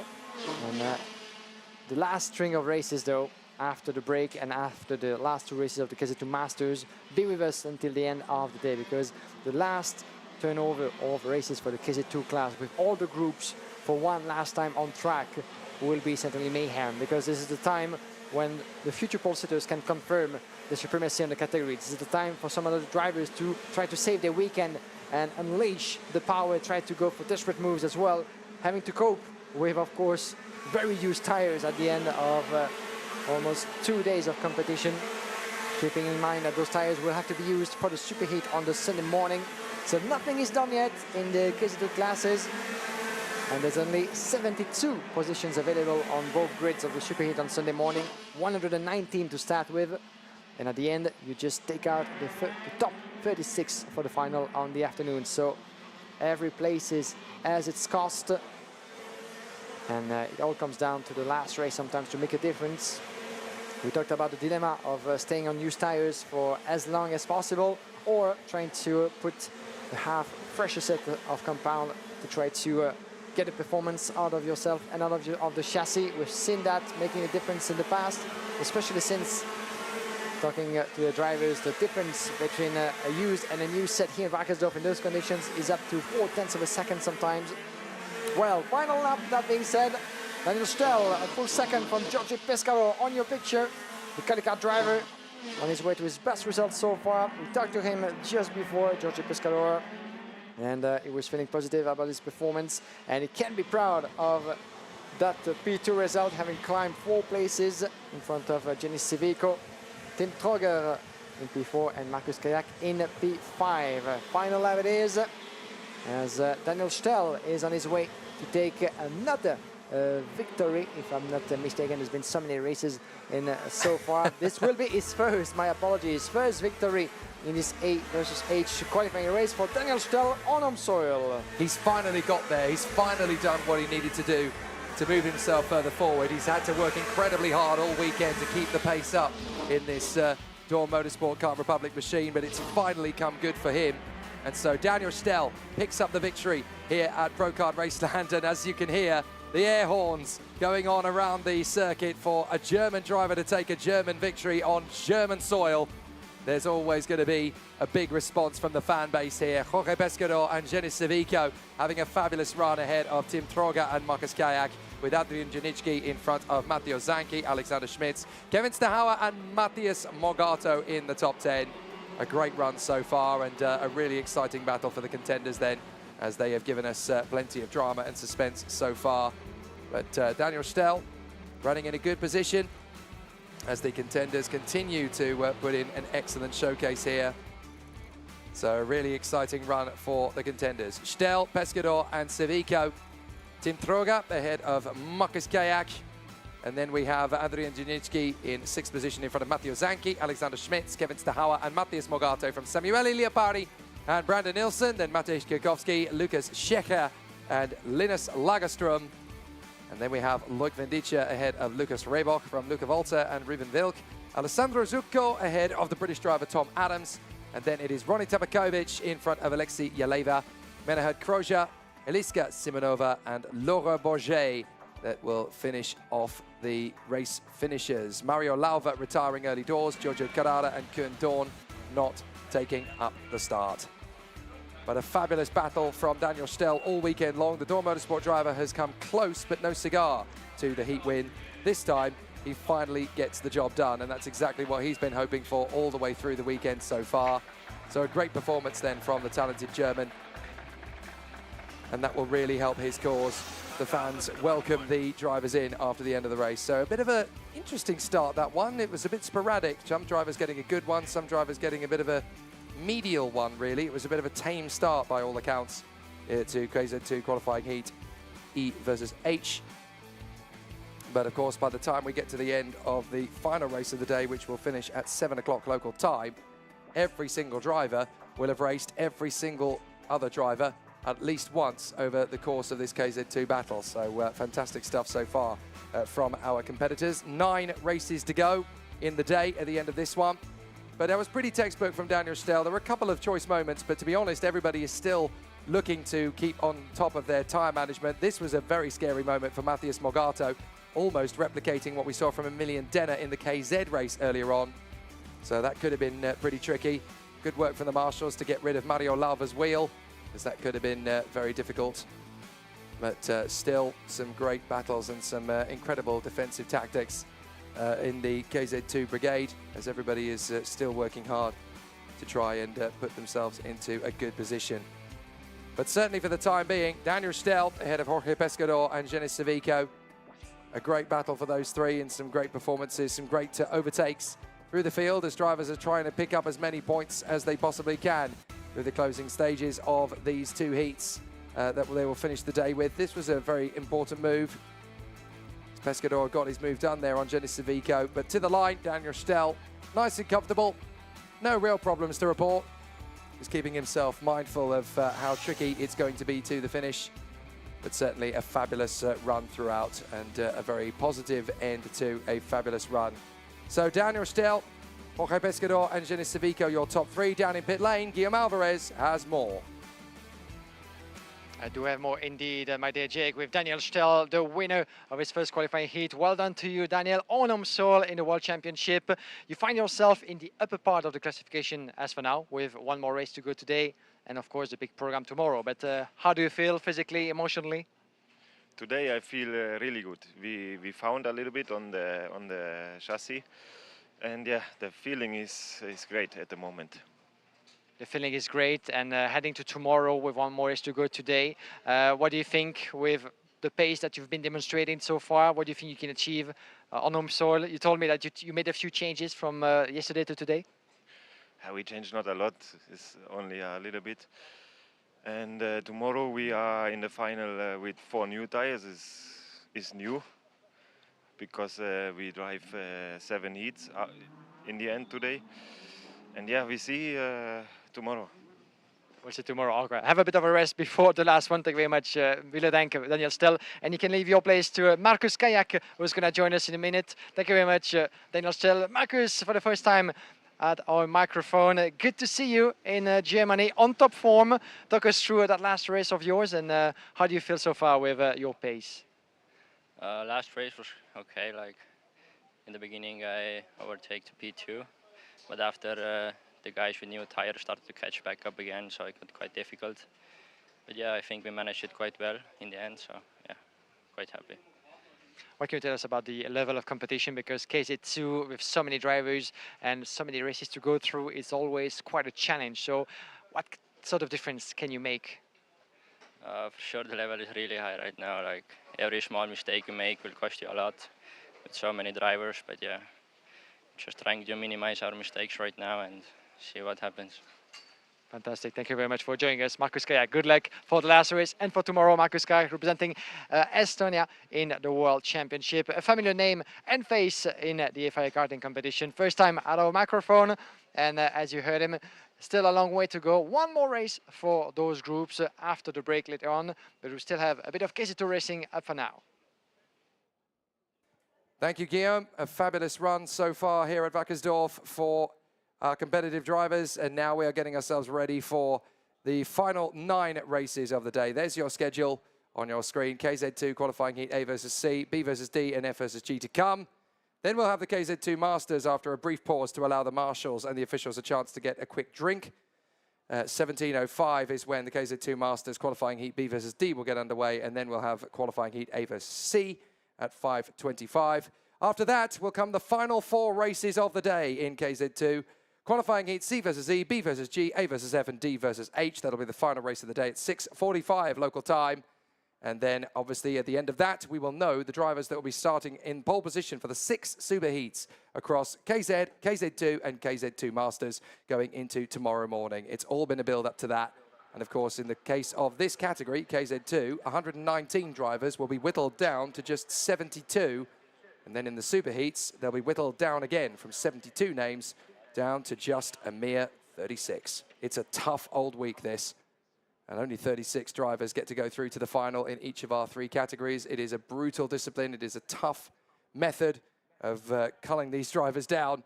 But they obviously have to put up or shut up on the racetrack. That's the only way to make it happen. Maxim Orlov and Alex Powell will go to battle now on the front row of the starting grid together. Maxim Orlov, the fastest man from time qualifying. Alex Powell, fastest in group, 4 qualifying heat wins and a 9th place in the previous heat. That's really going to be an important one for him to concentrate and focus to get himself back into a qualifying heat interim lead position. Not easy to get that balance right, especially with the tyres starting to fall away as they are. So now it comes down to patience. It also comes down to fluidity. Maxim Orlov and Alex Powell from Thomas Imburg and Ivan David, then Igor Nosov and Jean Nomblot. Christian de Klein and Thomas Stochemanis, Thomas Rakel and Andrea Dale, Alex Kubenko and Daniel Mathia, Tigran Bonatian and Vincent Wanagu, Bruno Mulders, Jesper Sjoberg, Florian Breitenbach, Ken Algra, Fotis Soteropoulos and Jay Kuhl from Oscar Steinbach and Maurice Schenker. And then we have Jose Gomez Gutierrez, Alex Rothschoff, Sebastian Belosin, Lucas Shabinskas, Damian Drew, Ines Kimivicius, and then Simon Billman. At the back of the grid is Tim Verelst. So it really will be an interesting tactic and a really strong and tough moment for the drivers to battle away with here in the closing stages of the day. But this one is quite an important one psychologically for Alex Powell to get right. The air horn's going bananas, that's what we like. But Maxim Orlov versus Alex Powell, this is quite an important one actually psychologically. Powell's got to get one over on Orlov. Orlov's got to get one over on Powell. So they're just as closely matched as each other. And the distance between them in terms of points is only 4 points. So Powell is 4 points ahead of Maxim Orlov. Whoever beats the other in this race essentially moves ahead of the other in the interim standings going into their final race. So it's quite an important one to get right. And important to get right, and I do hope for Alex Powell that they got back to the former setup, because I had a bit of a chat with the Jamaican driver and he confesses to me that in his previous race, when he went to P1 to P9, they actually tried a different setup on his chassis. That turns out in the end that it didn't work at all. What a gamble. Yeah, what a gamble. It was a big one, and they lost that gamble. They decided, of course, to try something different, but they came back to the previous setup that allowed Alex Powell to be so dominant in the first place. And he confessed as well that the degradation of the tire has been to a point of the limit, so it's going to be even more and more difficult for the drivers to make it until the end. So Maxim Orlov and Alex Powell, Thomas Imburg and Ivan David, Igor Nosov and Jean Nomblot. From Christian de Klein, Thomas Stochemanis, Thomas Rakel and Andrea Dale, then Alex Kubenko, Daniel Mathia, Tigran Bonatian and Vincent Wanagu, as Bruno Mulders is going to chase after them. Oh, a bit of a difficult start again for Maxim Orlov. Maxim Orlov with another difficult start as Alex Powell gets into the lead of the race through turn 1. So that is exactly what the Jamaican wanted. Maxim Orlov struggling off the line again as everybody works their way through the hairpin. Everybody gets through at turn 4, no major concerns, but Orlov has to slot in behind you. Van David, the Sri Lankan, gets a great start. There's problems off the line there for the 147. That is game over for Damien Drew. So Damien Drew is out of the race, but elsewhere, Van David hanging on a 2nd position. In 3rd place, it is Max Orlov, and Jean Nomblot finds himself having to work his craft with Thomas Imburg. Who's that that's off at the... That's Soddies. That is one of the Soddies. Could it be Vincent Wanagu? It is, yeah, you're right. It is Vincent Wanagu. So Wanagu, I'm afraid, out of the race there at the 3rd corner. So he got spat out to the sidelines on the very first lap. So it's Powell. Another one. Yeah, they're dropping like flies now, aren't they? That is one of the synergies.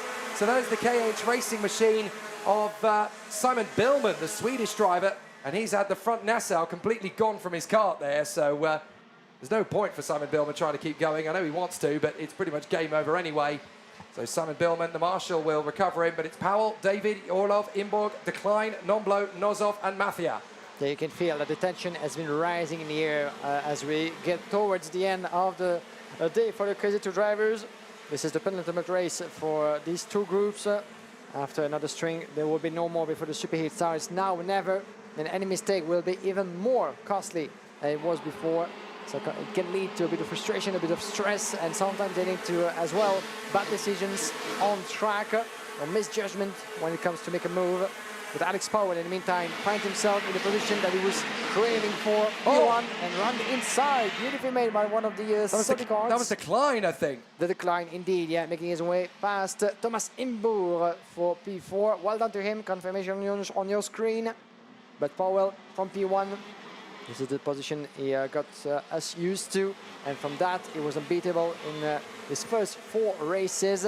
Watch out for any contact there, and this is the battle with Yevon David, trying to get back into contention. This is a bit further back, my apologies, with Jean Oblot, Thomas Imbourg, as well as Christian Declain, the CBB Study Car drivers in the mix, as Yevon David finds himself a bit on his own, as he has half of a second to try to catch up on Alex Powell.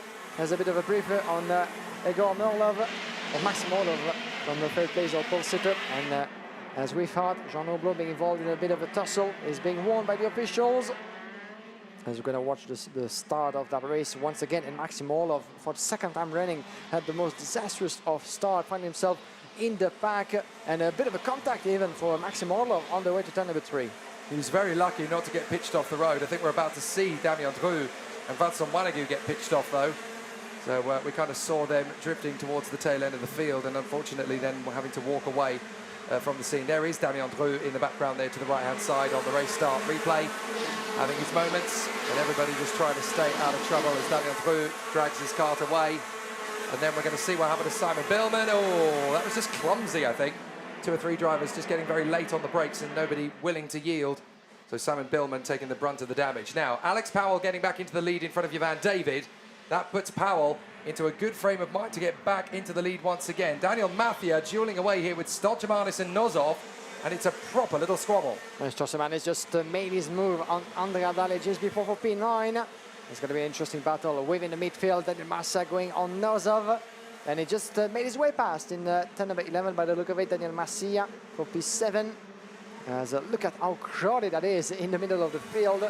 Nothing to worry about for both Alex Powell and Yevon David, even though Maxim Orlov is still very close to the Sri Lankan. It's going to give us a great battle for second place. There it is. With, and there it goes, a run inside. Beautifully made with Orlov, Declain in the mix. And that was a little bit further back as well. Oh, it's getting a little bit nudgy. That was Nozov, yeah, the move from Nozov. Nozov, Imbourg, Matthias, Stolchemanis, all just getting a little bit nudgy at that point of the course. And then further back, you've got Stolchemanis, Dahle, Gubenko, Rakel. So it's all getting a little bit tight and twisty at that particular section of the course. You've got to be very careful on the brakes here. You don't want to use the kart in front of you as a brake. It can really cause problems, not just on the track, but also in the steward's office afterwards. But Powell leads the way here by 1.1 seconds. Resetting the car to its original settings have definitely helped put him back into the lead of the interim standings.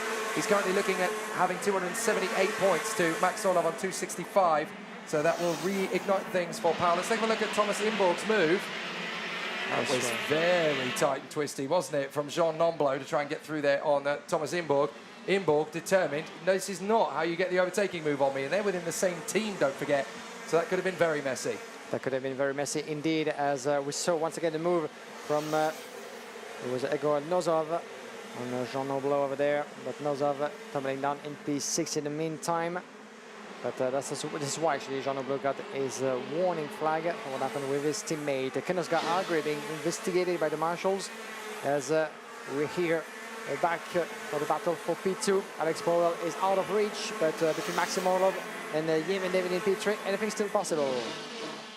There is the move from Orlov, getting his run on Yvan David to move up into second position once again. Quite an important move as well, as Tigran Bonatian continues on his way.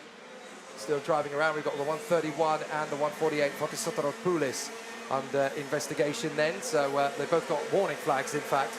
So that's beyond investigated. That's well and truly gifted in terms of a warning flag. But we're coming up to the end of the 8th lap, 4 to go still. The drivers are still trying to give us a little bit more spice from this race. Alex Powell coming through. Max Orlov into second position. Now Orlov is looking to be on 268 points. Alex Powell looking to be on 278. And diving at the inside, that's Stolchemanis. Gets the run there on Thomas Imbourg. So Stolchemanis through in a 7th position in the energy course. And that puts the Latvian into P7 at this stage.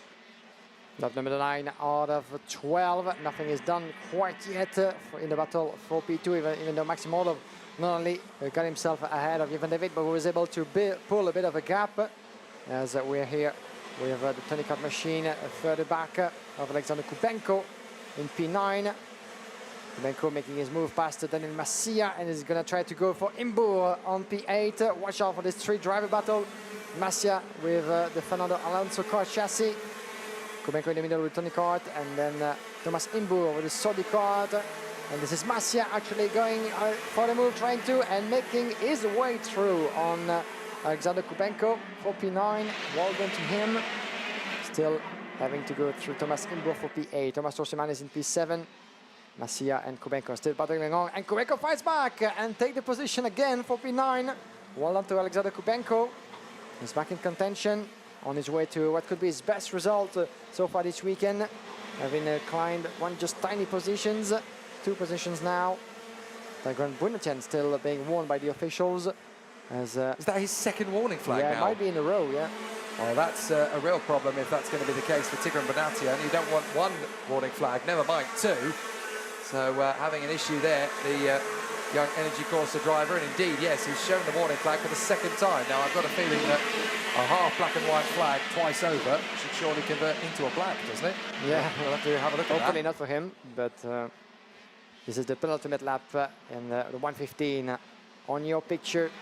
Thomas Imbur still under the pressure of Alexander Kubenko, as we're here with Jean Noblo and Christian Declain. Oh Noblo my goes for the move on Declain and takes P4. Oh my word, Jean Noblo came from a million light years back on Christian Declain, and that was quite the bold move.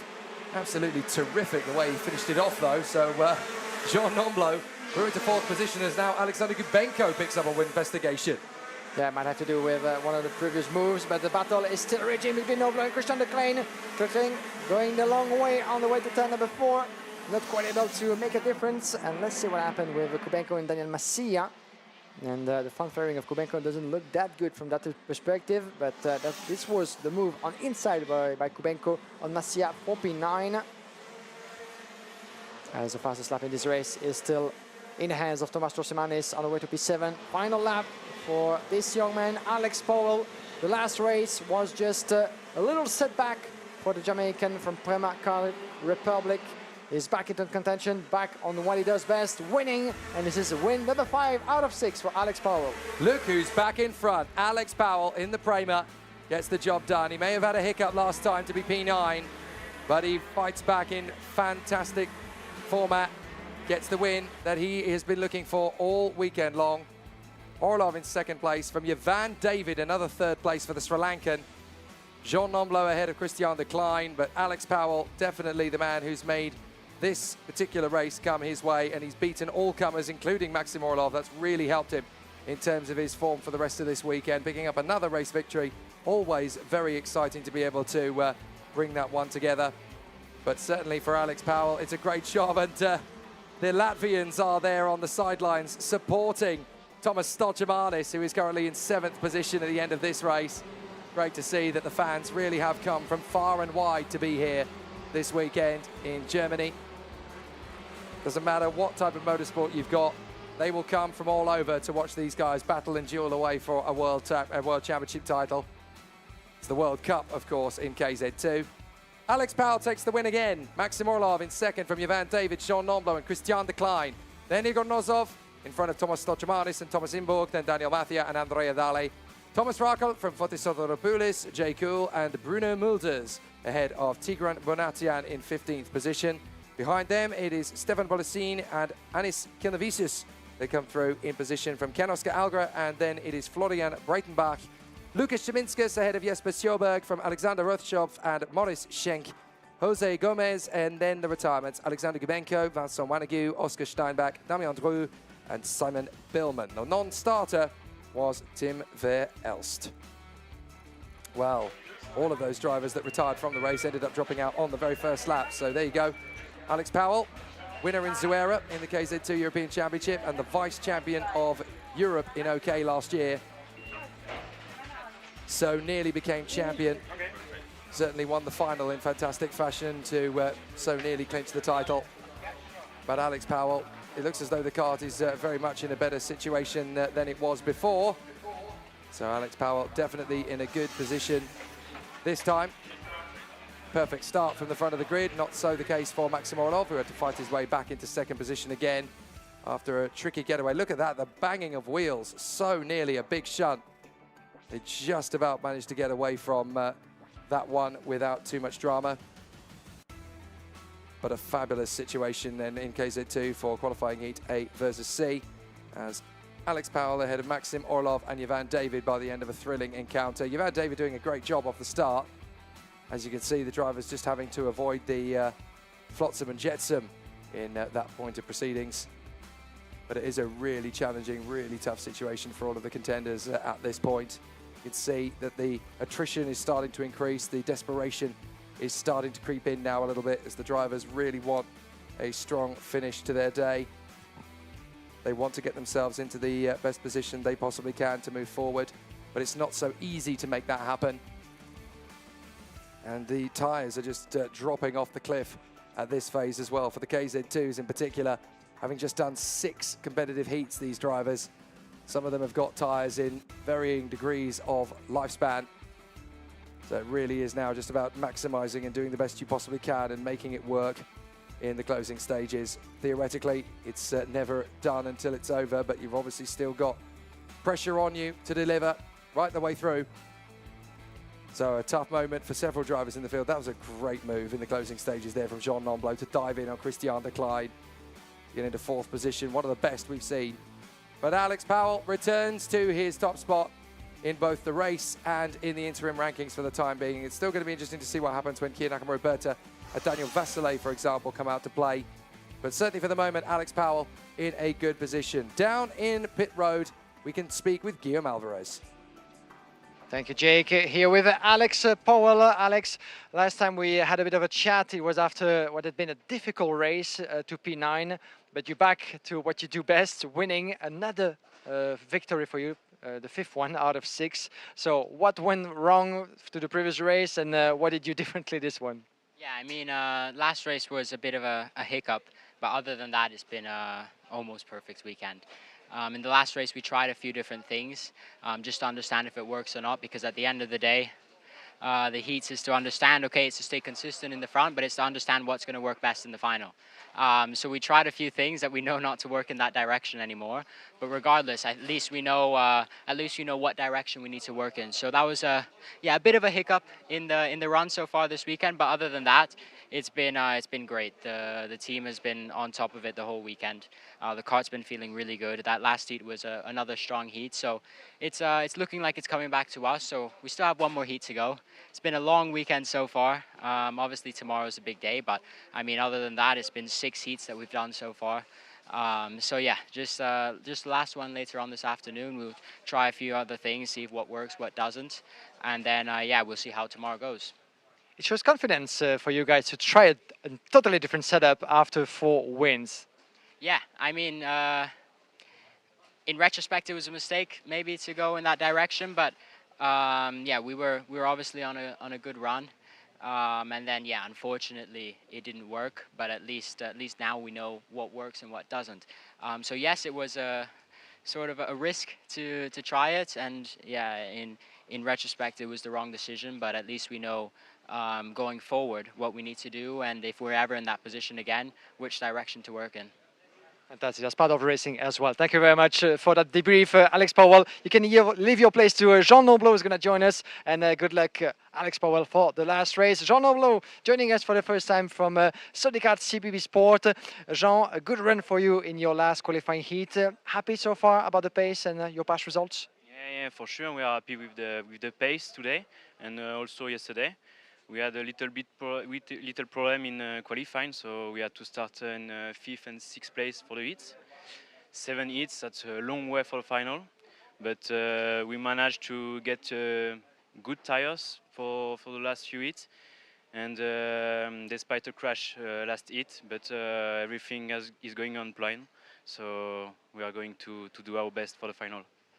Does it help for you to have so many drivers in the same tent with so many good skills and talent? Because most of you guys are fighting at the front, so I guess that's certainly an advantage for you at CPB. Yeah, for sure. That's quite challenging because we are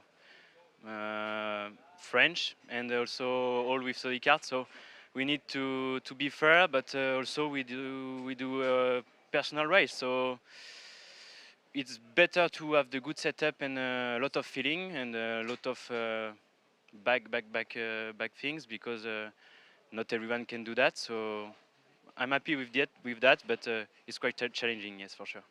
Fantastic. Merci beaucoup. Thank you very much for talking to us, Jean Noblo from CPB Sport Sodica. The confidence through his words for Jean Noblo, as we get ourselves back on track for some more KZ2 racing. We do indeed. There are 3 races to go in this KZ2 rotation. Apologies, 2 races to go in this rotation. They were zipping fast, going through them faster than I thought. B versus D is coming out onto the circuit next. Qualifying heat B versus D, we'll see Kiya Nakamura-Berta alongside Matteo Spergel on the front row of the starting grid. 2 drivers that are definitely going to be making a big name for themselves in this one. It's quite a significant moment for both drivers as they try to continue putting in an excellent display. So Kiya Nakamura-Berta and Matteo Spergel on the front row of the grid. Then it is Maxime Rem and Daniel Vasile, Pavel Tonteri and Christian Bertucca. Artem Severukin and Moritz Edna from Lucas Amalisto and Filip Wojcik. Andrei Matisic and Dominic Reuters. Then Shelian Galasin and Yannick Julius Bernhardt. Tim Lucati and Wackersdorf Putyatin, Theodor Odmark and Edgar Villaken. Then Alex Marigliano and Jakub Wojcik from Jake Clarick and Samuel Luye. Jesse Kirby and Gianni Androzani. Then Emmanuel Mai, Rick Hartmann, Karol Pazovic, Jakobas Bogdanovicis, Karl Painer and Patricio Zemeno. So the drivers are gearing up for another race start. Great to hear the air horns starting to sound around the circuit, as the fans are really starting to flock in around the FIA Karting World Championship circuit here at the Kart Pro Raceland in Wackersdorf. Everybody wanting to be part of the action, everybody wanting to see it all continue in fine style.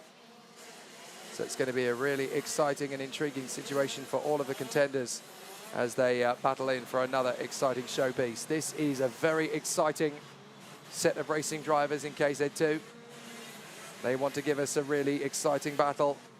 So let's see what we can finish up with. Alex Powell now on 278, Orlov on 268, as they continue to duel away. Zanki on 255, Stel on 250, Saviko on 249. Don't forget that Nakamura-Berta is on 235. If he wins this one, he continues to lead the interim rankings at this point. So it's still quite a long way to go and still quite a lot of hard work to take on in the closing stages of today. But what a battle, what an opportunity for Kiya Nakamura-Berta. He knows what's expected of him. Matteo Spergel knows what's expected of him to try and beat him off the line. So for Kiya Nakamura-Berta, having just watched his teammate Alex Powell take a victory, he'll want to do the same thing to essentially give himself the best possible chance of emulating his teammate and staying in the lead of the interim up to this point. Still a very tricky race meeting and still a lot to do here at Wackersdorf. The drivers and the teams know what's at stake. So let's see what will occur for Nakamura-Berta and Matteo Spergel. Are we going to see them take the victory? We are! Nakamura-Berta fights for the crowd, diving forward, up to the inside, ahead of Matteo Spergel. No major concerns for Nakamura-Berta off the line, but Spergel's already trying to go right around the outside of Nakamura-Berta. What a move from Matteo Spergel. Absolutely terrific, and Nakamura-Berta didn't even see that one coming. Now he's going to be cannon fodder for the Birolats if they continue to charge forward. Unfortunately, they gang up on each other, so Nakamura-Berta is given a get-out-of-jail-free card there in 3rd position, but Matteo Spergel, what a move around the outside. A bit of a breather indeed for Kiya Nakamura-Berta, but another CPB driver with strong intentions. Matteo Spergel into that race. You heard about Jean Noblo. So many great talents in the CPB owning, helping each other out, pushing each other out for the best result, not only for themselves, but for the brand as well. So the question is now, can Kiya Nakamura-Berta hold on to that 2nd place? Close enough to the leader to switch positions. He has the intention, and he has the pace as well. As soon as lap number 2 is trying to go the long way around in turn number 4, but Matteo Spergel saw that coming, obviously, and shut the door, and he's going defensive on the way to turn number 6 as well. Kiya Nakamura has nowhere to go as for now, and the logo he waits, and of course, the more it will be under pressure by Daniel Vasile, the current Vice Europe champion in the KZ2 category this season, as the Team Ducati is picking up a warning flag. Watch out, look at, this is exactly what we were just talking about, with Kiya Nakamura-Berta watching over his shoulder, and he sees not only Vasile, but also Maxime Rem, Bertucca, Severukin, and pretty much the entire field still packed up together, and going around the inside of at least train 2, David Vasile. First sign of a move certainly coming Kei Nakamura felt it, and he needs to go first. He's going to go for it. Kei Nakamura dives in at the inside of Matthew Spergel. Has he got the lead? Yes, he does, and through with him. Looks like Vasilei's going to get through into position as well. Vasilei in a second place. Now, this is going to be a real test of Kei Nakamura resolve, because now that Vasilei has got through in a second position, he is definitely going to be the kind of driver that can give Kei Nakamura a really hard time up front. Vasilei has been strong and race-winning pace all the way through this weekend. So too, though, as Kei Nakamura. We've got a crash that has taken out two drivers. That is Yannick Julius Bernhardt and Samuel Luyet. So the two of them have gone together, unfortunately, up at turn 6. So that's Sam Luyet and Yannick Julius Bernhardt. Their races are over. As they come over the top of the crest at the end of the third lap, Nakamura has been released up front. Vasilei has been released in second. But if anybody's going to keep up with and then challenge Kei Nakamura, it is going to be Daniel Vasilei. As on the inside, Maxime Rem goes for the move, and that is one of the energy course carts that is out. That is Lucas Samalisto. So Lucas Samalisto now retires from this race. Yeah, quite unfortunate for the Energy Corsa driver. For Sam Luyet, this is DNF number 2 since the start of the day. And at this stage, this means pretty much game over in terms of proper results. I think we've lost Celian Galassin as well. Celian Galassin seems to have gone off at turn 4. He was in P8. He was right up in the top 10, Galassin. And that, of course, is going to be the second race in a row where we've lost the Maranello driver from France. So Celian Galassin has had a big moment in the mix there as well, and he's out of it. But Daniel Vasilei trying to put pressure on Kei Nakamura. He's taken a 10th out of him already. As Maxime Rem hustles Mathieu Spergel. Samuel Luyet is under investigation for his part in the incident between himself and Yannick Julius Bernhardt. Maxime Rem trying to go for the inside line to get the move on Mathieu Spergel. Not going to happen yet. Let's not forget that Maxime Rem had a bit of a disappointment with a very, very disappointing results in one of his previous qualifying races after an incident into the opening lap. That really put a close, certainly, to his strong string of performances. There is Galassin. Yeah. So Celian Galassin, the French driver, having his moment as trying to dive up the inside again. Spergel having a look at Maxime Rem. Now that Rem has got through. So Rem into third position, Spergel down to 4th place, and look who's up for the count now. It's Artem Severyukin. Severyukin's going to try his bit as well, halfway through the 12-lap KZ2 race. Kei Nakamura 7/10 up on David Vasily. Those three together. Maxime Rem, Spergel, Artem Severyukin. Who's going to go for the move first into the turn number 6? No one is moving just yet. That could actually allow Christian Batuka with the bailout machine to get close. He's on the side of your picture with Ebner and Paolo Tonteri just behind 7 and 8 respectively. Reputatin and Matisic running out the top 10. At this point, it can go different ways at different moments. But Maxime Rem is leading the pack, at least this 3-driver group that could get into 6 at some point if there's not any change. Good to see Artem Severyukin back at this level, of course. As Kei Nakamura, in the meantime, has been extending his gap, and there's a good reason to that. The record lap of the race in 46.37, 4/10 of a second faster than Daniel Vasily on that last lap for Kei Nakamura, and 1.2 seconds even. So this is hammer time for Kei Nakamura. Having seen from the sideline the victory from his teammate Alex Powell, he knows that there's no room for mistake, and he needs to go for the win. He really needed it to be a fast lap as well, Kei Nakamura. He's in that position where, yes, he's got the advantage, but he knows just how close Daniel Vasily is going to push him. So it really is going to be a tricky one for him to continue this. So fabulous stuff from Daniel Vasily to put the pressure on him, but Maxime Rem still giving Kei Nakamura and Daniel Vasily a heck of a lot of pressure. So Nakamura, Vasily, Rem, Severyukin now ahead of Spergel. Then Bratuka. Where has Christian Bratuka's pace been this weekend? He's been there, but he's kind of, I don't want to say he's been half asleep, but whatever it is with the setup of the kart, whether it's his motivation, the fact that he hasn't clicked with his circuit, this is not the same Christian Bratuka that we've been used to seeing in 2023. And do remember, there's a move around the inside now, and and a contact, unfortunately, and one of the drivers being pushed out as a result. It's Ebner. It's Ebner indeed, as was it Matisic trying to make his bid? I think it was pushing. I think it was actually Ebner trying to take on Paolo Tonteri, and it failed dismally, and Ebner actually ended up getting squeezed there by Paolo Tonteri. Yes, so Tonteri lives to fight another day. Ebner falls to 10th position. He's lucky that that's all he lost, really, because he could have had a heck of a lot more than that. And it's been a very tricky scenario for the contenders in this one, but with 4 laps to go, Nakamura Berta ahead of Daniel Vasile, Rem, Severukin, Spergel and Bertuka still having a really tough race of it as they continue their charge forward. But a really interesting and significant tussle between the two competitors as they continue forward. Nakamura Berta, Vasile, Rem, Severukin and Spergel, top 5. Then Bertuka, Totelli, Marisic, Pitatin and Moritz Ebner. Then Klarich, Locati, Vilkans, Wojcik and Emmanuel Mai. And then Theo Odmark from Reuters, Hartmann and Rosani. And then it is Bogdanovicius in front of Wojcik, Marigliano, Kirby, Berner and Gemenio. But Kian Nakamura Berta having a wonderful race up in front, a second clear with 3 laps to go. This is exactly what he needed, and he's going to be 7 points clear of Alex Powell and then 12 points clear of Daniel Vasile. With 1 race to go, of course. After this one, we'll have one more qualifying heat confrontation between F and J, and then it will be about time for everybody here to take a break while enjoying the historic karts on track. And then we'll go into the last straight line of the day with the last 4 races. The most important, certainly, for the KZ2 drivers, as they will establish the starting grid for both the Superheat A and B tomorrow morning. As it stands, as you said, Kian Nakamura Berta is leading the way in points, with David Basile climbing to fifth break. And Maximo Loschkel and the rest of the group, Matteo Spiegel, finds himself in P9 as it stands, as the 110 on track is being investigated at the moment. And this is Pavel Terry, actually, who just lost a place to P8 to Matisic. And in the meantime, another driver is pulling into the pits. As you can see, Pavel Terry, investigation flag for him, and we're going to lose another driver by the look of it. Don't tell me that's Karol Pazovic again.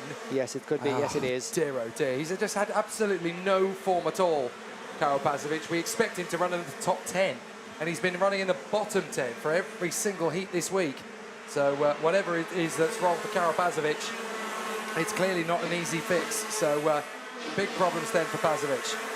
Yeah, quite unfortunate to see his race ended prematurely. Final lap that is for Kian Nakamura Berta with 1.2 seconds. There will be no worries in the world for the young British-Japanese driver to go pick what will be the heat win number 4 for him, while Alex Powell has 5. Kian Nakamura Berta come on equal terms as his Prema Racing teammate. Remains to be seen in the last race. But for now, they're close on points at the advantage of Kian Nakamura Berta, who's done the job he needed to do. Win number 4, that is, from Daniel Vasile. Still one of the strongest contenders, as he's proved to be throughout the European season. And Maxim Rem picking up a good result after his disappointment earlier. So perfect for Kian Nakamura Berta. Now it's all suddenly come his way. It was looking a little bit shaky at one stage, but he has absolutely managed to reboot his week. And a fabulous performance then from Kian Nakamura Berta to now claim the lead of the interim standings. 7 points clear of Alex Powell and 12 points clear of Daniel Vasile. There's still a lot to do, but this is definitely a very important moment for Kian Nakamura Berta, having had a very solid display in the previous races.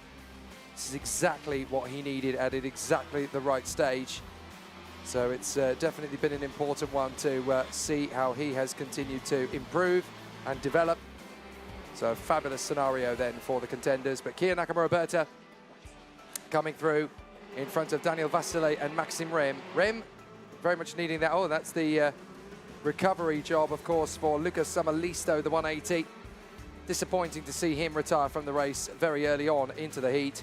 But there's the intermediate classification as it stands at the moment. Nakamura Berta from Alex Powell and Daniel Vasile. Orlov, Daniel Stel and Jenny Savico. A very competitive run as Kian Nakamura Berta takes the win from Daniel Vasile and Maxim Rem. Then Artem Severukin, Matteo Spergel and Christian Bertuka. Then Andrei Marisic ahead of Pavel Tontevi and Wackersdorf Putatin, Moritz Ebner, Jake Klarich, Tim Locati, Edgar Vidkan, Philip Wojcik and Emmanuel Mai. 16th for Theodor Odmark in front of Dominic Reuters, Rick Hartmann, Gianni Androzani and Jakub Wojcik. Then Alex Marigliano, Jokubas Bogdanovicius, then Kai Perner and Patricio Zemenyo, with retirements for Karol Pazovic, Jesse Kirby, Tenny Engelisin, Lucas Amalisto, Yannick Julius Bernhardt and Samuel Luyet. But Kian Nakamura Berta out there at the top spot, doing a sensational job and getting another heat win, the Alpine youngster in the Prema Racing team, certainly now looking like the strongest form in KZ2. He's been a world champion in junior, a European champion in senior in OK, now he wants to become the KZ2 FIA Karting World Cup winner here at Wackersdorf, and that would bow him out of karting in the perfect fashion. Certainly some good moments from him in this one, as he has controlled the pace right from the outset. Had a decent start. Daniel Vasile getting into second position was a slight headache for him, a slight hiccup. But I tell you what, he's definitely now in a much stronger and much more confident, much smoother position as he continues to make good work of things from that particular pathway. So a very solid move. So Kian Nakamura-Berta and Daniel Vasile ahead of Maxime Rem at the end of a fabulous thriller here. What on earth must the tyres be feeling like to drive on at this stage? Because it's got to be so difficult, so tricky, so awkward at this phase to try and make heads or tails as to what things look like now. But certainly a fabulous battle in the opening phases. Look at this, as we saw Kian Nakamura-Berta losing out initially to the 107 of Matteo Spergel. Spergel really fighting his corner to try and get past Kian Nakamura-Berta. Vasile, I thought, was going to get a better run on him as well. But Nakamura-Berta getting himself into that competitive run and starting to find chances for himself to move forward. But still some amazing racing. Lucas Samalisto will not agree with that on that particular occasion, because his race didn't last particularly long. Other drivers, though, were able to make good charges forward. There is Matteo Spergel getting his move back on Maxime Rem. It wouldn't last long, though. He would eventually fall back away to 5th position. But we are now just one race away from the end of the 6th rotation. It's going to be a really exciting battle for the contenders as they continue in the closing stages. There's only going to be a handful of races still to go in this one. A fabulous performance from the contenders, still very much in the offing. And a great display from all of our drivers. They've been absolutely immaculate so far, and they will continue to give us an exceptional job, an exceptional drive through. So still, we continue to roll on these KZ2 heats, but it's looking likely that Kian Nakamura-Berta will leave the interim going into the final qualifying heat. Let's get a roundup with Guillaume Alvarez down in the pits. Thank you, Jake. A bit of a shadow here, actually, at the interview square down in Parc Fermé. And for myself and you, David Basile, that's certainly something to be taking advantage of, because this has been quite a hot weekend so far. But for you, you P3 at the moment overall after another strong result, P2 in your heat. So despite those heated conditions, how do you feel? Well, firstly, I can say, unfortunately, we don't have this shadow on the track. So yeah, it's getting heavier on the track. It's also the racing is getting more difficult because you know, having 1.5 sets of tires already, the kart, the go-kart is not so stable. Yeah, unfortunately. It's even difficult now with the tire management because of these hot temperatures. But yeah, for now, P3, it's a good result. Coming from 12th, it's so good. For now, it's okay. Yeah, it feels okay. In terms of pace, once you went to the lead, Kian Nakamura was pretty much uncatchable.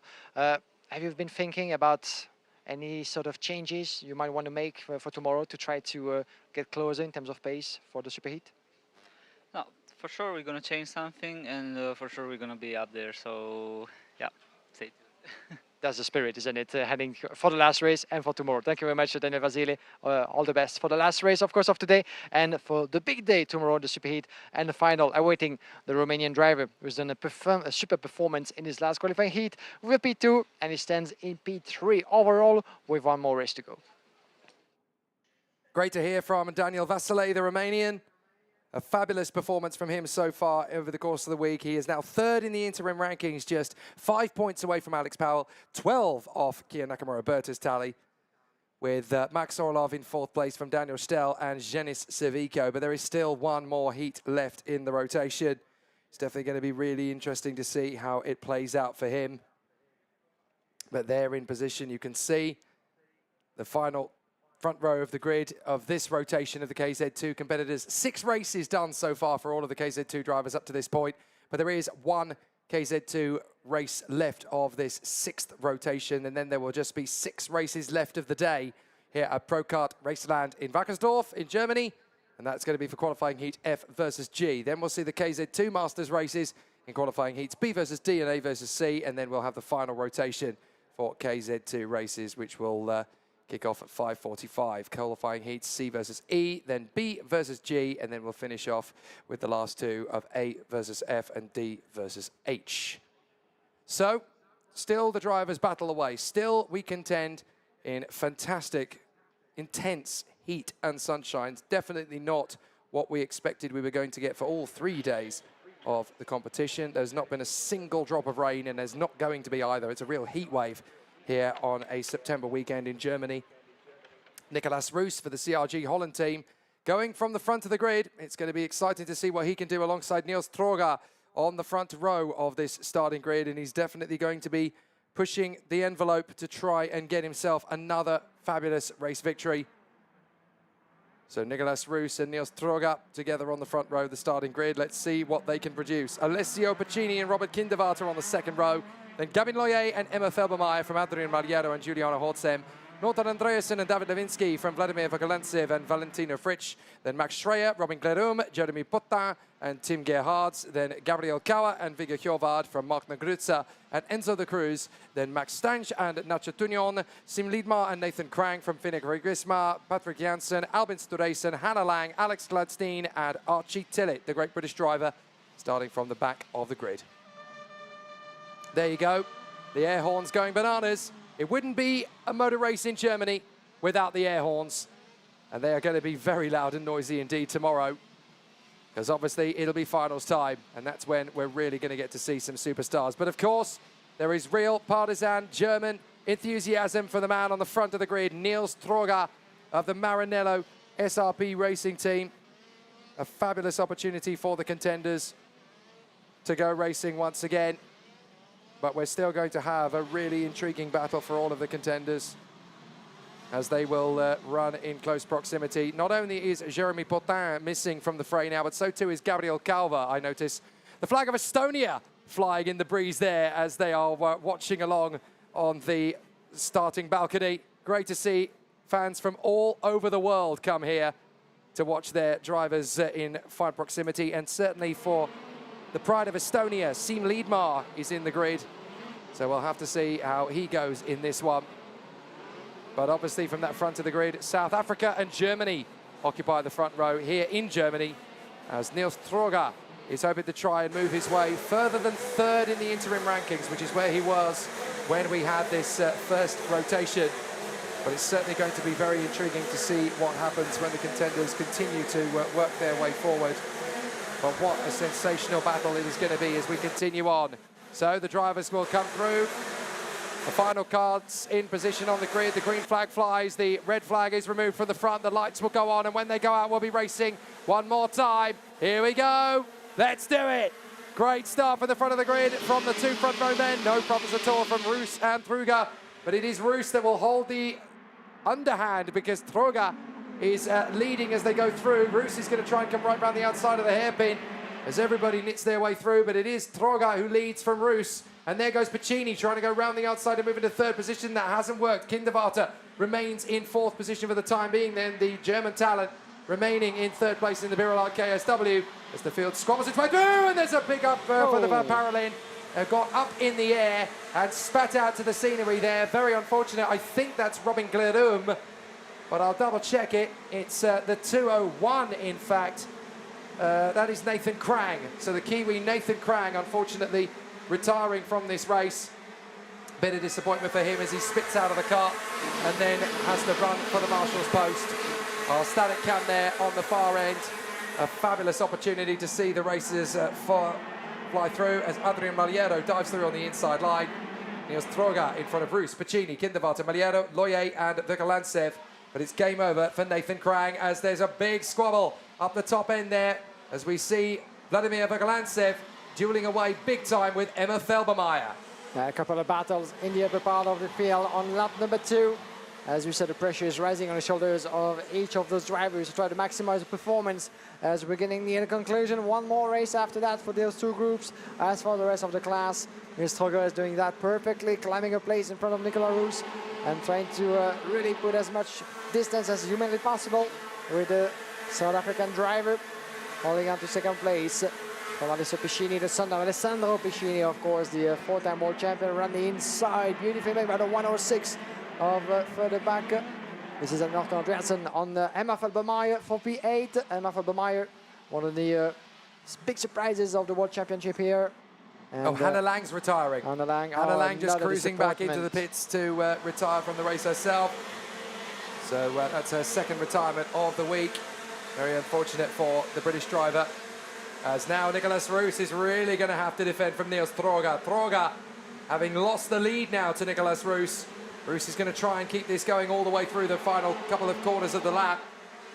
129 has been given a warning flag there. That is Tim Gerhards on his Maranello. But with Nicolas Roos getting into the lead, Niels Stroger is going to have a lot of pressure now for Pacini, and that is a spin from one of the Leclerc by Lennox karts. I'm afraid that is Robin Glerum. I thought it was him that went off earlier. Now he's done it, unfortunately. So Robin Glerum dropping to the back end of the field to join a lot of other drivers on the sidelines. But there is your leader, Nicolas Roos for South Africa, ahead of Stroger, Pacini, Maggiero, Kindevata, Loye and Verkalantsev. Fastest lap in the race for Gabin Loye from P6, trying to get close to Robert Kindevata in the battle for the top 5. Outside of turn number 12, still drivers observing each other at this point in the early stages of that race. One was having no problem at all as we watch once again the starts. Some of the drivers in the middle of the pack, quite slow at the getaway, but no trouble whatsoever. Unlike what we had for the KZ2 Masters qualifying heat previously.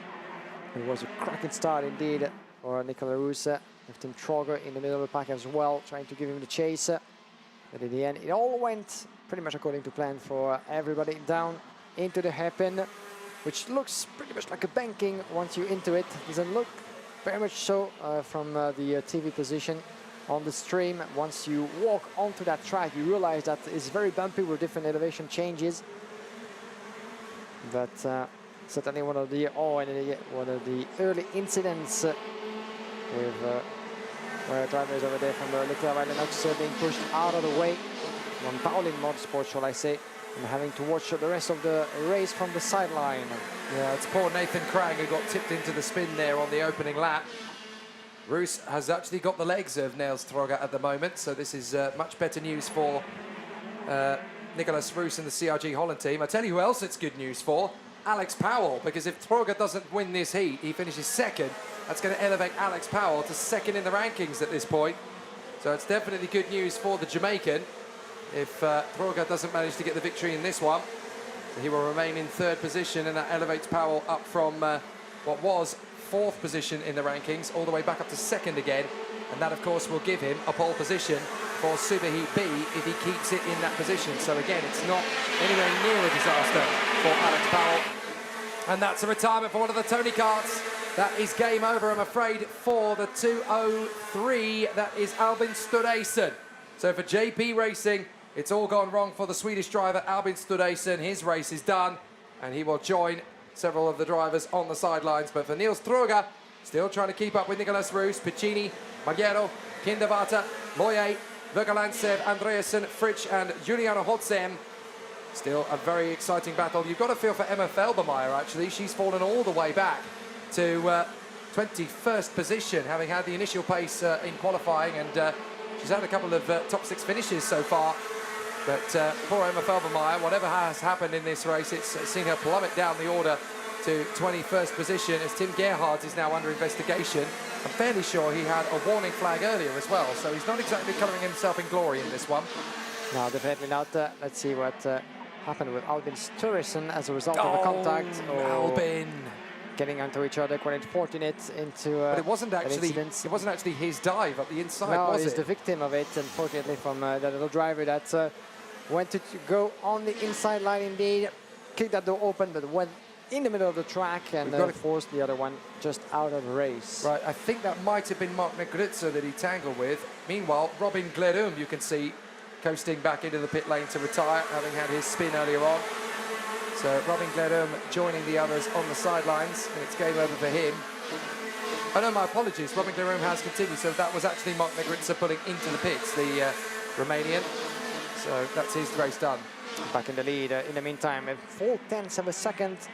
Nothing is done yet between Nicola Rus and Nils Stroger.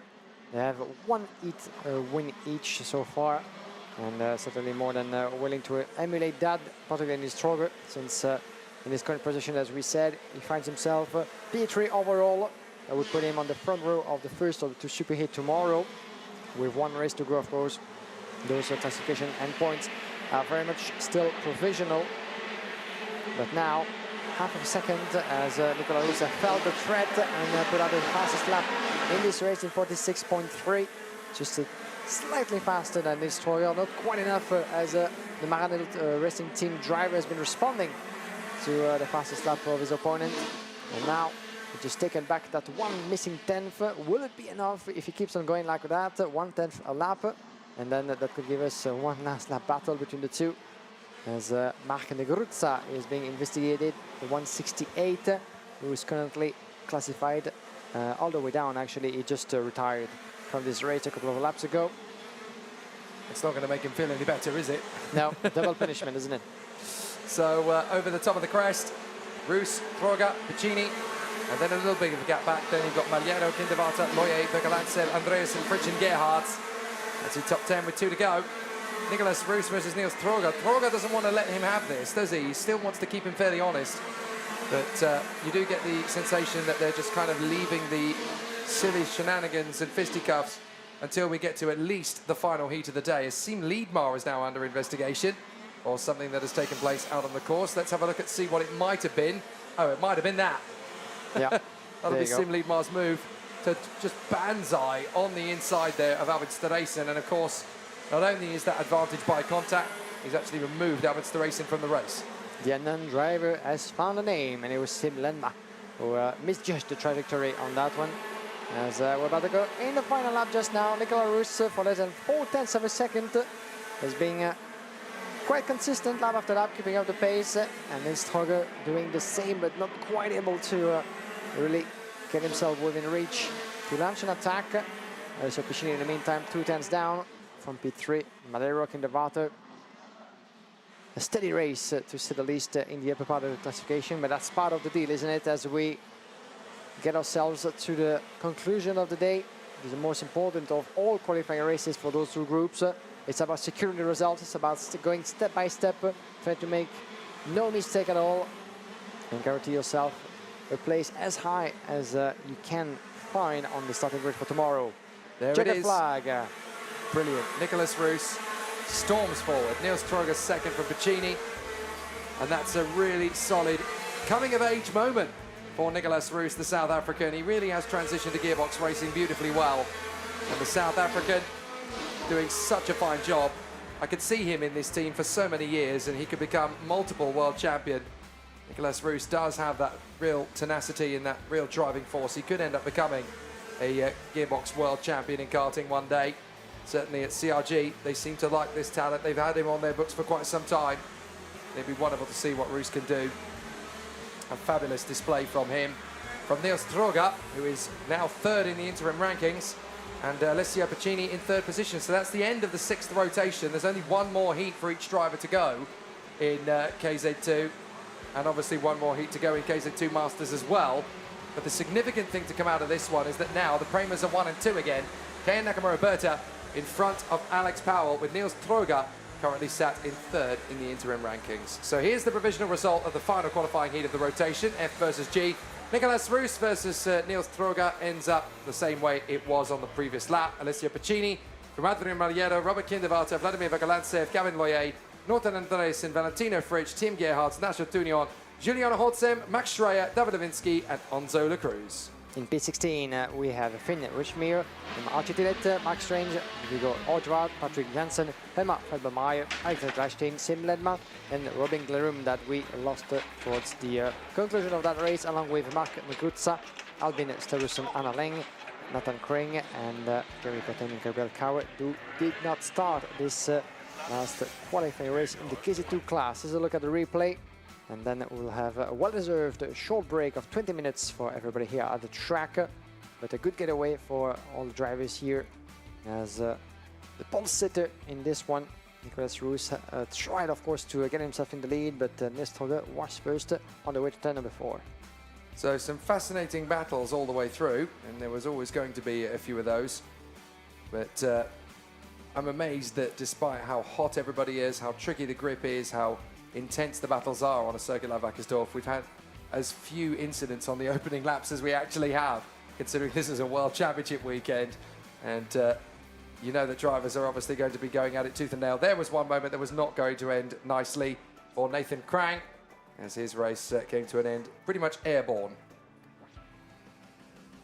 It's not often that we don't have done many first lap incidents in Wackersdorf, particularly in the first hairpin in turn number 4. We've seen that on numerous occasions over the past few years when we came here. I remember still back in 2021 we had the Academy Trophy here. At the time, it's no longer the case, where it was competed with KZ2 and KZ, and it was raining a lot on the track, and I can tell you it was mayhem in the opening laps of most of the qualifying races. And then Sim Ledma misjudging the racing line and putting his opponent out of the race. I think it was Magne Guzza. Well, Nicolas Roos certainly taking a landmark victory for him and the CRG Holland squad in a very smooth run in front of Niels Troga. It displaces Troga down to 3rd in the overall rankings behind Kian Nakamura and Alex Powell. There's one heat to go in KZ2 Masters for each driver, one heat to go in KZ2 for each driver. The KZ drivers have already wrapped up for a while, but it's going to be an interesting battle when we continue on. KZ2 Masters and KZ2 still to come, and obviously with a little pause in proceedings for the officials and the marshals to get a little bit of a breather.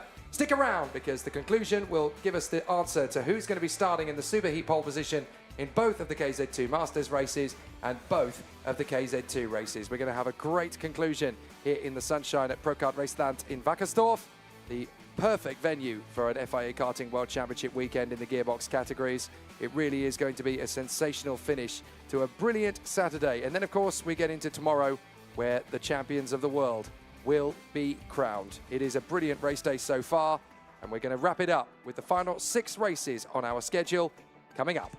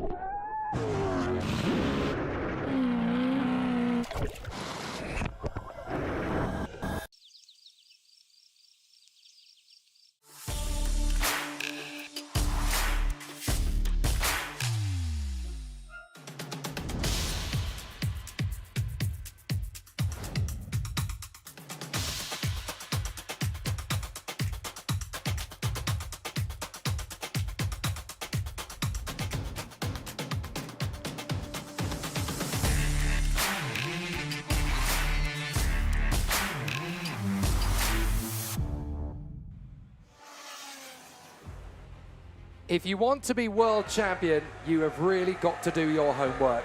Never has that been more true than at the mondokart.com FIA Karting World Championship. You can't just turn up on Friday, get a good lap time, and do a reasonable job.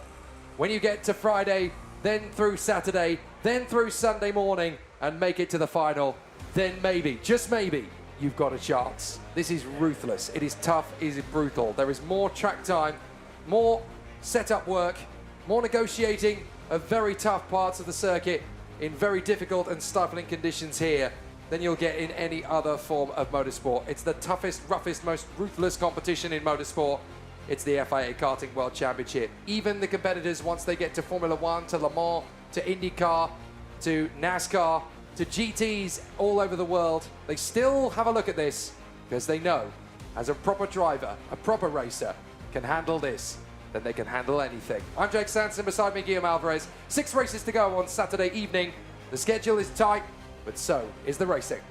And the racing has been not only tight, but absolutely fantastic, epic, whatever you like, to follow over the course of the entirety of the program today, on Saturday and Friday as well. 3 days of intense kart racing competition as we get ourselves ready for the last turnover of qualifying races for the KZ2 category. After that, there will be no more. We already have been through 34 races since yesterday, 16 today, a total of 24 on schedule, 6 remaining and 49 in the totality of the 3 days, 9 tomorrow as well. So a big schedule, and Daniel Bray, you've seen him, will be starting as one of the protagonists and favorites for the upcoming race, KZ2 Masters B versus D.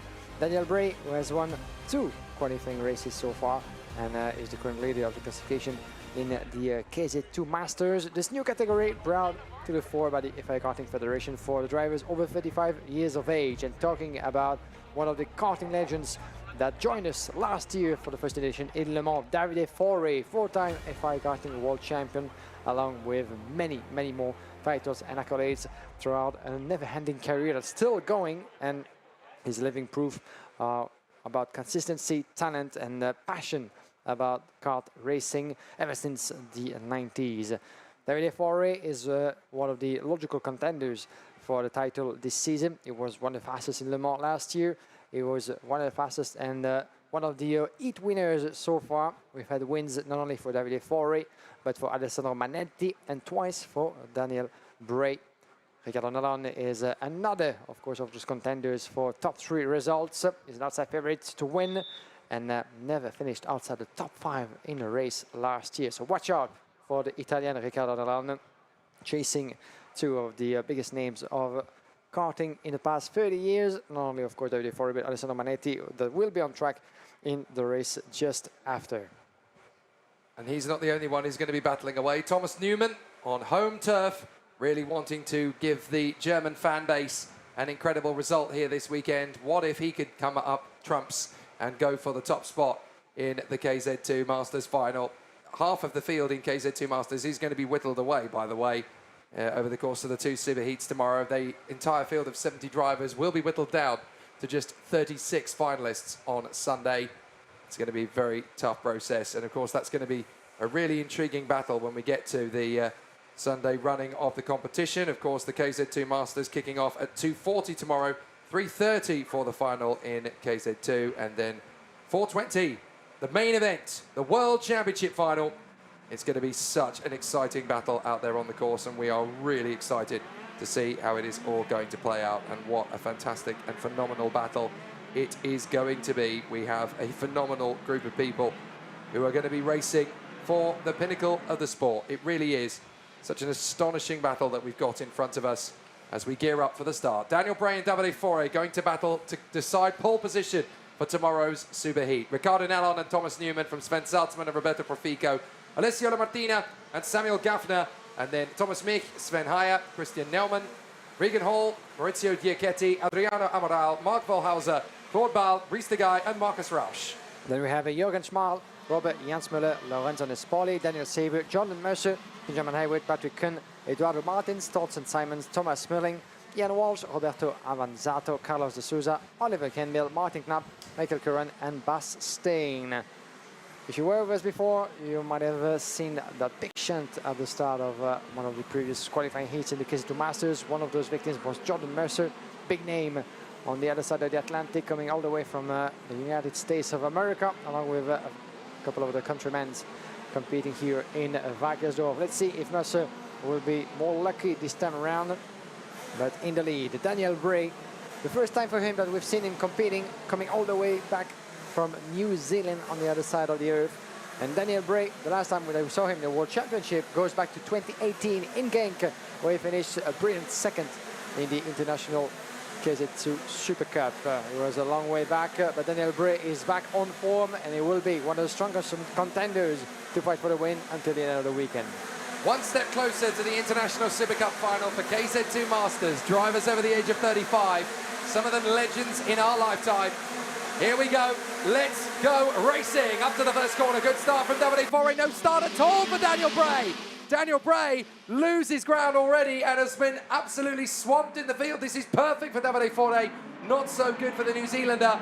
And as the field mixes their way through the hairpin for the first time, a couple of drivers just taken to the grass, and there's contact in the middle. Looks like we've got one or two drivers going airborne and a couple more having problems at the back end of the field. I saw 2, 3, 4 karts going off, and indeed, they all get spat out to the scenery. So Lorenzo Nespoli, Eduardo Martins, Thomas Muehling and Carlos de Souza all involved in that one. Big issue and a big moment at the start of this race. So big problems as Daniel Bray finds himself down towards the field, and that's a recovery there for the 323, trying to get back into the race for Eduardo Martins.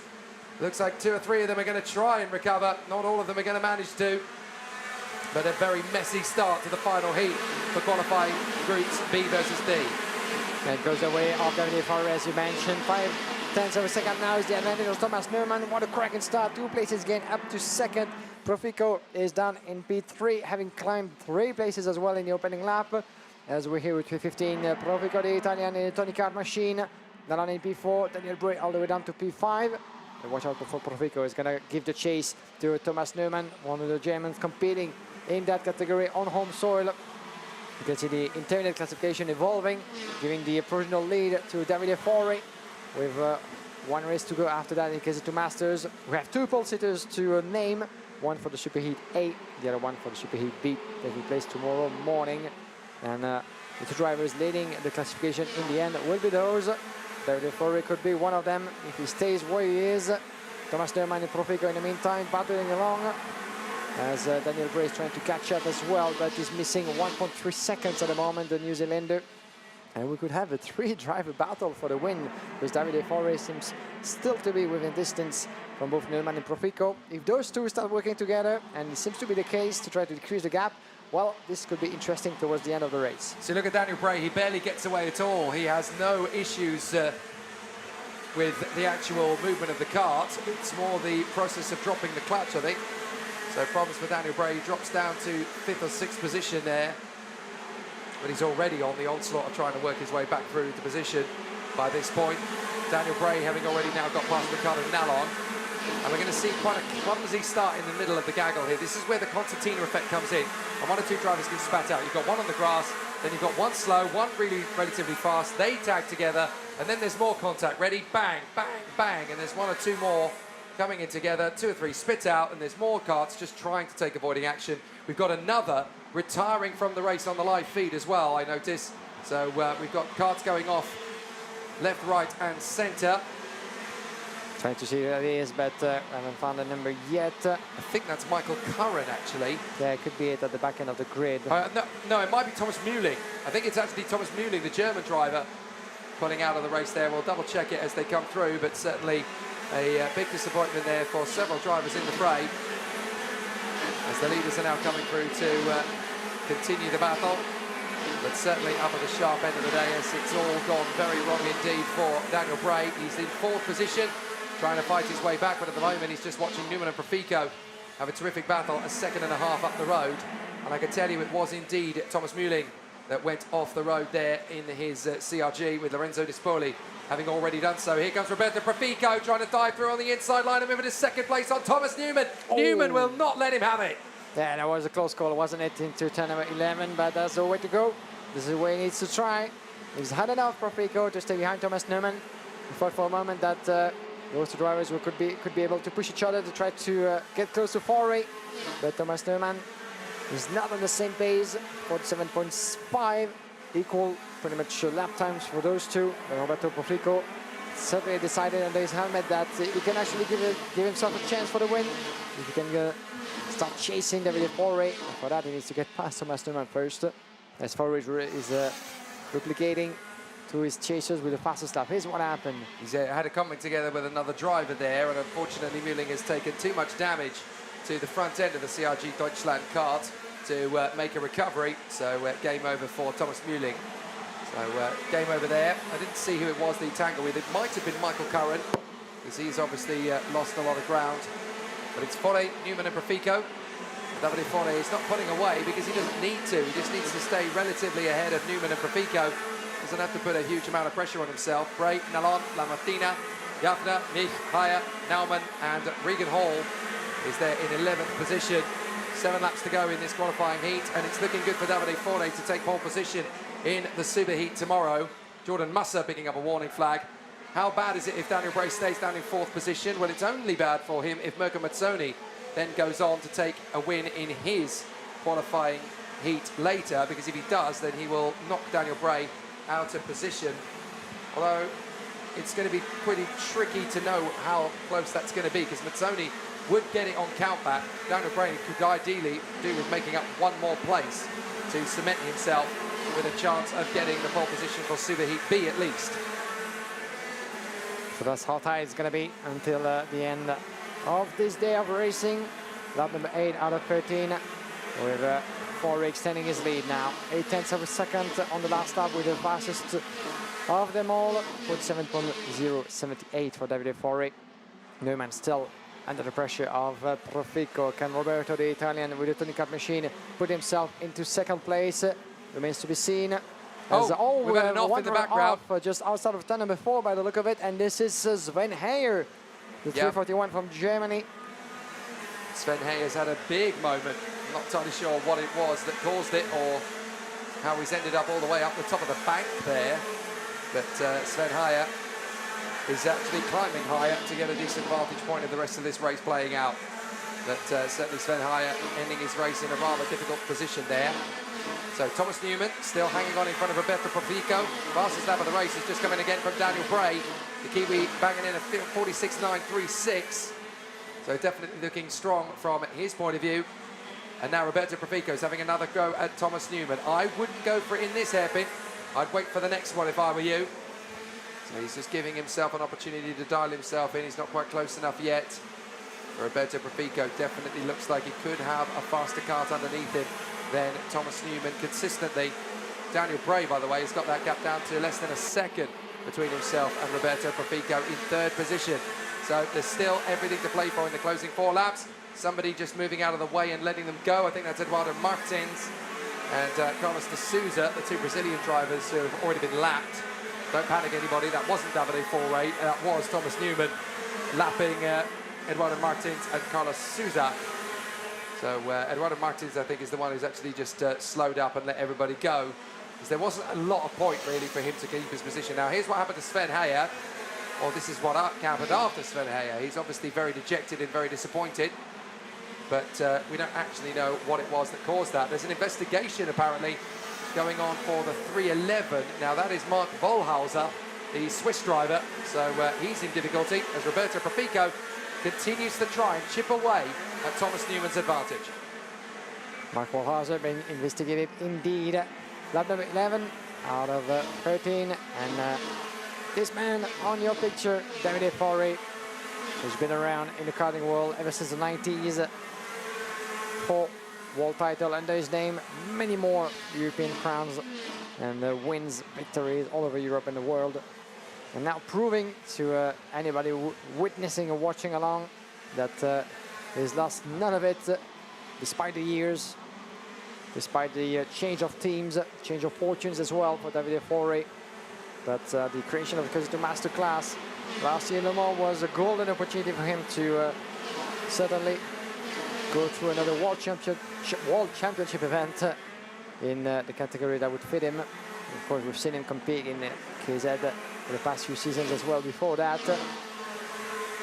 second year running of the KZ2 Masters, and unlike what we saw last in Le Mans, David Forêt might have a strong shot at the win, and one of his opponents will be Daniel Bray, who is trying to catch up as well with those two, Neumann and Profico. That might be an interesting one, just 3 little tenths of a second missing for Daniel Bray, with the fastest lap in the race for the New Zealander. Watch out for the return of Daniel Bray. He sees the opportunity in the later stages of this race, and Profico has seen him coming. Daniel Bray up the jump, around the inside in the last turn. Is he going to make it through? Yes, he just did. Beautifully made by Daniel Bray, entering the last lap. 1 place is up. Did make it 2 in a row. In the meantime, Thomas Neumann was taking advantage of the battle to put a bit of a breather behind him. But that's already a very strong move for Daniel Bray. And that's critical for Bray, because now he's only 3 points back from Davide Forêt. He's not quite going to have the time, I don't think, to close back up on Thomas Neumann. But no matter where Mirko Mazzoni finishes in the final heat, it's going to be good enough, this result, for Daniel Bray to secure himself a pole position for tomorrow. He can't be caught now, so it will be Davide Forêt and Daniel Bray that get the pole positions for the superheats tomorrow. No one else can catch them. So it's a fabulous result for Bray to come back through to 3rd position despite the difficulty. But for Davide Forêt, he seals the deal with the pole position in tomorrow's superheat. In 3rd position in this race, Daniel Bray seals the other one. So excellent display from both drivers, and they're both going to be so delighted. Davide Forêt, 144 points out of a possible 150. A very good run and a very solid performance and display from the competitors. But Daniel Bray, 141 points out of 150. So the two drivers from Italy and New Zealand cannot be caught as they chase after the superheat pole positions. They have now just clinched them provisionally, with Riccardo Nellon up to 3rd, Gaffner up to 4th, Lamartina in 5th, and Mich in 6th position. Mazzoni and Manetti, even if they take a victory in the last superheat, in the last qualifying heat, sorry, they will not overturn the scores made by Forêt and Bray. So it is fabulous good news for the teams at Render Motorsport and Daniel Bray's crew. Excellent to see them come through. So it will be Davide Forêt and Daniel Bray that take the superheat pole positions. The final race of the Group 4 B versus D in KZ2 Masters finishes like this. Davide Forêt in front of Thomas Neumann and Daniel Bray. Then Roberto Profico and Riccardo Nellon, Alessio Lamartina and Samuel Gaffner. Thomas Mich and Christian Naumann from Sven Salzman and Regan Hall. Then Marcus Rausch, Maurizio Giacchetti, Claude Ball and Adriano Amaral of Brazil. 16th place going the way of the Swiss driver Mark Wollhauser. And then Jordan Musser is 17th in front of Robert Jansmuller and Jürgen Schmal. Patrick Kuhn and Bastien from Roberto Avanzato, Daniel Sibert, then Benjamin Hewitt, Brice de Guy, Martin Knapp, Ian Walsh, Oliver Gemmel, Thorsten Simon and Michael Curran. The final 2 finishers were Carlos de Souza and Eduardo Martins, who let himself be lapped. Sven Haya, Thomas Muehling and Lorenzo Nespoli retired from the race. But this man has done what he needed to do. Davide Forêt putting in a fabulous performance all through the course of the week. And the king of karting at this level several times over gets the chance to relive the glory and do it all over again here at Wackersdorf. He takes pole position for the KZ2 Masters tomorrow in Superheat A. Daniel Bray of New Zealand comes home to get the pole position for Superheat B. This is all provisional, of course. It will be confirmed later on this evening, but what a performance from Davide Forêt and Daniel Bray. Davide Forêt looks particularly happy with his lot, having had a sensational run. So off we go. You can see on the replay, Daniel Bray getting a difficult start. That dropped him down the order, but he was able to get his head down and knuckle back through into a very competitive 3rd position, and that puts Daniel Bray on the front row of the starting grid for a superheat guaranteed pole position. In fact, for the 2nd, he's also guaranteed. I don't think Mazzoni or Manetti are going to be able to score enough points from the 3rd race, even if they take the win. 50 points with 88 and 50 points with 84 are not going to be enough to get you ahead of a total of 141 and 144. So the maximum they'll score in Mazzoni's case is 138, and in in Manetti's case, the maximum will be 134. 2 spins up at the start there. Lorenzo Nespoli, the only one that actually ended up out of the race as a result of it, but it was multiple incidents that caused the headaches here at Wackersdorf on the opening tour. So everybody found themselves in very tricky situations around the course. There's the spin from Thomas Muehling, who would then go on to retire from the race. And we would also see a rather disappointed and disgruntled Sven Heyer, ending up having his problems and collapsing to his knees in dire frustration. Certainly for Thomas Muehling, it's not particularly happy. There is Sven Heyer on his knees, having had a bit of a despairing end to his day. And he knows that that could well be the end of his weekend in reality. He's at the inside, the 301 continues to baffle away, but it's up front for Davide Fore, who takes the win from Thomas Newman and Daniel Bray. And a very important victory for Davide Fore. Pole position for Superheat A, Daniel Bray pole position for Superheat B.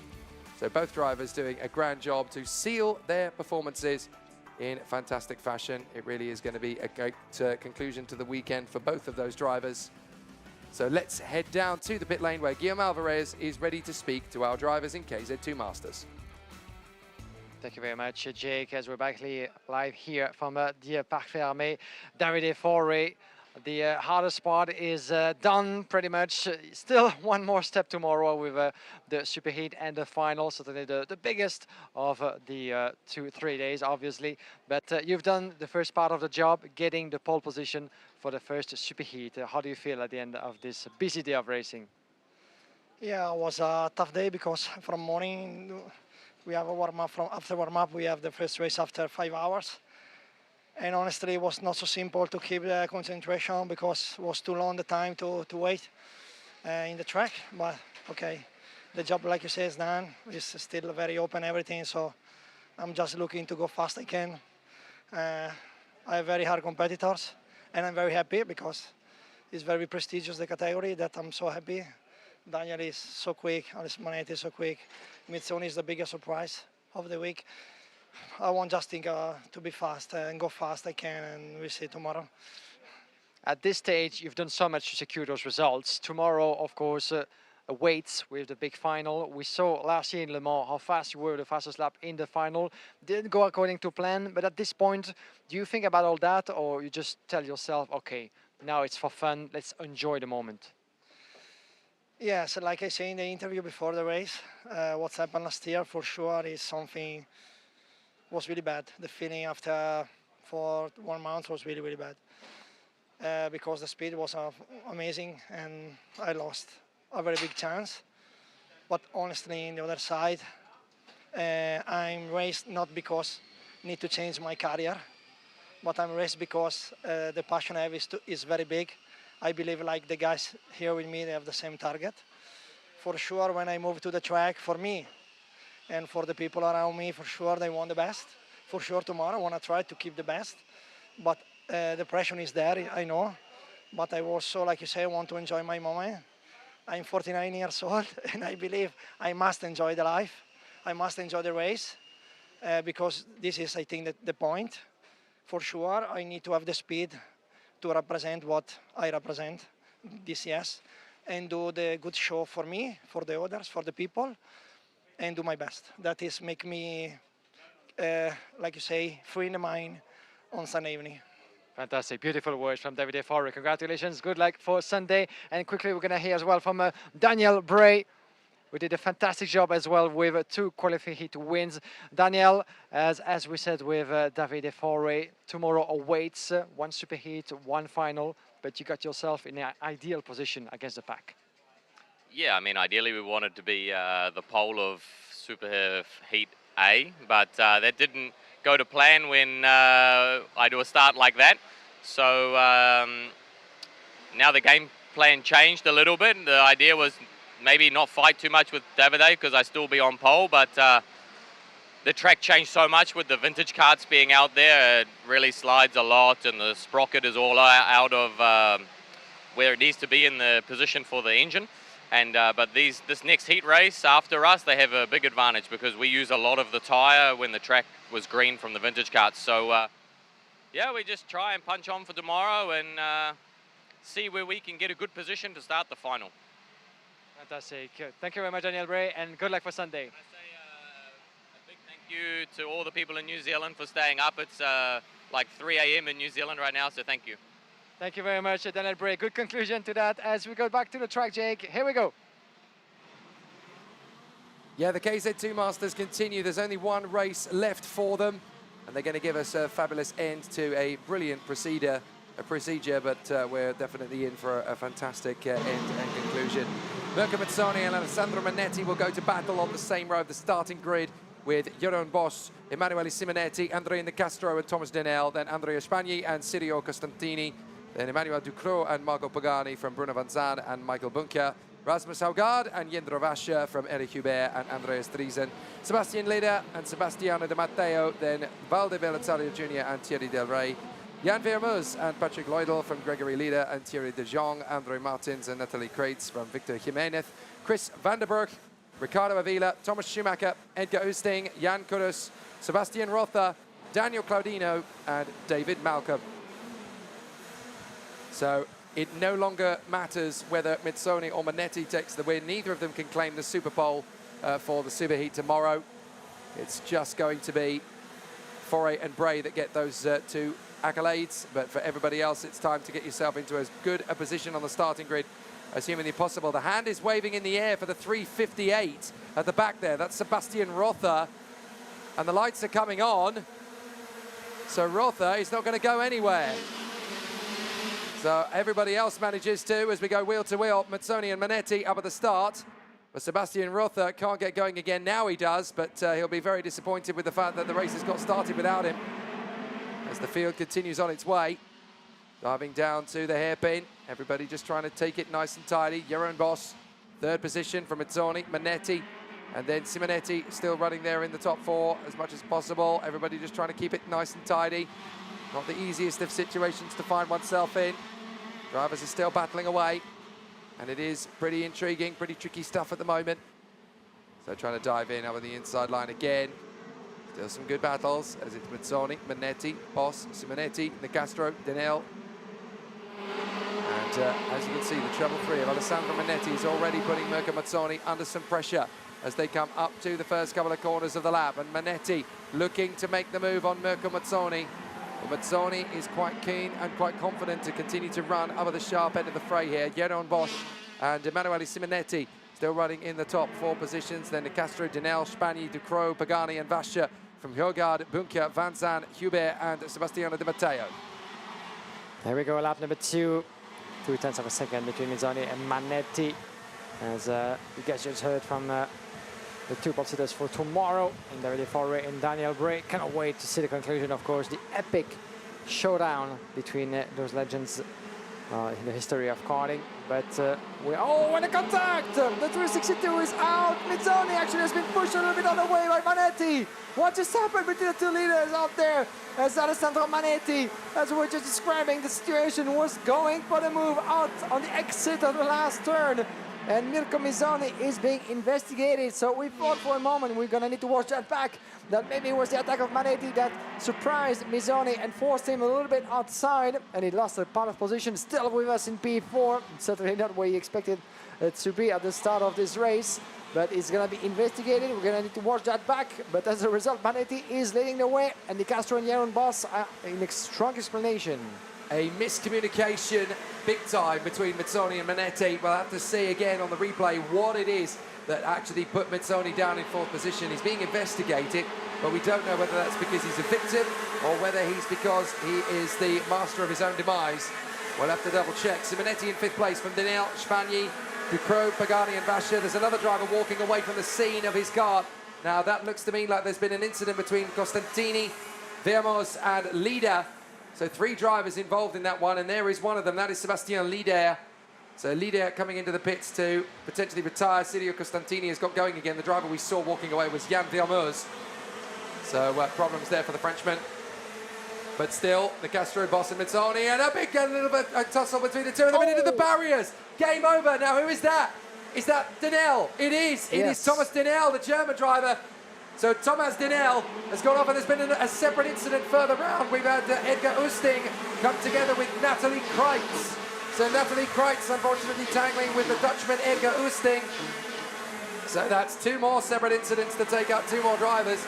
But Thomas Denel into the barriers and out of the race. And don't forget, he was in 3rd position in one of the previous heats. So the home star definitely having a big problem. Yeah, that's too bad for Thomas Denel, who was kind enough to come to our microphone for a bit of a chat earlier today. after his strong P3 result indeed. Alessandro Manetti in the meantime, having none of it and pulling fastest lap after fastest lap, pulling away as well.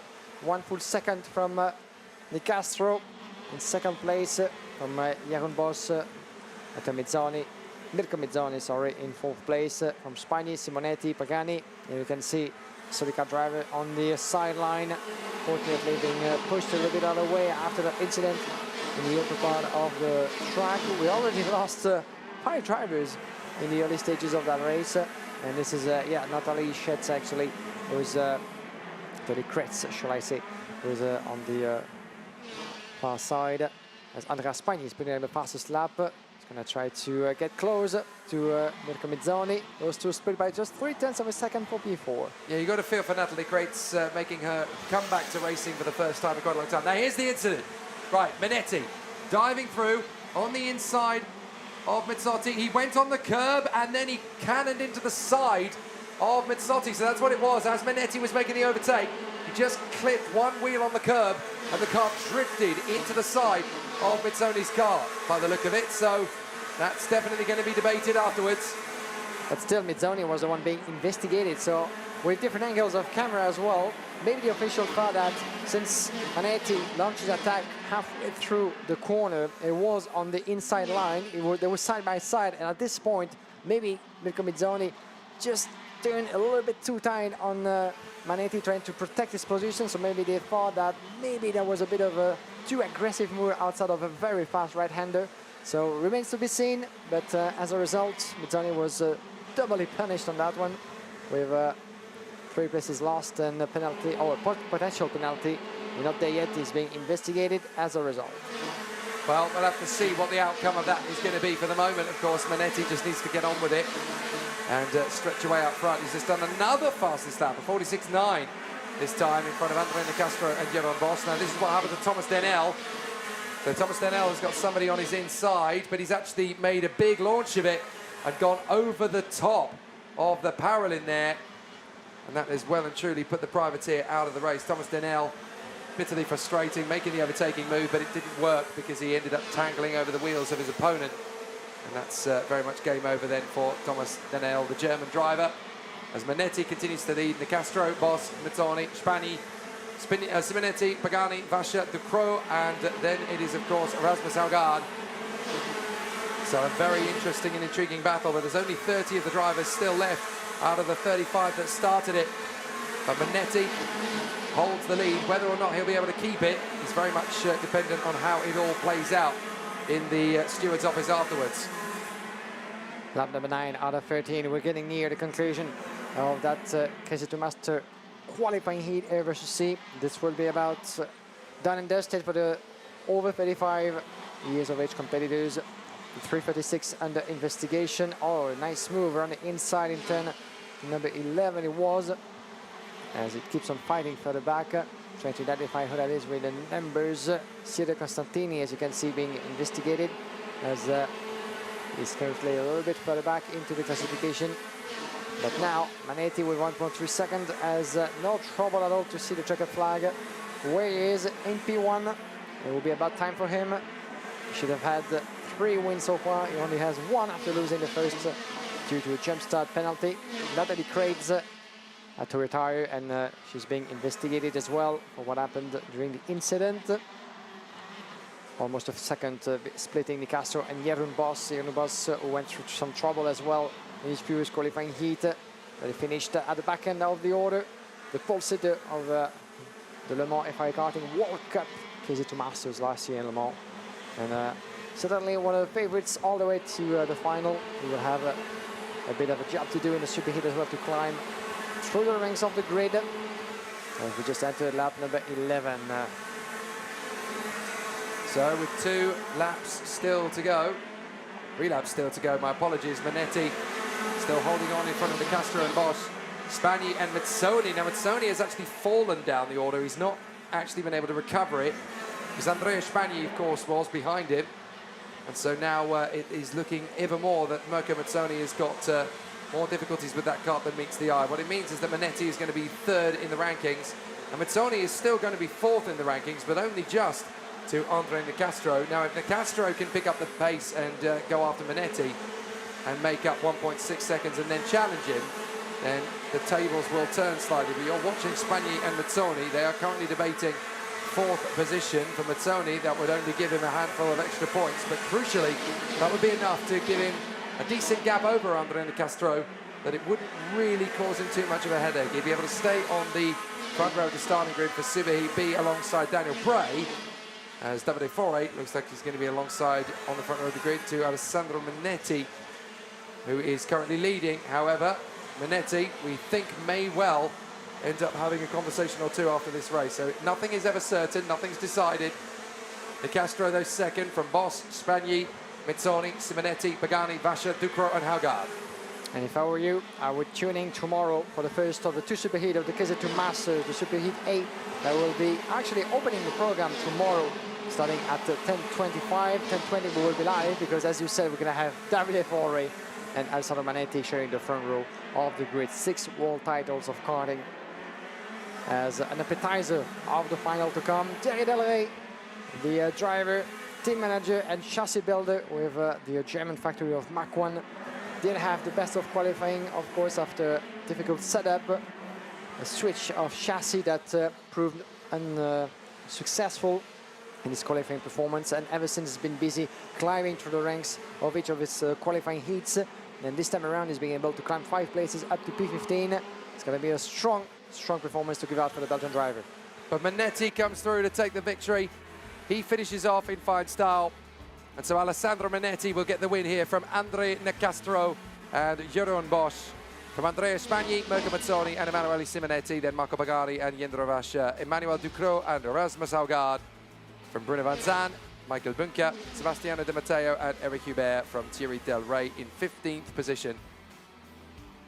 But for the CRG driver and the legendary hero of the sport, Alessandro Manetti, it's great to see him back doing what he does best, racing for the victory and coming through in fine style aboard his CRG. It's like no time has passed at all since the last time he attempted to go for the title.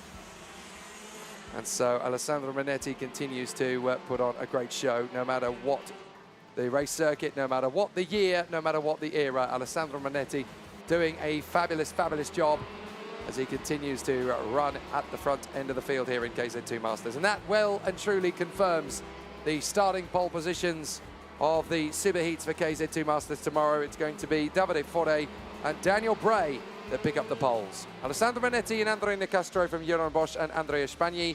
Mirko Mazzoni down to 5th in the end from Emanuele Simonetti and Marco Pagani. Then Jendro Vasha, Emmanuel Ducro and Rasmus Haugard completing the top 10. Bruno Van Zan ahead of Michael Bunker, Sebastiano De Matteo, Eric Hubert and Thierry Delray. Behind them, it's Andreas Driesen ahead of Valdemir Belisario Jr., Thierry Dijon and Andre Martins from Victor Jimenez and Thomas Schumacher, Ricardo Avila and Daniel Claudino, Jan Corus, David Malcolm and Chris van der Broek, Sebastian Rother and Patrick Loydel. The retirements, Silvio Costantini in front of the Frenchman Gregory Lider. And then we also lost Thomas Denel, Edgar Oosting, Natalie Kreitz, Jan Villamos and Sebastian Lider. All of them retiring from the race. But this man, Alessandro Manetti, can be pretty confident and comfortable with the way that things have ended up. Treble 3 taking the victory in the final KZ2 Masters race of the day. The next time you'll see Alessandro Manetti out on the circuit, he'll be taking to the circuit for the Superheat tomorrow, and it'll be gunning for another title. A fabulous chance to continue to make progress and a great performance. So the drivers continue on their way off the starting line. You can see that for yourself. And a fabulous run. Problems off the grid, as you can see there, for the rather frustrated German talent, Rother, having a problem off the start. Sebastian Rother not really getting very far away from the grid at all.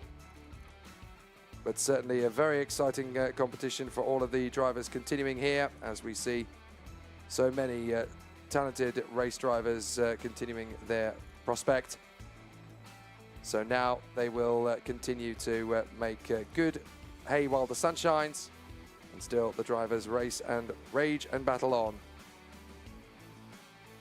So an exciting battle. That's when we saw Thomas Deller lose control of the kart and spin out over the course.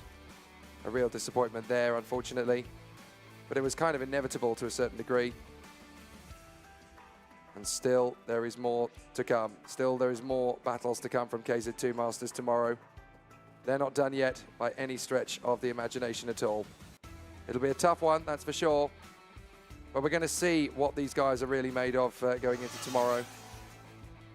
Because the KZ2 Masters, we at least now know, a fabulous battle for all of the contenders. And now we know it's going to be Daniel Bray and Davide Fore that will run at the starting point. But what a fabulous situation for the contenders.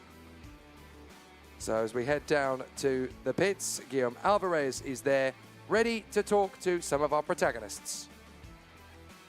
Thank you very much, Jake. We're here in the Parc Fermé with Mr. Alessandro Manetti.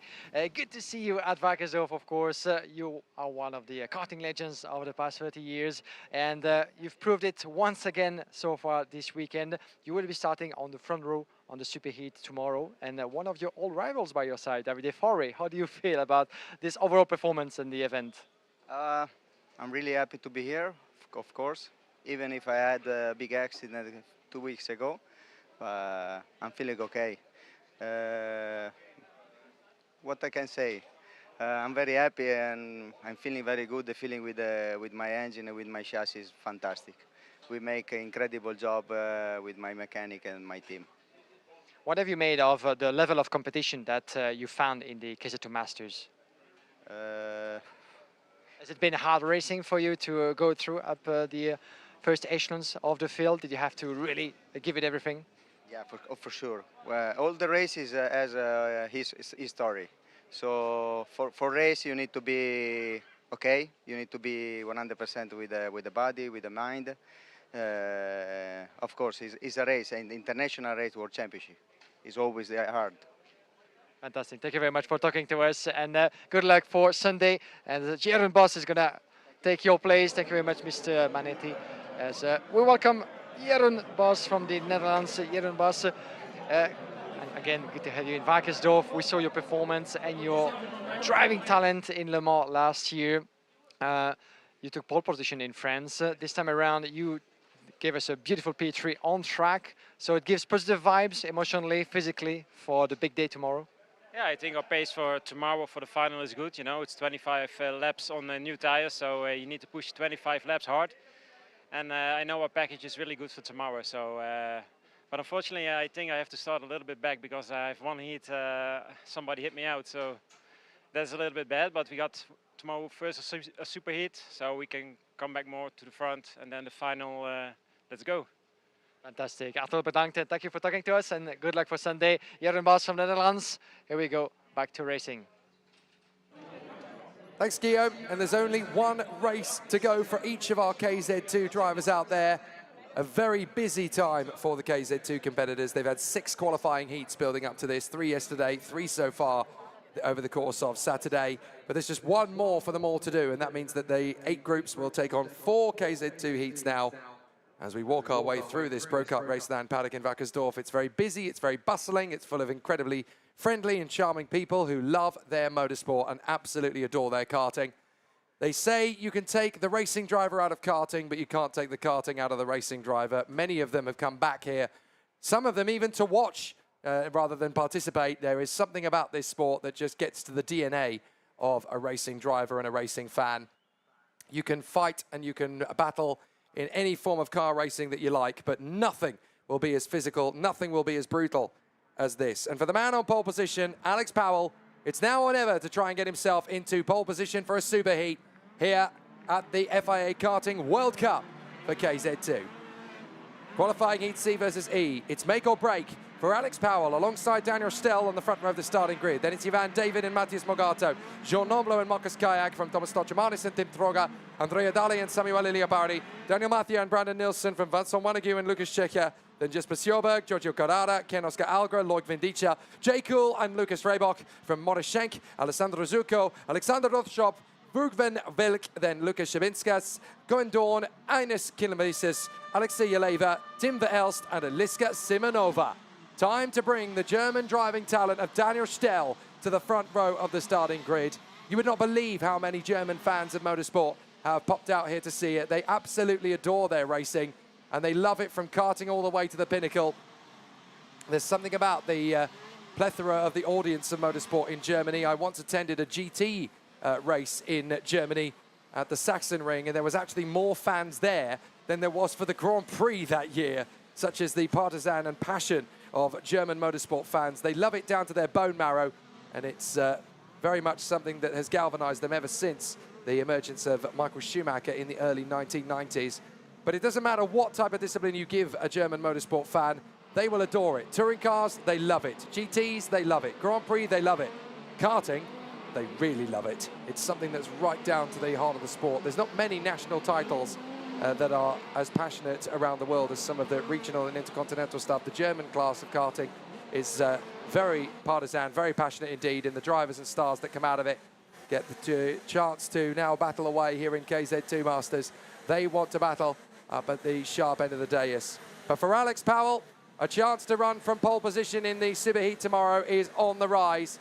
And starting up alongside Daniel Stell on the front row of the starting grid, the chance is there. Look at the intermediate classification with just one race each to go. 7 points separate Nakamura Berta and Alex Powell.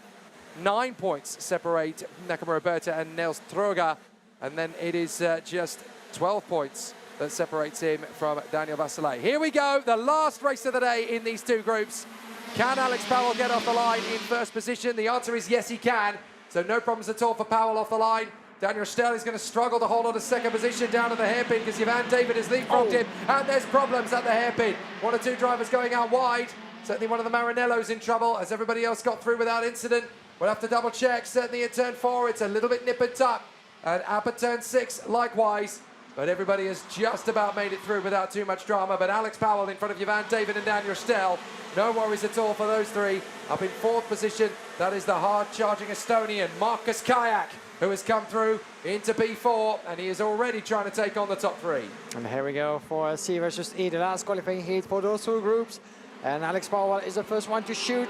What he needs to do is to stay where he is. He always easier said than done, especially since everybody wants to give it a shot for the last one. But for now, we have Ivan David just giving me a chase on the way to turn number 4. Daniel Stell under the pressure of Markus Kayak. Those four split by pretty much nothing on entering lap number 2. Then we have a bit of a gap, and Matheus Morgato is going to try to do better than what he did in the previous races. Tim Troger P6 from Torsemanis, Wanneger, Nielsen, Jean Noblo running in the top 10. And the couple driver is running into trouble, as we've seen. Watch out for the P3. Ivan David being attacked by Daniel Stell and Markus Kayak. Ivan David dropping momentum. Can he hold on to that 3rd place or maybe counter-attack? He's having the inside line in turn number 12. And can he hold that stick until the last corner? It's going to be a tricky one as crossing the line goes Markus Kayak. Beautifully made by the 11, the Estonian. And Markus Kayak finds himself now in P3. Ivan David is having to do it all over again as he was running in a strong P2.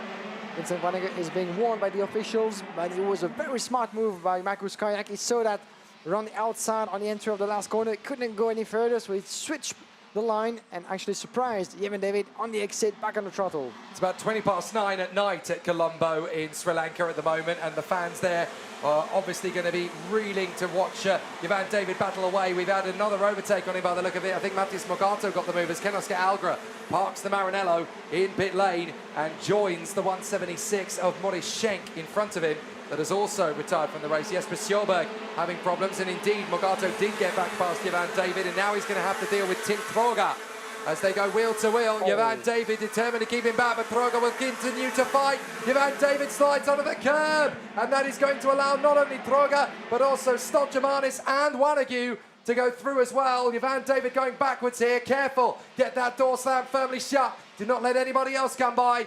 So Ivan David down to 8th position, but manages to get back into line before Brandon Nielsen and Jean Noblo come through, as out of the run there is Shabinskas, I think. Yeah, Luka Shabinskas, one of the teammates from Energy of Thomas Torsemanis into trouble. Oh, that's Reibach. That's Reibach that's gone, I do believe. So big problems there for Lucas Reibach. So he's out of the race now as well, the Miralard KSW driver. So the Austrian retiring from the race, and he could be one of the drivers that ends up not being able to take any further part in the weekend, because now we're in crunch time, of course. 119 drivers bidding for just 72 places in the superheats tomorrow. There's going to be a lot of unhappy drivers going home empty-handed. And sometimes some of them at the back end of the field can miss the qualification for just a few positions on same points, but as you said, only 72 can make it to tomorrow morning and 36 on the afternoon. But watch out for the battle between Thomas Torstemanis and Vanege just behind. It's going to be an interesting one between the energy driver and the Sodi Kart CPB. This is battling for P6 as Jean Oblot is trying to give a bit of a help to his teammate, Yevhen David just behind. Then we have the CRG of Brandon Nielsen running at the top 10. Daniel Massia and Radari dropping a bit of momentum in 10 and 11 respectively. As in terms of good recoveries, we have Alex Kiyalava climbing 9 places up to P16. But now, the battle is still very much raging between the leaders as Alex Powell hasn't been able to pull away as he did for the past few races. Daniel Stel is still within 3, up to 4/10 of a second now.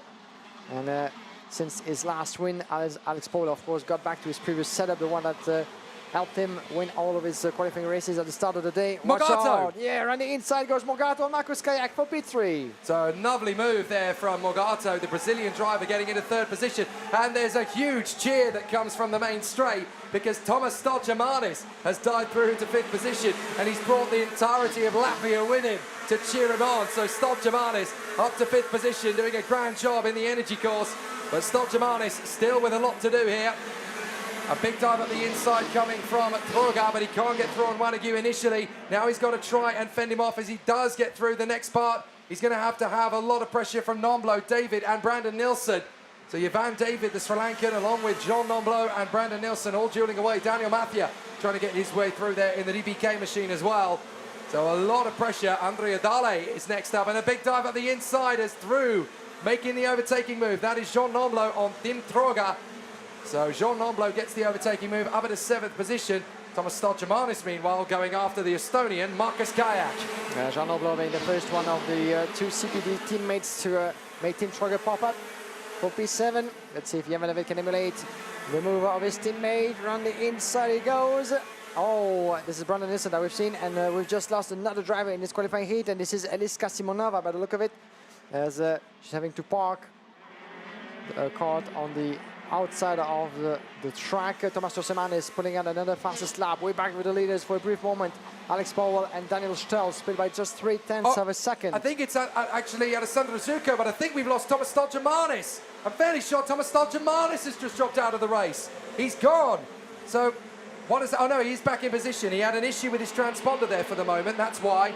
So Thomas Stoltjamanis, it wasn't transponding through sectors 1 and 2. But now he's brought it back in again, so a slight hiccup for Stoltjamanis' transponder, but fortunately he is still in the race. We've seen that a couple of times here. We've seen that happening, but don't get the fans scared because they might get actually very angry at us. Exactly. But no, it was Alessandro Zucca that dropped out of the race a little while ago. There is Vincent Wanegu, still doing his best to work his way forward. He's up to 6th position now for the CBB Sports Squad in Sodi. But Powell, Stel, Morgato, Kayak and Stoltjamanis is the top 5 at the moment from Wanegu. Nomblo, Fruga, Mathia and Brandon Nilsson with Yvan David dropping back into 11th position, really struggling to keep these tyres alive. He seemed pretty confident and upbeat going into the race. I spoke to him a little earlier on, but he's really struggling to keep himself in the fray. But certainly up at the sharp end of the field, the top 5 getting close. Powell, Stel, Morgato, Kayak and Stoltjamanis still having a great race of it as they continue on. And we're looking at Wanegu trying to shake off Nomblo, but the man on the move is Thomas Stoltjamanis. He is getting right in behind Marcus Kayak. Here he comes. Stoltjamanis in the energy course, really starting to make the rafters rock here behind Marcus Kayak. He won't go for the move in the chicane, but he'll certainly have an attempt into the hairpin. Stoltjamanis in the energy course, looking really strong, makes the launch on the inside, dives in. Stoltjamanis in a P4. Lovely move from the Latvian. Fantastic move on Marcus Kayak. And all he needs to do within a couple of laps from the checkered flag is to hold that position. Shot all the way was great defensive, no matter what. But he might have the strength and the pressure from both Jean Dobler and Wanneger. This is the highest we've seen Wanneger so far. Certainly a little bit helped with half a set of tires that the driver can juggle with on the way to the superheat. With Thomas Torstemanis pulled one beautiful kind of a maneuver. And not only... oh, look at that on the inside. Beautifully made by Jean Omlo, getting ahead of Marcus Kayak for P5.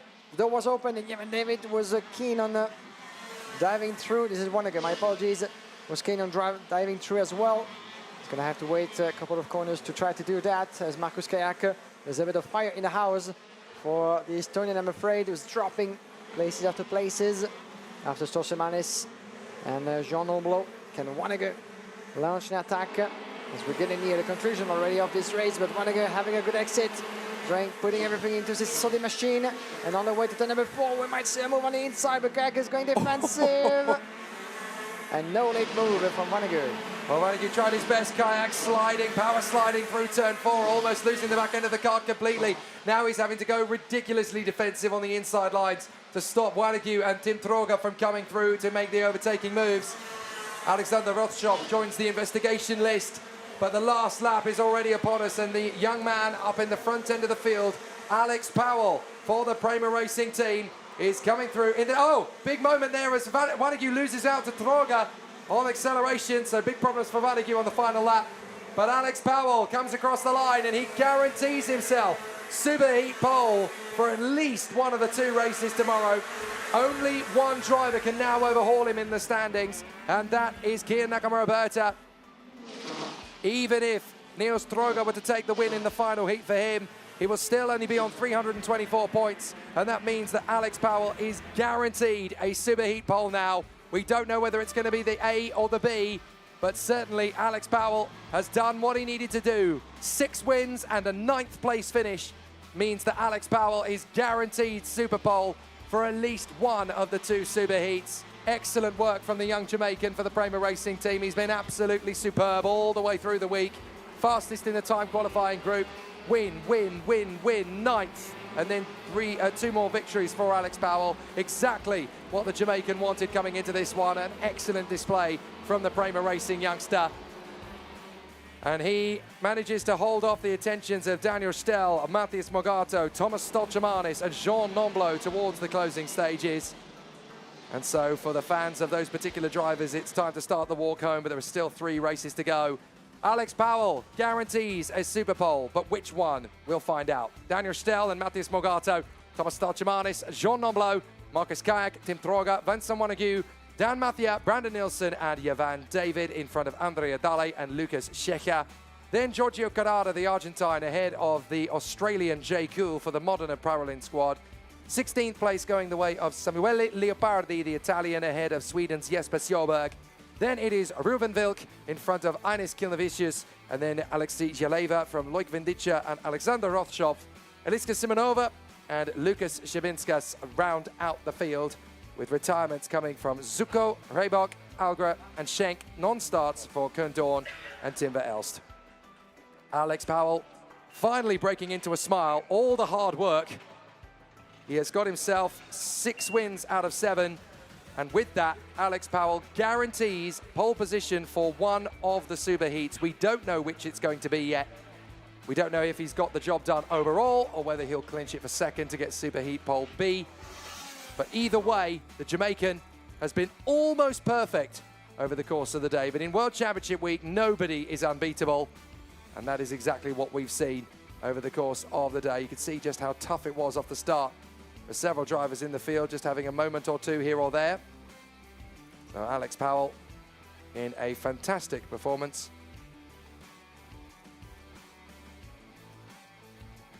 So there is the amazing opportunity for Alex Powell, having a great run up in the sharp end of the field. Jevan David looking good initially, and then it all just suddenly started to fall away. So a great opportunity for Daniel Stell, dueling away with Jevan David. That's when it all really started to go wrong for the Sri Lankan, as he dropped from 2nd position all the way to 11th in the end. There's one of the moments where Jevan David really had the problems as Stolchemanis dived through, took over the position. Some great overtakes through this race, and good to see everybody really going for it. Matthias Mogato getting his move there on Markus Kajak in the closing stages, and Thomas Stolchemanis really rolling up his sleeves and showcasing what he can do. The Latvian, definitely the strongest man from his nation in karting for at least a decade, potentially even more than that. And good to see that Thomas Stolchemanis really is a capable competitor in this KZ2 field. in the same way that he had been with junior, in the same way that he had been with senior. So it's been an interesting one for all of the competitors out there on the grid, and a fabulous run. So down in the pits, Alex Powell, no doubt, we'll be hearing from him with Guillaume Alvarez. The man of the day, the man of the hour, Alex Powell. What a string of performances it has been for you. 6 wins out of 7, pretty much a perfect day. How do you feel ahead of the big day on Sunday? Yeah, I mean, quite confident to be honest, because it's been an excellent day so far. I mean, or in general, an excellent weekend. If we consider Poland qualifying, 3 heat wins yesterday and then 3 out of 4 today, it's great. I mean, I didn't actually expect to be this strong. I knew we were going to be there. But to always be consistent throughout the heats, that's the most important part. And to show that you're a real title contender, it's even more important. So yeah, I mean, confident going into tomorrow. We're going to tweak and change a few things overnight. But we know our base is quite strong. So yeah, we'll see what we bring out tomorrow. It's not only about yourself, but your teammate, Kine Nakamura has been very strong as well. So it seems like you guys at Car Republic and Prema have been really putting the finger on the right setup all throughout the event so far. Yeah, I mean, we've both been extremely strong. Even in KZ1, we've been really strong. Just a bit unfortunate in the last heat for both of them. But I mean, all of the KR team has been exceptional the whole weekend. I mean, I'm sure that tomorrow one of us can try and do something. Hopefully bring home the title. But at the end of the day, we just have to take it bit by bit as it comes. So not look too far ahead. But yeah, I mean, in general, we've been super strong. The whole team collectively. We worked super hard coming into the weekend, so I'm glad that it's paid off. You know, tomorrow's just going to be a one shot. You know, if you get it all right, you're the winner. But I think it's more important that we show that, you know, all of us, we're only 4 in the team, and all of us are at the top. All of us are at the front. So it shows that the material is also very strong, and that we're doing something right within the team. Great stuff. Thank you very much, Alex Powell. Good luck for Sunday. Alex Powell, ladies and gents, the dominator of the KZ2 class and the pole sitter in one of the 2 super heats on Sunday. That'll do nicely as the Jamaican sensation bows out of Saturday with another win and a guaranteed super pole in super heat A or B. We don't know which it is yet.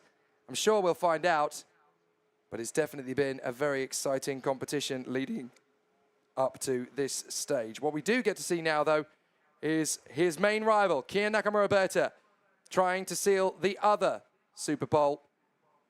So it really will be a tough competition for Kian Nakamura to seal the deal. If he can get it done, he's going to have a very exciting end to the day here in Wackersdorf. It'll be a tough one for him. 3 races to go. And it's been an exceptional performance as the contenders will continue to push tooth and nail all the way throughout. But Alex Powell has certainly secured one of the super poles. Can he secure the other? Well, the man who could take it off, Kian Nakamura, is actually alongside him on the grid, and that is Niels Troga. Daniel Stell is currently provisionally on the 2nd super pole himself. But obviously there's a lot of work that has to unroll before we figure out the identity of our 2nd driver in a super pole. But this man, Kian Nakamura, just needs to keep doing what he has been doing. Don't change a thing, Kian. And hopefully a super pole will come his way as well as his teammate, Alex Powell. A fabulous performance from the Prema Racing driver so far. He actually has 3 flags on his kart, of course, Kian Nakamura. He has an incredible heritage. He's brought and raised in Great Britain. He obviously has heritage in Japan. That's who he represented when he won the World Championship for Junior. But he also has great heritage as well, as he carries not only the British and he doesn't just carry the British and Japanese flags, but he also carries a Slavic flag, I believe it is. So through they come again and on into position once more. But a fabulous situation for all of the contenders as they continue to put on a good show. But the qualifying heat, B versus G, we'll see KZ2 continue in fine felt. Kian Nakamura hoping to take the 2nd super pole heat, either A or B. Niels Troga alongside him will try and stop him. Maxim Rem and Robert Kinderwarte from Balvotonteri and Emma Felbermeyer.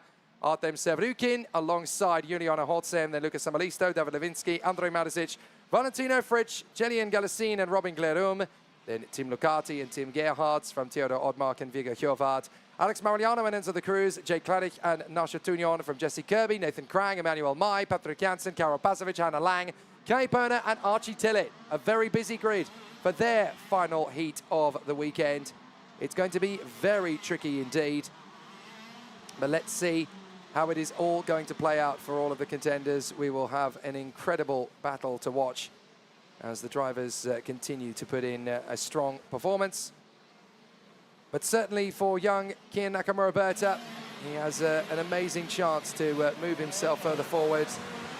And having had an incredible run up through his karting career, he wants to finish his karting journey with a championship title. And he's definitely going the right way about it at this moment in time. Certainly looking a very strong contender for it. Can he get the job done? We will have to find out. In a couple of laps, that's for sure, as the drivers make their way back onto the grid. Kian Nakamura-Berta leading Niels Troger, Maxim Rem, Robert Kinderwater, Pablo Tom Terry, Emma Felbermeier. Let's see what the young driver from Australia can do from the third row of the grid as well. And you can see, as always, as yesterday, the lightning is slightly decreasing above the horizon here in Wackersdorf as the sun is slightly hiding away behind the trees, and there's a lot of them surrounding the beautiful Pro Kart Raceland of Wackersdorf in the Bavarian region. Here we come to the starting grid. It is time to figure out who is going to be our winner of the Super Heats. It's either going to be Alex Powell or Kian Nakamura-Berta. It all comes down to this race. We get under starters' orders now. And who's going to get the best stuff? Nakamura-Berta's not moved! Nakamura-Berta hasn't moved! And two drivers have gone into the back of him. It's all gone wrong for Kian Nakamura-Berta at the final hurdle. I cannot believe it. Nakamura-Berta, it's yellow flags around the course already. But Kian Nakamura-Berta didn't move off the grid at all. And two karts hurtling to the back of it, and there goes the pole for Kian Nakamura-Berta. The back bumper is destroyed. That will be a technical flag. Nakamura-Berta has just been robbed of pole position for the Super Heat tomorrow. Yellow flags are out around the course, but it makes no difference to Kian Nakamura-Berta. His race is over. Look at him punching himself in the helmet. He cannot believe what he's done. Are you kidding me? Seriously, what just happened there for poor Kian Nakamura-Berta? This is certainly the worst kind of event that could have ever happened at this point in the weekend, as he was about to secure potentially one of the two pole positions remaining. If you were to win that qualifying, he knows that all of his chances to have at least a starting position in the upper part of the grid have been destroyed in the wake of a moment. And we're going to need to watch that back again. And thankfully, he seems to be okay because he had a pretty big hit that's the main thing. On the back. And look at the position of his He's coming rear straight bumper. into the pits. He knows that the bumper is going to be destroyed. He knows he can't go any further. Oh, bitter goal for Kian Nakamura-Berta. Pole position gone. Incredible ton of event, and there's so many emotions and thoughts that must be running through his head right now. Look at the left of your screen. Nakamura-Berta will not move. He tries and he doesn't go anywhere. He just hopes that everybody avoids him. And there, 1, 2. This is AJ Myers, the American driver, who was one of the first to hit the left wheel of Nakamura-Berta out there. Yeah. You really have to feel for the guys starting directly behind him on the grid as well, because they had to take big avoiding action. They got caught up into incidents. And look at Kian Nakamura-Berta punching his helmet with absolute dismay. What on earth have I done?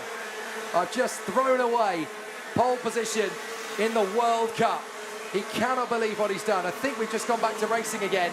So Kinderwater, yeah, green flags, green flags. Troger going for the inside of Kinderwater with absolute conviction, because he knows now that he could go for pole position in the Super Heat himself and put a German driver on pole in the World Cup. He has a chance here to do that. He wants to get past Kinderwater to finish the job, but it is absolute agony for Kian Nakamura-Berta. He is out of this race, and now Troger doing his best to try and take on Kinderwater. This could have big ramifications several times over as Troger tries and absolutely hammer blows Kinderwater. Get out of the way. I can be on pole position. You can't. And here we go. There's going to be a hectic battle. Here we go for lap number 4 out of 12. That is fantastic. turn of event here. And we've lost a couple of drivers in the process. Run inside, trying to go. Meyer, Lewinsky as well on Troger. It's going to be a close call. A couple of drivers that we lost in the process in Kai Perner, Emmanuel May, Kinder Roberta, obviously. And correction to myself, the Magic Kart driver that we lost and hit Kinder Roberta was not AJ Myers, but JC Kirkby, one of his teammates using the same chassis. My apologies to that, as AJ Myers will be in a different race. But as a result, quadruple DNF at the start of the race. And look at the pressure on the shoulders of Robert Kinderwater by Niels Troger. David Lewinsky and Fabio Meyer want a piece of the cake as well. They want a piece of the action. And we have still a long way to go before the conclusion of that race. And the pressure is on. We might see a move coming on the way to turn number 4. The door is shut in the right-hander. Is it so in the breaking point? There's no way to go for Robert Kinderwater.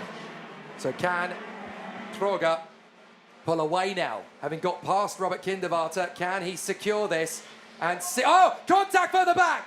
Emma Felbermeyer going for the move there was Valentino Fritsch, and Emma Felbermeyer would not let him have it. Very impressive defending tactics from Emma Felbermeyer, but she's got damage to the front fairing as a result. And now diving up the inside, that's going to be Tim Gerhards. Valentino Fritsch coming back for more. Felbermeyer tries again. Not going to get the move this time, but Emma Felbermeyer looking for a top 5 finish to finish her fantastic weekend so far.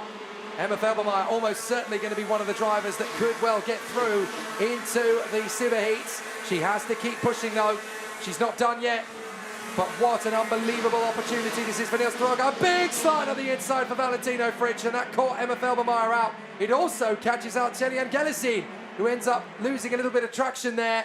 And he's got problems, more problems for the 3rd race in a row. Celian Gelisin is out, and it's all over for the Frenchman, and he knows it. Not only is that out of the race, but the whole weekend is over. Game over for Celian Gelisin.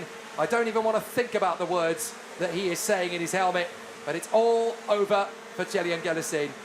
Yeah, quite a shame for the Maranello driver. Halfway through this race, still led by Niels Troger for a second now on Robert Kinderwater. And it seems to me that any hope of victory for Kinderwater in second place seems to be getting away quite slowly but firmly. As Enzo Lacroix, the Frenchman, is being warned. That's his turn. David Lewinsky on your picture. Tim Gerhards just a bit further back. Valentino Fritsch using the same machine as the 165 of your picture. Lewinsky trying to give a hard time to Robert Kinderwater. Then we have Gerhards, Valentino Fritsch, Felbermeyer holds him, Severiukin, Locati, and Glerum. That's for your top 10. Troger putting on the fastest lap in this race. Trying to escape as much as possible from Robert Kinderwater.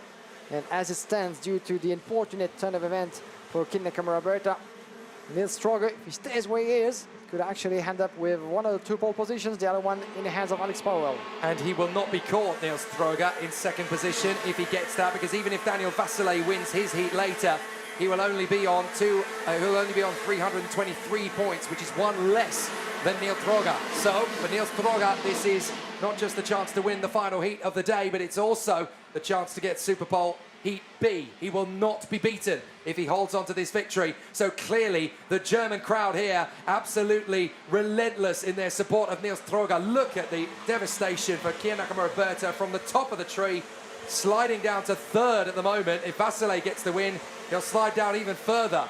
So it's a big disaster for Kier Roberta. It couldn't have gone any worse for him if he tried. So Niels Troger in front of Robert Kinderwater and David Lewinsky, then Tim Gerhards and Valentino Fritsch. That doesn't mean the weekend is over for Kier Roberta by any stretch of the imagination, but if he wins the World Cup now, it will be the most amazing way for him to bow out of karting. And what an achievement that would be for Maranello, as well as the chassis from Italy, but very much a German team. As we're here with a 1-0 for Valentino Fritsch, who knows these parts very, very well indeed. With the Perlade KSW activity as well. Valentino Fritsch, let's see indeed what just happened there for the German driver making his way past. Oh, that's the contact what happened there. Felbermeyer had absolutely no chance to get out of the way, and nor did Valentino Fritsch either. Let's look at it again from the other angle. The 2 Birolats are battling away. One cuts right across the path of Felbermeyer, and Felbermeyer gets spat into the side of Fritsch. Look, just turns across on Felbermeyer. Fritsch has nowhere to go either. They were very lucky, all 3 of them, that they kept going, to be fair. But that was Kinderwater and Lewinsky dueling away for position, and Lewinsky, I think, just slid into the side of Felbermeyer. Nothing the Austrian could do about it. Yeah, nothing, that's for sure. as we're about to conclude lap number 10 out of 12. Nacho Tunen, another driver being warned into that race. As we've talked about in numerous occasions, once we get into the last series of qualifying races, the intensity of the need for the drivers to get the results really get over sometimes the fair play sort of driving styles that we want to see from the drivers, and it's getting very hectic in terms of proceedings. So it's not uncommon to see those kind of events, contacts, incidents, and it can actually throw in jeopardy some of the best performances that we've seen so far. Kian Nakamura is another example of a strong day and a strong start to his World Championship, torn into pieces. He still have 1 day to go, of course, and 2 races to make things up. Nils Troger, in the meantime, almost a second advantage on Robert Kinderwater, was having other things on his mind with David Lewinski, Tim Gerhardt and Valentino Fritsch on his tail into turn number 12, that is. 11 and 12 now. Can he hold on to that position? It's going to be quite a hard work to give out, but the checker flag, lucky for him, is getting here. The most dramatic turn of events we could have asked for in the World Cup, as Kian Nakamura from pole position, ending up having a non-start from the grid and then being slammed into not once but twice by his opposition. It ruins any chance that he would have had to start from pole position for the superheats. He now has to hope that he's not going to slide too far down the order in the closing stages. You've got to feel for the drivers that got held up by him as well in the opening start of the race. So the likes of Maxime Rem and Barbara Tonteri that lost a massive amount of ground sat behind him. But Nils Troger is about to come through to finish the job here. And not only does he get the win in this particular qualifying heat, but he will put a German driver on pole position for a superheat at home at Wackersdorf. Nils Troger will come through to take the victory, and it's such an important one. Second position in the rankings. Nils Troger will start the Superheat B tomorrow from pole position at Wackersdorf.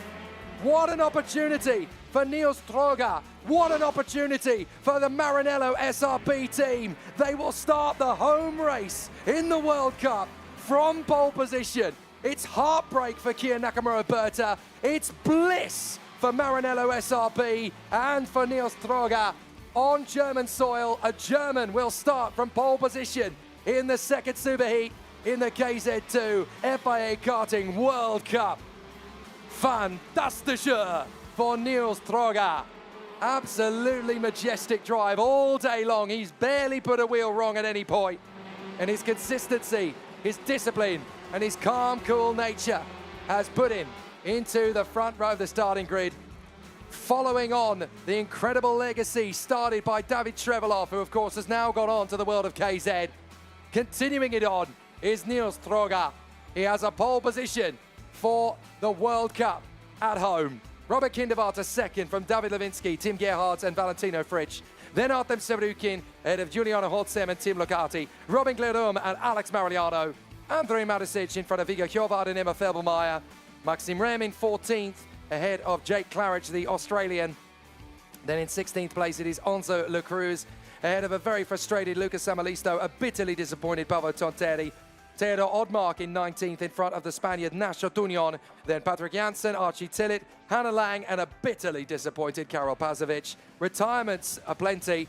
Tillian Galassin, Nathan Krang. And on the first lap, of course, we had Emmanuel Mai, Kai Perner, Jesse Kirby. And the most dramatic of them all, Kian Nakamura Berta. What a disaster for the young British driver.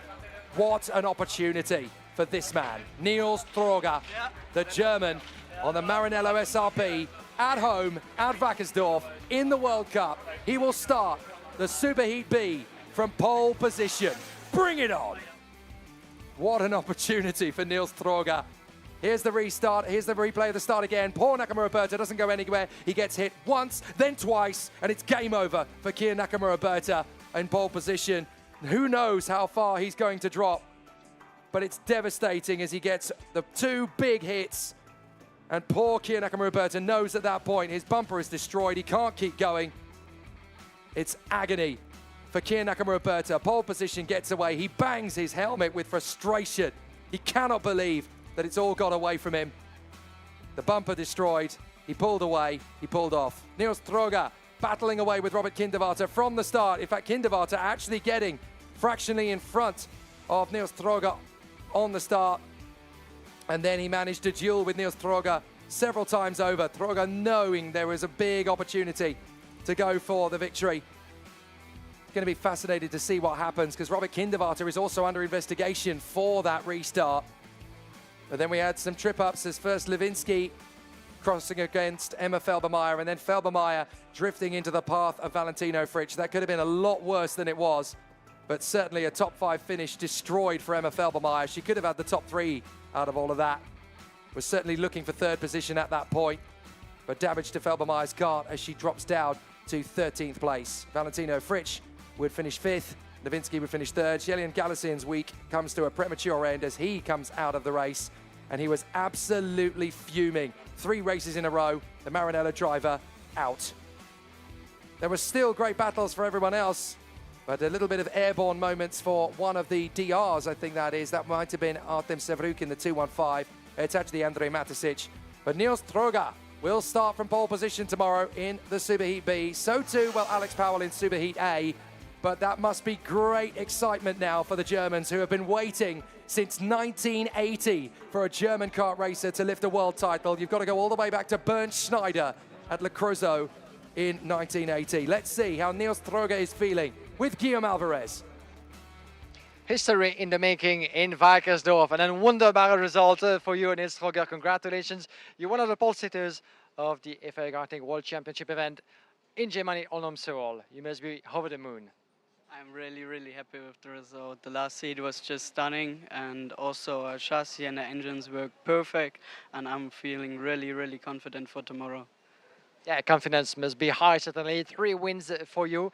Yet the biggest of all 3 days is coming with 1 superheat and the final. Based on what we've seen so far in terms of pace, your results, the confidence, is there anything else different that you need to do to be able to secure that results tomorrow? For sure, 26 laps in the final will be a lot. So we try to manage the tires also for the superheat, as everybody is struggling with the tires and the performance, but I think we keep going and it's going to be great. It's going to be great for sure. Any spot on the layout of Wackersdorf where you told yourself through the races, maybe that could be dangerous, I need to shut the door maybe more for the next races or do something different in terms of racing line? Yeah, as I was also driving in the road to Wackersdorf, the preparation race, I made a lot of mistakes after the chicane where a lot of people could overtake, and now I changed it and it's better now. There you go, that's what prep races are for. Congratulations again, Niels Troger, our pole sitter in the Superheat B of the KZ2 category. It's going to be a big day for him tomorrow, but as a German, can he win on soil? Let's find out. Well, the first part of the task is definitely done for Niels Troger. Whatever happens now in the remaining 2 heats, Niels Troger is guaranteed Super Pole B pole position, because there's no matter whatever happens, if Daniel Vasile wins his heat, then he will still be only 1 point behind Niels Troger in the interim rankings. And therefore, the 2 pole position sitters in the World Cup this weekend are going to be Alex Powell in Superheat A and Niels Troger in Superheat B. Absolutely phenomenal. And what a chance for the German fans here to have a World Cup winner on home soil here at Wackersdorf. What a party that would be. And what an achievement that would be for everybody at Maranello SRP, who has come so close so many times to that kind of result. Still 2 races to go, though. And it's going to be an interesting one for this man at the front end of the grid. Maxim Orlov, the man who got the original pole position in the Modena Paralympics. So let's see what Maxim Orlov can do. He has a chance to get himself right up to the sharp end of the grid.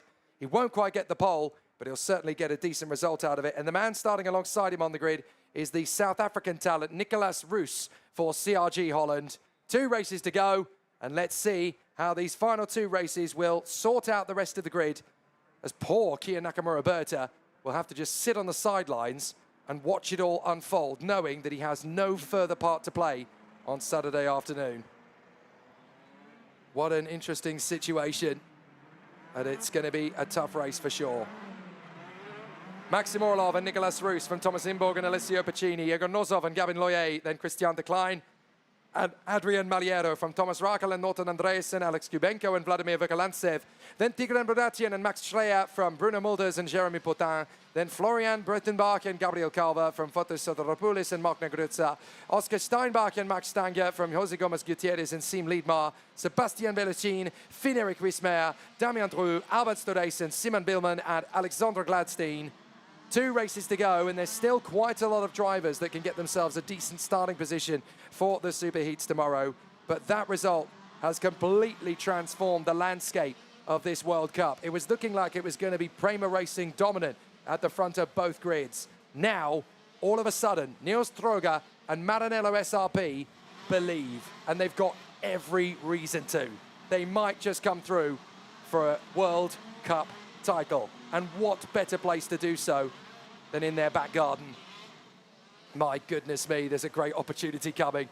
And I think that's the real headline coming out of this phenomenal event. The Maranello squad have been trying for so long. They have never won a World Championship in KZ. In the Super Cup, they have never won the World Cup title.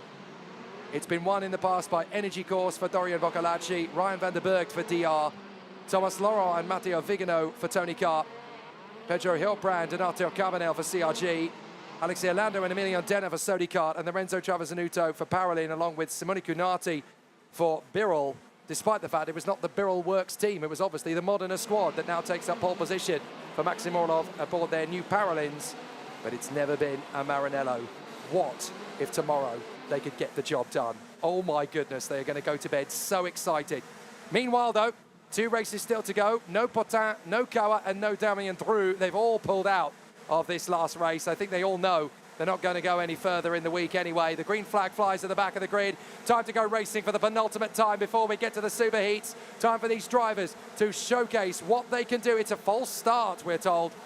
That's the first time that's happened this weekend. So there is a problem further back in the pack, but that just prolongs the agony for Maxim Orlov and Nicolas Roos. I thought we were clear at the briefing before the weekend. Once we get to the conclusion of what has been a very long day for everybody, let's keep it together and go on the first try. Please, drivers. No, I'm just kidding, of course. Everyone's very exhausted. 47 races, very nearly. 49 races over the course of the entire weekend. And, well, Nigel Edwards obviously decided we needed to go for a restart there. But, yeah, guys, come on. We want to finish off strong. These are the words we've had. If you remember, guys, being with us last year at the World Championship in Le Mans, at the very last of the 31 qualifying heats that we had on the Saturday, well, we went through a red flag. So the next start was delayed for a couple of minutes, and it was pretty much dark. It was at night. Under the lights of the Le Mans circuit that we had to complete that day. We're not there yet, hopefully, not any curse, but you can see in the middle of the field now on the left side. Yeah, that was. Could it be from the 4th row on the grid? So who was that in 9th position on the grid? That would have been 5th, 7th, 9th. That would be Thomas Rakel. So Thomas Rakel, I think it was, who ended up triggering a false start. So the German driver sending us round again. But at this point, it's worth paying tribute to all of the competitors as well as all of the officials and the marshals. I mean, up to this point, we've had a pretty decent weekend, and touch wood, yeah, I did actually touch wood, we have not had a single red flag, we've not had a major delay, and we've only had, I think, 2 yellow flag periods at all. This is the first false start. I think we've only had 2 full course yellows of the entire day so far. Absolutely, yeah, and 2 short ones with that. So it has been, yeah, it would be the second attempt to a start for the entire day of the day, and yesterday as well. So there might be a record actually.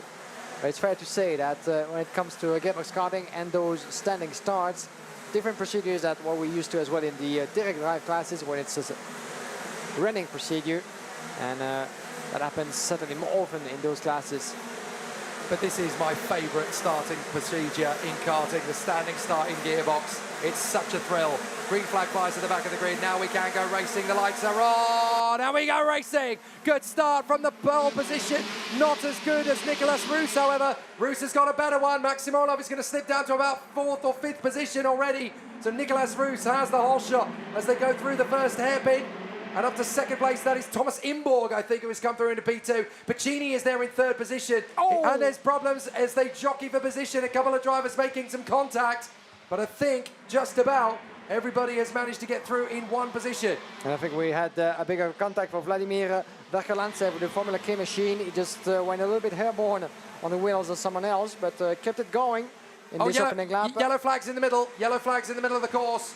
So we've had a couple of drivers come off the... Oh, and that is two drivers come off there. So that is one of the Door Motorsport karts. That is the 202 of Max Stanger. And I can't see who it is that's gone with him. We'll have to double check on that in a moment. Meanwhile, though, it's Finn-Erik Rismeier. But the lead is being changed. Imborg gets through on Roos, and Pacini is going to try and go through with him. Roos is going to try and drive right round the outside. Come in. He can't get there. He has to hang back in second place, as now Pacini will dive through for the inside. Roos is going to try and run right round the outside to hang on to second place.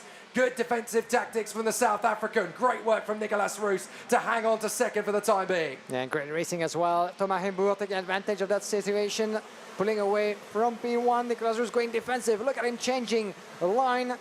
Entering turn number 11 it was. There was no way to go for Alessio Piscini. As further back as well, Christian de Klein battling along with Gabriel Loyer, Nozov, Orlov, Andreasen Malero, Alexander Kubenko running at top 10. And we see another move launched into the entry of the last turn.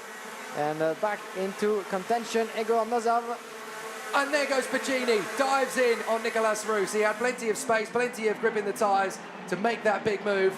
So it's job done. Now, if Maxim Orlov can fight his way back through from 8th position and make up more places, then Nakamura Berta will slip to at least 4th position. So that will push him further down. And of course, Nicolas Roos needs to pick up a few more places because Roos is down to 4th position. If he can pick up some more points, then he can get closer to the tally scored by Kia Nakamura Berta. And don't forget that in the last heat, we've still got Daniel Vasile to come. So there's a big problem coming for Kia Nakamura Berta. He knows he's probably going to fall off the front row of the starting grid for the super heats, and that's where things can really become a problem. But certainly for the moment, Thomas Imborg looking to add a win to his tally over the week. If that happens for Kia Nakamura Berta, as long as he can find himself on the inside line. Oh, look at that attempt on the inside on the 158. That was quite a ballsy move, so to speak. That was Thomas Rakel trying to get through on the inside of Nozov, I think. Yeah, the 159 indeed for P8 it was. We saw that from a behind angle. Interesting as well, and you can see the entry of that turn number 3 very fast with top speed up to 135, 142 km/h. And it takes quite a lot of courage as well to try to make your way through before the breaking point of the hairpin next. He's going to have to do that again. Rakel from P9, but it was a first good attempt at some point at this stage of the weekend. This is everything or nothing, and some of the drivers have nothing to lose at this point sometimes, or maybe everything to gain from a ballsy move. Let's see if Rakel will try to emulate that one again. Yeah, if you can just drive like the final few laps of James Hunt in the Japanese Grand Prix 76 as portrayed by Rush, if you can just drive like that in the final couple of laps of the race, then you might just be able to squeeze yourself into these super heats, because obviously... Oh, and there's a problem. That's is that Vladimir? Has he gone? Yes, it's Verkelantsev, and he's clattered into the side of Negrutsa by the look of it. So Negrutsa and Verkelantsev, this is exactly what we're talking about. You can't afford to make mistakes at this late stage, because a big DNF at this point can actually drop you out of position after all the hard work that you've done in the previous 6 races. Thomas Rakel now with a warning flag, but Negrutsa and Vladimir Verkelantsev have dropped a long way back as a result of that problem. Yeah, quite unfortunate as they were battling for P15. Oh, a bit of a contact there with the Formula K machine of Egor Orlov. Sorry, Maxim Orlov not, but it was further back. Egor Nozov just behind in P8 with Maxim Orlov. Here we are with the Parling machine trying to catch up as well with Gabin Loyer, the 183 with the Leclerc machine. Let's try to see what's going to happen, but Orzov is going to try again. There was a bit of a contact on the first try for Egor Orzov, and he's being chased as well by Alexander Kubenko with the Tony Kart machine. Let's try to see what Kubenko can do at the end of this race, halfway through a qualifying race. There was a bit of a moment over there. There's still a lot of people watching along on the sideline. So the Paulin mechanics, of course, keeping an eye on Maxim Orlov. In turn number 4, you can see the 124 of Egor Nozov being chased by Kubenko. Nozov himself trying to shake off the order a little bit, putting a pressure on Gabin Loyer and dropping a bit of momentum in doing so. Watch out for Mulders as well from P10 with the CRG machine. That's all he's been expecting for the past 2 laps to try to get past Kubenko. Maybe on the next turn, but it's not happening quite yet. Orlov has certainly done enough to get into 3rd position in the interim rankings behind Powell and Throga for the time being, but if he gains even more points, then he can absolutely put it to bed. There's a bit of an issue there for Igor Nozov trying to get past Orlov and Luye, and that's actually hampered his chances. Christian de Klein, can we just give a mention to him? 2nd position at the moment, Christian de Klein, having a brilliant end to his week as he puts himself in P2 here in front of Nicolas Roos and Alessio Pacini. So a great effort from the CRG driver, Christian de Klein. And this is a really pleasant way for him to end today. 5th position, Norton Andreasen. Welcome back, Norton. We've kind of missed you from the front end of the field, but he's going to end it on a strong run. Here he comes, the Swede diving through on the inside and takes on Alessio Pacini to get into 4th position. So Norton Andreasen hoping to end the day on a higher note than he has currently been showing. And that's 6th place that he's been able to recover ever since the start of the race. Norton Andreasen now in P4. Alessio Pacini that we saw. Oh, there's more problems. One of the, let's see who that is, who just retired from this race. I think that is going to be Sebastian Bellucin. I think Sebastian Bellucin is just pulled off the racetrack. As now we've got more battles going on. That is Alex Kubenko driving around the outside of Bruno Mulders as Vladimir Vogelantsev is under investigation. So problems indeed for the Formula K driver. And Kubenko actually made his move past Gabin Loye as well for P7. So good move, good run for Alexander Kubenko, who seemed to have found a bit of pace back in his tires in these later stages of this last race. Up to P7, as Nozov is trying to stay close to Gabin Loye. Let's watch back what happened between those two.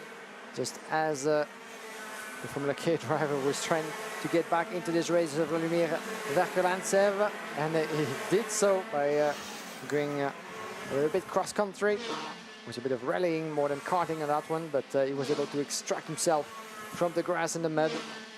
Now this is going to be a real headache for Max Orlov, isn't it? He's got past drivers who he would feel he's got a little bit more pace there, but now he's up amongst the top 5. Alessio Pacini might give him a bit of hard work. Maxim Orlov makes it look fairly easy though, up in the 5th position. And now he's going to try and take on Norton Andreasen up front. But look, Pacini is trying to come back at him.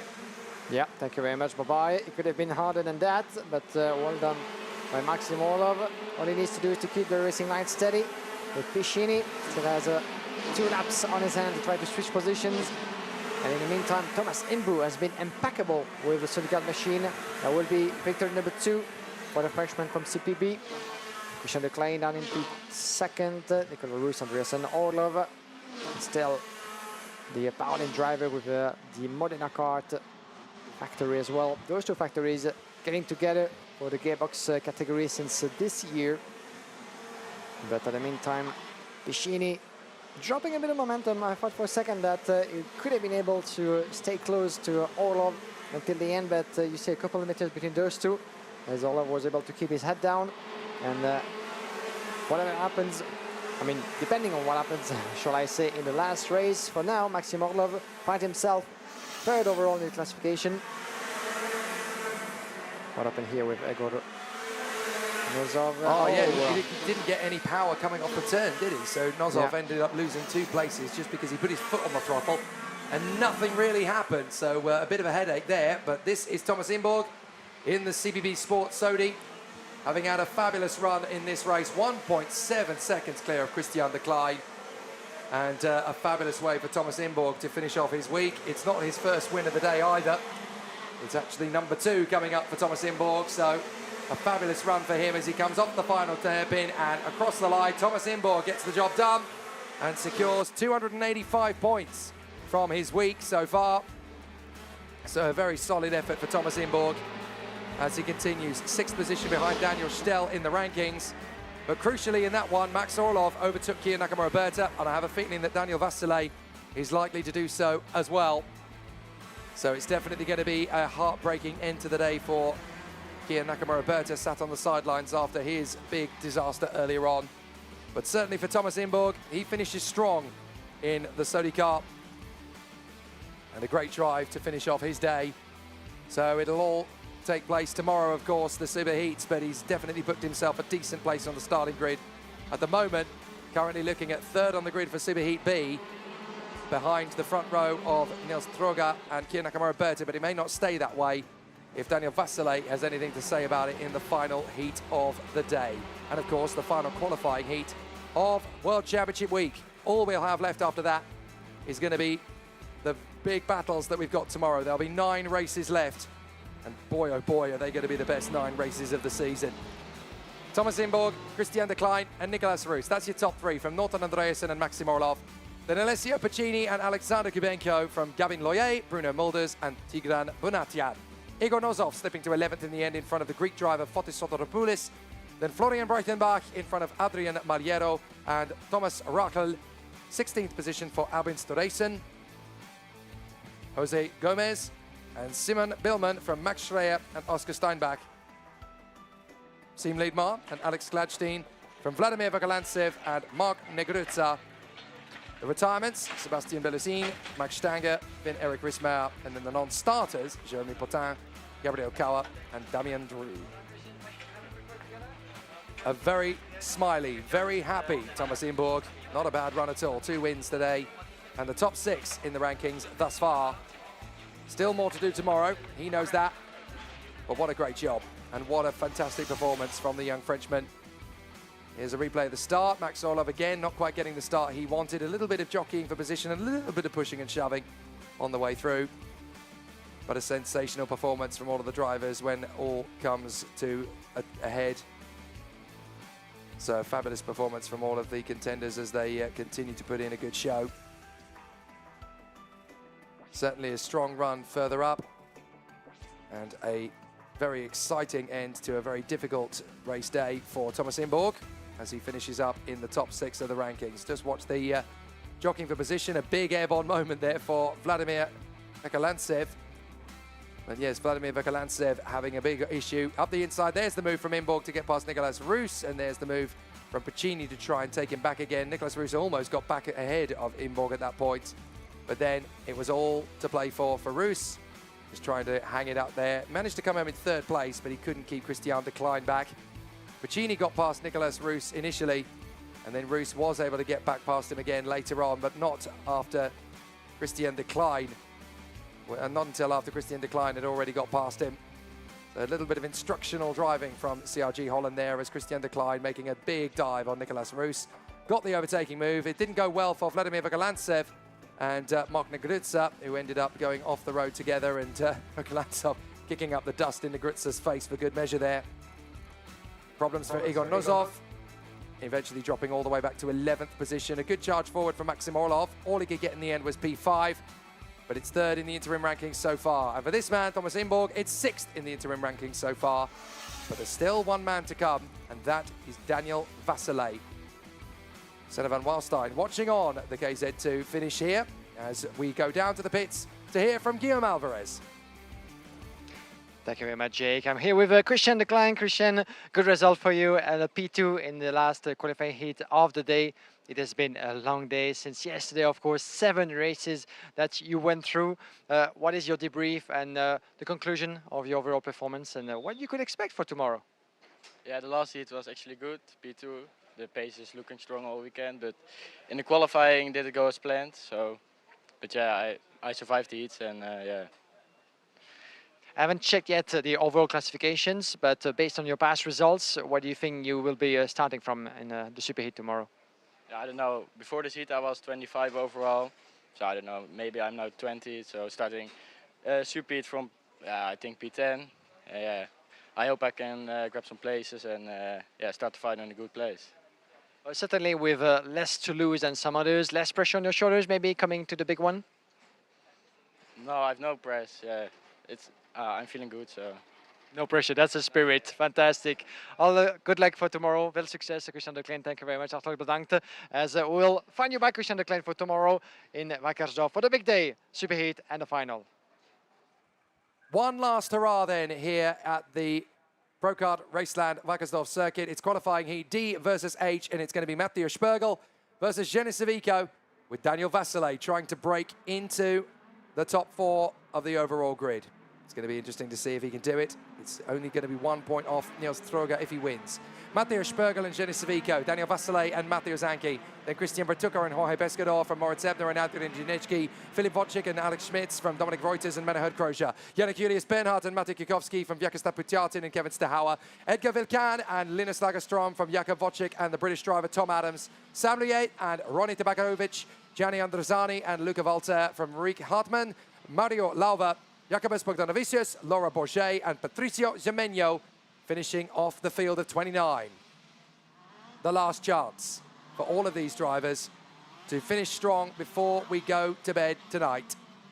And for Matteo Spergel, a chance to break back into the top 10 and also a chance for Daniel Vasile to work his way further forward and get himself into the top 3. You don't get to see me on camera very often, but there you go. Hope you got my best profile. Matteo Spergel and Jenny Savico running there in the top 3 positions. But Vasile is the one to watch here from the second row of the starting grid. Matteo Zanchi, 4th position. This is where it could all come very good indeed for the Romanian. Daniel Vasile, vice champion of Europe in 2023 in the KZ2 category. But the Romanian has a really strong chance here from 3rd position on the starting grid. Can he do it from the second row? If he wins this race, he gets into 3rd at this point. It's going to be a really exciting challenge for all of the contenders. But are we going to get to see Daniel Vasile from 3rd on the starting grid rock his way through to get a front row of the starting grid for one of the super heats? He's got to work hard to get there, that's for sure. But he can't afford a slip-up similar to the one we saw for Kia Nakamura Berta. Spergel, Savico, Vasile, Zanchi, Bertucca, Pescador, Ebner, Janicki, Wojcik and Schmitz. No second chances. You've got to make this one count. The drivers are in position. We are ready to go racing. The lights come on. They will go out now. Great start from Spergel. Better than Savico. Vasile got a pretty good one as well. Up at a second place comes the Romanian then. So Daniel Vasile getting a good start. Savico trying to take him on into the hairpin. No, you don't, says Daniel Vasile. I'm in a second position. I've only got one more kart to pass. And then I am on the front row of the grid of Superheat A. So Vasile absolutely not backing down from anything, taking no prisoners and gunning himself into a competitive position to go for the front row of the grid for Superheat A. Can he do it? Can he do it? That's a question. He's going to have 12 laps to prove it. But it was a great start indeed from Matteo Spergel. Let's see how things are going to happen and play out into this last qualifying heat of the day. And it's getting darker and darker here on the Pro Kart Raceland of Wackersdorf. It's about time to conclude, as you can see. As we can hear some screamings still and cheering from the fans. Here we go again. Matteo Spergel, 0.3 of a second from Daniel Vasile. Jenny Savico, Bertucca, Pescador, Zanchi, Ebner, Schmitz, Janicki and Wojcik running up the top 10. And it seems to me that a gap has been created between Jenny Savico and Christian Bertucca. Not entirely happy. And look, he's going to be overtaken by Jorge Pescador. By the look of it, Pescador was very close to get past Bertucca. And there's a bit of a train there. And everybody gets squeezed together. It's the Bertucca pain train. Once again, he always defends once he's got into a position that he thinks is the best he's going to get. So Christian Bertucca loves to back up the rest of the pack and then scrap away from them when he's got a little bit less time to play with. So this is going to be tricky for the rest of the drivers to deal with. So Spergel, Vasile and Savico have been given a license to run away and hide. Bertucca is already holding up the rest of the field. Pescador, Zanchi, Schmitz, Ebner. And then we've got Janicki and Wojcik up the inside. That is a bit of a defensive move from Zanchi, but round the outside can Alex Schmitz make an opportunity, come up from it. No, he can't. Tries again, dives in on Zanchi. Zanchi shuts the door. So still no overtaking move as Pescador tries again on Christian Bertucca. The Spaniard trying to take on the Italian. Not going to happen. And so for Spergel, Vasile and Savico up front, it is still an intriguing battle. But Vasile is all over the back of Matteo Spergel. Now can Daniel Vasile take on the CBB Sport Card? He's got 9 laps to try and pass the Frenchman and get himself onto the front row starting grid. To be fair, he doesn't even need to. Second position would do for Daniel Vasile to be 3rd in the interim rankings, and that would push Kia Nakamura Berta down to 5th overall, and that would of course put him into 3rd position on the starting grid for Superheat A, right behind Alex Powell. I was going to say, who do you choose to be the one by your side on the front row? Either Alex Powell or Neil Stroger. Looking at the start that Alex Powell has been having ever since the start of the weekend, Neil Stroger has been very efficient as well, but Powell has been used to get away from that position. I would go for Neil Stroger just to give it a shot and see how things happen, but that's still based on the proper theory. But in practice, that's for sure that the Jamaican driver has been impeccable in 6 of his 7 starting procedures. Oh, look at Batuka just parking the Buick on the inside of the parking lot on the inside of these apexes. Nobody can get through. And as he drives away from that little concertina effect, Pescador now finds himself scrapping with Sankey and Schmitz. This is what Batuka wants. He wants them to scrap amongst themselves. He doesn't want to have any involvement in it at all. So he just parks it on the inside line, lets them all back up. There's the move. A big dive from Savico to get past Vasile, but it doesn't work. Vasile retaliates instantly. So Vasile in a second position. He doesn't even need to win this heat. He doesn't even finish second. Even if Savico got through, that would still be enough to be in 3rd position. So Savico, the fastest man on the track, trying to put himself in the best possible position for the superheats. Vasile doesn't want to lose 2nd place. Doesn't want to save anything. Batuka tries. Pescador goes into the side of him, and Sankey in the concertina tags in as well. Incredibly, they all keep going. Yeah, it was a bad contact pretty much over there as we enter halfway through. Lap number 6 out of 12. 1.2 seconds between the 2 leaders, but as for now, the 122 of Jenny Civico and Christian Batuka still battling on. The Bernard and the Paulin closed together, glued together pretty much. This is for supremacy and P3 overall in this race. Giorgio Pescador just lost complete momentum further back in P5. In front of Zanki, Schmitz, Ebner, Janici and Wojcik. Oh, he almost went for it. Close call, wasn't it? Into turn number 11. It's a question of seconds. Now he is! Oh, they come together! That was never going to work! And Savico and Vasile both spin, and it's cost everything for Vasile. Vasile now facing the wrong way. 3rd position was pretty much nailed on for the Romanian. It was guaranteed. Now it is not. Vasile tumbles down, and that's going to put Nakamura Berta back into the top 4 in the rankings. Vasile cannot believe what has happened. It's game over. Contact with a very feisty and incredibly determined Jenny Savico has dropped him out of the competition, and a very angry Daniel Vasile. That was it. I had done everything I needed to do. Game over again, just as we saw agony for Kiya Nakamura Berta. Now we see it for the vice-European champion, Daniel Vasile. Incredible ton of event, and we can hear the screams and the anger from the fans cheering on as Daniel Vasile is making his way back to the pits. That will be DNF, retirement out of this last race for the Romanian driver. As Giorgio Pescador, in the meantime, inherited 2nd place. Far back from Matteo Spiegel, obviously, but the battle is still going. Yeah, look again, and Batuka is still keeping his barrel out as wide as possible, trying to keep everybody back. This is his tactic. Schmitz, Ebner, Janicki, Stahauer, Kukovski, they're all piling up in behind Christian Batuka, and there is an absolutely irate Daniel Vasile. He can't believe it, in just the same way that Nakamura Berta has seen it all slip from him. Daniel Vasile doesn't know what to do either. 3rd position is gone for the Romanian, and there's more problems. We've had problems now. This is how Savico lost it. He just tags into Vasile. Vasile tries to get around him, but he tags on the way through. Vasile can be very angry indeed with Savico, I think, on that one. But also, there's been another incident further round, and we've got damage to one of the Paralins coming through the 1st corner. So I think we've actually got a damaged bumper to Jenny Savico. He's under investigation, and I think he's going to have a technical flag on him anyway. Look at Batuka. He just will not let anybody through.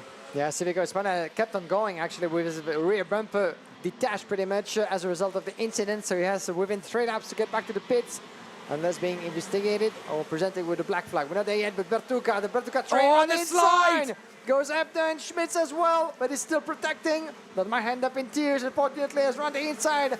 Alexander Schmitz keeps on attacking, keep the racing line and the position alive on the way to the last sector, the last corner. Alexander Schmitz still on the inside, but at the pace, it will be Ebner who takes the position. So Ebner gets through past Schmitz, but still the battles rage. And Jenny Savico continues motoring. Oh, problems further back. That is one of the Dawn Motorsport cars going a little bit airborne. That is the 124 in the mix there, I do believe. So a bit of a moment there for, it might be the 134 actually, that might be Yannick Julius Bernhardt. There you go, Genis Savico's out of the race as well now then. Mechanical flag for Genis Savico. All of that hard work and effort, he was just being too brave. And again, Moritz Ebner, just getting fed up behind Christian Bertucca. Get out of the way, man! He's getting so angry, sat behind the Italian. Yeah, it reminds me of what we saw at the opening round of the European Championship in Zuera, where Bertucca found himself in a similar position and actually had a few moments that we thought were not entirely fair play back in the day, parking the field into the braking zone. And lovely from Janicki. Yeah, this time around Bertucca is doing everything he can, one turn after the other, to shut all the doors and to protect his position. P4 at the moment. For how long? Checker flag is getting near, but look at the number of drivers who are only waiting for one thing, to get past the young Italian. Starting with Moritz Hebner, Yannick Schmitz, Sam Louis for the back in P8, but where to pass? Well, Matteo Spergel is going to pick up the easiest win in history up front. Bertucca again, just getting pressure from Ebner, who is just nudging him, and then of course he just releases and lets them all scrap amongst themselves. That's Bertucca's tactic. Back them up, then drive away. But Matteo Spergel is already on the final lap as Pescador is being caught down by Matteo Zanchi, and now Bertucca is trying to hold on to this in fourth position. The last lap comes out, and again Genis Savico ignores the technical flag. A big dive at the inside there of Janicki from Sam Luyet, trying to get through, and round the outside of Sam Luyet. That was an attempt there from Kevin Stahauer. Still, Bertucca doggedly hangs on a fourth position. Ebner is getting sick of this now. Come on, move over. He still can't get through. Christian Bertucca absolutely glued to fourth position. But up front, Matteo Spergel is going to take the easiest win in history. Ebner's getting fed up. Bertucca's trying round the outside. Watch out for Alexander Schmitz. Trying his best to come forward. The checkered flag comes out for Matteo Spergel. He gets the win in front of Pescador and Zanchi. But what about Bertucca? Who's going to come through in fourth position? Surely not. It is Christian Bertucca. How did he hang on to that from Ebner, Schmitz and Luyet? I cannot believe that.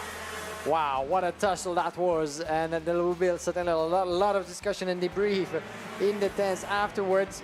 Hopefully not so much so between the drivers themselves, but let's salute the performance of Matteo Spergel. His second victory of the day, a second in a row in those KZ2 qualifying races for Saudi Kart CPB, just after the one of Thomas Imbour. A good way for the French team and Matteo Spergel to conclude what had been a long and hectic day of racing. Giorgio Pescador picking up his best results as well in P2 from Matteo Zanchi, one of the best surprises ever since the start of the World Championship event. But certainly the attraction of that race, Christian Bertucca, who was courageous until the end. He held on to that position, to that P4. He fought for it. And of course there will be questions asked, there will be explanations to be given about the way that position was kept alive until the end.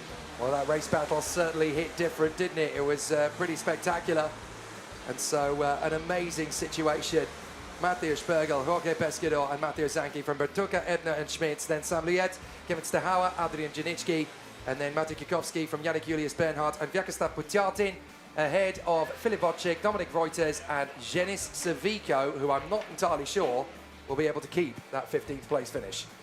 Yeah, he actually saw the checkered flag, Genis Savico, with a rear bumper misplaced. So again, we'll wait for confirmation from the officials about this. P16 for Menu Crosser, as we have Matteo Spergel on camera. And we have Ronnie Tabakovic, Tom Adams, Rick Hartmann, P20 for Gianni Andrzani, Linus Lagerström follows in P21. From Luca Walter, Edgar Vilkans, Jokubas Bagnevicius, Mario Lauer, Patricio Zermeno, Jakub Bocic, Laura Bourget, and Daniel Vasile, who had to retire, unfortunately, for this race. Well, what a dramatic one that was to finish off. We thought we'd already had all the drama, really, we were going to see in KZ2 to finish off the day here in Wackersdorf. But then Genis Savico and Daniel Vasile decided to serve us up just a little bit more. Right from the start, in fact, Savico looked trying to get through on Daniel Vasile and not being able to do so.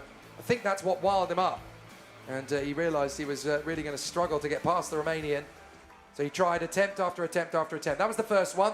Job done? Not quite. Daniel Vasile knew he had the opportunity to get back at him. But then came the big one. Bang! And both drivers out of the race, essentially. Particularly Daniel Vasile, though, from third position all the way down. And there goes his front row starting grid position. He drops to 9th. in the interim rankings. And lucky that we didn't have an even big impact, because those two were in the middle of the road, just outside of the turn, but luckily they were avoided. Yeah, flashbacks of Alexander Bondarev in Zuera last year spring to mind, but fortunately everybody avoided it. Moritz Ebner practically climbing over the back of Christian Bertucker's kart in his attempts to try and get through. Schmitz tried, Janicki tried, Ebner tried. None of them could deal with Christian Bertucker in the closing stages, despite all of the fights all the way to the flag. And proof that Christian Bertucker just knows how to keep the Birolart as the widest thing out there. He's probably about as wide as a tractor compared to the other karts out there. But a fabulous end to the day then for Matteo Spergel. And that's a get-out-of-jail-free card if ever I've seen one for Kiya Nakamura. Berta sat on the sidelines as well, because at the end of all that, he ends up 4th in the rankings. That'll put him back on the front row of the grid for the second superheat alongside Niels Troger. So he is a very lucky man indeed. Meanwhile, though, Matteo Spergel is a victorious man in front of Pescador, Zanchi and Christian Bertucker. But a great way for Matteo Spergel to bow out of the day. Ladies and gentlemen, you have worked so hard to stay with us. And now we get to do it all again tomorrow. There are 9 races left of the gearbox season. Superheats in KZ2 Masters, KZ2, and then KZ. And then, of course, the big shows.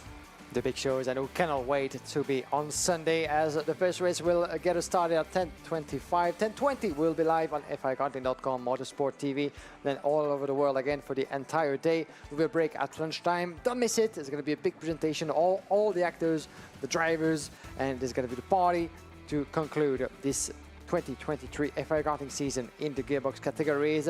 We cannot wait to really get to the pinnacle of that weekend. It's been intense, it's been hectic so far, but there's one day to go. 2 races, the superheat and the final in each of the classes, of course, and for all the drivers.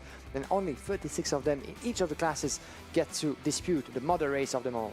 Whatever your plans were for tomorrow, cancel them. If you're a motor racing fan, you do not want to miss tomorrow. It's going to be the show to end all shows. The FIA Karting International Super Cup for KZ2 Masters. The FIA Karting World Cup for KZ2. And the race that even Ayrton Senna, Michael Schumacher or Sir Lewis Hamilton couldn't win. The FIA Karting Championship of the World for KZ. Do not miss it. Tomorrow is going to be biblically good. From Jake Sanson and from Guillaume Alvarez and from all of us here, don't miss tomorrow. You'd be absolutely raving mad to pass up the opportunity of the greatest spectacle in motorsport tomorrow. Nothing is harder to win than the Karting World Championship. Be there or be square.